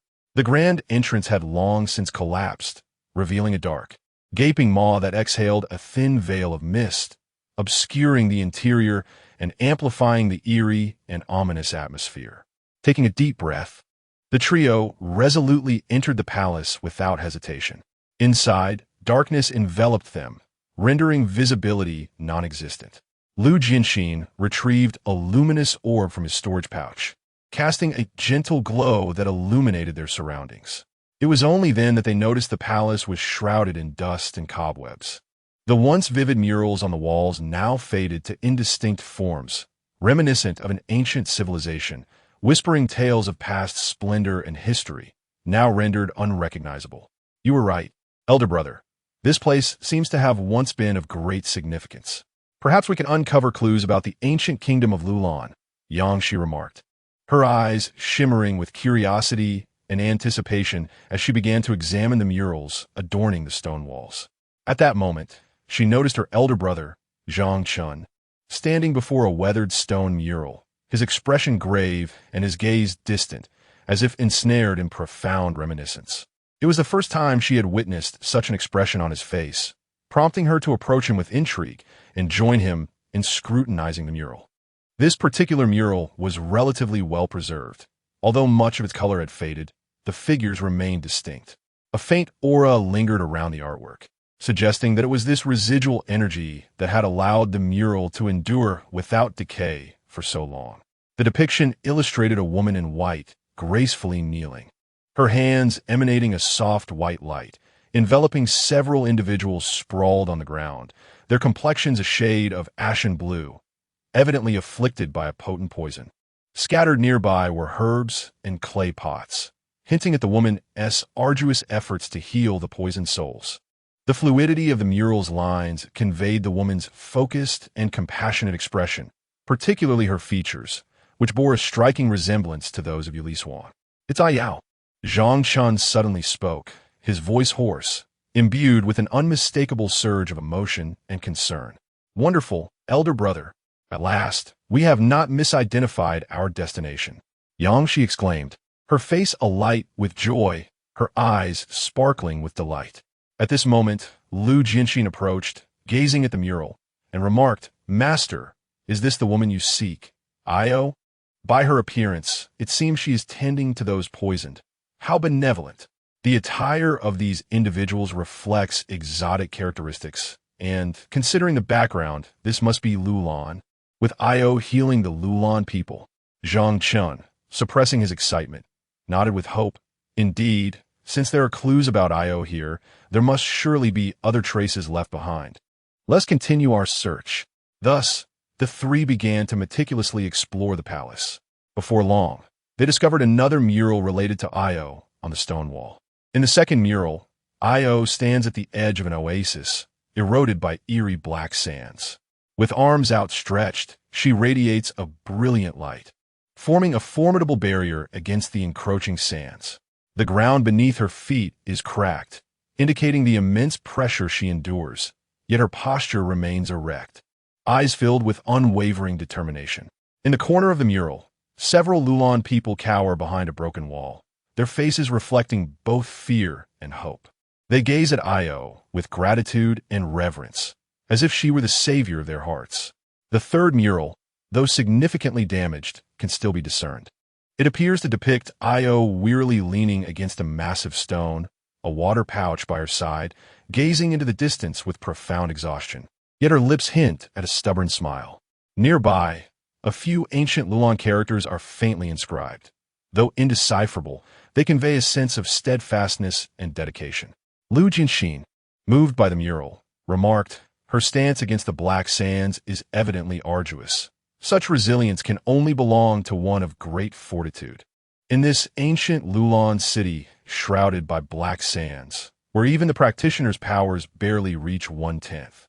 She not only uses her abilities to save lives, but even finds the strength to combat the fierce winds and sands, protecting the masses. Her kindness and courage are truly admirable. At this juncture, a flicker of doubt crossed her eyes. But why does she save these mortals? What does she seek? Yangxi's voice carried a note of indignation. Do you human practitioners always act with self-interest? Are you all so cold-hearted? IOS compassion, risking her own safety to save lives in this perilous moment, exemplifies the true essence of a practitioner. Indeed, she continued, I have heard that most of you human practitioners regard mortals as inferior beings. My admiration for Io only grows, for she shares the same kindness as my elder brother. As Yangxi spoke, she turned to Zhang Chen. No wonder you care for her so deeply. I would too. Yet, before she could finish, she noticed Zhang Chen's demeanor, prompting her to silence herself and refrain from interrupting. At that moment, Zhang Chen was gently caressing the resolute profile and weary figure of Io, depicted in the mural. As if he could feel through the artwork the immense spiritual energy she had expended and the willpower that sustained her. He understood that Io was not inherently powerful. Her strength stemmed from her inner kindness and resilience. The mural silently narrated her solitary struggle against calamity, a testament to her dedication in healing the people. This resilience evokes both pain and admiration within him, as if he could perceive a Yao's indomitable spirit amidst adversity. Although Zhuo Lengma previously remarked that a Yao's healing of mortals was merely a means to solicit their assistance in locating him, the mural vividly chronicles a Yao's selfless sacrifice in saving lives, devoid of any ulterior motives. If her sole intention was indeed to seek help from mortals, the price she paid seems excessively steep. After a prolonged moment, he leaned his head against the mural, lost in thought, murmuring softly a Yao. You still possess that unwavering love for saving others. The effort you expended to rescue me back then was immense, and it remains the same now. You are still as foolish as ever, my dear simpleton. Chapter 55, a final note from a Yao look. There's actually a hidden underground door here. At that moment, Yangxi excitedly shouted as she discovered a concealed door in the corner. Zhang Chen quickly quelled the tumultuous wave of yearning in his heart and hurried over with Lu Jinxin, their gazes fixated on the mysterious door, scrutinizing it intently. Carved upon the door were peculiar symbols, twisting and intertwining, resembling some ancient and enigmatic incantation that exuded an elusive, inscrutable aura. Zhang Chen pressed his hand against the door, attempting to push it open. However, it was as immovable as a towering mountain, seemingly sealed by an unseen force. It appeared that to unlock this door, they must unravel the secrets hidden within those symbols. Lu Jinxin furrowed her brow, her eyes glimmering with contemplation as she delved into profound thought, seemingly striving to recall the ancient texts and their inscriptions. There's no need for such complexity. Yangxi playfully winked, waving her right hand gently. In an instant, a radiant blue light emanated from her palm, akin to a brilliant shooting star, darting towards the door. The blue light swiftly transformed into a colossal dragon claw apparition, striking the door with formidable force. With a crack, the door shattered like fragile parchment, raising a cloud of dust. Foolishness! Lu Jinxin immediately became alert, her eyes scanning the surroundings with apprehension. Our magical power is already dwindling. We must not expend it recklessly unless absolutely necessary. Moreover, if this door leads to perilous traps, we could be in grave trouble. Henceforth, we must not act so rashly. Yangxi pouted, initially ready to retort, but this time, she recognized the validity of Jinxin's words.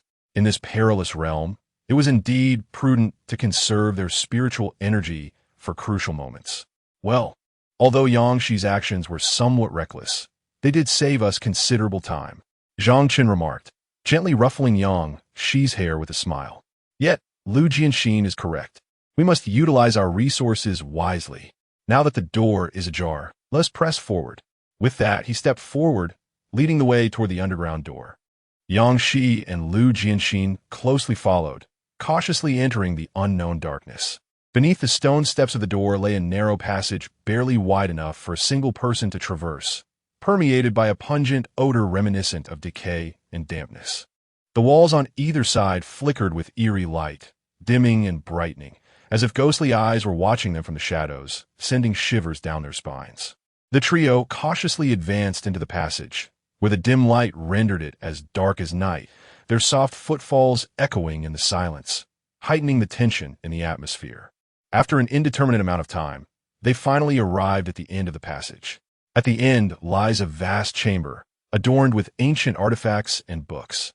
The objects within possess peculiar shapes. Some resemble distorted dragons, while others take on the form of enigmatic runes, exuding an aura of mystery and antiquity. The inscriptions on the tomes are exceedingly unfamiliar, twisted like wriggling worms, and have become blurred over time, as if ravaged by the relentless passage of years. Yet, despite their deteriorated state, one can still sense the profound cultural heritage and secrets they embody. This place appears to be a repository of knowledge, likely housing significant information. Lu Jianxin remarked, her eyes glimmering with anticipation as she began to peruse the volumes, seeking the elusive secrets surrounding the vanished Lulan kingdom. Having previously delved into various ancient sword techniques and acquired a wealth of archaic characters, she possessed a keen insight into the written word. Just then, Yangshi suddenly pointed to a buried stone pillar on the ground, exclaiming, "Master, come quickly. There are inscriptions from our immortal realm here." Zhang Chen paused momentarily, a sense of inexplicable foreboding washing over him as he hastily approached the stone pillar, his pupils narrowing slightly. Upon closer inspection, he observed that the base of the colossal fallen pillar was partially obscured by sand, revealing a portion of indistinct text. Yet, from those hazy characters, Zhang Chen could discern that they were indeed notes penned by Io. He stepped closer, trembling hands brushing away the dust from the stone, unveiling the deep engravings beneath. These were not mere murals.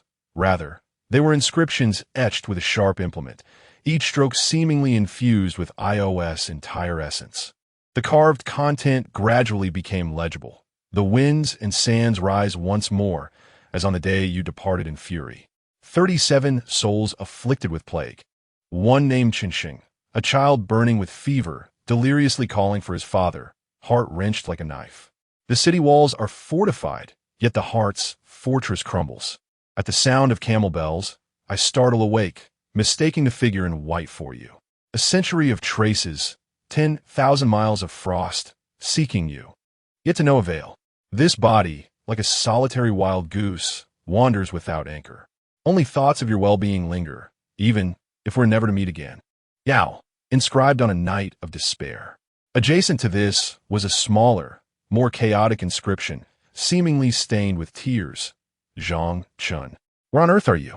Lu Jianxin softly uttered the words, her voice gradually deepening, imbued with an unmistakable sense of shock and emotion. This is written by Io, lamenting her fruitless search for you, never to meet again. The lines are suffused with endless longing and despair. Yangshi, beside her, was already in tears, choked with emotion as she said, "Elder brother." The sorrow in these words weighs heavily. In that final call, it feels like weeping blood. I believe Io must have been desperately searching for you in the northern desert, only to inadvertently be drawn into the ancient city of Lulan amidst the black sandstorm. In this city, not only could she not find her master, but she couldn't escape either, and had to rely solely on her own strength to heal so many mortals and fend off the black storm. Her voice grew increasingly choked, as if she had fully empathized with Ios' plight at that moment. It is unimaginable to think of how profound her despair must have been when she inscribed those words. At this moment, Zhang Chen nearly collapsed before the stone pillar, his fingertips trembling like leaves caught in a gust of wind. He gently caressed the familiar yet alien characters, particularly the final phrase, a desperate cry, accompanied by his own name. In his mind's eye, he envisioned Ayao during countless lonely and despairing nights, meticulously inscribing these words by the faintest light. How heart-wrenching it must have been for her when she tended to the child named Tianxing. This ancient city of Lulan, shrouded in black winds and sands, was indeed a city of the dead, devoid of hope, mirroring her own inability to find herself. All she could do was stifle her tears, burying her longing and anguish deep within. The sound of camel bells and the fleeting recognition of a figure in white. How many times had hope been reignited only to be extinguished in disappointment? After all, she had always cherished donning white garments in his presence. The words, "May you be well, even if we never meet again," encapsulated her selfless love and her steadfastness amidst despair. The agony of a century spent in search of the unattainable now surged through the cold stone etching, like a series of sharp daggers piercing Zhang Chen's heart, nearly suffocating him. Especially that final line, "Zhang Chen, where art thou?" Each word struck him like a blade, penetrating his soul. Zhang Chen trembled slightly, his eyes reddening, fists clenched tightly, for the first time in front of Yang Shi and Lu Jianxin. Tears of unmasked pain and regret flowed freely. Chapter 56. Io is alive. Eldest brother, master, Yang Shi and Lu Jianxin hurriedly gathered around Zhang Chen, their eyes brimming with concern and sorrow. Yang Shi gently grasped Zhang Chen's sleeve, her voice tinged with a quiver of tears, yet infused with a reassuring resolve. "Eldest brother, do not be too heartbroken. Sister Io is so kind and capable. She surely cannot be in peril." She slightly raised her chin, hope glimmering in her eyes. Look at these words. Though they are filled with despair, they also indicate that she has been striving to hold on. Perhaps she is waiting for us to rescue her in some distant place. We will undoubtedly find her. Lu Jianxin stepped forward as well, lightly patting Zhang Chen's shoulder. Her tone steady and gentle. "Master, Yang Shi speaks truly." The fact that Io was able to leave these words in such dire circumstances proves her indomitable will to survive. Moreover, while the ancient city of Lulan is shrouded in mystery, it is not without traces to uncover. We have only been here half a day and have already discovered murals and secret chambers. We should soon find further clues regarding Io. As she spoke, she raised several weathered ancient tomes in her hand. Earlier, I managed to piece together the origins of the Black Sand Tempest from these texts. And if the records are accurate, the situation appears quite optimistic. Zhang Chen slowly lifted his head, his eyes glistening with tears, yet now also shimmering with a flicker of hope. He took a deep breath, striving to compose himself, and his gaze fell upon the ancient tomes nearby. "Indeed, I lost my composure earlier." "Not all." Yang Shi quickly wiped away the traces of tears from her eyes, cheerfully adding, "I believe that your reaction is perfectly normal, eldest brother. There is no need to suppress your emotions as you did at Tianxing Sect. Now that we have departed from Tianxing Sect, we can cry if we wish and laugh if we desire. We should be free-spirited." "Hee, little sister. You are quite the optimist." Zhang Chen chuklet, amuset bai yang sebelases playful demianor. He then picked up one of the ancient tomes and turned to Lu Jianxin, inquiring, "Please, share your findings."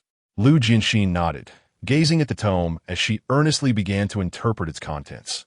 "The records are not entirely complete, but I have managed to clarify the general sequence of events. The origin of the Black Sand Tempest is not a natural disaster. Rather, it stems from an ancient battle during a bygone era. The fluctuations of spiritual energy from powerful beings surged like a torrential tide, contaminating this land and gradually giving rise to the Black Sand Demon, which possesses a voracious appetite for life and consciousness. This Black Sand Demon is neither mortal nor extinguishable, for it exists as an ethereal specter, consuming numerous cultivators and causing considerable distress within the realm of cultivation. As a result, many practitioners have chosen to circumvent this area whenever they pass through. At that time, the ancient kingdom of Lulan was situated not far from this accursed land, frequently besieged by the afflictions of the Black Sand Demon. Fortunately, the Lulan dynasty, having exhausted its national fortune, utilized the treasured artifact known as the soul-settling Jade to construct an array that barely managed to seal the Black Sand Demon deep within a mausoleum. However, this seal could not be eradicated and required continuous maintenance. Approximately 80 to 90 years ago, the Saintess, who is none other than Io, inadvertently became entangled in the Black Sand Tempest and arrived in the ancient kingdom of Lulan. By then, the royal family had already declined, and the seal had weakened, leading to frequent sandstorms. She ultimately discovered a method, using her own innate essence and spiritual power as a conduit, combined with the remnants of the royal array, to create a more formidable sealing tier of purity, which constituted the walls surrounding Lulan, temporarily stabilizing the seal. However, ancient texts hinted that this seal was not a permanent solution. It was essential to seek a divine artifact capable of thoroughly purifying the black sand nightmare, serving as a substitute for the soul-quelling jade essence. Yet, the texts offered no records regarding what this divine artifact might be or where it could be found. Upon hearing this, Zhang Chen stroked his chin in contemplation, reflecting. Thus, it was a Yao who, utilizing the sealing tier of purity, sealed away the black sand nightmare, allowing the ancient kingdom of Lulan to regain its tranquility, thus facilitating her successful departure. Now that the seal was once again loosening, the ancient kingdom of Lulan found itself once more imprisoned by the black winds and sands, rendering its inhabitants unable to escape. To emerge from this predicament, one must, like a Yao of yore, employ a more potent divine artifact to either completely seal or purify the black sand nightmare. Yangshi rubbed the back of her head, seemingly grasping the concept, and praised, "Brother, you are truly remarkable, even if I don't quite understand." At this juncture, her eyes brightened, leading her to exclaim, "So, a Yao did not perish here, but instead managed to escape?" Zhang Chen nodded, a glimmer of joy in his eyes. "Indeed, let us hasten our departure to find her. We cannot remain here any longer. Yansablas urged eagerly. It is not so simple." Lu Jinxin furrowed her brows. "First, to escape, we must once again seal the nightmare. Yet we are oblivious to what the divine artifact for sealing is, nor do we know where the loosened nightmare has fled. Therefore, my suggestion is to first trace a Yao's footsteps, gradually uncovering the method of sealing from her, with a focus on seeking the assistance of Lulan's residents. We may even discover clues regarding where a Yao ventured after leaving the ancient kingdom of Lulan." Zhang Chen regarded Lu Jinxin with satisfaction, nodding appreciatively. "Jinxin, you have made remarkable progress. In such a brief moment, you have devised a plan so meticulous and detailed." Yangshi pouted, hands on her hips, playfully declaring, "Actually, I was thinking the same thing. You merely voiced it first. Is that so?" Lu Jinxin chuckled softly at Yangshi, asking, "So what should we do next?" Yangshi rubbed the back of her head. Suddenly her eyes lit up, and she excitedly proclaimed, "Naturally, we should go out and eat first." Suddenly, shadows flickered at the entrance, as dozens of arrows shot in from outside. The arrows, akin to a swarm of locusts, were numerous and dense, flying at an alarming speed, accompanied by an aura of chilling danger. Yet, the three remained rooted in place, showing no inclination to evade. She let out a cold snort, her dragon lineage surging, causing a layer of fine dragon scales to materialize on her body, akin to donning an impenetrable armor, effortlessly deflecting the arrows. Lu Jinxin, meanwhile, was enveloped in flickering sword shadows, which danced like agile dragons, weaving a dense net of swords that intercepted the incoming arrows, producing a crisp sound of impact. Zhang Chen's body trembled as an overwhelming surge of sword energy erupted from within him. Not only did it shatter all the arrows, but the formidable sword aura also knocked down the archers outside, eliciting a chorus of anguished cries. Alas, 4 or 5 individuals tumbled to the ground, clad in exotic attire from distant lands. Yet, leading them was a girl who appeared to be merely 16 or 17 years of age. She possessed the distinctive, striking features of desert folk, with a healthy, sun-kissed complexion and large eyes that sparkled like the crystalline waters of an oasis, radiating vitality.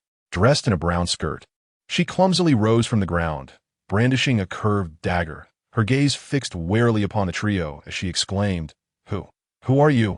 Why have you trespassed into the shrine of the Holy Maiden? Are you members of the Shadow Sand Society?" Suddenly, upon catching sight of Zhang Chen's face, she was rendered speechless, her voice abruptly ceasing, and the dagger clattered to the ground. Holy Lord, you are exactly as depicted in the portrait. You are the Holy Maiden's long-sought Holy Lord? Chapter 57. The search for the sealing method of A Yao as the sun dipped below the horizon. Within the confines of a dilapidated stone courtyard, I am Aina, and I am delighted to introduce to you the principal members of our sacred guard. The young girl Aina beamed with a warm smile, skipping joyfully as she led Zhang Chen and his companions into the courtyard, cheerfully presenting them to others present, including Grandpa Badu, Uncle Asan, and Brother Hassan, while Sister Gully had gone to prepare the meal. Turning back to Zhang Chen and his companions, her eyes sparkled with excitement as she exclaimed, "This is the holy prince whom the saintess has been desperately seeking. With his arrival, we are bound to." Utterly futile, the disheveled, middle-aged man, Asan, interrupted with a furrowed brow and a face etched with despair. He sighed deeply, his gaze laden with hopelessness, insisting that no matter who they were, they could not possibly confront the terrifying sand nightmare. Sooner or later, we shall be mercilessly engulfed by the black sands. Oomph. A coward like you should never have joined our sacred guard. The middle-aged man, Hassan, who had lost an arm, glared with intensity as he confronted the timid Asan.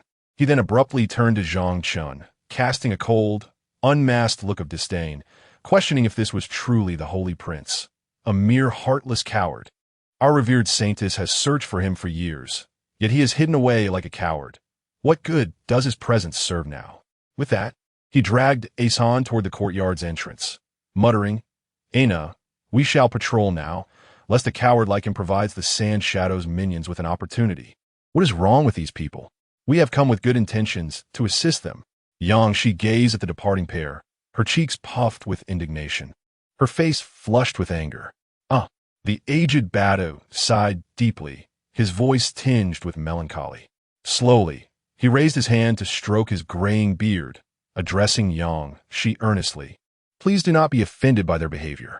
Though they have never laid eyes upon the saintess, they have grown up listening to her tales, holding her in profound reverence and admiration. Especially Hassan. He has been deeply moved by the saintess's courage, yearning to learn from her, to challenge the sand nightmare, and to rescue the survivors of Lulan." As he spoke, his face, lined with deep-set wrinkles, bore the weight of endless sorrow, and his murky eyes reflected the passage of time and heartache. Tragically, he sustained grievous injuries amidst the black storm, losing an arm and nearly his life. Zhang Chen approached Badu, offering a warm and resolute smile. "Rest assured, Elder Batu, our visit is not solely for the purpose of finding the saintess.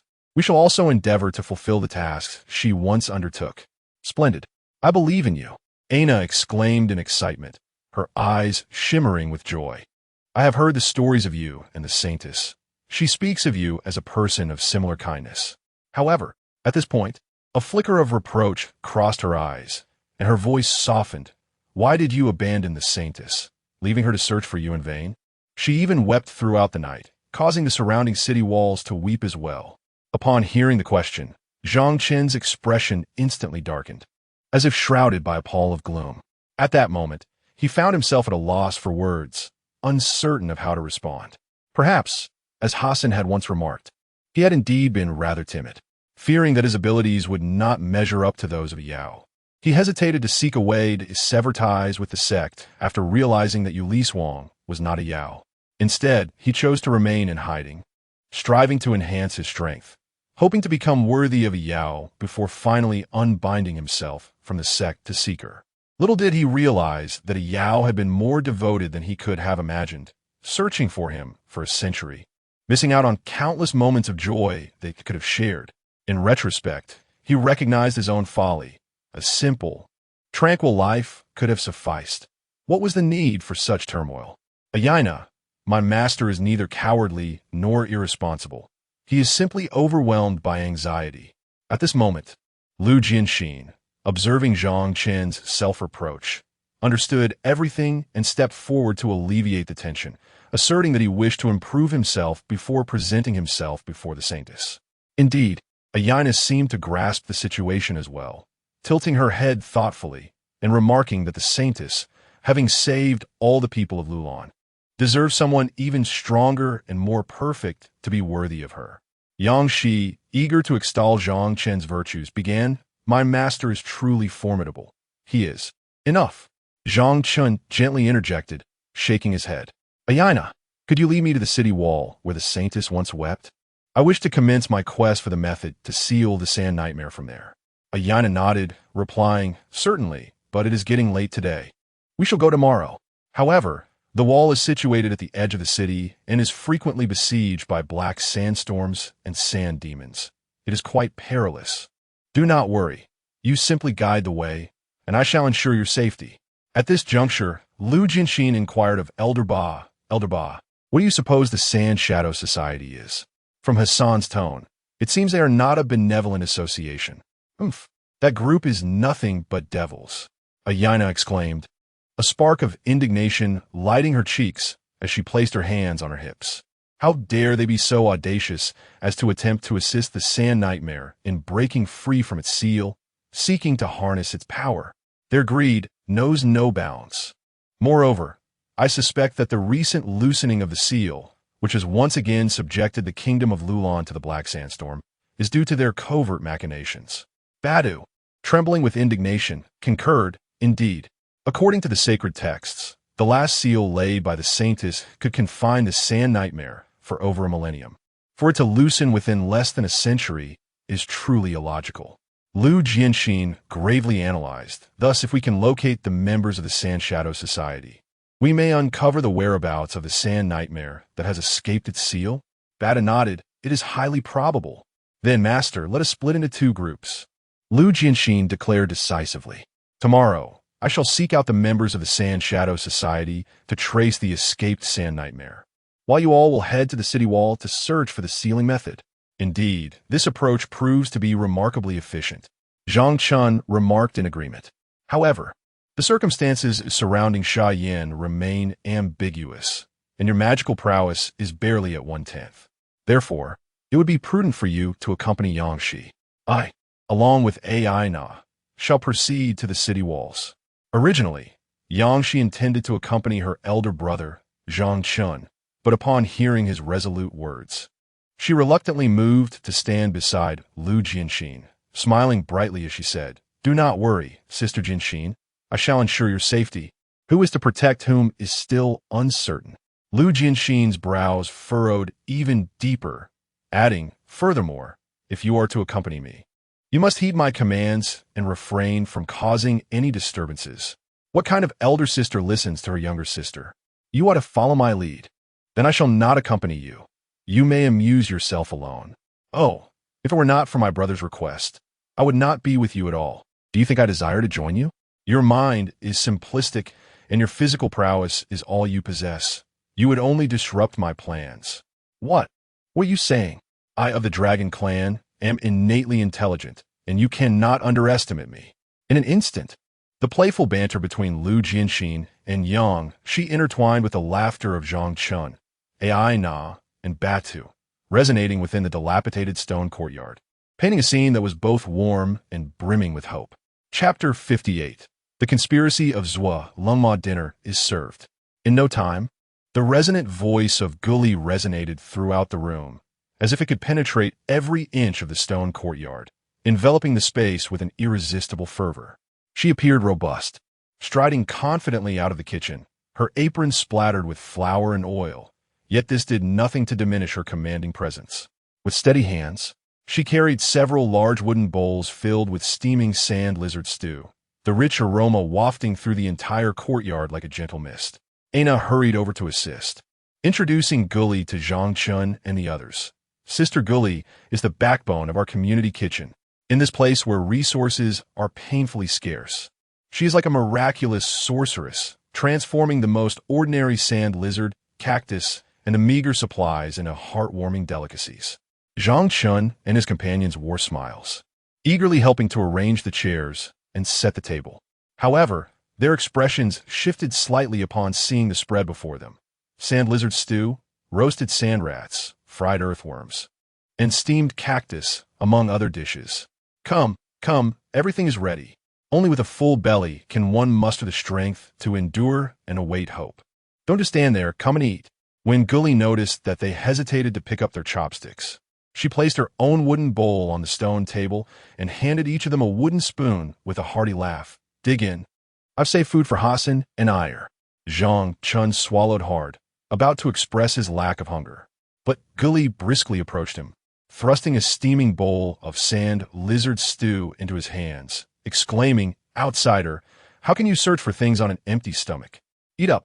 Her voice brimmed with genuine concern, warming Zhang Chen's cold heart in an instant. He gazed at the unappetizing stew, flecked with unknown spices, feeling a twinge of reluctance. Yet, seeing Gully's eager and expectant gaze, he steeled himself and took a tentative bite. Yangshi looked at her bowl, her small face scrunching up in distaste, her eyes filled with resistance.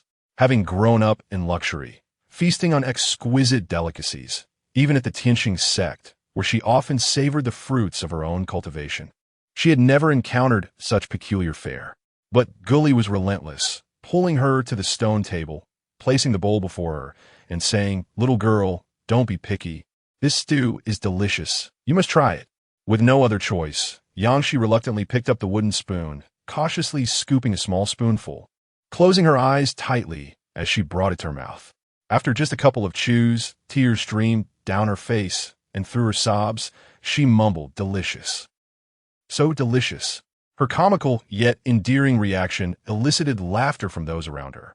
Lu Jianxin observed Yangshi's expression and then glanced at her own bowl of stew, her heart racing with apprehension. She lowered her head, staring at the gooey concoction, hesitating to take the plunge. Gully urged from the side, "My dear, do not dawdle. If it cools down, it will lose its deliciousness." With no other option, Lu Jianxin steeled herself and took a bite. As soon as she swallowed, a tumultuous wave surged in her stomach, compelling her to bow her head, alternating between eating and suppressing the urge to retch. She dared not display her discomfort too openly, but her expression was one of evident distress. Gully, observing their reactions, burst into laughter, exclaiming, "Look at you all! This meat stew is my specialty, coveted by many who cannot even taste it. You may find it unfamiliar at first, but with a few more tries, you will grow accustomed." As she spoke, she served each of them a few roasted sand rats, golden and crisp, emanating an irresistible aroma. "Come, try this. I assure you, once you taste it, you will crave more." Gully enthusiastically introduced the dish. Yangshi, glancing at the roasted sand rat, nearly leapt from the stone bench in fright, repeatedly waving her hands. "No, no, I do not wish to eat this." Lu Jianxin also appeared troubled, her brows furrowed in concern. Zhang Chen, watching their reactions, found it amusing, yet felt a twinge of hesitation himself. Though the appearance was unappealing, the protein content must be high. Resolute not to disappoint Gully's kindness, he mustered his courage and took a bite of a roasted sand rat. The outer skin was crisp, while the meat inside was tender and juicy, surprisingly flavorful. As he chewed, he nodded approvingly. "Indeed, it is quite crunchy. The neighbor's child would weep with envy. It is rather tasty." Yangshi and Lu Jianxin, witnessing Zhang Chen's enjoyment, were taken aback.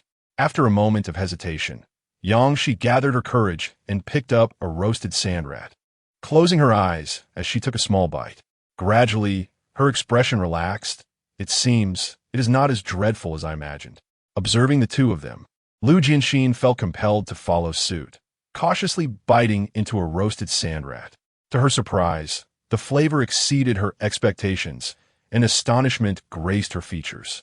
Gully, delighted by their transformation, exclaimed with a smile, "Now you are getting it. In this harsh environment, one must learn to adapt. Only with a full stomach can you muster the strength to work and devise strategies against the sand nightmare."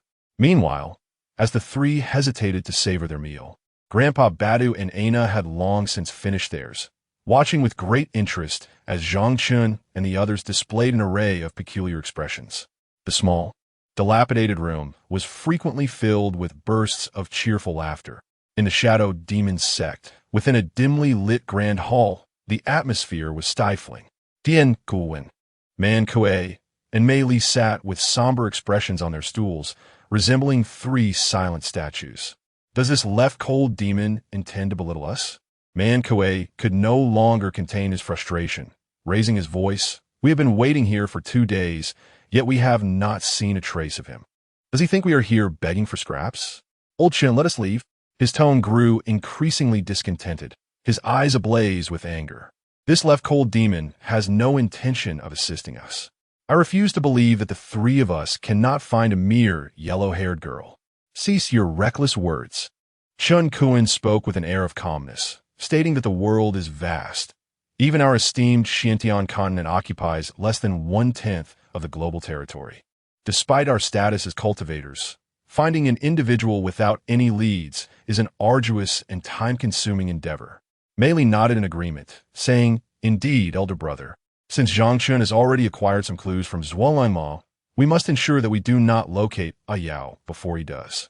As she spoke, her tone grew cold, and a glimmer of vengeful delight shone in her eyes. "Zhang Chen has humiliated me time and again. This time, I shall personally take the life of his beloved Yao, making him experience the torment of despair."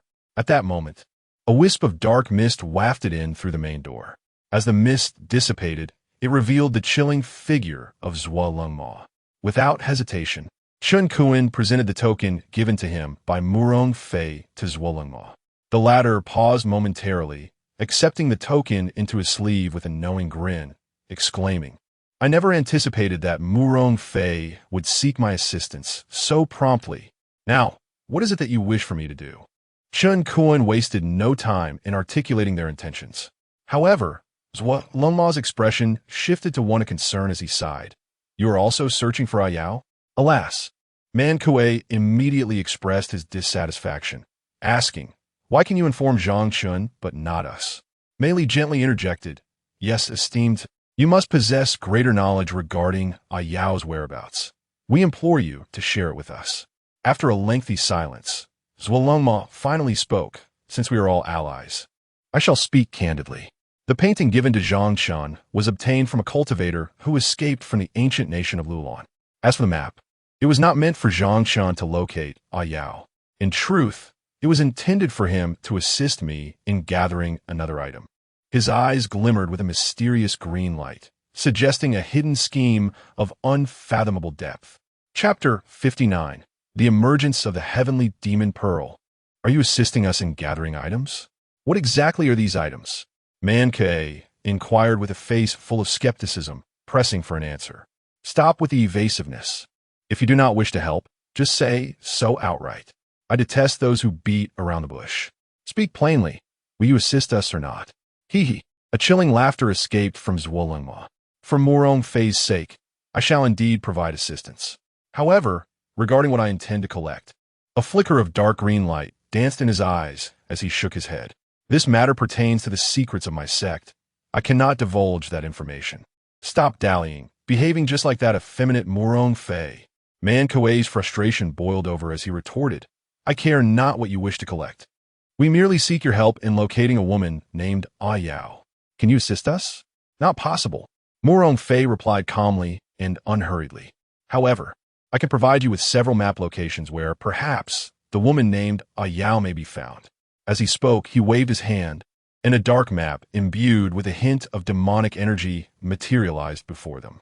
Chen Kuan reached out to take the map, narrowing his eyes with suspicion. "Isn't this the same map you provided to Zhang Chen on that day?"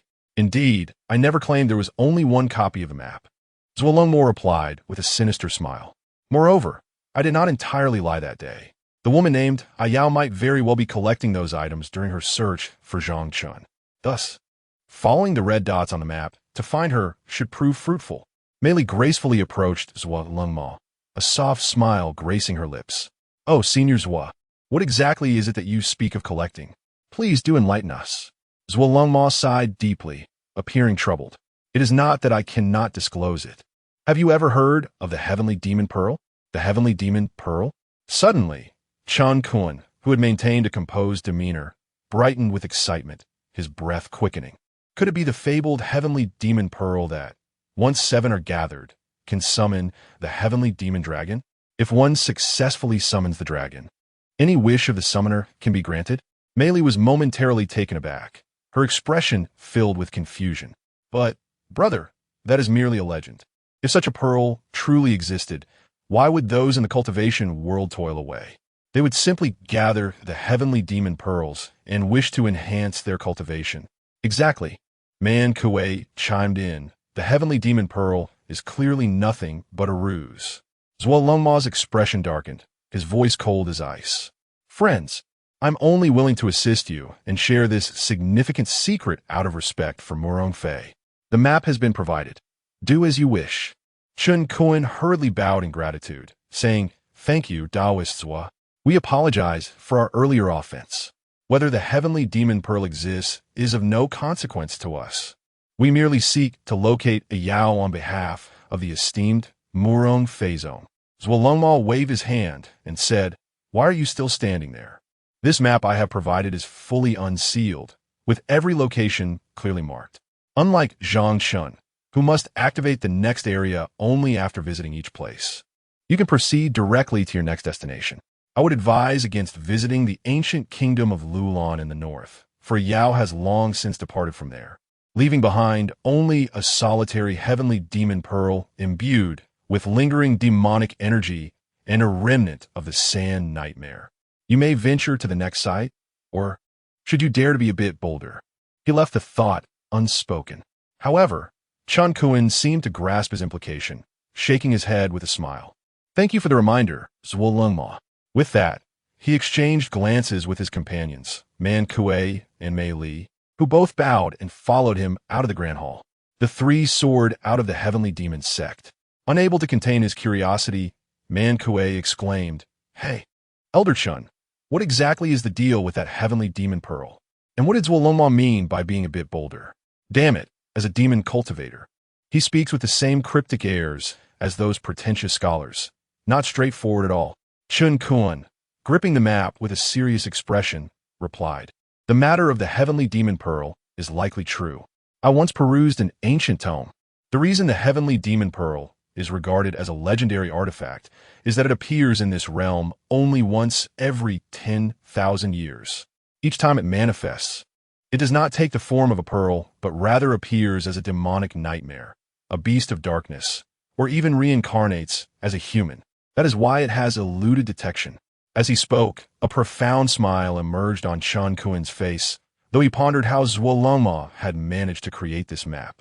Brother, Zhuolongma is cunning and treacherous. We cannot trust him entirely. Mei Li interjected, noticing Chun Kuan's growing excitement. Even if this map is authentic, his willingness to part with it so readily likely harbors ill intentions. He merely wishes for us to assist him in gathering the heavenly demon pearls. Chun Kuan stated candidly. Then he will seize them from us and reap the benefits. What? That scoundrel! Man Kuei fumed. I knew he was up to no good. We will not help him collect any heavenly demon pearls. On the contrary, we shall collect them. Chun Kuan responded with solemnity. Not only must we gather them all, but we must summon the heavenly demon dragon. According to the records, this dragon possesses the power to transcend the laws of this realm, and within this world, any wish can be fulfilled. At this point, a contented smile graced his face as he mused. For instance, we could directly become the mightiest beings in this realm, attaining the late stage of the Great Ascension. Or perhaps, he did not finish, slowly closing his eyes as if envisioning the moment of summoning the heavenly demon dragon. What? Directly becoming a late-stage Great Ascension cultivator? Man Kuei chuckled heartily, exclaiming, How delightful! Does this mean we could potentially reduce our cultivation time by hundreds or even thousands of years? Yet with my innate talent, I fear that mere arduous training may never elevate me to the late stage of the Great Ascension. If the heavenly demon dragon can indeed assist us in this endeavor, it will be truly remarkable.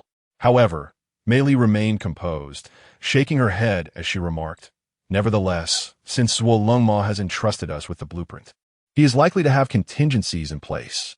Furthermore, at this moment, both Yao and even Zhang Chen may be seeking to gather the heavenly demon pearls. Relying solely on the three of us, it may prove exceedingly difficult to seize the pearls from them. Chun Kuan, unfazed, responded, No. I believe it is precisely we who can completely gather the pearls. Zhuolengma must manage the declining affairs of the Demon Sect to fend off invasions from other sects, leaving him unable to search for the heavenly demon pearls. Zhang Chen, preoccupied with finding Yao and currently unaware of the situation concerning the pearls, will not pursue them. As for Yao, she likely only seeks to locate Zhang Chen, and her collection of the heavenly demon pearls is probably merely a wish to reunite with him. As he spoke, his voice tinged with a hint of fury, he lamented, "Such splendid heavenly demon pearls. A Yao collects them solely to wish for another person. It is utterly foolish and a gross misuse of resources." Thus, he concluded, this simplifies matters greatly. With a slight smirk and a glint of malice in his eyes, he declared, "We need only to follow the map to find a Yao, eliminate her, and seize the heavenly demon pearls from her grasp. The subsequent affairs will be trivial." Chapter 60. Love is the soul. Ever beautiful myth within the heart. The following dawn, the world lay in a state of chaos. The winds and sands continued to rage like furious waves, obscuring the sky and sun. Early in the morning, after partaking in the breakfast meticulously prepared by Gully, the group divided into two paths, embarking on their respective journeys.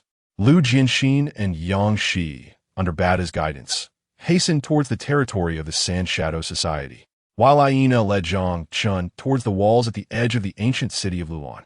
As they traversed through the desolate and dilapidated city, Zhang Chen beheld the once vibrant Lulan, now reduced to a landscape of ruin. The buildings lining the streets had mostly collapsed into heaps of debris, their remnants teetering precariously in the relentless wind and sand, as though they might be mercilessly consumed at any moment. A fierce wind whipped the yellow sand through the streets and alleys, emitting a piercing, shrill howl.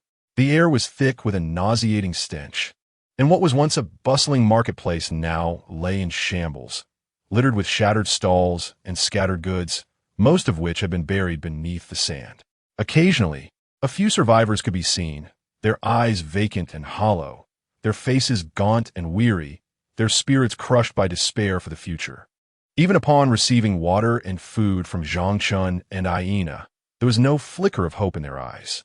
They simply slumped to the ground, as if they had lost all vitality along with the lifeless Lulan. "It is all the fault of that accursed sand nightmare and the Sand Shadow Society," Aina exclaimed, her fists clenched tightly in indignation. "Our Lulan was on the mend over 90 years ago when the Saintess successfully sealed the Sand Nightmare. But the people of the Sand Shadow Society secretly unleashed the avatars of the nightmare, turning our home into this wretched state. They will inevitably face retribution. No need to wait for retribution. My younger sister and disciple are already on their way to make them pay." Zhang Chen replied, his tone calm. Yet an uncontrollable fury surged within him. After several hours of journeying, the outlines of the border city began to emerge through the swirling sands. Instinctively, they quickened their pace. Suddenly, a low, terrifying roar echoed from the front. Before them appeared a horde of humanoid puppets formed from black sand, towering and formidable. Their bodies were comprised entirely of black sand, with hollow eye sockets glowing with a ghostly green fire, their countenances grotesque and fearsome, exuding a repugnant stench. These sand puppets had evidently noticed Zhang Chen and Aina, brandishing their massive arms and sharp claws as they lunged towards the two. "This is bad. These are the sand puppets controlled by the Sand Shadow Society. They possess tenacious life force, immortal and indestructible. The only way to defeat them is to sever their necks." Aina's face turned as pale as a sheet, yet she resolutely brandished her curved blade, determinedly positioning herself in front of Zhang Chen. "Many of our brothers in the Holy Guard fell to these sand puppets. Given the current situation, they're deliberately guarding the city walls to prevent anyone from approaching, and there are at least 100 of them." As she spoke, a few beads of cold sweat trickled down her cheeks. Turning solemnly to Zhang Chen, she said, "Brother Zhang Chen, the enemy numbers are overwhelming. We cannot engage them head-on. We must resort to strategy." "Perhaps we should." Before she could finish, a flash of golden light emanated from Zhang Chen's body. In an instant, dozens of golden sword energies swirled forth like celestial dragons, swiftly slicing towards the heads of the sand puppets. The sword energies crisscrossed, and wherever they struck, the sand puppets were reduced to mere fragments. In the blink of an eye, over 100 sand puppets were transformed into a sea of black sand. How impressive! Aina stood by, speechless and filled with awe. The ability to instantaneously annihilate 100 sand puppets seemed to surpass even the accounts of the saintess. She recalled that just yesterday, Sister Lu had mentioned that Zhang Chen had left the saintess to grow stronger, intending to reappear before her. It was clear that he had succeeded. He was indeed formidable now. As the last sand puppet fell, admiration sparkled in Aina's eyes, and a hint of affection colored her gaze towards Zhang Chen. "Brother Zhang Chen, you are truly amazing," Aina exclaimed, her cheeks flushed with excitement. Zhang Chen sheathed his sword energy and gazed at the distant city wall, saying, "It's a trivial matter. We should hasten to the tiers of the city." The two continued on their journey, walking for over half an hour until they finally reached the heart of the tiers of the city.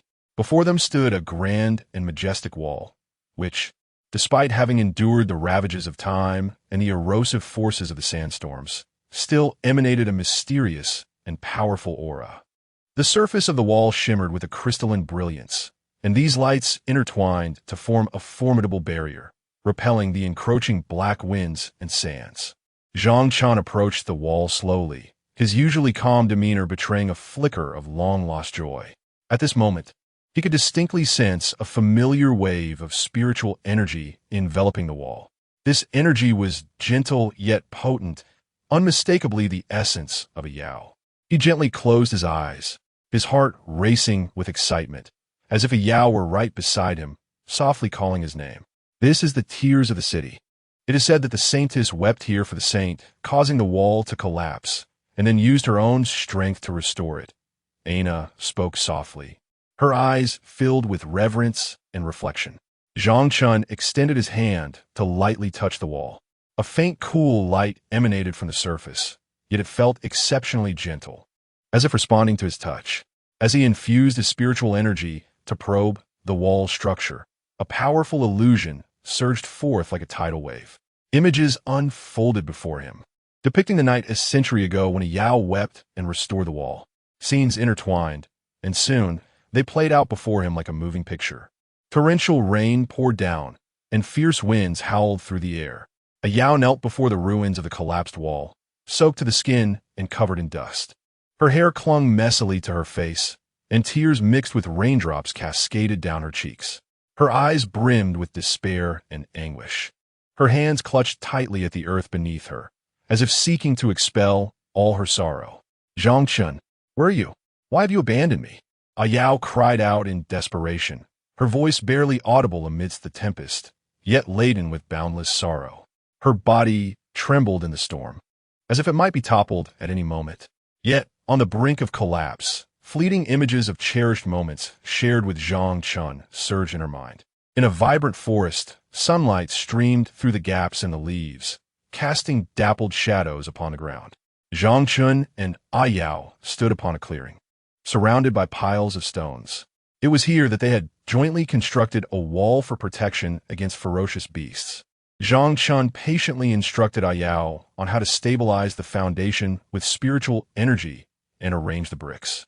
"Look," he demonstrated, "this is how the energy flows," ensuring the bricks interlocked tightly, impervious to the wind. His gaze was earnest and focused. With a gentle motion of his fingers, a surge of spiritual energy coursed into the base, rendering it extraordinarily resilient.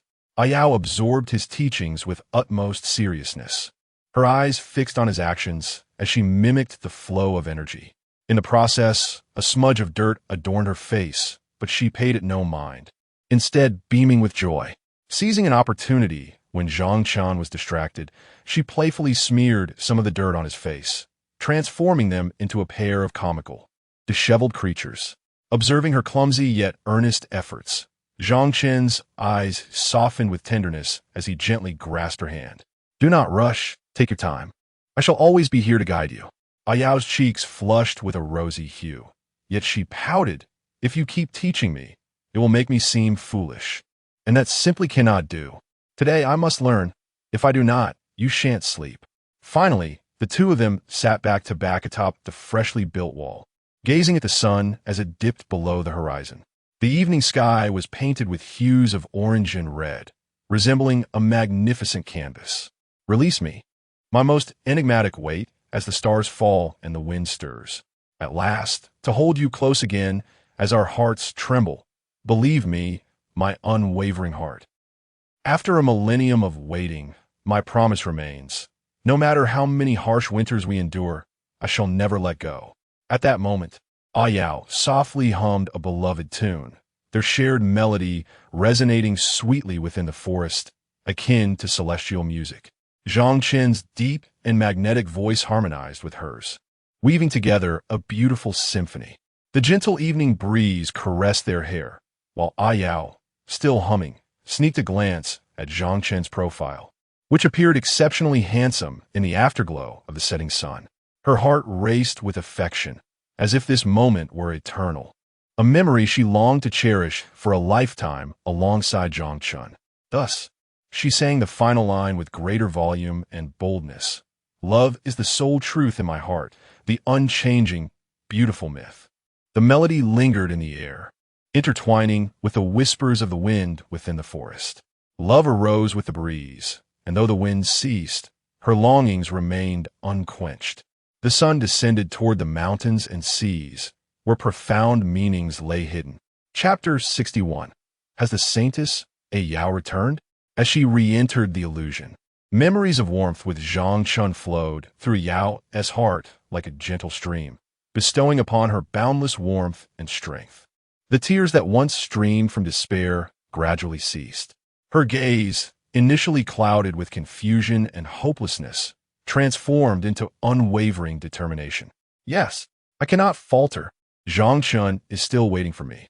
The people here need me. Yao gritted her teeth. Her voice, though slightly trembling, resonated with undeniable resolve. The fierce winds howled, and torrential rain mercilessly lashed against her frail frame. Yet this time, she showed no hesitation or retreat. Slowly, she rose from the mire, each step appearing arduous yet resolute. Yao endeavored to recall the wall-building techniques Zhang Chen had taught her, summoning her powerful spiritual energy and purifying force. The energy coursed through her body like a lively stream, carrying her faith and hope, surging towards her fingertips. Her hands danced gracefully in the air, and strands of spiritual energy, radiant as silk, shot forth from her fingertips, deftly guiding the surrounding bricks. The scattered bricks on the ground seemed to be imbued with life, automatically aligning and interlocking with a rhythmic clatter. Yao remained entirely focused, her eyes reflecting concentration and tenacity. Gradually, her manipulation of spiritual energy became increasingly adept, each brick steadily connecting under her command. However, Yao's spiritual power was waning, her body appearing frail from prolonged fatigue, making every motion laborious. Yet, she refused to abandon her quest to restore the city. In the challenging process of mending the walls, Yao unconsciously began to hum a familiar and heartfelt melody. This time, do not depart first. Only true love accompanies you and me. Traversing endless time and space, you shall know I await you, a millennium hence. Love is the sole truth in my heart. An unchanging and beautiful myth. Her voice drifted through the rain, tinged with a hint of sobbing, occasionally drowned out by the relentless roar of thunder. Yet, her song possessed a magical power, infusing her weary body with renewed vigor. It felt as though Zhang Chen was by her side, harmonizing with her, offering encouragement and warmth. The tears that flowed forth were no longer a symbol of weakness. Instead, they transformed into glimmering orbs of light, merging with the spiritual energy that restored the walls. Each droplet that fell sparkled with an extraordinary radiance upon the bricks, illuminating them like the stars in the night sky, brilliant and resplendent. As the tears continued to cascade, the walls miraculously reformed amidst the harmony of song and tears, even more robust than before. Lines of tear marks shimmered upon the walls, intertwining to form a unique barrier, the tears barrier. This barrier encapsulated Yao's profound affection for Zhang Chen and her unwavering commitment to safeguard the people of Lulan. Zhang Chen stood nearby, Silently observing everything unfold in the illusion, his heart profoundly moved. His tears flowed uncontrollably, a manifestation of profound emotion, guilt, and a deep-seated love for a Yao. From atop the city wall, he acutely felt a Yao's enduring and heart-wrenching affection for him. Drawing strength from the memories of their love, a Yao displayed an incredible resilience. Refusing to relinquish hope even in such dire circumstances, steadfastly believing that he would return. This love evoked in Zhang Chen both admiration and remorse. Hey, a Yao, you remain as astute as ever, restoring the city wall so beautifully. Zhang Chen caressed the flawless structure, his voice choked with emotion, murmuring, "Yet you are still as foolish as always. But fear not. This time I shall seek you out. No matter where you are, I will traverse time and space to find you." He silently resolved within himself. Simultaneously, through the infusion of spiritual energy, Zhang Chen gained an intuitive understanding of the composition of the tear-stained seal. He discerned that the seal's formidable strength stemmed from the deep emotions a Yao had imbued into the wall during its restoration. The missing fragment was precisely the crystalline piece taken by the escaped sand nightmare. By vanquishing that fleeing sand nightmare and reclaiming the crystal, he could repair the wall and reinforce the seal. Zhang Chen took a deep breath, wiping away the tears from his eyes, striving to regain his composure. After all, this was not the time to dwell in sorrow and guilt. He needed to find the sand nightmare swiftly, mend the wall, and fulfill a Yao's unfinished mission. Then, he would exit the ancient city of Lulan and continue his search for a Yao. Although AI could not perceive the entirety of the illusion, she keenly sensed Zhang Chen's intense emotional turmoil and the swirling energies of sorrow and love surrounding them. She stood quietly to the side, her eyes filled with compassion and awe. Observing Zhang Chen's pained yet resolute expression, her heart was a tumult of emotions. "Brother Zhang Chen, you must love the saintess dearly," AI Na remarked softly, her voice tinged with a barely perceptible hint of melancholy. Zhang Chen nodded, affirming, "Indeed, I love her, deeply and profoundly. I once allowed my cowardice to burden her with so much suffering alone. Now, I must find her and atone for my mistakes." His gaze reflected boundless regret and determination.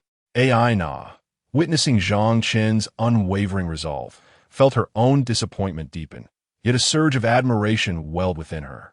She concealed her feelings and mustered a smile. "Do not worry, Brother Zhang Chen. I believe you will surely find the saintess, and I shall assist you in any way I can." Zhang Chen gratefully acknowledged AI Na with a nod, and then turned his gaze toward the swirling black sandstorm beyond the city wall's barrier. He reached into his storage pouch and retrieved a communication talisman, intending to inquire about the progress of Lu Jinxin and the others.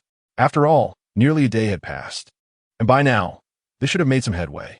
If they could ascertain the whereabouts of the sand nightmare, they would be able to resolve everything directly. Just then, amidst the yellow sands of the sky, a communication talisman flew towards him. The communication talisman resembled a delicate paper kite, swaying in the tempestuous winds as if it might dissolve at any moment. Yet it resolutely floated towards Zhang Chen.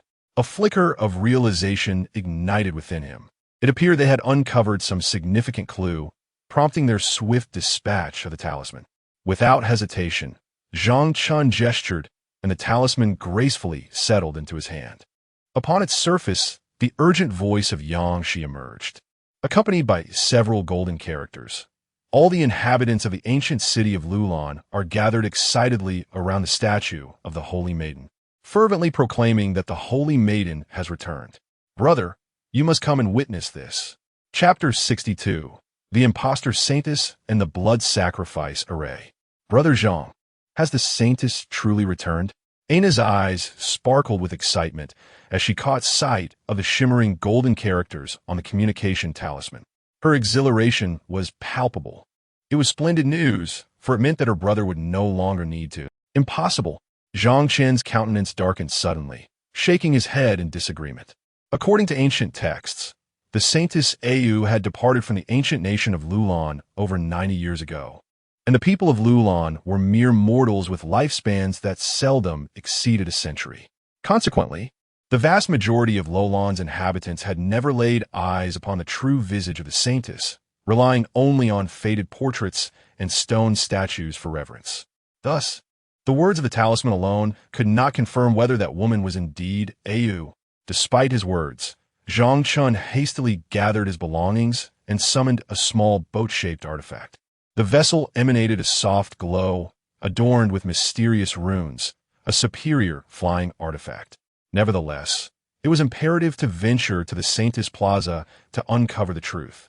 Clarity would soon follow. Zhang Chen endeavored to maintain his composure, casting his gaze toward the direction of the Saintess Plaza, resolutely stating, "I will never mistake Ooh." With that, he leaped onto the small boat. Aina, witnessing this, scrambled to join him. Zhang Chen maneuvered the vessel like a bolt of lightning, racing toward the Saintess Plaza at full speed. Although he could not fully unleash his magical prowess at that moment, with the small boat's full power, they would reach the plaza in approximately 2 hours. By then, whether that woman was Ayu or not would be unmistakable. He took a deep breath, a glimmer of anticipation flickering in his eyes. The Saintess Plaza was a scene of solemn grandeur. At its center stood a colossal statue of the Saintess. Though weathered by time and in a state of disrepair, it still exuded an aura of mystery and dignity. The surface of the statue bore clear signs of protection and restoration, a testament to the care bestowed upon it, reflecting the deep affection and reverence the people of Lulan held for the Saintess. At that moment, hundreds knelt in the plaza, their expressions devout as they venerated the statue. Their synchronized postures and focused gazes revealed an unwavering respect for the Saintess. Beneath the statue stood a woman clad in white, her face veiled in delicate gauze. She possessed an alluring figure, resembling a white lotus swaying in the breeze. The fabric fluttered, revealing her exquisite features, which were strikingly similar to those of the Saintess depicted in the statue. She stood there quietly, as if she had stepped forth from a painting, radiating an ethereal charm. Observing the worshippers, a slight smile graced her lips, hinting at her satisfaction. That smile carried an almost soothing power, enveloping every onlooker in warmth and hope. At that moment, Yang Shi, Lu Jianxin, and the Elder Badu also arrived at the outskirts of the plaza, gazing intently at the Saintess in the center. Under the leadership of Lao Batu, the two individuals had persevered through a grueling day and night, successfully eliminating several strongholds of the Shadow Society. Just as they were on the verge of eradicating the Shadow Society entirely, they were suddenly alerted to the news of the Saintess's return. Yangshi hastily sent a communication talisman to Zhang Chen, and the group hurriedly made their way to the Saintess Square. Upon catching sight of the Saintess in the distance, Yangshi's eyes sparkled with excitement as he exclaimed, "Wonderful! It is indeed the Saintess Yao returned. My brother must be overjoyed. Our efforts in these past days have not been in vain. Moreover, she does not seem like the Saintess." Lu Jianxin furrowed her brow, her gaze fixed intently on the distant figure of the Saintess, her eyes revealing a sense of vigilance and skepticism. First, while there was a faint aura of spiritual energy emanating from her, it was distinctly different from that of our cultivators, imbued with an eerie, sanguinary essence. Second, according to the teachings of my master and the records of the steel, the Saintess is a benevolent soul, compassionate towards all living beings. Yet now, upon her return, she seems disinclined to seal the nightmares, instead allowing the crowd to worship her, which is truly perplexing. Yangshi nodded thoughtfully. Indeed, there is something peculiar about this, and her partially obscured face only heightens my suspicions. Do not speak ill of the Saintess. At that moment, the elderly Batu, his hair now gray, gazed at the Saintess in the center of the square, his eyes instantly reddening with tears. He seemed to be transported back in time to many years ago, when he was an innocent child. The first time he beheld the Saintess, she wore a similar attire, draped in white garments as pure as snow, resembling a celestial being descending from the heavens. The Saintess had wielded her divine powers to rescue the despondent people of Lulan, dispelling the ravaging storms of black winds and sand, allowing the ancient kingdom of Lulan to bask in sunlight once more. Those vivid scenes remain etched in his memory, becoming an indelible part of his life recollections. It was the saintess who had brought hope to the despairing populace. Regardless of your relationship with the saintess, I shall not permit any disparagement of her. With a trembling, withered hand, Batu's voice cracked with emotion as he declared, "That is our saintess, the greatest benefactor of our ancient kingdom of Lulan." As he spoke, he shook with fervor, slowly making his way toward the center of the square, and, mimicking the crowd's gestures, knelt down, his eyes filled with reverence and admiration. Lu Jianxin and Yangshi exchanged a glance, remaining silent as they resolved to continue their observation. After all, if she were an imposter, she would inevitably reveal her flaws. If she were genuine, there should also be a method to seal the nightmares.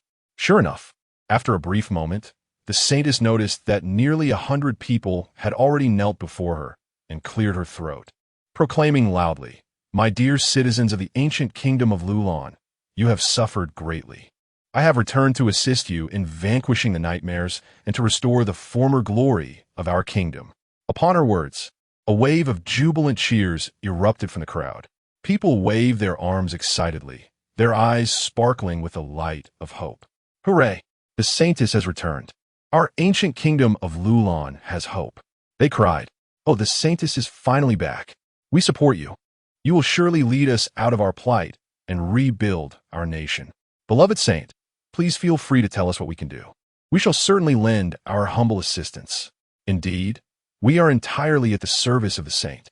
The saint, with her hands elegantly crossed over her chest, gently bowed to the crowd below and expressed her heartfelt gratitude. "Thank you all for your trust and support. Your assistance is truly needed. The forces of the nightmare are formidable, and I cannot seal them away alone." As she spoke, she gestured towards the entrance of the underground palace not far off, sincerely stating, "Now, let us proceed together to the underground palace. I shall explain the specifics once we arrive." With that, she gracefully strode towards the entrance of the underground palace. The more than 100 individuals in the square promptly rose to their feet, closely following the saint toward the entrance. "Stop!" Suddenly, Yangshi leaped into the center of the square, her gaze fixed skeptically on the saint as she questioned loudly, "Might I inquire what method the saint possesses? Please elaborate, for—" She glanced toward the entrance of the underground palace, her voice dropping in gravity. After all, that was once the site of a nightmare seal. Allowing so many ordinary people to enter may prove unsafe. The saint chuckled softly, her laughter ringing like silver bells, yet tinged with an imperceptible peculiarity. "As you mentioned, it was previously the site of a nightmare seal. What danger is there now?" Turning to address the crowd, her expression earnest, she declared, "I have arranged a special array within the underground palace that requires everyone's participation to activate, enabling us to once again seal the escaped nightmare. Who are you to question the saint? Step aside. Do not hinder us from joining the saint in sealing the nightmare. You do not belong here. We do not welcome you. Leave at once." In an instant, the people of the ancient Lulan kingdom became agitated, simultaneously driving Yangshi away while continuing towards the underground palace. Yangshi intended to interject further, but was seized by Lu Jianxin, who grasped her arm firmly. "What are you doing?" Yangshi exclaimed in alarm, struggling to break free. "The underground palace is suspicious. I can even sense a faint trace of demonic energy. Cannot you perceive it?" Yet, Lu Jianxin remained calm, her gaze deep and unwavering as she replied slowly, "It is futile to speak to the ignorant. Only through their own eyes and experiences will they understand the gravity of the situation. But they are merely ordinary people. I fear that when they discover the truth, it may already be too late for them." Yangshi retorted anxiously, "Not so swiftly. Look at this." Lu Jianxin then pulled Yangshi along, leaping atop a tall stone tower. From their vantage point at the summit of the tower, they surveyed the central square below. Yangshi gazed down, her brow furrowing instantly. Along the edges of the entire central square, for twisted blood markings flickered ominously, resembling four menacing serpents extending outward towards the city limits. This formation is a certain dark sorcery, the four-blood sacrifice array. I have encountered it in ancient texts. Lu Jianxin's expression darkened, and a glimmer of cold light flickered in his eyes. It is likely that the impostor saintess is affiliated with the Sand Shadow Society. Her intention is to sacrifice these villagers to completely unleash the seal. Therefore, we must simultaneously destroy the 4 terminal points of the blood pattern array to dismantle the formation and thwart her scheme.